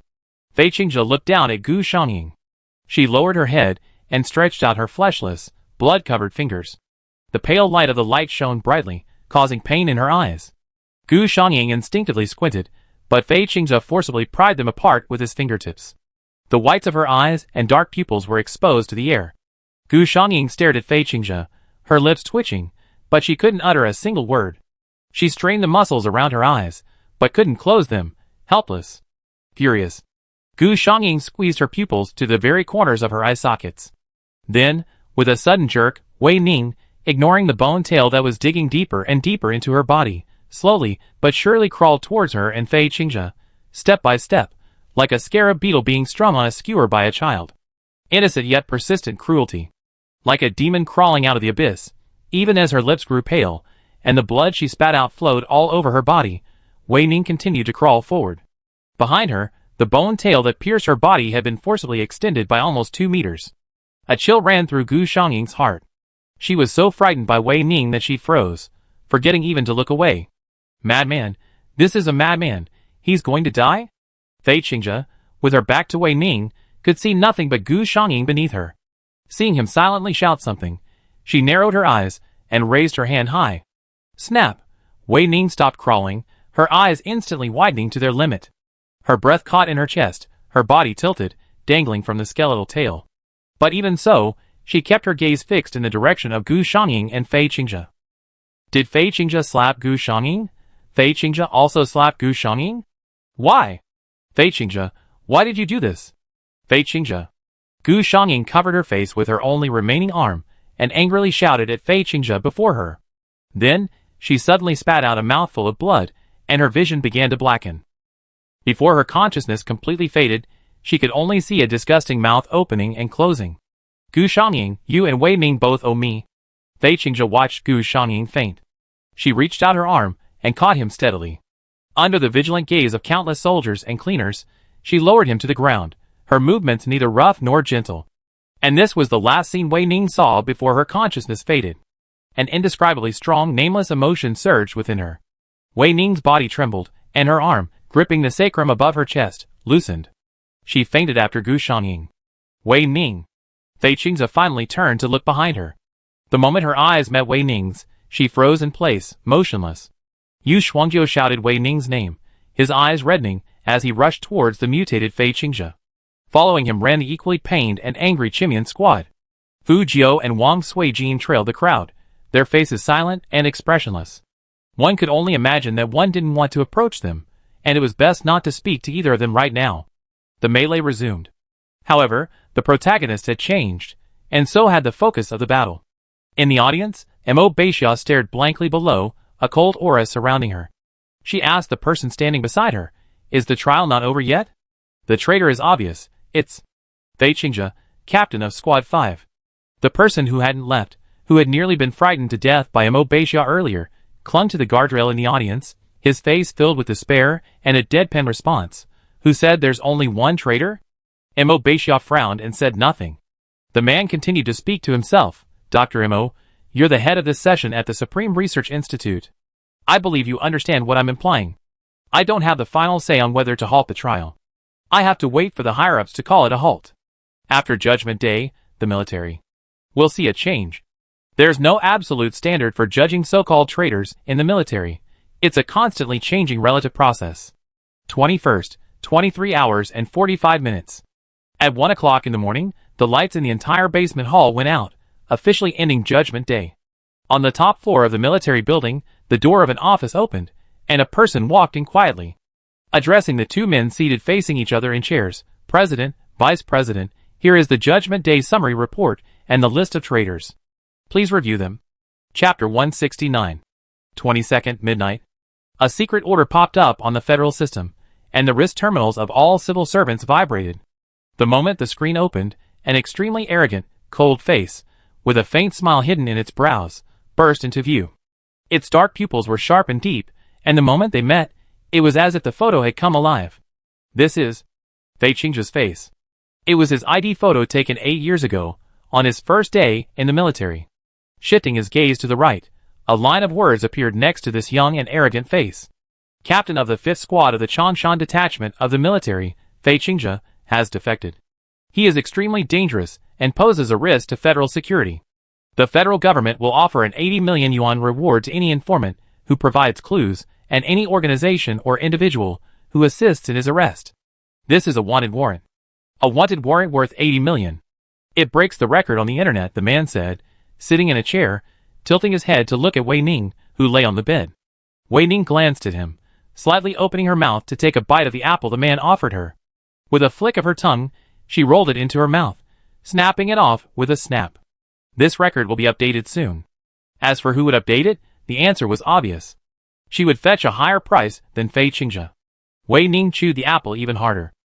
Cheng Qiwei lowered his eyelashes, curling his fingertips, wet by the apple, into his palm. Inexplicably, he fell silent, staring at Wei Ning without a word. Sensing something unusual, Wei Ning looked up. The man's hair fell softly across his forehead, half hiding his brows. His neck was slightly bent, hunched in the chair, like a large dog drenched in rain. Wei Ning finally swallowed the entire apple. She raised her hand and placed it on the round head before her. Left, right, up, down, then repeat down, up, right, left. Hair without hairspray just felt better. Of course, Wei Ning wouldn't say it directly. Facing two souls in one body required careful attention. Coaxing someone was a daunting task, and Wei Ning wasn't one to invite hardship. An unknown amount of time passed. Wei Ning finally released her sinful hand. She tilted her head and watched the man suddenly leap from his chair, rush to the bathroom, and slump himself against the mirror. A hint of amusement welled up in her heart. Wei Ning raised her voice, "I won't let myself die." "What's with the death?" A voice echoed from the doorway. Song Yusue pushed the door open and walked in. She looked at Cheng Qiwei, who was scratching his hair in the bathroom, then at Wei Ning, who had grabbed a peach and ate it. She shook her head and locked the door. She sat down beside Wei Ning's bed and, with a serious expression, pulled out a report. Without giving Wei Ning time to prepare, she read out the contents directly. Specially hired cleaner Zhou Tanwei is a member of the Changshan Detachment's 5th Squad. Former 5th Squad member Liu Zhonglei has died, as has former 3rd Squad member Liu Shang. Commander Gu Xiangying is seriously injured and on sick leave for a week. He is currently undergoing prosthetic surgery. Dental Squad member Wei Ning is seriously injured and has requested a shortened sick leave of 1 day. After reading the last word, Song Yusue finally raised her head. Her expression was cold, her brow furrowed. "You deliberately confronted Gu Xiangying." "Yes," Wei Ning said. Song Yusue's frown deepened. After a moment, she sighed silently and said, "There are still 5 hours until the internal camp meeting at 8 o'clock tonight. You must be prepared. The military's micro-voice transmitter you gave Wei Conwu has been dismantled, and the fabricated recording and location information have been confirmed to have been received." "Okay, I understand," Wei Ning said calmly, seemingly taking his busy schedule well. "The black potion you drank on Judgment Day was the black blood developed by Mo Baixiao. The children in the military are still as pitiful as ever, always used as the first guinea pigs for experiments by those above them. The black blood was developed using your blood and body tissue, so it won't have much effect on you. But what about the others?" Song Yusue raised an eyebrow at Wei Ning. "How about you guess who has awakened a skill?" Wei Ning never had much interest in guessing games. She shifted her gaze to Cheng Qiwei, who had emerged from the bathroom, and said to Song Yusue, "Who are they?" Song Yusue pulled out another report. "All members of the Toothpaste Squad, Yu Yuan from the 5th Squad, Zhou Tanwei, and Fu Jiao, captain of the Changshan Squad. A dozen or so people in total. Fu Hao could only detect the aura of the skill. It couldn't pinpoint the specific target. Furthermore, the skills awakened through black blood, strictly speaking, didn't belong to the Essence God, but to you, Wei Ning." Through the barrier, the aura grew even fainter. At this, Wei Ning's expression finally registered. Her fingertips tapped unconsciously, her mind racing. Before the judgment ritual began, Gu Xiangying had already consumed black blood, awakening the skill mimicry, transforming herself into the alien creature she most loathed, hoping to take advantage of the opportunity to kill her, though ultimately failing. Fu Hao, is the mimicry's target limited to herself? Wei Ning asked the system. I'm not sure. With the Black Blood Awakening skill, I can only get a rough idea. The answer to this question probably isn't important to you. You rather know Fei Qingzhe's skills, right? A mechanical electronic sound echoed in Wei Ning's mind. Before Wei Ning could say anything, the system spoke first. Organ storage. The user of this skill can alter the physical and chemical properties of their organs at will, even expanding their internal space to accommodate and suppress living organisms. The number of organs accommodated depends on the user's number of organs. Please note that the user's organs have a certain number of self-repair cycles. The exact number is unknown, but it is related to their lifespan. A very complex skill, said Song Yusui, who had been listening quietly. She gently lifted her glasses, which had slipped down her nose, and pressed her fingertips against her forehead. Can such a skill be awakened with black blood alone? The awakening reports of skill users are highly confidential. I'll have to work harder to see if I can hack them so I can compare them. Cheng Chiwei handed Wei Ning the lemon juice. The military must be regretting letting them escape. A skill that can contain living organisms. A walking human prison. As for lifespan, it's not a problem for the Supreme Research Institute. Wei Ning held the cold cup, her eyes fixed on the lemon slices swaying in the water. The lemon slices clattered against the cup's walls, making a pitifully quiet sound, barely audible. Wei Ning pursed her lips and said, Li Chao must have hidden her well. No one can find her. I can't either. Wei Ning didn't say the rest of the sentence. In fact, she would never be able to say it. This was Wei Ning's immense shame, yet she had to admit her incompetence. Knock, knock, knock. A sudden knock sounded at the door.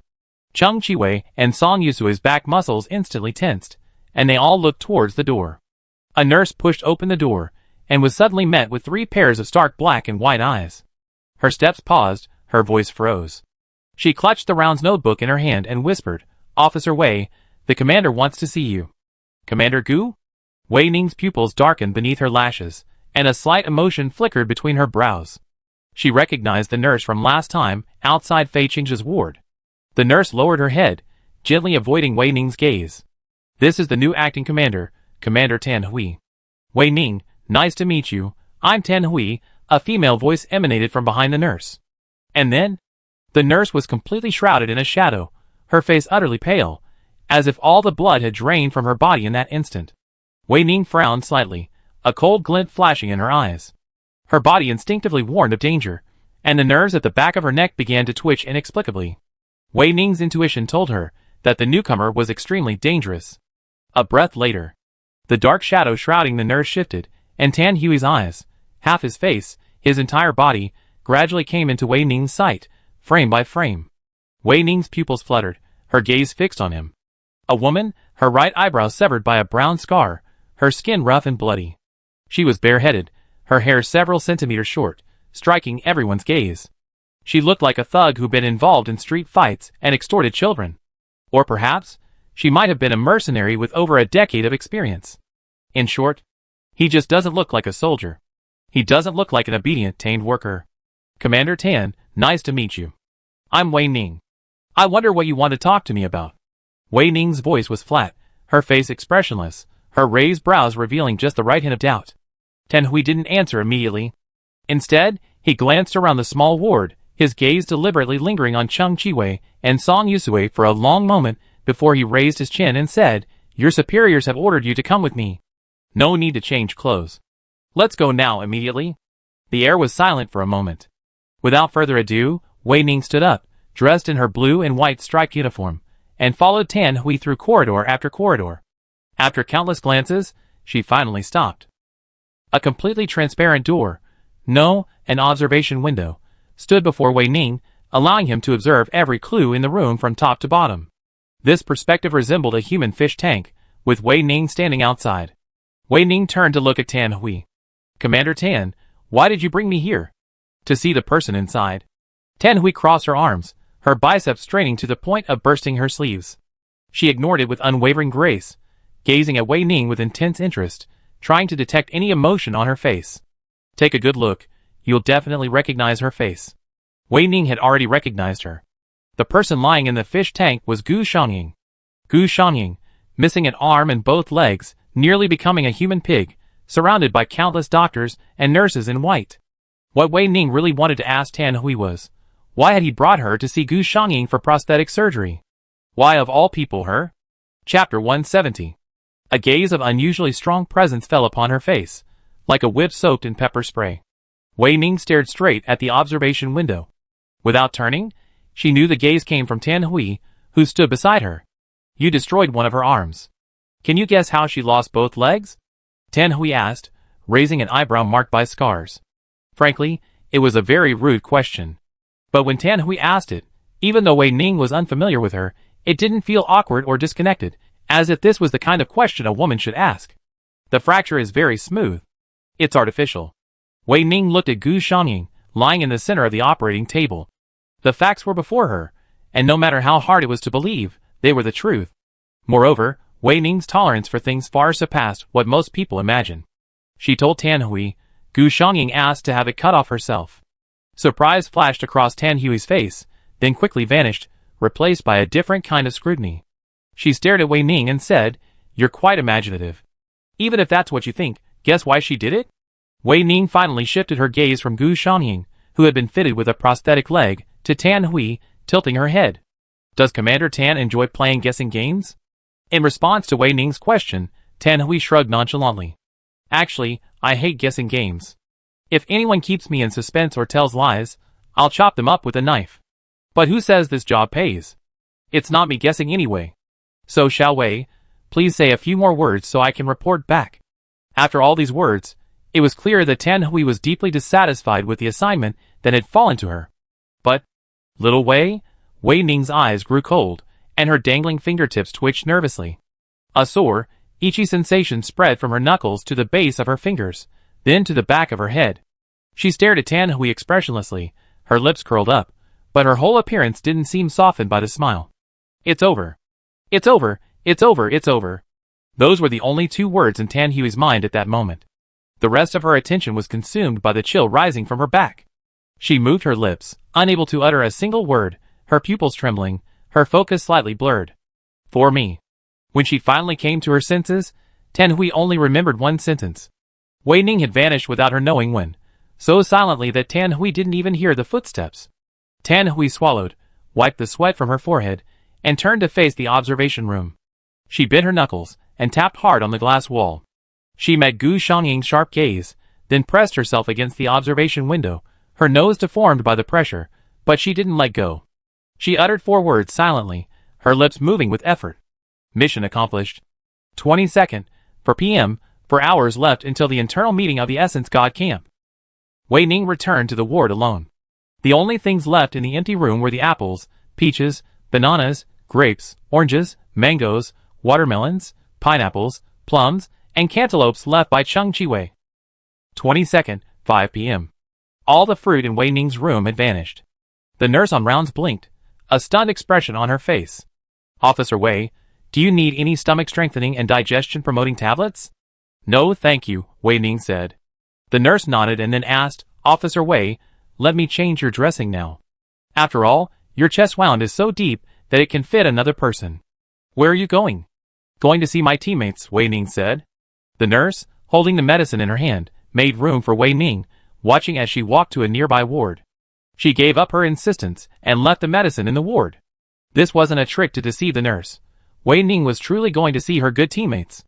Minutes earlier, Qi Chunming had sent her several messages, each repeating the same 7 words. Come quickly, something important is happening. Wei Ning, you're finally here. Before Wei Ning had even stepped fully into the ward, Qi Chunming's voice boomed. Immediately afterwards, a dark figure, as swift as a rabbit, darted in front of Wei Ning, nearly crashing into her arms. Yeah, I'm coming. Wei Ning lowered her eyelashes, looking at Qi Chunming, who had hung her by the door. She raised her hand and pushed down the alopecia on her head, pushing it down, pushing it down, pushing it down. Qi Chunming, The pressure on her head grew stronger. Qi Chunming blinked, stood on tiptoe, and pushed upward with all his might. Fingertips, bases, and spaces between fingers were instantly enveloped by the fur. Wei Ning finally stopped moving, regaining her composure. She turned to meet the teasing laughter of Yu Shuangjiu, Xing Wuqian, and the others in the room. After a moment's silence, She rubbed her nose and followed Qi Chunming inside. Okay, everyone's here now, Yu Shuangjiu said, patting the chair beside him for Wei Ning to sit down. Chunming, you called everyone here. Is there something important you want to announce? It had better be something big. Yi Zuixing leaned against the wall, his back straight. His face was pale, his lips were pale, and he looked like he had lost all hope in life. A patient with a plaster leg and a crutch stumbled over, one high and one low. Anyone who did this could seek Satan's apprenticeship. No, let Satan abdicate. Meeting Yi Zuixing's accusing gaze, Qi Chunming's eyes rolled, and she averted her gaze. She clenched her fist, brought it to her lips, and coughed forcefully. Didn't everyone awaken their skills on Judgment Day? The military has recorded it. The authorities have already watched the electronic recording of that night countless times. Zhou Zhongxuan, sitting in the corner, said, just as they wished, everyone's potential has been stimulated. Xing Wuqian spun the fruit knife in his palm in a light and swift arc. Then, the moment the fruit knife stopped, only a silver cube remained in his hand. As Wei Ning and the others watched, he clenched his knuckles, and silver dust sprinkled in the air. Cool! Qi Chunming's eyes lit up, and she shouted in applause. Xing Wuqian puffed out his chest, tilted his head slightly, and glanced to the side. It's nothing. My announcement is about skills. Qi Chunming leaped onto the bed, waved her arms, her face flushed with excitement. She planted her feet on the footrest and declared, we only have the most basic data on our skills. We don't know exactly how far we can go, who's stronger, who's weaker, or whose skills counter the other. But Qi Chunming's suspense was incredibly effective. All 5 people in the room stared at her, unblinking. Wei Ning raised her knees and crossed her legs, her dark pupils fixed on Qi Chunming's figure. She tilted her head, raised an eyebrow, and spoke in a low voice with unspoken emotion, but what? Meeting Wei Ning's eyes, Qi Chunming's blush deepened, even a hint of crimson rising to the corners of her eyes. She took a deep breath, steadying her trembling voice. The military will arrange a comprehensive skills test. When? Many people's injuries haven't healed yet, Yu Shuangjiu said. She glanced at everyone in the room, her gaze settling on Qi Chunming. She said with a hint of disapproval, Chunming, you're kidding. Your most injured leg is the one you're most busy with. Qi Chunming stuck out her tongue, lowered her legs, and sat cross-legged on the bed. I don't know the date, but it should be coming soon. The military has always been very efficient. Can all the skills in the dungeon be awakened? I only have one skill right now, Yi Zuixing asked. He was clearly interested in the topic, his pale face etched with seriousness. The gap between game dungeons and reality is quite significant. Wei Ning's eyes darkened, but the change wasn't noticeable on her already cold expression. Qi Chunming naturally followed up on Wei Ning, saying, that's true. Awakening a natural skill is incredibly rare. After using one, I feel like my body is drained. I eat 5 times as much as before. Yu Shuangjiu patted Qi Chunming's head and said softly, the awakener, who possesses 2 skills probably hasn't been born yet. Awakening skills is rare, so awakening 2. That's simply unbelievable, Xing Wuqian said. Yi Zuixing concluded the discussion. Such a person can't possibly exist. The military won't let him go, Zhou Zhongxuan said casually, as if it were just a casual remark. Wei Ning, the military is accelerating their efforts, and our prison break must be brought forward. The system didn't respond until Wei Ning left Qi Chunming's hospital room. Its mechanical electronic voice had a hint of seriousness, clearly anticipating the scene during the comprehensive skill test where everyone would be frightened to the point of heart failure by Wei Ning. Fu Hao, has the escape date been agreed upon? Wei Ning asked the system. We're waiting for a legitimate opportunity for you to enter the heavy-duty prison, a legitimate opportunity, one that no one would suspect. Wei Ning didn't respond to the system regarding the so-called opportunity. Wei Ning walked through the corridors alone. For some reason, the vast sanatorium was now filled with only Wei Ning, and a long dark shadow trailing behind her. The system was silent for a moment, then spoke. Wei Kanwu and Song Yusue were still struggling, but rest assured, the faction meeting at 8 o'clock tonight will definitely produce a result. You won't wait. Fu Hao, Wei Ning suddenly interrupted the system. Wei Ning stood in the shadows of the corridor, her eyelashes drooping. The fluorescent light from the terminal screen shone on the bridge of her nose, creating an unusually bright spot that stung her eyes. But Wei Ning remained wide-eyed, staring intently at the terminal. Wei Ning, what's wrong with you? The system asked, feeling inexplicably uneasy at seeing Wei Ning like this. Wei Ning pulled her lips apart, her first breath trembling slightly. She clenched her teeth, tensing the twitching muscles at the back of her neck, and said, Fu Hao, The moment we've been waiting for has arrived. What? The system didn't understand Wei Ning's meaning. Wei Ning stared at the terminal screen, reading word by word, Awakener Skills Comprehensive Test. Federal Military Heavy Prison. Test begins at 9 a.m. on the 25th, end time unknown. Chapter 171. Fu Hao. Before the system could react to the timer's full skill test, Wei Ning suddenly called out its name. Her voice was low, but not cold, and even held a gentle quality. The system was dazed, its code pausing for a moment. Wei Ning stepped out of the shadows of the corridor, her entire body enveloped by the pale, incandescent light. She raised her eyes, an unusually bright light flashing in her pupils. This news is simply wonderful, isn't it? Really? For Wei Ning, it probably was. She always enjoyed challenging things. Only the chaos of near death could touch her emotional threshold, far exceeding that of an ordinary person, causing that subtlest ripple. It was like a drug.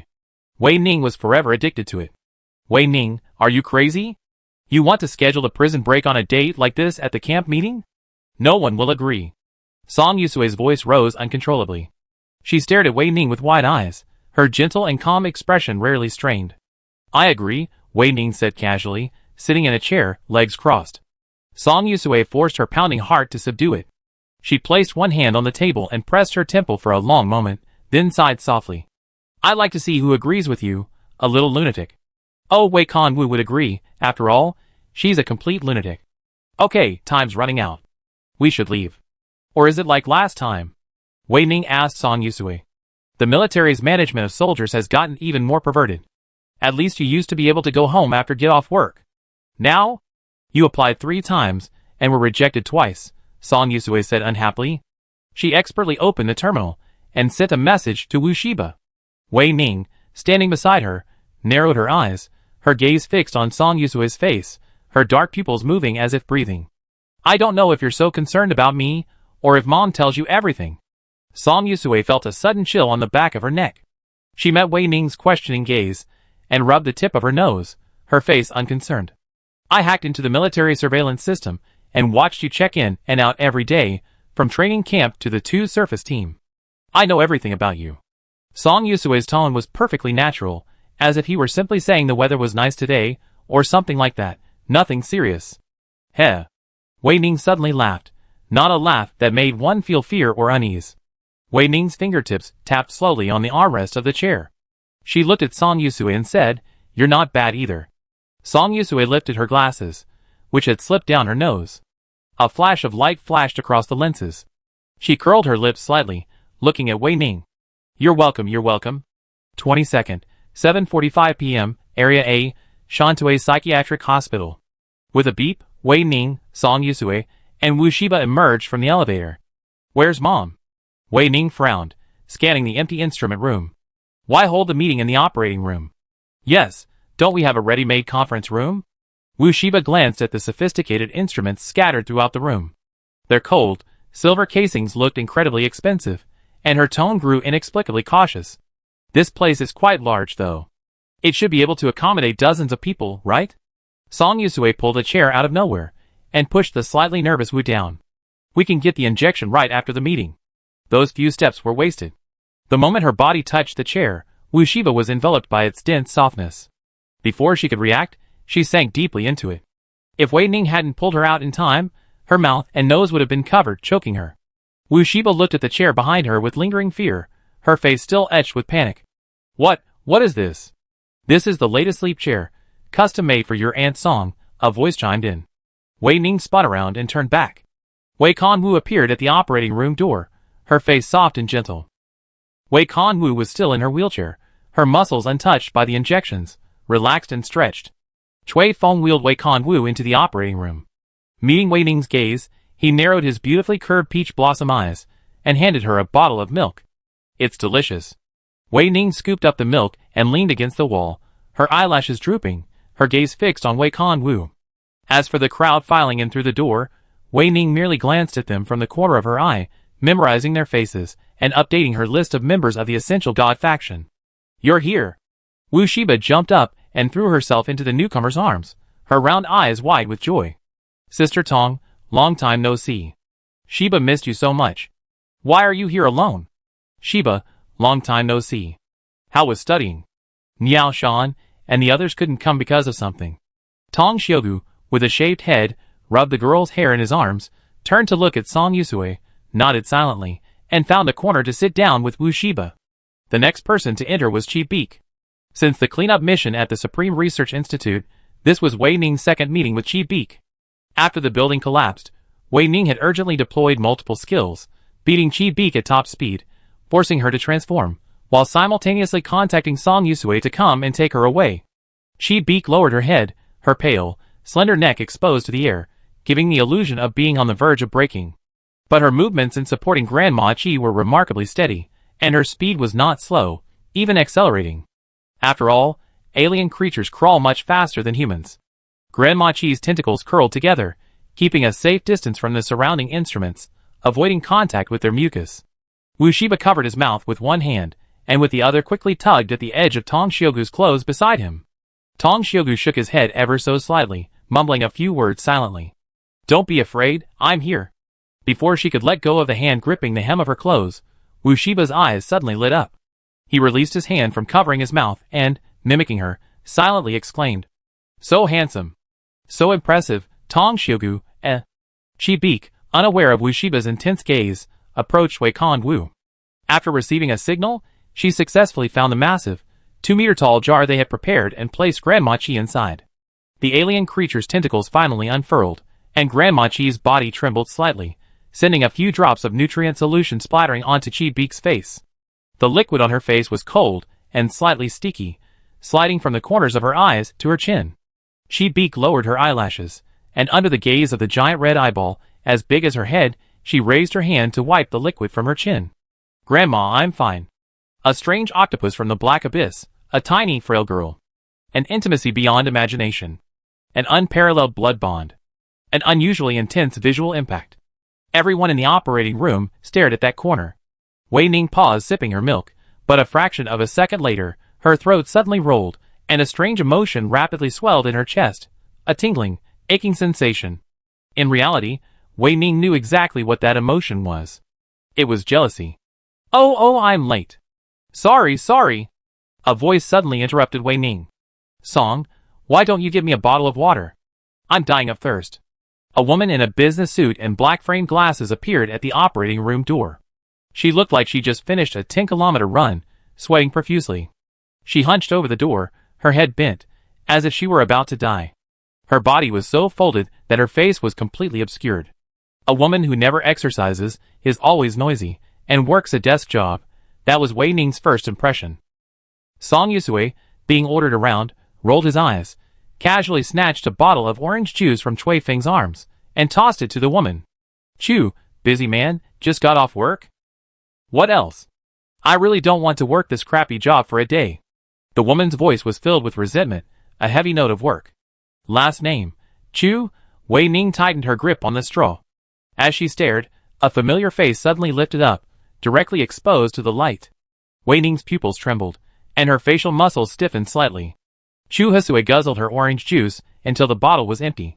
She looked at the people in the operating room, smiled, and said, "Hello, nice to meet you. I'm Chu Hisui. I'm very happy to meet you." "Hello, sister. Do you need a tissue?" Wu Shiba asked. Chu Hisui's smile widened. She took the tissue from Wu Shiba and rubbed the child's head. "Thank you, little one. You're so good. I love you so much." Wu Shiba's face flushed slightly. She looked up at Chu Hisui, then lowered her head and ran back to Tong Xiugu. As Wu Shiba ran, Chu Hisui was caught off guard by someone's cold gaze. She froze, her eyes narrowed. "Wei Ning, long time no see." Wei Ning tilted her head. "Long time no see." "Long time no see," Chief Secretary to the Federal Military Minister, Chu Hisui. At the two-phase team selection meeting, Chu Hisui was meticulous, highly capable, completely rational and cautious, his statements official and flawless. Wei Ning narrowed his eyes, his gaze locked on Chu Hisui, who was chattering and laughing. She was completely different. The essential gods are a bunch of contrasting monsters, aren't they? Cui Feng whispered in Wei Ning's ear. Cui Feng's brows lowered, a faint smile on his face, yet his presence was undeniable. Wei Ning's gaze finally settled on him, and for a moment, his smile deepened, his pupils filled with cunning. Meeting such a handsome, smiling face, Wei Ning raised an eyebrow and asked, It seems you and Mom are getting along well. How was dinner? Chui Feng's smile froze, his expression almost completely gone. You, her, dinner. Wei Ning smiled, his cold, sharp eyes curved, soft and clear like a crescent moon. Chui Feng closed his eyes, unwilling to recall that incredibly long dinner. He tilted his head, his slightly red ears pointed at Wei Ning, and whispered, "Smile, smile." Chapter 172. On the 22nd, 8 p.m. sharp. Song Yusui looked around. There were more than a dozen people standing in the room, almost all women, of varying ages, from teenagers to slightly bent grandmothers. There was also a female alien creature swimming in a nutrient tank. Chui Feng was the only male present. Oh, only two. There was also a man named Cheng Chiwei, whose consciousness lay within the black brain. They entered the meeting as family members, and had zero say in the operation. "Is everyone here?" Wei Ning asked. Song Yusui replied, "There's one Black Miss Walker who hasn't arrived yet. She doesn't need to attend this meeting. She will absolutely abide by and obey all decisions made by the meeting." Wei Ning frowned slightly. "Can't I know her identity? What kind of dangerous person is this?" Chu Hisue, the secretary to the military minister, could show up. So why couldn't this person? Could it be? An incredible hypothesis arose in Wei Ning's mind. Wei Kanwu raised her hand and patted Wei Ning gently. She said, "You'll meet her on the day of the prison break. She'll be your most capable assistant." "I know her," Wei Ning said confidently. She stared at Wei Kanwu, her pupils darkening for a moment, as if something was stirring and hatching within them. "She knows my true identity. She's a soldier in the military, one of the users who awakened on Judgment Day." Who could it be? Wei Ning's guesses grew bolder. This person must be very close to her, very close, very close. So close that every time she thought about it in the future, her scalp would tighten and tingle. Before Wei Kanwu and Song Yusui could answer, Wei Ning added another question, his tone devoid of emotion. "When did she find out about me?" "She doesn't know your identity yet, but after this meeting." The person who answered, to Wei Ning's surprise, was Chu Hisue. Her face lit up with that expression characteristic of work, one that commanded confidence, reassurance, and unquestionable confidence. "I will send your message to all the Black Miss Walker's terminals, including the one who didn't come. Wei Ning, you are the vanguard and leader of the prison break.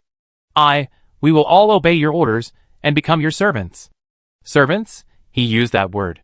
However, becoming the servant of the next esoteric god is the inherent duty and responsibility of Black Miss Walkers and alien creatures. Led by Chu Hisue, Wei Kanwu and Song Yusui, along with Wu Shiba, Chi Beek, Tong Xiugu, and others behind them, all looked in Wei Ning's direction. The alien creature nestled in the nutrient tank waved its tentacles, shrinking its massive body into a ball, pushing its red eyeballs against the glass surface, as if this would lower its posture of submission, make its loyalty to its superior more apparent, and bring it closer to Wei Ning. So, feeling the multiple gazes on her, Wei Ning felt the blood coursing through her veins quicken, surging. This wasn't a tail-wagging, low-level complacency, but the instantaneous excitement before the hunt began. Starting from her chest, every organ, every tissue melted with this surging excitement. Wei Ning lowered her brows, her lips curled up, a subtle curve yet a powerful presence. She spoke to the countless pairs of eyes, black and white, and blood-red, before her. "I'm going to set the date for the prison break on the day of the full skill test." The moment the words fell, the operating room fell into an unspeakable silence. Wei Kanwu subconsciously glanced at Song Yusui and Chu Hisue, her wheelchair handles cracking under her throbbing knuckles. Song Yusui covered her face with her hands and slumped down on the operating table, attempting to successfully avoid Wei Sungwu's questioning gaze. Her aura emanated a sense of helplessness, devastation, and so on. Chu Hisue's facial muscles froze. She looked down at Wei Ning in disbelief. "What are you talking about?" Wei Ning kindly repeated, "Set the date for the prison escape operation on the day of the full skill test." Chu Hisue's mouth closed with a dazed look, and she turned to look at Wei Kanwu. Then, she rushed forward, grasping the wheelchair armrests, and forcing her gaze to meet his. The two whispered something. In the corner, Wu Shiba asked Tong Xiugu, "Sister, is there something wrong with Sister Wei's proposal?" Judging from Aunt Wei and the others' reactions, it seems she strongly disagrees with her decision to schedule the operation for the test. "That sounds like too much work for humans to accomplish," Chi Beek said from the side. Wu Shiba turned to look at Chi Beek. "What do you mean?" Chi Beek suddenly met a pair of unusually bright eyes, paused, and explained, "First, Sister Wei is from the military. She will definitely participate in the test. She will also be responsible for the lead in the prison break. The military style of action is known for being ruthless. A full-scale test would definitely be exhausting. In her current state, Sister Wei's body might not be able to withstand the subsequent prison break. Secondly, Chi Beek's eyes quickly swept across the operating room. On the day of the full-scale test for the skilled practitioners, the military will definitely deploy additional personnel, and security clearances will be increased, which will restrict our actions. Wu Shiba lifted his chin and stared at Chi Beek without blinking. Beek, you're so smart. I wish we could go to school together. Chi Beek was stunned, a faint blush tinging her pale skin. She lowered her eyelashes, avoiding looking at Wu Shiba. Auntie Wei sent me to number 7 middle school. Which school are you in? Behind them, the alien creature swimming in the giant nutrient tank gently waved its tentacles, its flesh-pink suction cups dripping slime on the glass wall. With a sudden noise, the sticky liquid hanging from the wall suddenly slid down. Wei Ning, aren't you afraid of death? Wei Kanwu pushed the wheelchair over to Wei Ning. Her usually calm and rational face was etched with obvious worry. Her lips turned pale, and with a trembling arm, she grasped Wei Ning's dry palm. Her pupils moistened slightly beneath her thick lashes. Wei Ning bent down, met Wei Tsungwu's gaze, and took her hand, conveying her warmth. She said, word by word, Mom, I'm not afraid. I won't die. Believe me. After a long moment, Wei Tsungwu's face finally lost its paleness, and her breathing gradually calmed. However, she still didn't let go of Wei Ning's hand, remaining silent beside her. Wei Ning, as a member of the military, Judgment Day has just concluded. You know exactly what will happen during the comprehensive test. Song Yusue's voice was heavy, her eyes slightly reddened beneath her cold glasses. We don't want to lose you. Chu Husue brushed her hair back from her forehead. The moment you finish the test, give the signal, and we'll begin the prison break. You need to find us quickly and rejoin the team. Then, we'll switch from evasive defense to offensive. Under the sheer force of the firepower, we have a 50% chance of successfully escorting the S-God out of prison. Yes, Wei Ning said calmly, I'll take on that 50% chance. You're not alone, I'll always be with you. A mechanical electronic sound suddenly echoed within the operating room. Wu Shiba and Chi Beek looked up curiously and began searching for the source of the sound. The flickering incandescent light on the ceiling heightened their excitement. Thank you, Fu Hao, Wei Ning said to the system. There are still 3 days until the full test. We'll be fully prepared and won't hold you back, Chu Husue said. She fell back onto the operating table, blinking, brushing a stray hair out of her eyes. She said, then, let's move on to the second item on the agenda of this meeting. Team division. There are 3 teams, responsible for combat, cleanup, and rear retreat. Based on your combat power, physical condition, and skill allocation, you can take the initiative or wait for passive assignments. Chu Husue is quite adept at this kind of work. Members assigned to the combat team will need to receive an injection after the meeting. Song Yusue sat down at the other end of the operating table, adjusting her glasses. The medication I developed privately is different from the black blood from the Supreme Research Institute. It's not a genetic overdraft medication, but gentler and less damaging to biological functions. Wei Kanwu looked up at Wei Ning and spoke softly, you are the vanguard and leader of the battle, and you have the right to select your team members. Wei Ning, choose teammates whose skills match yours, and who you have a rapport with. The burden on your shoulders will be lighter. Me. I want to join the battle. Wu Shiba suddenly rushed over, clinging to Wei Ning's legs, her body swaying. I awakened a skill, and my attack power is incredibly strong. I can handle some of the firepower. I can join the battle team too, a strange woman suddenly said. She raised her palm, and a thin stream of water appeared out of thin air. With a wave of her hand, the water shot out, leaving a dark, conspicuous hole on the operating table. I'll handle the rear evacuation. A woman who looked to be in her 50s or 60s stepped out. My skills can destroy electronic matter. I can handle surveillance and positioning. For a moment, a variety of voices echoed. The operating room was bustling for a while. Wei Ning had witnessed many new skills in a short period of time. She watched intently, the muscles on the surface of her back slightly tensed, and her whole body appeared eerily ready for action. Chi Beek walked over, raised her pale face, and turned away from Wei Ning, facing Song Yusue. The alien creatures also need injections. It wasn't a question, but an imperative. Chi Beek hoped Song Yusue would inject the alien creatures, her grandmother, with the medicine. That's Grandma's request, Chi Beek said, gazing at Song Yusue and speaking word by word. Grandma wants to participate in the cleanup. Chapter 173. Feeding the severely injured enemy to the alien creatures is a good idea. But as for the injections... Song Yusue bent down and met Chi Beek's gaze, her eyes calm and tinged with genuine concern. She said, compared to the Black Mist Messenger, alien creatures react more strongly to the potion, and the pain will be magnified countless times. I'm worried about Grandma's health. Are you sure you want to do this? Chi Beek's dark eyes blinked, and then she turned, leaving Song Yusue to gaze at the giant tentacle monster waving its tentacles in the nutrient tank. The red eyeballs embedded in its teardrop-shaped head beat violently, like a heart gasping for breath, as it said, I was destined to die. To be able to live a little longer in a new identity is already a blessing from the gods. If he takes my life, then this will be my offering. Chi Beek recited Grandma Chi's words word for word. Only Chi Beek understood the alien creature's language. After all, her abilities allowed her to switch between alien and human forms at will. Song Yusue was stunned. In her sight, the incredibly large alien creature extended its tentacle and gently touched the glass wall of the nutrient tank. Its movements were gentle, yet tinged with an inexplicable reverence. Promise her. Song Yusue, Chi Beek, and Grandma Chi all looked at the person who had spoken. Wei Ning crossed her arms, her pupils gleaming slightly beneath her eyelashes, and repeated, promise her. Once you make up your mind, just believe it. Wei Ning's expression was calm, yet strangely serious. Even if you die, that person will surely want to see cheers before tears. A hoarse, low, and human voice echoed after Wei Ning finished speaking. Woo!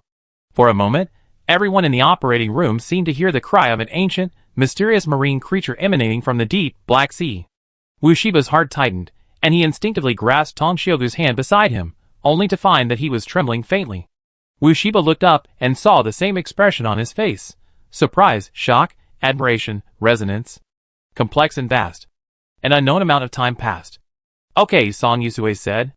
Chi Bei's pale face flushed. She grinned, turned around, and threw herself over the nutrient tank. Through the glass, she spoke to the alien creature nestled inside. Grandma, you can do anything you want. Tentacles as thick as waists gently swayed at her, a joyful movement. Chu Hisue, standing by, sorted through the documents in her hands, and said to the crowd, the lists of the 3 teams have been sent to your terminals. Please check them. Combat Team, Wei Ning, Wu Shiba, Tong Xiaogu, Zhang Shi Chui Feng. Cleaning Team, Song Yusue, Chi Beek, Chi Nainai, Michu Andy. Rear Team, Wang Fong, Wei Kan Wu, Chu Hisue, Lan Gashui. The list has been announced. Song Yusue wheeled over a sealed box. She lowered her head to unlock it, saying, now, I'll inject you with the medicine. I adjusted it based on each of your body's data. I'll inject you one by one. The silver syringe swung violently in the air. Song Yusue calmly pushed with her fingertips. Tiny drops of water dripped from the needle tip. Wu Shiba, in the corner, felt his heart suddenly fall out of his chest. The reaction to the injection varies from person to person. If she overreacts, others should step forward and hold her hands and feet, or she'll scratch herself. Song Yusue's expression remained unchanged. Her pupils beneath her glasses held an unfamiliar seriousness. She opened her mouth, first, Wei Kan Wu. Wei Kan Wu pushed her wheelchair forward, her gaze fixed on the wet, gleaming needle. Like a leopard, hungry for days, finally stalking its prey, her breathing slowed, her mouth aching with a sour ooze. Her stomach contracted, beating relentlessly within her body. This feeling. It was like having a second heart, fresher and more powerful. Song Yusue lowered her eyes to look at Wei Kan Wu and asked softly, are you ready? Yes, Wei Kan Wu said, her slightly trembling fingertips grasping her sleeve and pulling it up, revealing her pale skin. Then, a red hole appeared on the exposed flesh.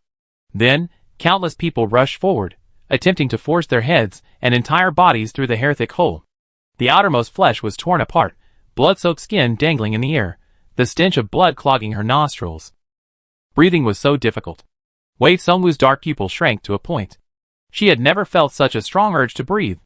She even wanted to cut her nostrils and lips open, to let her throat, trachea, any internal tube, come into contact with air.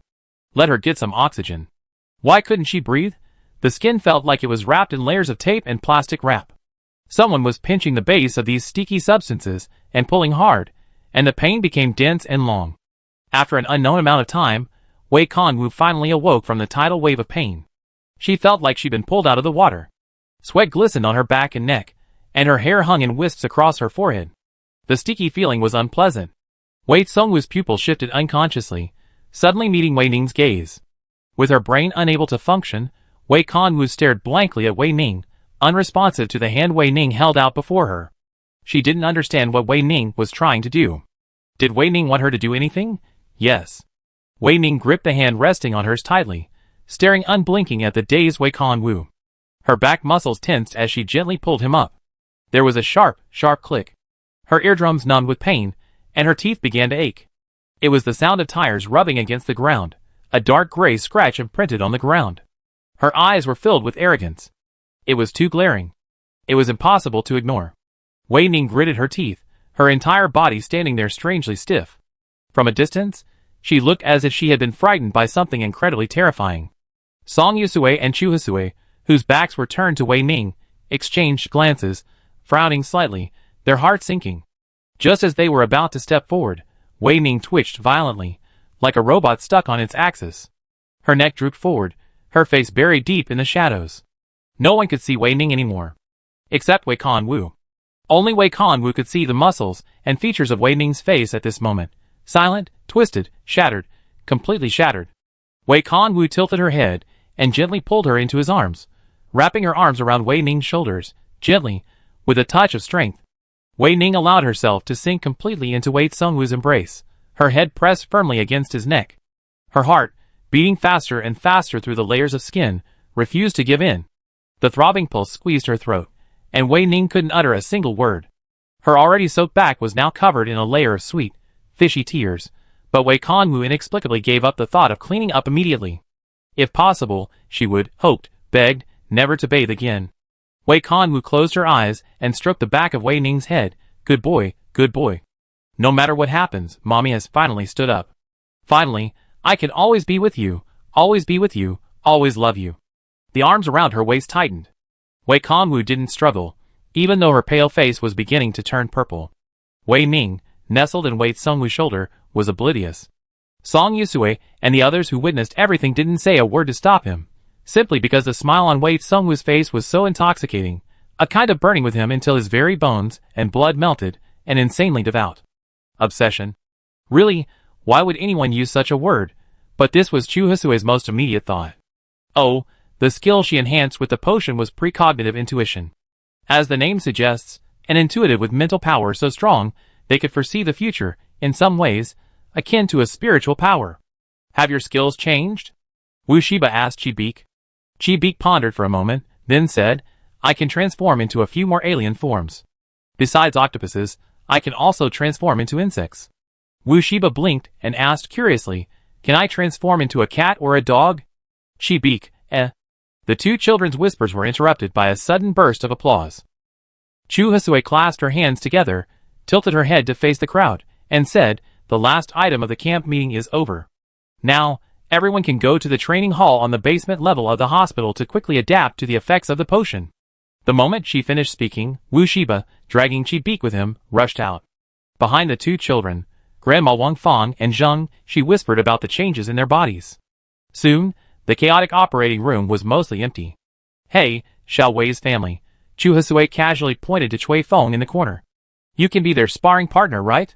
Giving one last glance at Wei Ning, who trembled in Wei Sungwoo's arms, Cui Feng readily agreed and disappeared into the operating room.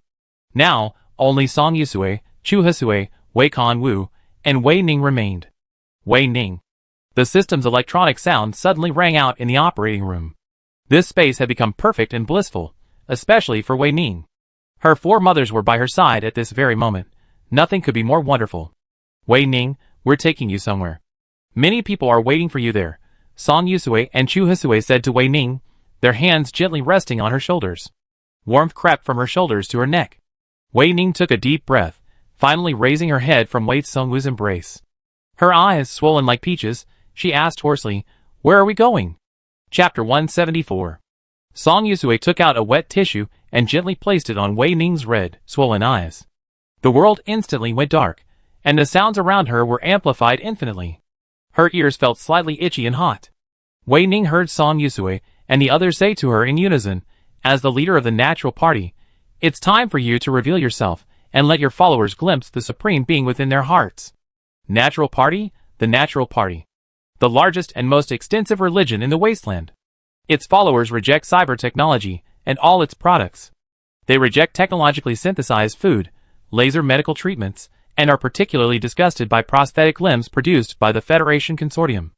Natural Party believers believe that only in this way can the blood flowing through the human body be pure and free of impurities. This is acceptable to the gods. Now, not only Wei Conwu and Yu Shuangjiu are followers of the Natural Party, but everyone around Wei Ning is too, even herself. She has become the leader of the Natural Party, but Wei Ning had long believed that she would never be a follower of the Natural Party. To be more precise, Wei Ning didn't have such a thing as faith. If anything, Wei Ning would only be a follower of herself, kneeling only in the direction of her own path. Could such a person be a leader? For someone without faith to stand at the center of countless people whose hearts beat with the same rhythm, whose veins churn with the same burning thoughts, and to become their companion, trusted, relied upon, and protected, sounded incredible, almost impossible. This wasn't Wei Ning's self-deprecation or doubt. In truth, Wei Ning knew better than anyone that her soul was not pure. Of course you can be the leader. Wei Ning lowered her eyelashes at the words, and glanced at Wei Conwu, who stood beside her. Wei Conwu caught a flicker of doubt in Wei Ning's cold eyes. She patted Wei Ning's shoulder with one hand, and gently lifted the black curtain in front of her with the other. A beam of light shot out, piercing Wei Ning's eyes. The sea of believers below the stage was in full view. They were of all shapes and sizes, and their ages seemed to vary greatly. Even their clothing suggested a wide range of social status. Aching from a sore sensation, Wei Ning didn't move her eyelids, staring intently through the gap that revealed only half a face. They were the followers of the Natural Party led by the alien god. Young, upright, and weary faces, one after another, pressed together, their dark pupils blending into one. Wei Ning's throat rolled inexplicably. They were all women. Every member of the Natural Party is a woman, surviving and living within the patriarchal structure of the Federation. The women huddled together comfortably and safely, chatting quietly. Wei Ning's exceptional five senses allowed her to hear their conversation with remarkable ease. This is the first time the missionaries have gathered us all here. I wonder what important announcement they'll make. I heard the leader is coming. The leader? Really? Is she really coming? I really want to meet her. She must be a very important figure. Not necessarily. She seems like a determined middle-aged woman, but she must be very powerful. Unlike me, who is always afraid and wants to retreat. No matter who the leader is, if she needs me, I will stand up and offer my all to her. The curtain was lowered. A soft glow passed across Wei Ning's face, and she was once again submerged in shadow. Almost subconsciously, Wei Ning turned to look at Wei Conwu. She didn't understand why Wei Conwu had suddenly lowered the curtain. An impulse within her told her she wanted to keep looking at the women in the audience, even if it was just to watch. It's hard to describe this impulse, but Wei Ning didn't resist. A sudden weight fell on her head, and Wei Ning blinked. Song Yusue stepped forward and put a cloak on her. The cloak was long, enveloping Wei Ning completely. Her face was buried so deeply beneath the fabric that not even a chin could be seen.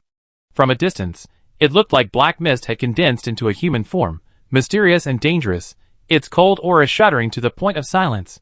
"Why are you covering my face?" a voice asked from beneath the black cloak. "You don't wear cloaks, only I need one.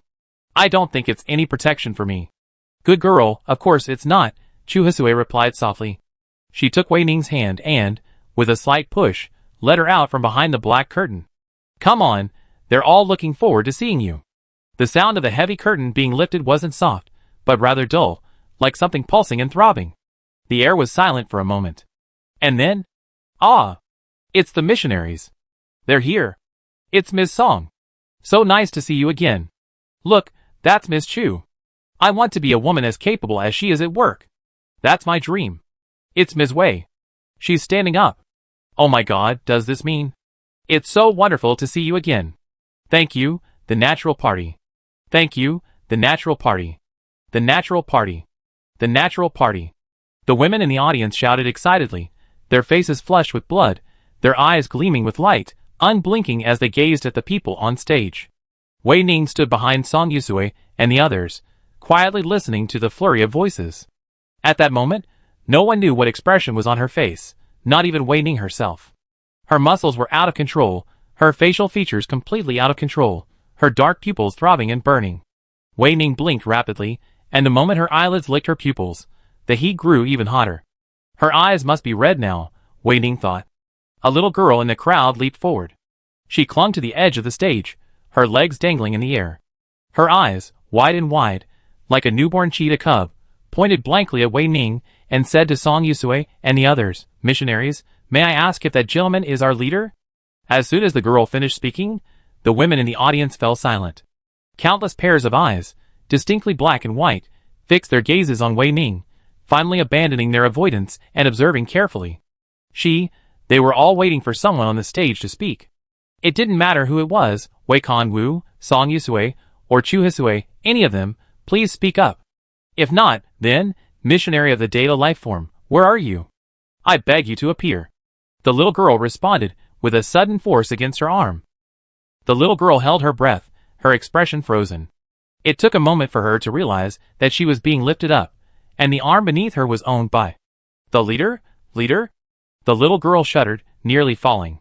The next second, the arm around her tightened. A clear, yet not cold, voice descended from above, saying, "Be careful." "What's your name?" It was a gentle voice, but one could tell its owner seemed unfamiliar with such an accent, resulting in a slightly stiff tone. No answer was forthcoming.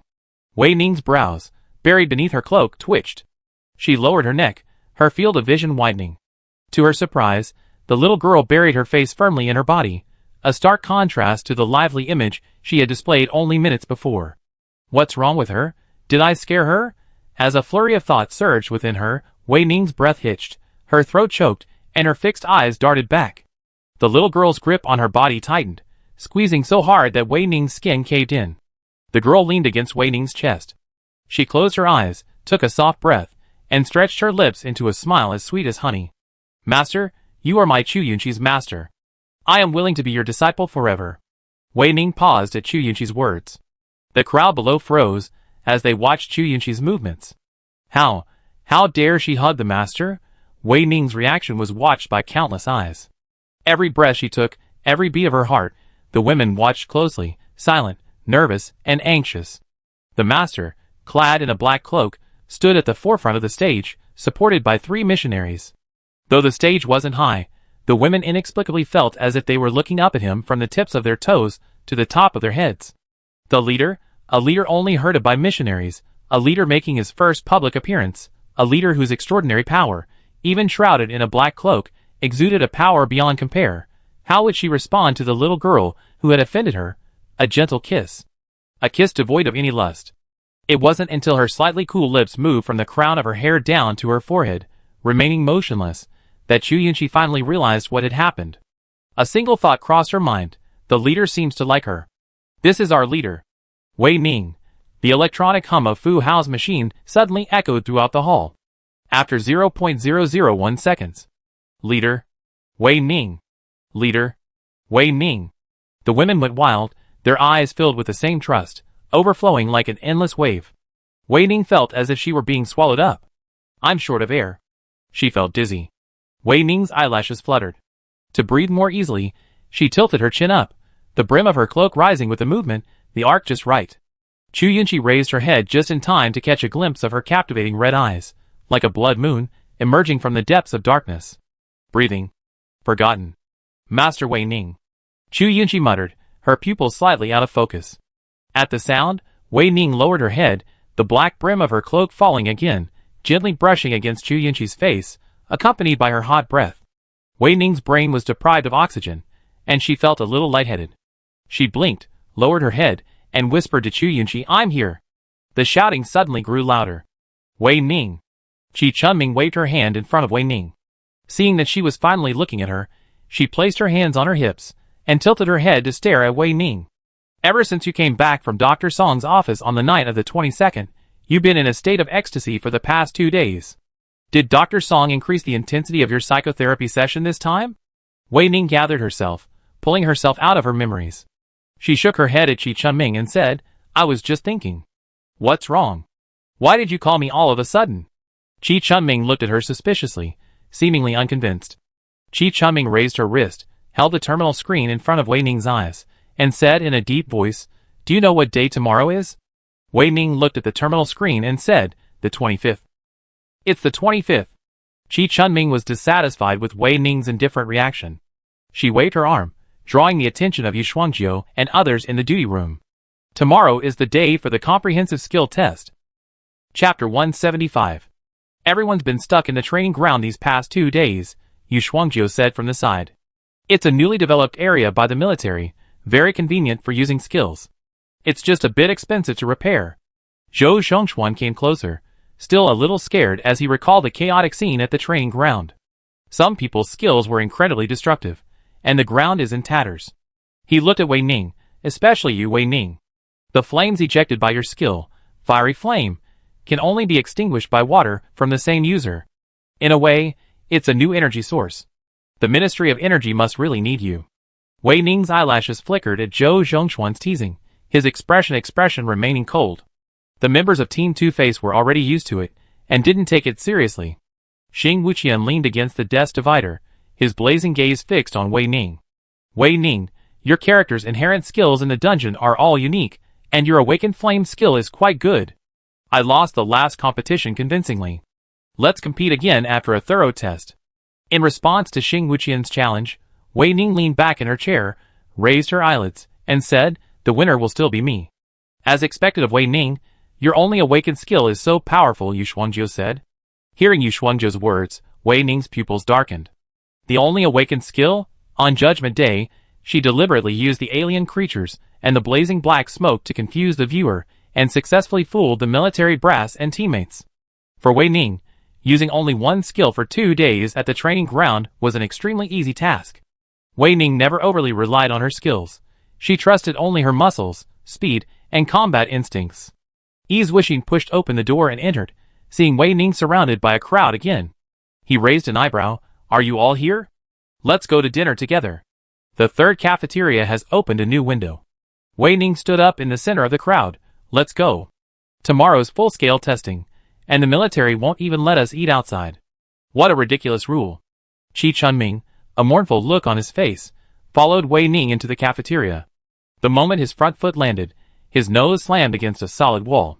Qi Chunming looked up and met a young face, his brows brimming with anger, his eyes dark. Zhou Tanhua stood still before Qi Chunming, his expression sullen. I'm sorry, Qi Chunming said softly, covering his nose. Without waiting for a response, Qi Chunming bypassed Zhou Tanhua and trotted over to catch up with Wei Ning, who was waiting a short distance away. After stopping, Qi Chunming noticed that Wei Ning wasn't looking at her, but instead was staring at Zhou Tanhua's back. After Zhou Tanhua left the cafeteria, she joined a tall woman, and the two of them chatted sideways. It's Commander Gu. Shouldn't she be resting in the convalescent ward? Yu Shuangjiu followed Wei Ning's gaze. This is the first time I've seen her since Judgment Day.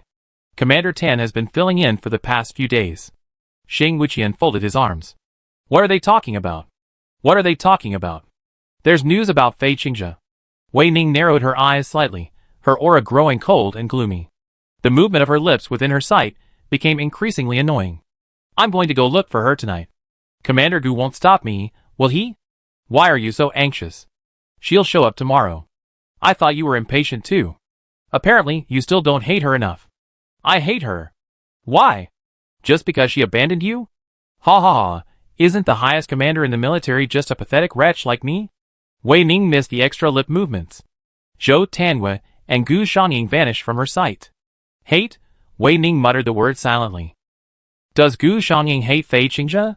Does she also harbor such strong, overbearing feelings for him? Wei Ning clenched her dangling fingertips. Suppressing the emotion surging in her eyes, she turned and walked deeper into the cafeteria, saying to Yu Shuangjiu and Qi Chunming, Let's go! The new dishes will be gone soon. Run, run! Qi Chunming, struck by lightning, grabbed Yu Shuangjiu and ran. 25th, 8 hours, Federal Military Maximum Penitentiary. A number of helicopters landed, suddenly stirring up clouds of gray smoke. The noise of the propellers drowned out the chatter, and the crash of waves hitting the rocky shore nearby. A small island, unmarked on Federation maps, held the most dangerous and high-risk creatures in the wasteland. The 5 senses shielding function has been disabled. The mechanical sound from the audio helmet echoed in his ears. The darkness was finally gone. Zhou Zhongxuan, unaccustomed to the sudden brightness, squinted his eyes, and tilted his head to the side. His blurry vision uncontrollably fixed on Wei Ning. Wei Ning simply gazed at the vast, airtight prison from afar. His face was half hidden by the helmet, revealing only his deep black eyes, yet they inexplicably held his gaze. Serene. Sharp. A black substance seemed to form around Wei Ning, enveloping her like a mist. This envelopment wasn't confining, but rather carried an uncanny air of submission and docility, a docile presence ready for her use at any moment. Zhou Zhongxuan swallowed, blinking uncontrollably. This minute movement was keenly detected. Before Zhou Zhongxuan could react, Wei Ning had already turned her head towards him, her voice as cold as ice, and said, "What's wrong?" Zhou Zhongxuan's words caught in his throat. The black mist surrounding Wei Ning suddenly expanded. In a single breath, it was as large as the prison itself. But that was only for a moment. The next second, it vanished completely. As if it were an illusion. Wei Ning frowned slightly, her back tensed, staring intently at Zhou Zhongxuan. "Captain Zhou, you look terrible. Did you sense something? Is it because of the test later? Captain Zhou, haven't you gotten over your old nervousness?" Xing Wuqian stepped forward, resting his arm around Zhou Zhongxuan's shoulder, teasing. "I heard there are alien creatures held in the maximum security prison." Yu Shuangjiu looked at Zhou Zhongxuan with concern. "Captain's mental perception is very strong. Are you being disturbed by the alien creatures inside? Is your head aching?" Meeting the concerned glances of Yu Shuangjiu and the others, Zhou Zhongxuan remained silent for a moment, then shook his head gently, his face still pale, as if he hadn't recovered yet. A nerve in Wei Ning's neck twitched, and she glanced at Zhou Zhongxuan thoughtfully before quickly looking away and following the main group into the maximum security prison. The leader was Tan Hui. Wei Ning didn't see Gu Shangying in the group, so her peripheral vision caught sight of Zhou Tanhua, not far away. She hadn't been in the army long, and without the transitional boot camp, she spent most of her time in the skills training grounds. From long hours bending over to clean up corpses and pieces of meat, her back was slightly bent, and it still hadn't changed. As she walked, her smooth back rose and fell, reminiscent of a wolf. A young, fledgling wolf daring to challenge the old wolf king. Oops. The young wolf had noticed someone was watching her. Wei Ning blinked, no longer using her peripheral vision, but looking straight ahead, facing Zhou Tanwei head-on. It was an unavoidable angle for both of them. Zhou Tanwei glared at her fiercely, turned away, and ignored Wei Ning. Being glared at, Wei Ning, however, showed no sign of anger. Her fingertips tapped discreetly beneath her uniform. Anyone familiar with her knew this was a sign of high spirits. What she expected must happen, Wei Ning thought. "Wei Ning, your location has been synchronized with Wei Conwu and the others." The mechanical sound of the system echoed in Wei Ning's mind. The military system was upgraded a while ago. On the way from Area A to here, my presence was nearly discovered, thanks to Wang Fang. After entering the maximum security prison, I will not proactively contact you. You must be extremely careful. Fu Hao, thank you for your hard work, Wei Ning said to the system in her mind. We just received news that a high-ranking official in the Federation has ordered a comprehensive skill test to be broadcast live to the entire population. Wei Ning, you know what this means. Wei Ning's heart skipped a beat. A live broadcast for the entire nation? What exactly was that high-ranking official planning? Is it Li Yichu's father? The president of the Federation? Wei Ning deliberately drew out her words as she spoke to the system. Yes. Smart boy, do you think he'll also live-stream our prison break? This man, at the pinnacle of power in patriarchal society, seemed to anticipate something unfavorable was about to happen. The electronic voice in her head took on a hint of malicious irony. Wei Ning, secretly amused, said to the system, Fu Hao, of course he won't, unless he wants to disgrace the entire Federation and the military. But I'd be happy to be the executioner who tears his face off. It's fun, isn't it? Wei Ning, good boy, you're the next ES god, so of course you can make this your playground. A fraction of a second after the system's words entered Wei Ning's mind, the gates of the maximum security prison slammed shut behind her. The narrow passageway became pitch black. The neatly arranged soldiers stood guard, silent and alert, their senses and muscles mobilizing simultaneously. Wei Ning, trapped in the darkness, twitched her ears as the electronic hum of the military system echoed overhead. Greetings, skill awakeners of the military, welcome to Thornfield Zero, the heavy-duty prison. You will spend the next 24 hours here. Have a wonderful day. The heavy-duty prison turned out to be Thornfield Zero. It was the birthplace of the first alien creature in the wasteland, Wei Ning thought, but also the place of its fall and slumber. Mother Goddess, your child, your successor, has come to see you. Chapter 176. The next second, the interior of the corridor brightened, the pale light illuminating the faces of the military soldiers. The damage to the human body from experiencing the closure of all five senses and intense exposure in such a short period of time was negligible, but there was always an unusually strong shadow creeping on the back of the neck. Cold. Sticky. Even Chi Chun-ming, who was eagerly anticipating the comprehensive test of the skilled personnel, frowned, suppressing her turbulent emotions. She followed the team silently into the deepest part of the prison. Military boots rolled over the reinforced concrete floor, a dull, powerful sound, each step pounding on everyone's heart. This was the only sound in the narrow corridor, strangely like the beginning of a horror movie, as if something truly devastating would overturn this prison, which had been silent for a century. 25th, 8 hours and 45 minutes. The soldiers could finally stop, but this was not a prelude to a break. Wei Ning silently and rapidly began to survey her surroundings, her exceptional memory allowing her to construct a three-dimensional map in her mind. A sealed, empty semicircular arch bridged living space. The soldiers stood in a tight formation at the center of the empty sphere. Under Wei Ning's feet, red cross-shaped tape had been pre-marked on the ground, a thoughtful and cautious gesture. It was clear that the warden must be a man with a terrifying obsessive-compulsive disorder. Surrounding Wei Ning were cells embedded in the walls, stacked layer upon layer, like a honeycomb. The cell doors had no ventilation holes, and the silver doors were tightly shut. Wei Ning could hear no sound from the cells, giving the impression that no one was alive here except the soldiers of the Federal Army. There were only a few cells, separated by several meters. The individual cells were even separated by iron bars, and the corridor walls outside the cell doors were densely covered with wire mesh. The wire mesh was electrified. The mesh was covered with dense black spots, and bits of human flesh so burned into it that even a buckle couldn't remove it.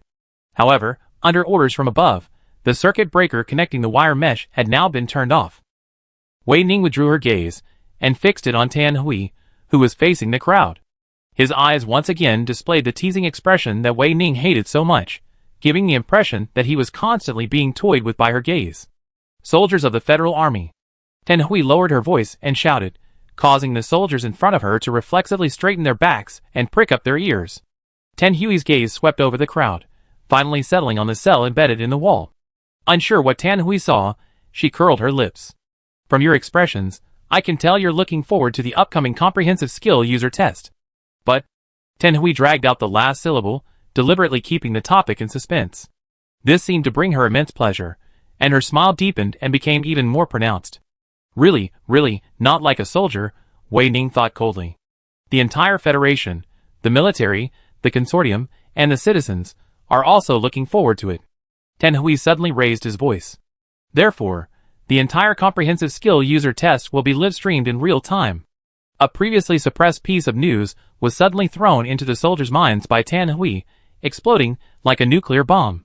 Before the soldiers could react, Tan Hui dropped another bombshell. You are not the only participants in this comprehensive skill test.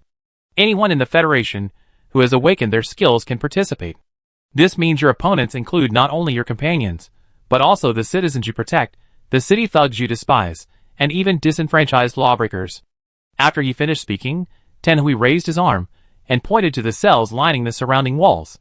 With a slightly softer smile, he addressed the soldiers, whose expressions had grown serious, saying, "Don't worry. The lawbreakers I'm referring to are prisoners imprisoned on federal city land, not the lunatics in the maximum security prisons." Tan Hui paused, his tone shifting to a gloomy, cold tone. The people in the maximum security prisons, no, the living creatures, will never forgive their crimes. Okay, Tan Hui, you've been talking so much nonsense. It's time to talk about the test rules, a voice boomed above the crowd, interrupting him. Wei Ning looked up, following the source of the sound. The first thing she saw was a pair of hands, tightly wrapped in white gloves, each hand distinct and with incredibly long joints. The hands rested on the black wire mesh, gently twisted and lifted, revealing a remarkably superior face with this movement. The nose was straight, the eyes were sharp, and the sharp eyebrows were wrinkled by the dust on the white gloves. She was impatient, even slightly irritable. A woman with extreme obsessive-compulsive disorder and mysophobia. Yu Daiqian, the warden of the military's maximum security prison. Tan Hui turned around and met Yu Daiqian, who had appeared upstairs at some point. She raised an eyebrow. Warden Yu, long time no see. Looking at you through the wire mesh, you look like you've been torn apart. Come down and chat with our soldiers in the military. It was a blunt remark. The soldiers present all shuddered, looking at Tan Hui in disbelief, only to find her expression serious, as if she didn't realize how offensive her words were. But, Tan Hui knew full well how offensive these words were. She had said them deliberately, even hoping they would come true. And Yu Daiqian seemed accustomed to Tan Hui's rude remarks. She stood there calmly, showing no intention of coming down from upstairs. Yu Daiqian's lips moved, and her voice was carried to everyone's ears through the chip pinned to her collar. The comprehensive test for skilled personnel will last a full 24 hours. Tonight, your quarters will be the cells within sight. Yu Daiqian paused, taking in the soldiers' expressions: shock, confusion, surprise. No matter who they were, no one resisted. Through the layers of cold, dark wire mesh, Yu Daiqian's gaze held an inexplicable chill. She said, "You all seen that the higher you go, the fewer rooms there are. The top floor has only 6 rooms. Ranks and systems are unchangeable, and this disparity is inherent, reflected in your skill strength. Based on consultations with superiors and detailed data analysis, we roughly divided skills into 6 levels: S, A, B, C, D, and E. The highest level players will reside on the top floor, and so on. The room assignments will be announced after today's test concludes." Tan Hui continued, picking up Yu Daiqian's words. "Of course, I believe change and rebirth will continue until the end of the test. No one will be the strongest until 9 o'clock tomorrow morning." Tan Hui raised her chin slightly, a rare expression of non-arrogance. With a defiant, encouraging tone, she looked at the soldiers before her, her voice lowering. "Are you ready?" Wei Ning's voices overlapped with the other soldiers. "Ready?" The echoes numbed Tan Hui's ears, and she grinned. "That's good. Now, non-military personnel, please enter. Remember each other's faces." After Tan Hui finished speaking, Wei Ning and the others turned and looked toward the passage they had just come from, the only way into the cell blocks. "Wei Ning, how many people do you think there are?" Qi Chunming asked, leaning over to Wei Ning. "Judging from the sound of their footsteps, it's not a large number. I estimate a few dozen." Wei Ning, gazing at the dark entrance, whispered to Qi Chunming. Yu Shuangjiu watched as one skilled user after another was exposed under the pale incandescent light, joining in the conversation between Wei Ning and Qi Chunming. The chance of awakening a skill is already 1 in 10,000. For ordinary people who have never entered a dungeon and rely solely on alien contamination, it's even 1 in 100,000. Xing Wuqian, standing nearby, suddenly spoke up.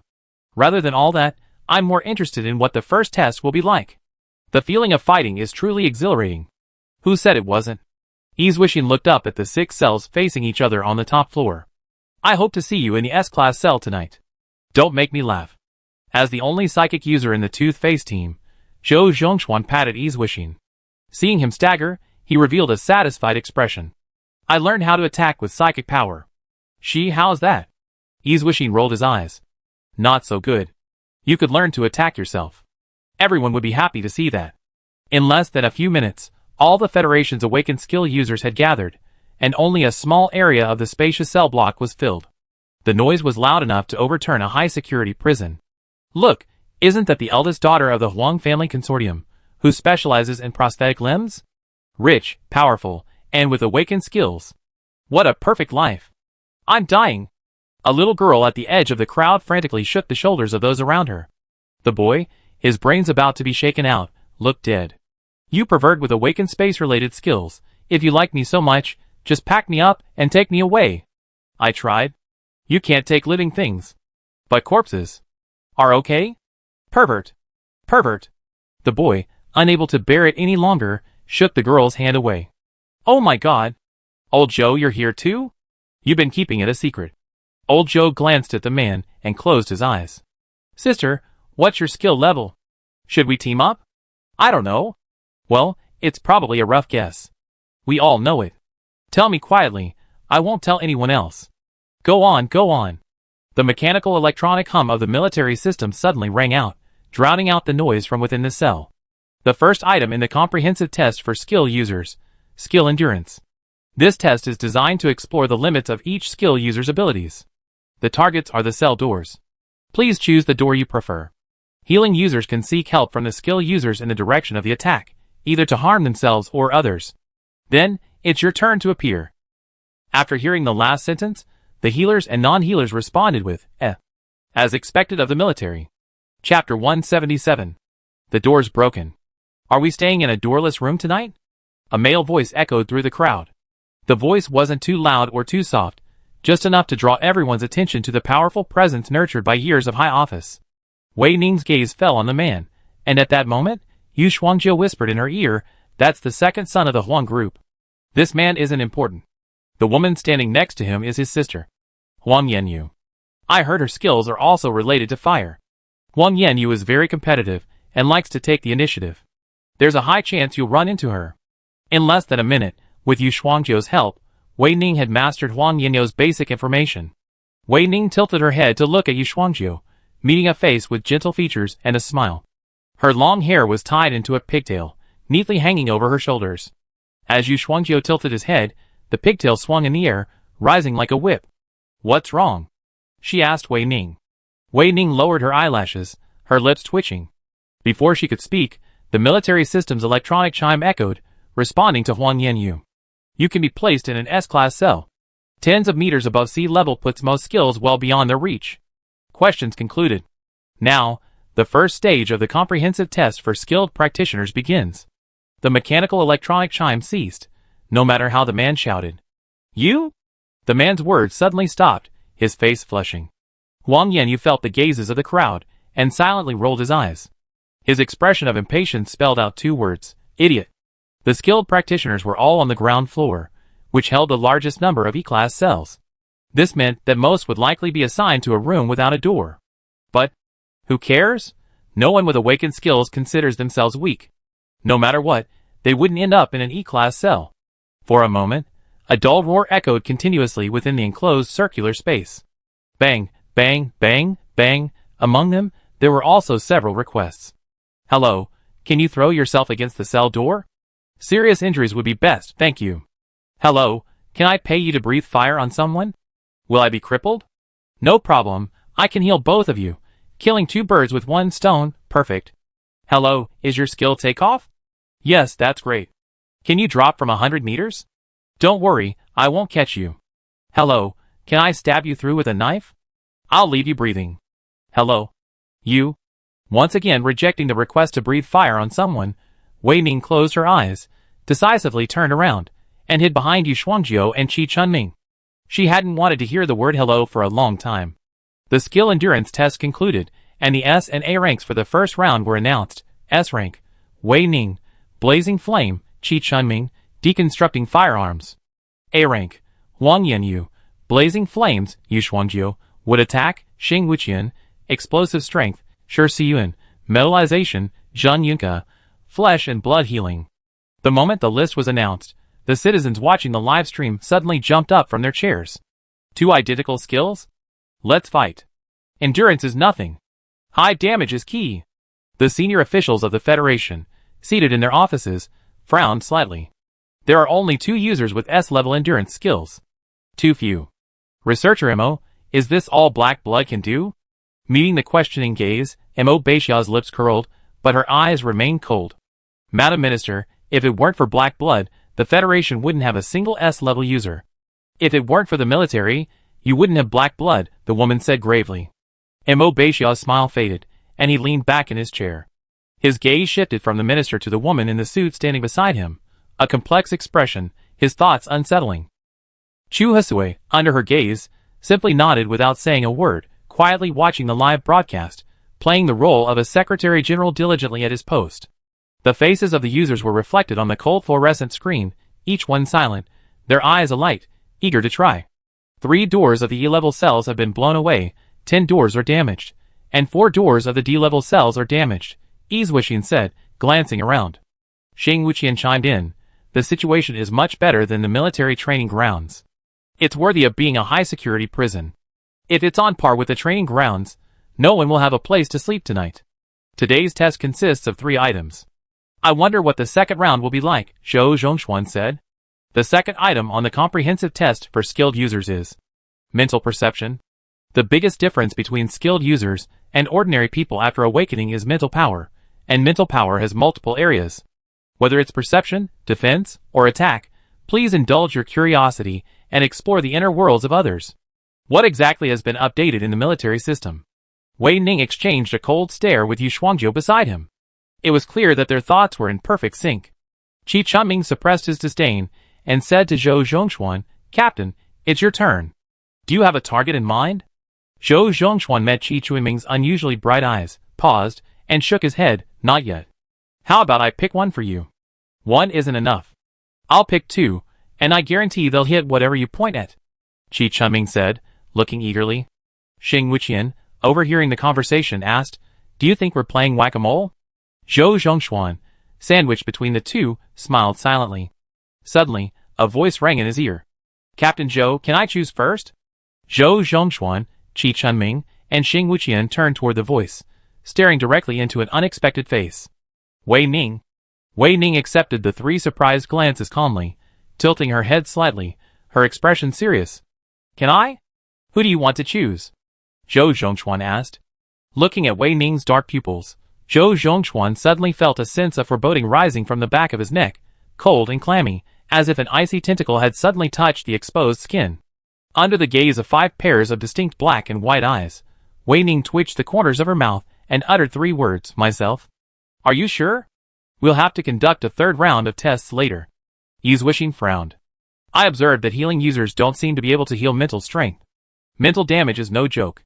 Yes, I'm sure. Wei Ning paused, looking directly at Zhou Zhongxuan. Captain Zhou, I think you need to do this. You have to overcome it. Wei Ning had always been perceptive. Zhou Zhongxuan felt this statement deeply in that moment, but he hadn't expected Wei Ning to be so direct in perceiving others' emotions. He felt completely transparent and naked in front of her. Weak, timid, even shy, that's how Zhou Zhongxuan had always described himself. As he came to terms with his inner feelings, the wrinkles that appeared on his skin, and the age difference of more than a decade between him and his teammates, only made Zhou Zhongxuan feel even more disgusted and resentful of himself. The cycle of inferiority repeats itself. The more you hide, the more it multiplies. The faster it multiplies. Taking a deep breath, Zhou Zhongxuan looked up at Wei Ning, his expression serious. Okay. He felt a blackness in his vision, and his scalp twitched. She could sense a force that didn't belong to her, like a shovel, scratching her forehead. Of course, it was a child's plastic toy shovel. It was like a tickle. If you weren't concentrating, you wouldn't have noticed it at all. Wei Ning. With a call, a mechanical sphere, glowing red, flew from a distance to Wei Ning. The thick, dense black fog slowly dissipated around the system and Wei Ning, revealing a small, empty space. Fu Hao. Wei Ning looked down at the mechanical sphere suspended in midair. Your body has been repaired. Did your mother help you? It was Wei Conwu who did it. Her workmanship is decent, barely showing any improvement. The red light on the mechanical sphere brightened. Wei Ning, are you coming to the Black Mist Land to find the Mother Goddess's prison? This part of the prison escape plan is scheduled for tonight, and I'm afraid we don't have enough time now. Wei Ning waited patiently for the system to finish. She casually cut her fingertip, and a red dot of red bulged wildly from her flesh. The black mist surging around her suddenly pounced upon it. Thick, tentacle-like, python-like black mist gushed from the small wound into Wei Ning's veins and body. She sighed softly, her features relaxed and satisfied. Wei Ning. The light on the mechanical sphere dimmed for a moment, clearly frozen. These are enough. Wei Ning raised her free hand and gently tapped the floating mechanical sphere before her. I'm not just looking for the Mother Goddess. There are a few others I need to find, too. Otherwise, I'll be worried. The system, shaken by the prodding, remained silent. It looked at Wei Ning, remembering Wu Shiba's words after the natural party meeting. Wei Ning seemed to have softened. Talking to her, being with her, felt like being wrapped around the fingertips of a newborn baby. Well, I'm here to watch over you. The system spoke to Wei Ning, the female voice lowered to a decibel level that wouldn't disturb her. Wei Ning felt the black mist continuously pouring into her body, her mental power spreading outward from the cell. Xing Wuqian and Yizhuixin, who stood guard beside her, and Zhou Zhongxuan, Yu Shuangjiu and Qi Chunming, who provoked others to attack their mental power. The other psychic users, enraged and swarming Yu Shuangjiu and his companions. A dark, narrow passage. A myriad of poisonous, fire-infused wall traps. Prison guards constantly roaming the corridors. The towering light tower. Atop the tower, several hidden shadows, strangely shaped, moved slowly and cautiously. Wei Ning's lips curved, a smile of sinister joy on her face. She had found Li Qi and Fei Qingzhe. Chapter 178. Wei Ning, what did you find? The system asked. 2 troublemakers, Wei Ning replied, her mental energy condensing into tentacles, and surrounding Li Yichao and Fei Qingzhe. Fei Qingzhe bent over, walking behind Li Yichao, her expression wary of the patrolling prison guards. She moved slowly, occasionally stopping to wait for Li Chao. This way, Li Chao breathed softly, his eyes fixed on the warning light that suddenly changed direction not far away, seizing the opportunity to take a step. Fei Qingzhe followed closely, hiding with her in the shadows of a corner. Well, do you want to wait a little longer? Fei Qingzhe looked down at Li Chao. Didn't I tell you I'll do it alone? If you're caught hanging out with a wanted criminal, it's highly unlikely that our researcher Li will be the next head of the institute. From Fei Qingzhe's perspective, Li Chao's face and lips were white as a thread, and he looked as if all the blood in his body had been drained. I'll never be satisfied until I see it with my own eyes. Li Chao simply responded to Fei Qingzhe's question with this one sentence, and stopped talking, concentrating on mentally controlling the patrolling prison guards. Although Fei Qingzhe didn't understand Li Chao's obsession, she continued to follow him at a distance that would protect him at all times. Most of the time, Fei Qingzhe didn't question Li Chao's orders. Only this time, the only time. According to the original plan, after Fei Qingzhe publicly revealed her identity as a traitor, she hid in Li Chao's house to avoid the limelight and recuperate. This period of time would not be unexpectedly long, but it would not be short at all. Who could have imagined there were only 3 days? Li Chao, walking ahead, suddenly stopped.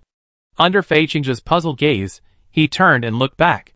The narrow tower corridor was pitch black, as if some creature lurked there, ready to pounce at any moment. Fei Qingzhe's heart sank, and a white spur suddenly sprouted from the flesh of her fingertips. She lowered her voice and asked, "Who's coming?"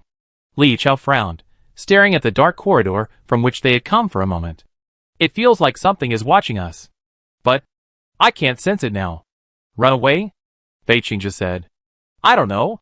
The black mist curled up in the corridor shadows, watching the two calmly until they turned and walked forward. Wei Ning's eyelashes fluttered, and she opened her eyes, meeting the red glowing mechanical ball circling her. "Fu Hao, what are you doing?" "Protecting you." The mechanical sphere stopped moving and approached Wei Ning. "Who are those 2 bugs you just mentioned? If they're harmful to our operations, kill them." Fei Qingzhe and Li Chao. Wei Ning's mind raced. A researcher who's been marginalized and disempowered. A homeless Federation traitor lurking in a military maximum security prison. What are they trying to do? A comprehensive skill test is unnecessary. Fei Qingzhe won't agree to clear her traitor identity. "Wei Ning, are they here for you?" The system suddenly interrupted Wei Ning. "In a way, their current situation is because of you. I believe Fei Qingzhe and Li Chao are either here to kill you or to save you." The red light from the mechanical sphere shone into Wei Ning's pupils and melted into her face, like a cocoon covering her body. "They're here for the Mother Goddess," Wei Ning concluded. "The first alien creature to appear in the wasteland, the source of all their abilities. Li Chao won't let himself miss such a creature." The system nodded its mechanical body up and down, but it noticed that Wei Ning hadn't responded to its previous words, neither denying nor confirming them.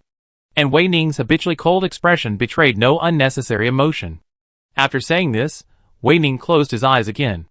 The black mist tentacles crawling across the maximum security prison began to tremble again, rapidly weaving through the passages and cracks, tightly enveloping everything they touched.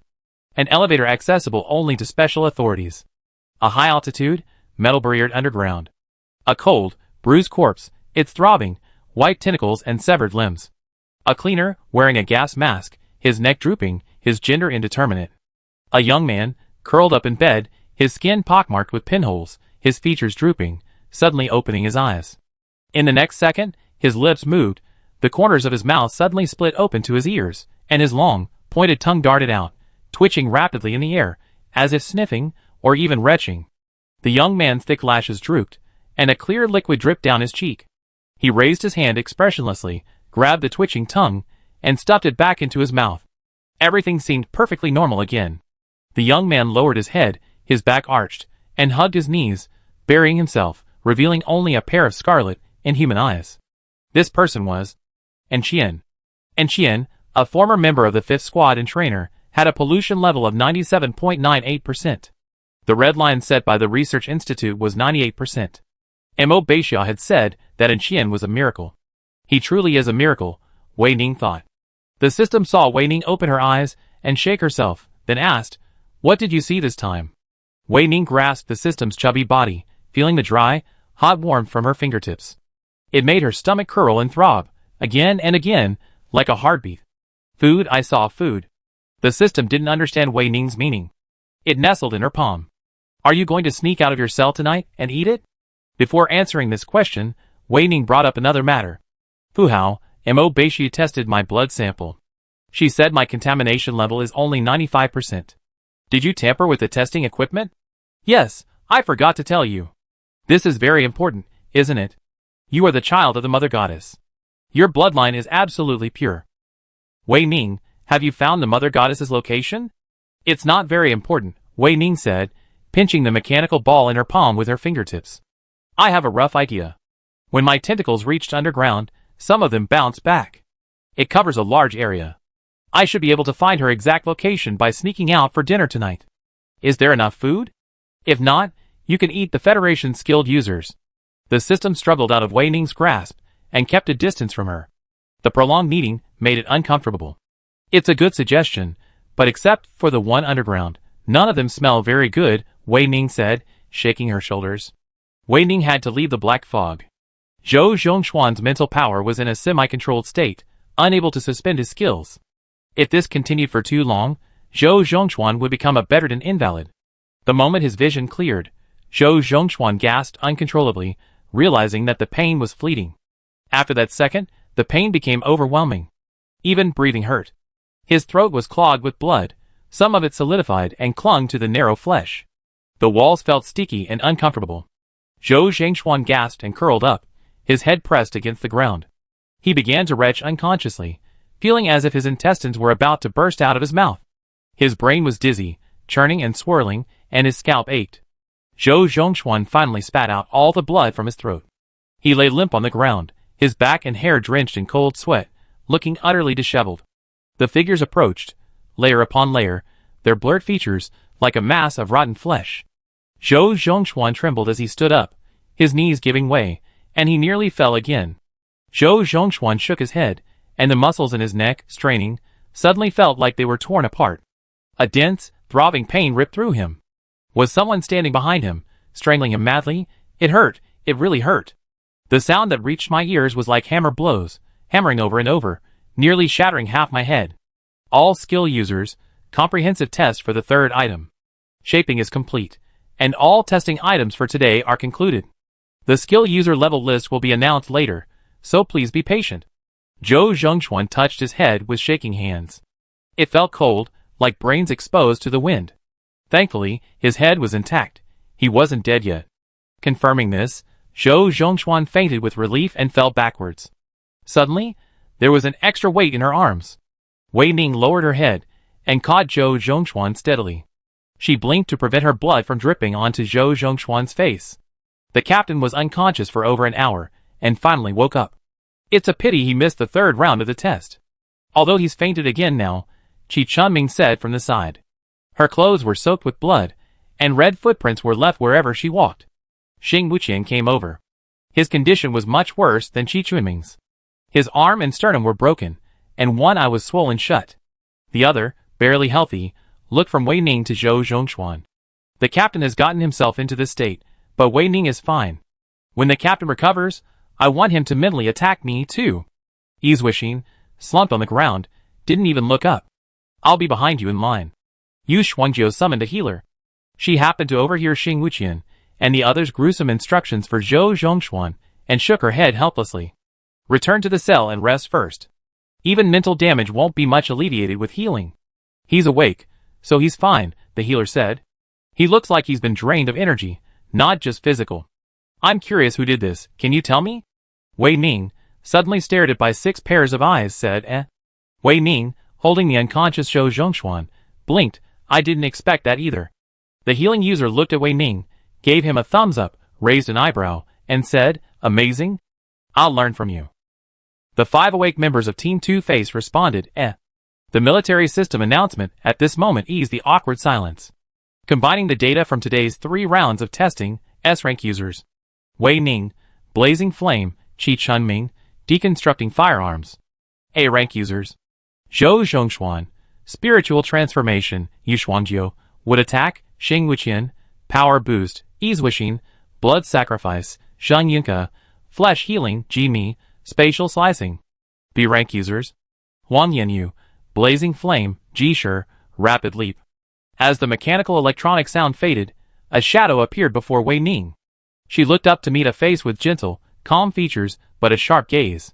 Huang Yanyu gazed into Wei Ning's eyes, his voice firm. Hello, I'm Huang Yanyu, and I also have the blazing flame skill. Can I challenge you to a duel? Chapter 179. The woman's gaze on Wei Ning was incredibly intense, so intense that it felt almost disconnected from her entire being, as if her very soul were on fire. Wei Ning cradled the unconscious Zhou Zhongxuan, her brows slightly furrowed. Beside her, Yu Shuangjiu spoke before Wei Ning could. She smiled and said to Huang Yanyu, I'm sorry, but our team members need to rest right now, and she can't grant your request.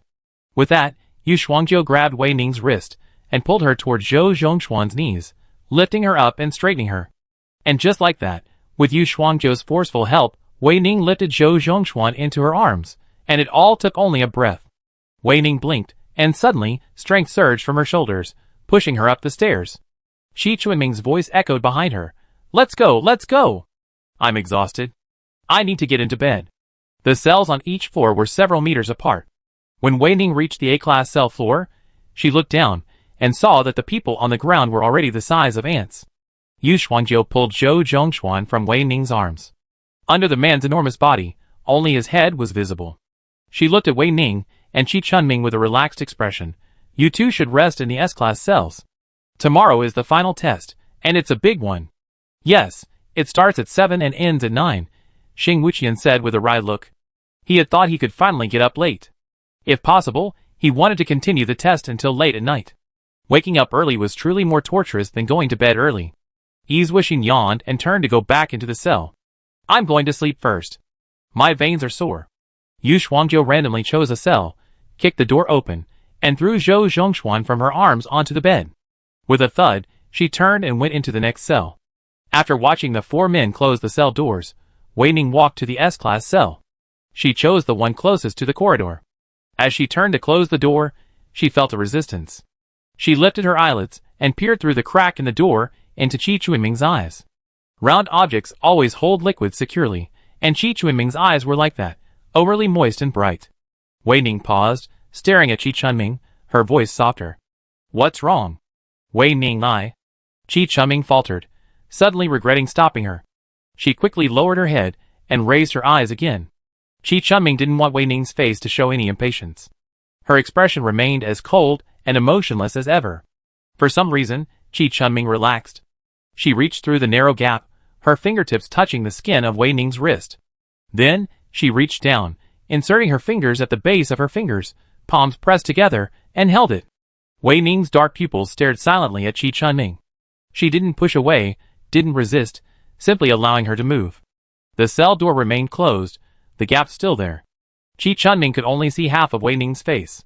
She spoke to the half-exposed Wei Ning in a voice that sounded almost pleading. Wei Ning, can I sleep with you tonight? With a creak, the gap suddenly widened to infinity, and the heavy cell door hit the wall and bounced gently. Qi Chuanming's body lurched as she was pulled through the door by a force stronger than her own. And then, bang, the cell door snapped firmly into place, locked shut. Is there something you want to tell me? Wei Ning pulled Qi Chunming to sit down beside the bed.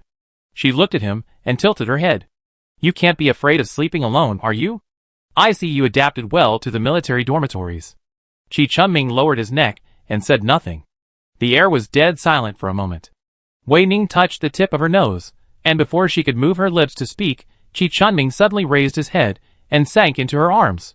Wei Ning's body stiffened, feeling the change in the firmness and softness of her muscles. A voice rang in her ear. Wei Ning, Fei Qingzhe said you were her favorite person in boot camp. Qi Chunming buried his face in Wei Ning's chest, his voice muffled. Do you also think my aunt would be a traitor to the Federation and the military? Would she violate the soldiers' code of loyalty to the citizenry? Wei Ning didn't have time to speak. Wei Ning, my aunt raised me. My mother died when I was just old enough to remember. From that day on, my aunt and I were each other's only family. I joined the army because I wanted to become a great and powerful adult like my aunt. The skin on Wei Ning's chest gradually became damp, and the temperature of her heart, only 6 centimeters away from her skin, seemed to drop. I'll always hate Judgment Day. After that day, I was left alone again, unprepared.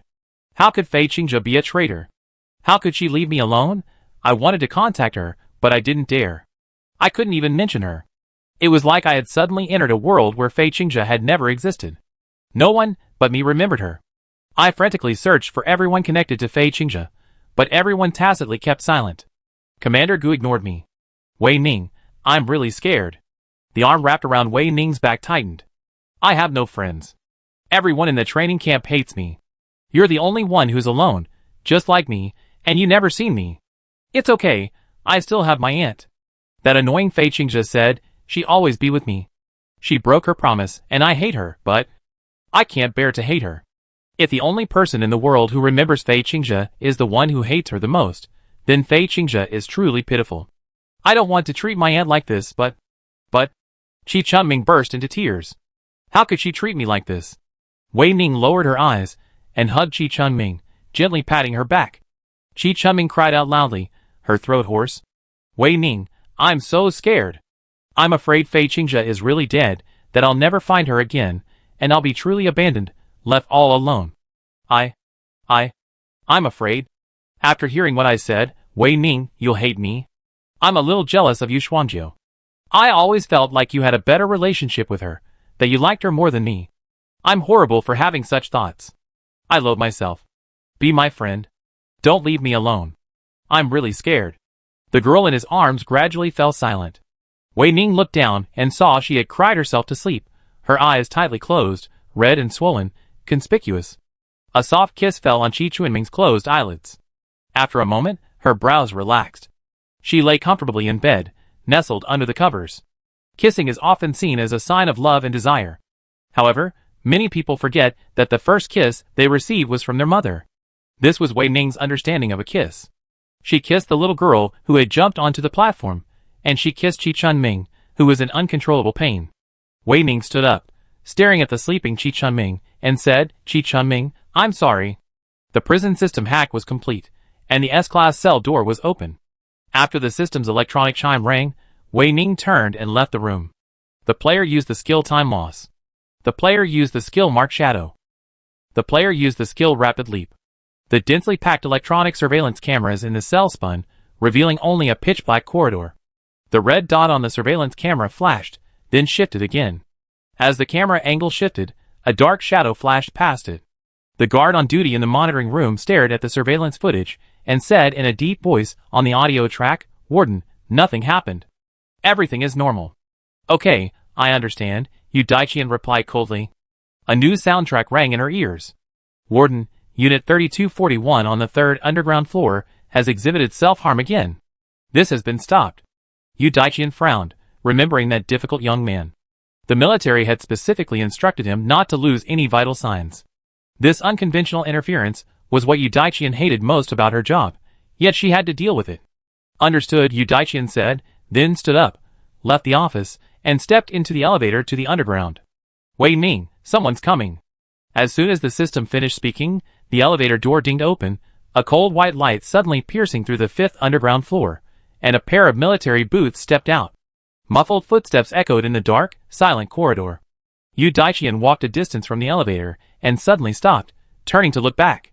No one was there. She frowned and took a few steps back. There was no one around the corner. But the dampness clinging to her spine lingered. Yu Daiqian raised her head, scanning every corner of the ceiling. The corners not illuminated by the incandescent light were dim and swaying, as if some creature were clinging there, motionless, waiting for the moment Yu Daiqian lowered her head to suddenly leap out. TSK. Yu Daiqian twitched her lips, a hint of impatience. The equipment beneath the maximum security prison, with the exception of the cells and the elevator, was outdated from the wasteland era. The military brass insisted that electronic technology wasn't the highest level of security and containment. I wonder which **** gave this advice. If she could find the person, she'd definitely kill him, Yu Daiqian thought. Finally, her gaze shifted from the ceiling. Yu Daiqian stood there silently, like a statue. After an unknown amount of time, she finally moved, and her movements were swift. In the blink of an eye, Yu Daiqian was in front of the closed elevator. Her gaze fell on the silver-gleaming elevator door. She stared, then suddenly raised her hand to press the button.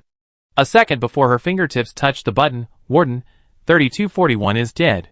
Time of death, 5 minutes ago. Multiple injuries, and bite marks on his body. His throat and tongue are missing. 3241's facial muscles were stiff, but he wore a smile. Yu Daiqian glanced at the closed elevator door, turned away, and said in a deep voice over the audio track, "I understand. I'm going now." Wei Ning, they're gone. Wei Ning listened to the voice of the system in her head, closed her eyes, exhaled, and pressed the elevator button. She leaned against the cold wall, letting the blood flow all over the elevator. That wasn't Wei Ning's blood, it was Qian's.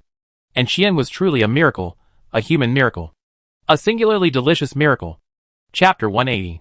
Wei Ning savored the memory, her heart still pounding wildly in her chest, her stomach brimming with a fullness she'd never known before. Ever since awakening her alien bloodline, hunger had been clamoring deep within Wei Ning. No matter how much she ate, even if she devoured 10 or 100 times the weight of a normal person's food, she still felt hungry. It wasn't until this moment that the urge had barely subsided, making Wei Ning feel less like a beast driven only by biological instincts.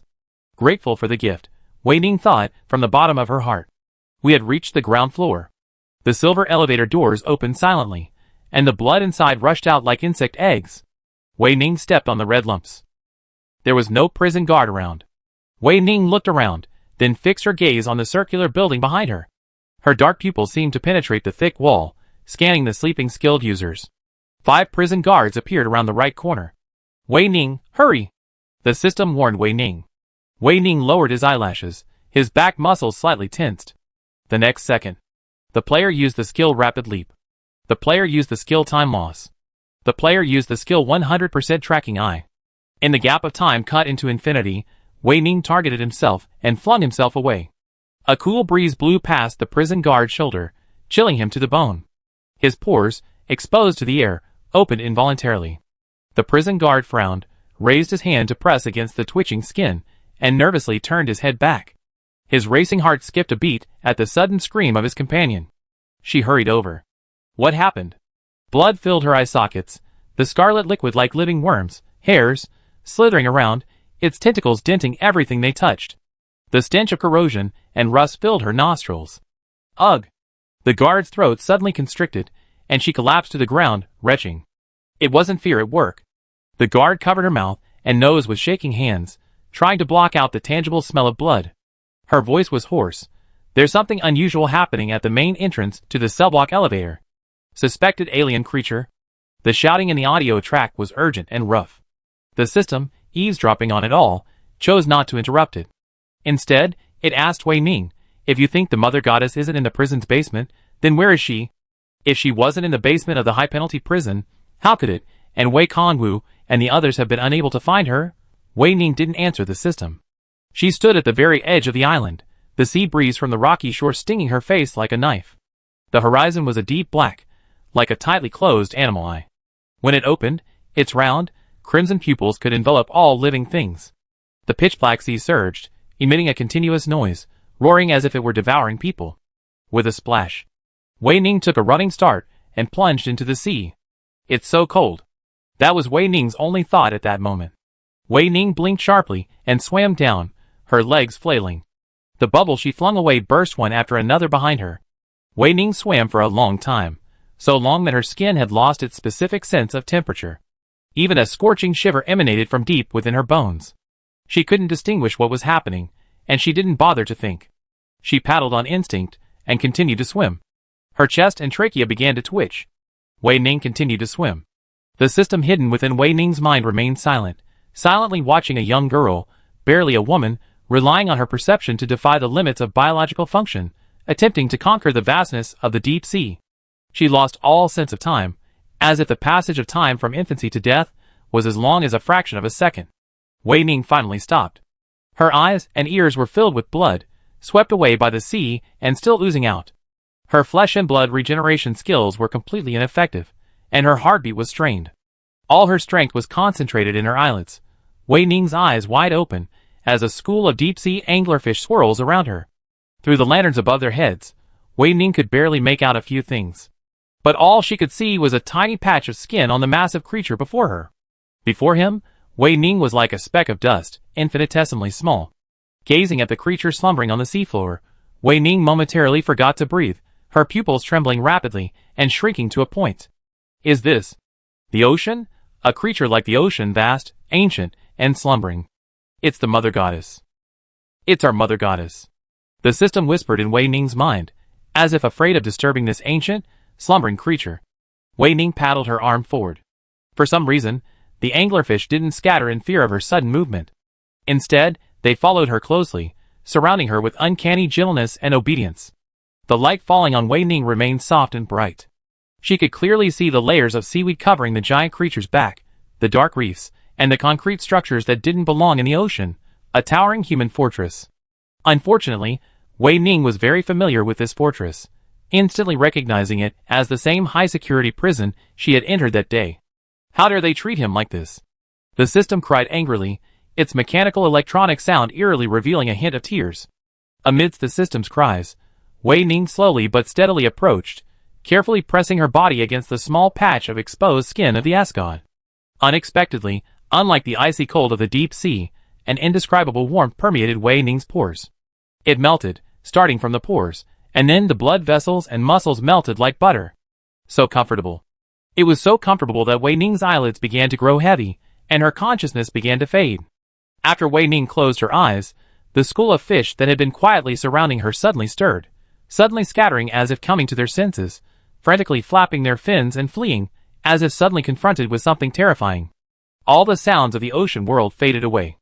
Wei Ning felt as if a thin membrane had suddenly grown around her ears, shielding her from everything. Gentle, yet irresistible. It felt so good. Wei Ning closed her eyes, letting out an unconscious sigh of relief. Her body arched involuntarily. She had been seen, her childish actions had been seen. She heard a low laugh. Who was laughing at her?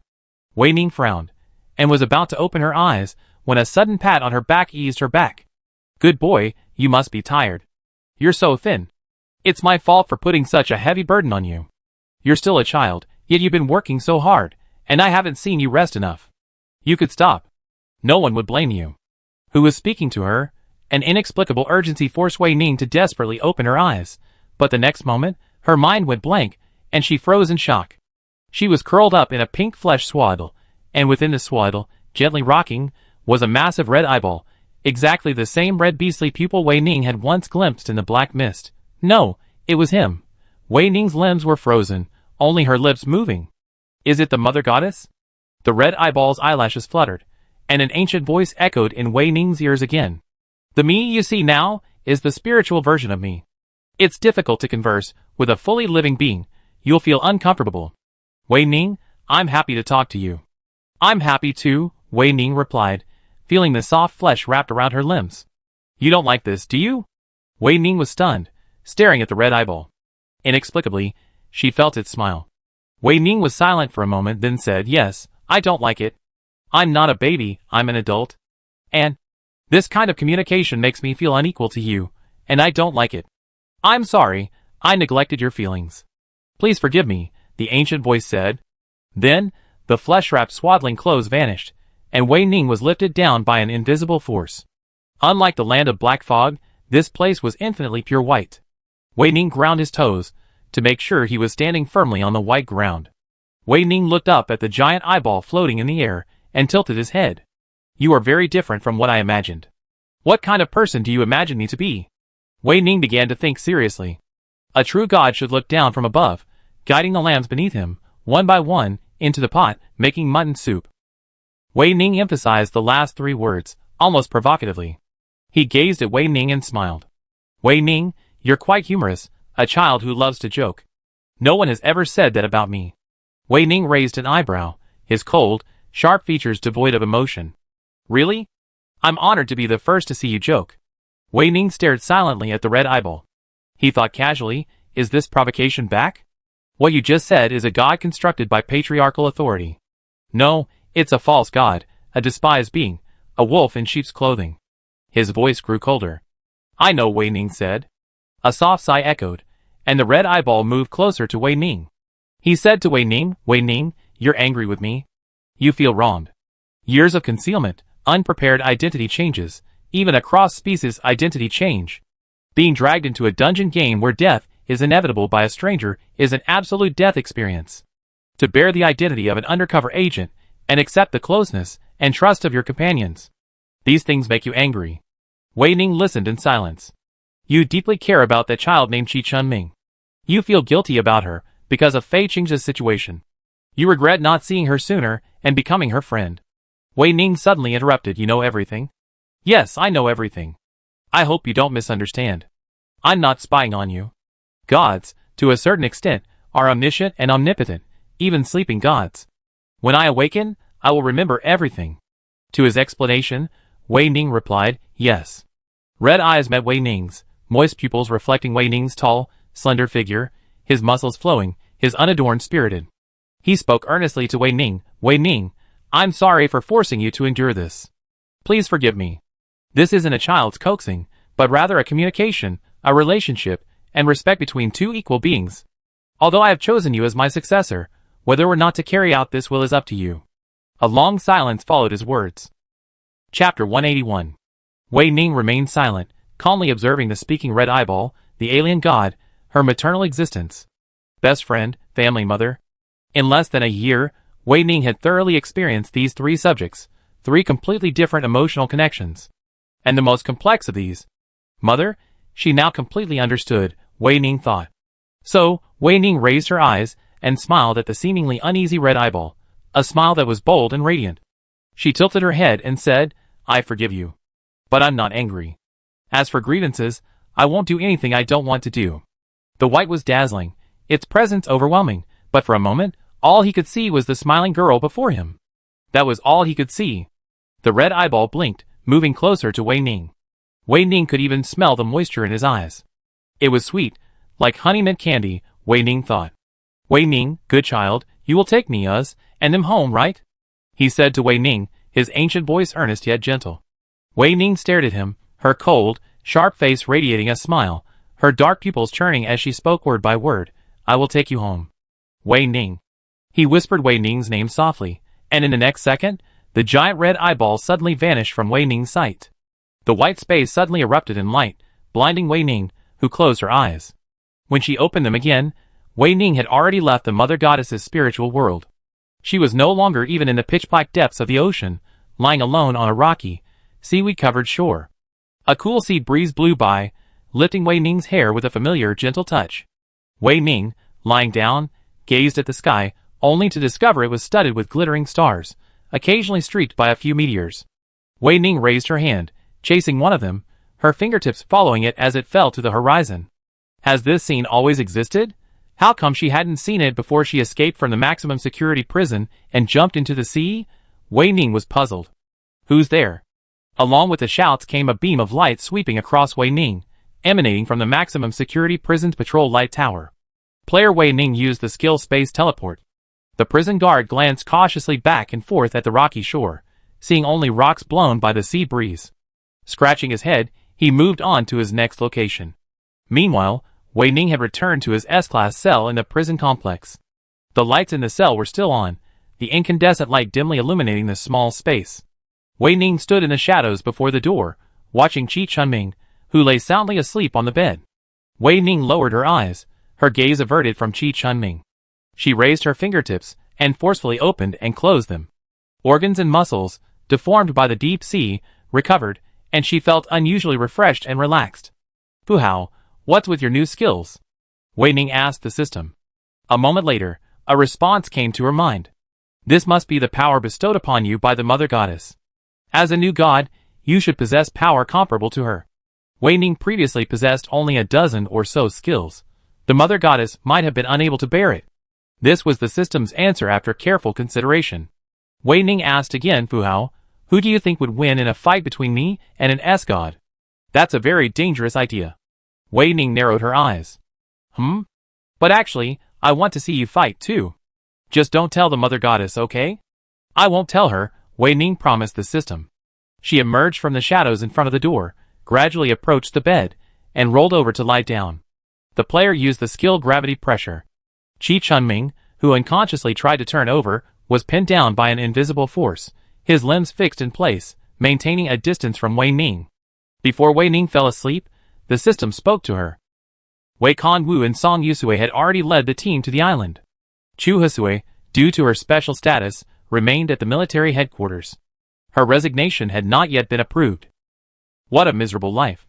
Wei Ning muttered, her consciousness darkening as she fell asleep. 26th, 6 hours and 40 minutes. A quick bell suddenly rang in the cell. All skilled personnel, assemble immediately. I must see you in full uniform in 5 minutes. Yu Daiqian's voice echoed through every cell through the military system. Shi Chunming, dazed, opened her eyes to see Wei Ning, with her back to her, putting on her coat. Shi Chunming instinctively averted her gaze, glancing at the clock on the wall. She frowned. Yesterday's announced assembly time was 7 o'clock. It's early. Something must have happened. She spoke with certainty. Wei Ning buttoned her collar, turned to look at her, and said calmly, perhaps. Time's running out. I'll be leaving now. Shi Chunming leaped from her bed at that. Hey, wait for me. It'll be quick. Yu Daiqian's cold gaze swept over the neatly arranged skilled personnel. Her dark pupils made one's heart sink. Several of the younger skilled personnel instinctively ducked their heads, avoiding her gaze. Warden, assemble early. Is there something you want to announce? A voice echoed through the crowd. It was Zhang Yunke, the highest-ranked healer. He shoved his hands in his pockets and stared lazily at Yu Daiqian. I haven't gotten enough sleep yet.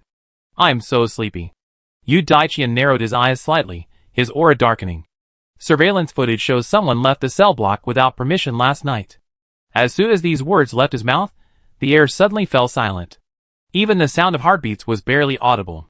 The players glanced cautiously at the others, quickly looking away before they could see them, fearing anyone would think they were the troublemaker who broke the rules. Team Chimian stood in the center of the crowd, their expression stern. Military ethics forbade them from shaking their heads without a sign from their superiors. And Wei Ning, standing at the center of the crowd, listened to the breathing of Yu Shuangjiu and Shi Chunming beside her, her expression cold, as if the topic stirring the discussion had nothing to do with her. It's me. These two extremely brief words successfully drew countless pairs of eyes, each one a stark contrast to the other. Wang Yanyu stepped closer to Yu Daiqian, her one-cell features taking on an unprecedented sharpness. Under Yu Daiqian's increasingly stern gaze, Wang Yanyu's lips twitched, and she said, I'm not obligated to report my personal affairs to Warden Yu, am I? As the largest investor in the construction of the maximum security prison, Yu Daiqian had to some extent, bow down to Wang Yanyu, who was a head shorter than her. But Yu Daiqian never bowed down. She sneered, Miss Huang is not obligated to report her personal affairs in public. So, please come to my office after the test. Business is business. Miss Huang, the heir to the group, must understand this. Wang Yanyu's expression completely sullen, and he stood in front of Yu Daiqian, speechless. The confrontation between the two men caused the temperature in the cell to drop several degrees. Wei Ning's eyes shifted, their gaze fixed on Wang Yanyu, whose back was to her. Emotions flickered in her dark pupils, but no one could discern her thoughts. I don't think it's Wang Yanyu, Zhou Zhongchuan said, lowering his voice so that only the members of Team Two-Face could hear. I sense the presence of an alien creature.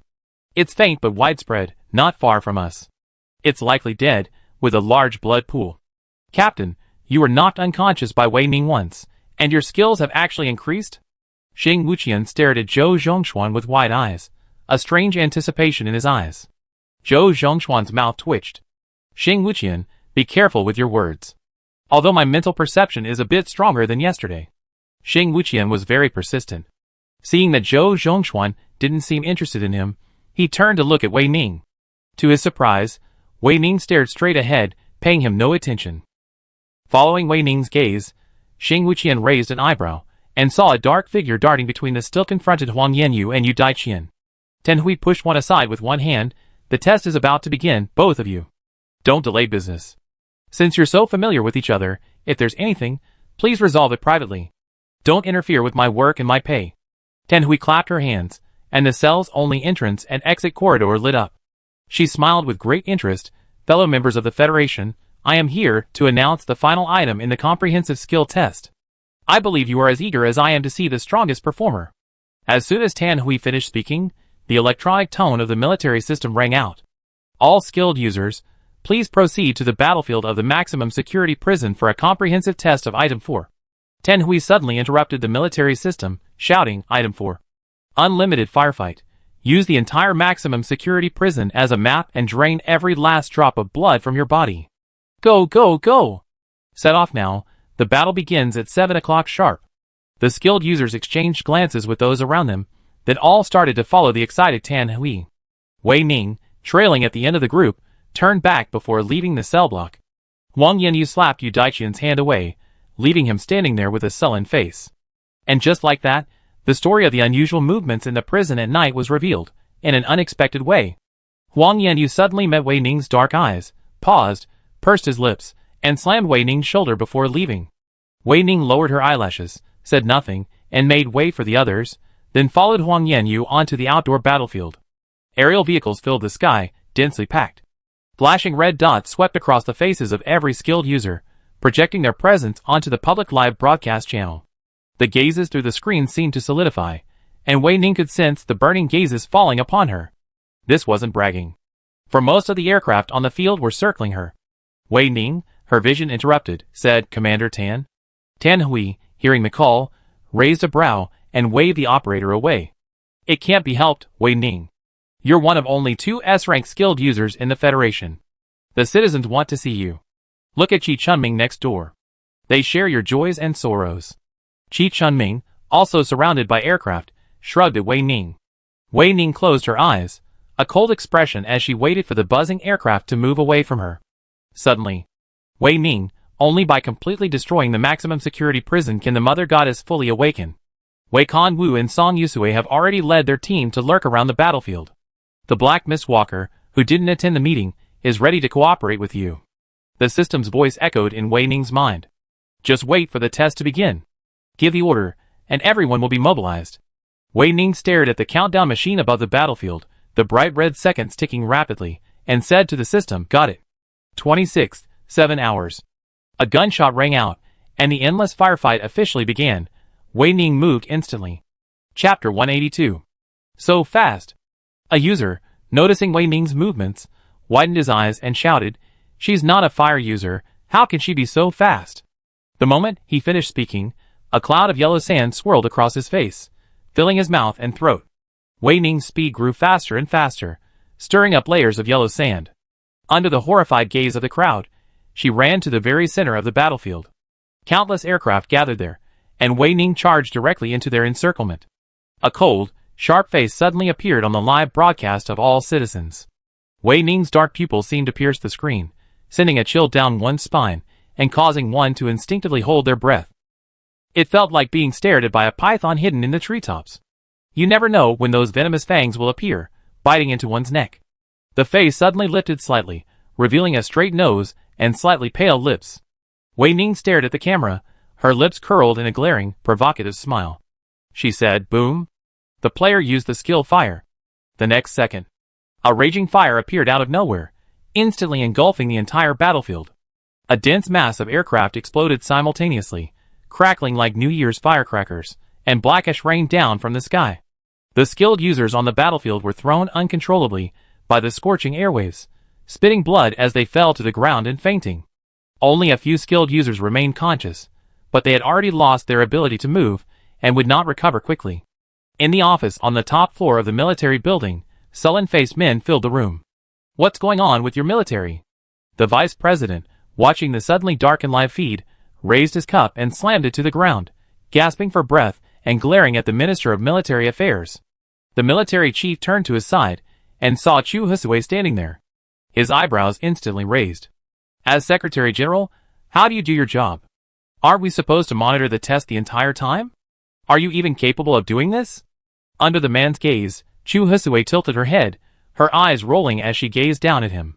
Something stirred beneath her dark pupils, an inexplicably cold air. The man instinctively shut up, his eyes still wide, maintaining a ridiculous air of authority. To everyone's surprise, Chu Husui raised an eyebrow, removed the badge from her chest, and slammed it into the man's face. "I quit." Then, she swiftly turned, kicked open the office door, and left with a resounding thud against the wall. A fierce gust of wind from the top floor rushed in through the empty door. The man, his face livid, touched his head, and suddenly became furious. He glanced around, and angrily slammed his desk. Documents on the desk fluttered to the ground, caught by a pair of military boots. Gu Xiangying looked up at the furious men, and stood up from her chair. Half of her body was made of prosthetic limbs. For some reason, Gu Xiangying had chosen not to cover it with simulated human skin, leaving the silvery white metal shell exposed. At first glance, she looked like a machine with a living consciousness, no a weapon. Or like a human whose evolution had failed. I will be solely responsible for handling the test anomaly, Gu Xiangying said in a cold, steady voice. I will personally capture Wei Ning and kill her on the spot. Gu Xiangying's words were accurately eavesdropped on by the system and relayed to Wei Ning simultaneously. Wei Ning, Gu Xiangying has led a team from the military headquarters to attack us. She seems to hate you with all her heart. Those who constantly hold grudges against this, and that are actually just people who resent not being chosen, fueled by jealousy. Wei Ning stepped past the dead bodies of the aircraft, looking at the awakened users attacking her. She said to the system, Fu Hao, notify everyone now. Everyone move. Yes. The users rapidly approaching Wei Ning suddenly stopped. They lowered their heads in disbelief. A steady stream of blood pouring from the gash in their chests, as a thick tentacle pierced their bodies. Isn't this the federal military maximum security prison? Why are there tentacles? Why? Are there alien creatures? Wang Yanyu grabbed the tentacle stirring in her chest, flames erupting from her palm. Her scalp shrank, cold sweat broke out, and she forcefully burned the struggling tentacle away. A mouthful of blood spurted from her mouth. Wang Yanyu turned around with a trembling breath, her back muscles instantly tensing and stiffening. Her mind blanked as she stared at the gigantic, 100-meter-tall, alien tentacle monster before her. The next second, the tentacle swung violently towards her. It missed. Chi Beak paused, turning her body, as massive as the prison cell, to look over. Wang Yanyu had been carried away by a small demon, and the two had appeared out of thin air at the other end of the battlefield. It's a space-based user, Wu Shiba's voice echoed in Chi Beak's ears. Wu Shiba pinched Chi Beak's tentacle, and a soft, smooth feeling instantly filled his palm. I'll deal with her. You go support Sister Wei Ning. She's been harassed by 5, 8, or even a dozen people, and they're fighting fiercely. The player used the skill Gravity Override. The player used the skill Tracking Eye. The player used the skill Spatial Slice. The player used the skill Blood Sacrifice. The player used the skill Blazing Flame. Wei Ning used the skill Wei Ning. From the center of the battlefield, users attacked by various skills kept flying out. Wei Ning expressionlessly clenched her fists, bent at the waist, and elbowed a user who attempted to mind control her. The other person's blood splattered on her face and eyes. Her vision became sticky and red. The sound that reached her ears seemed to be blurred by her vision, and the roar was distant. It didn't sound like a person shouting, but like a giant mouth chewing flesh and bones. Wei Ning raised her hand to wipe the blood clots from her eyelashes, took a step, stepped over a charred corpse, and walked forward. She felt like she was stepping on something soft and sticky. It turned out to be a corpse. Wei Ning lowered her head. She didn't know who this person was. A large black hole emptied its face, its features gone, sliced away. The cuts were neat, the result of a sharp blade slashed through space.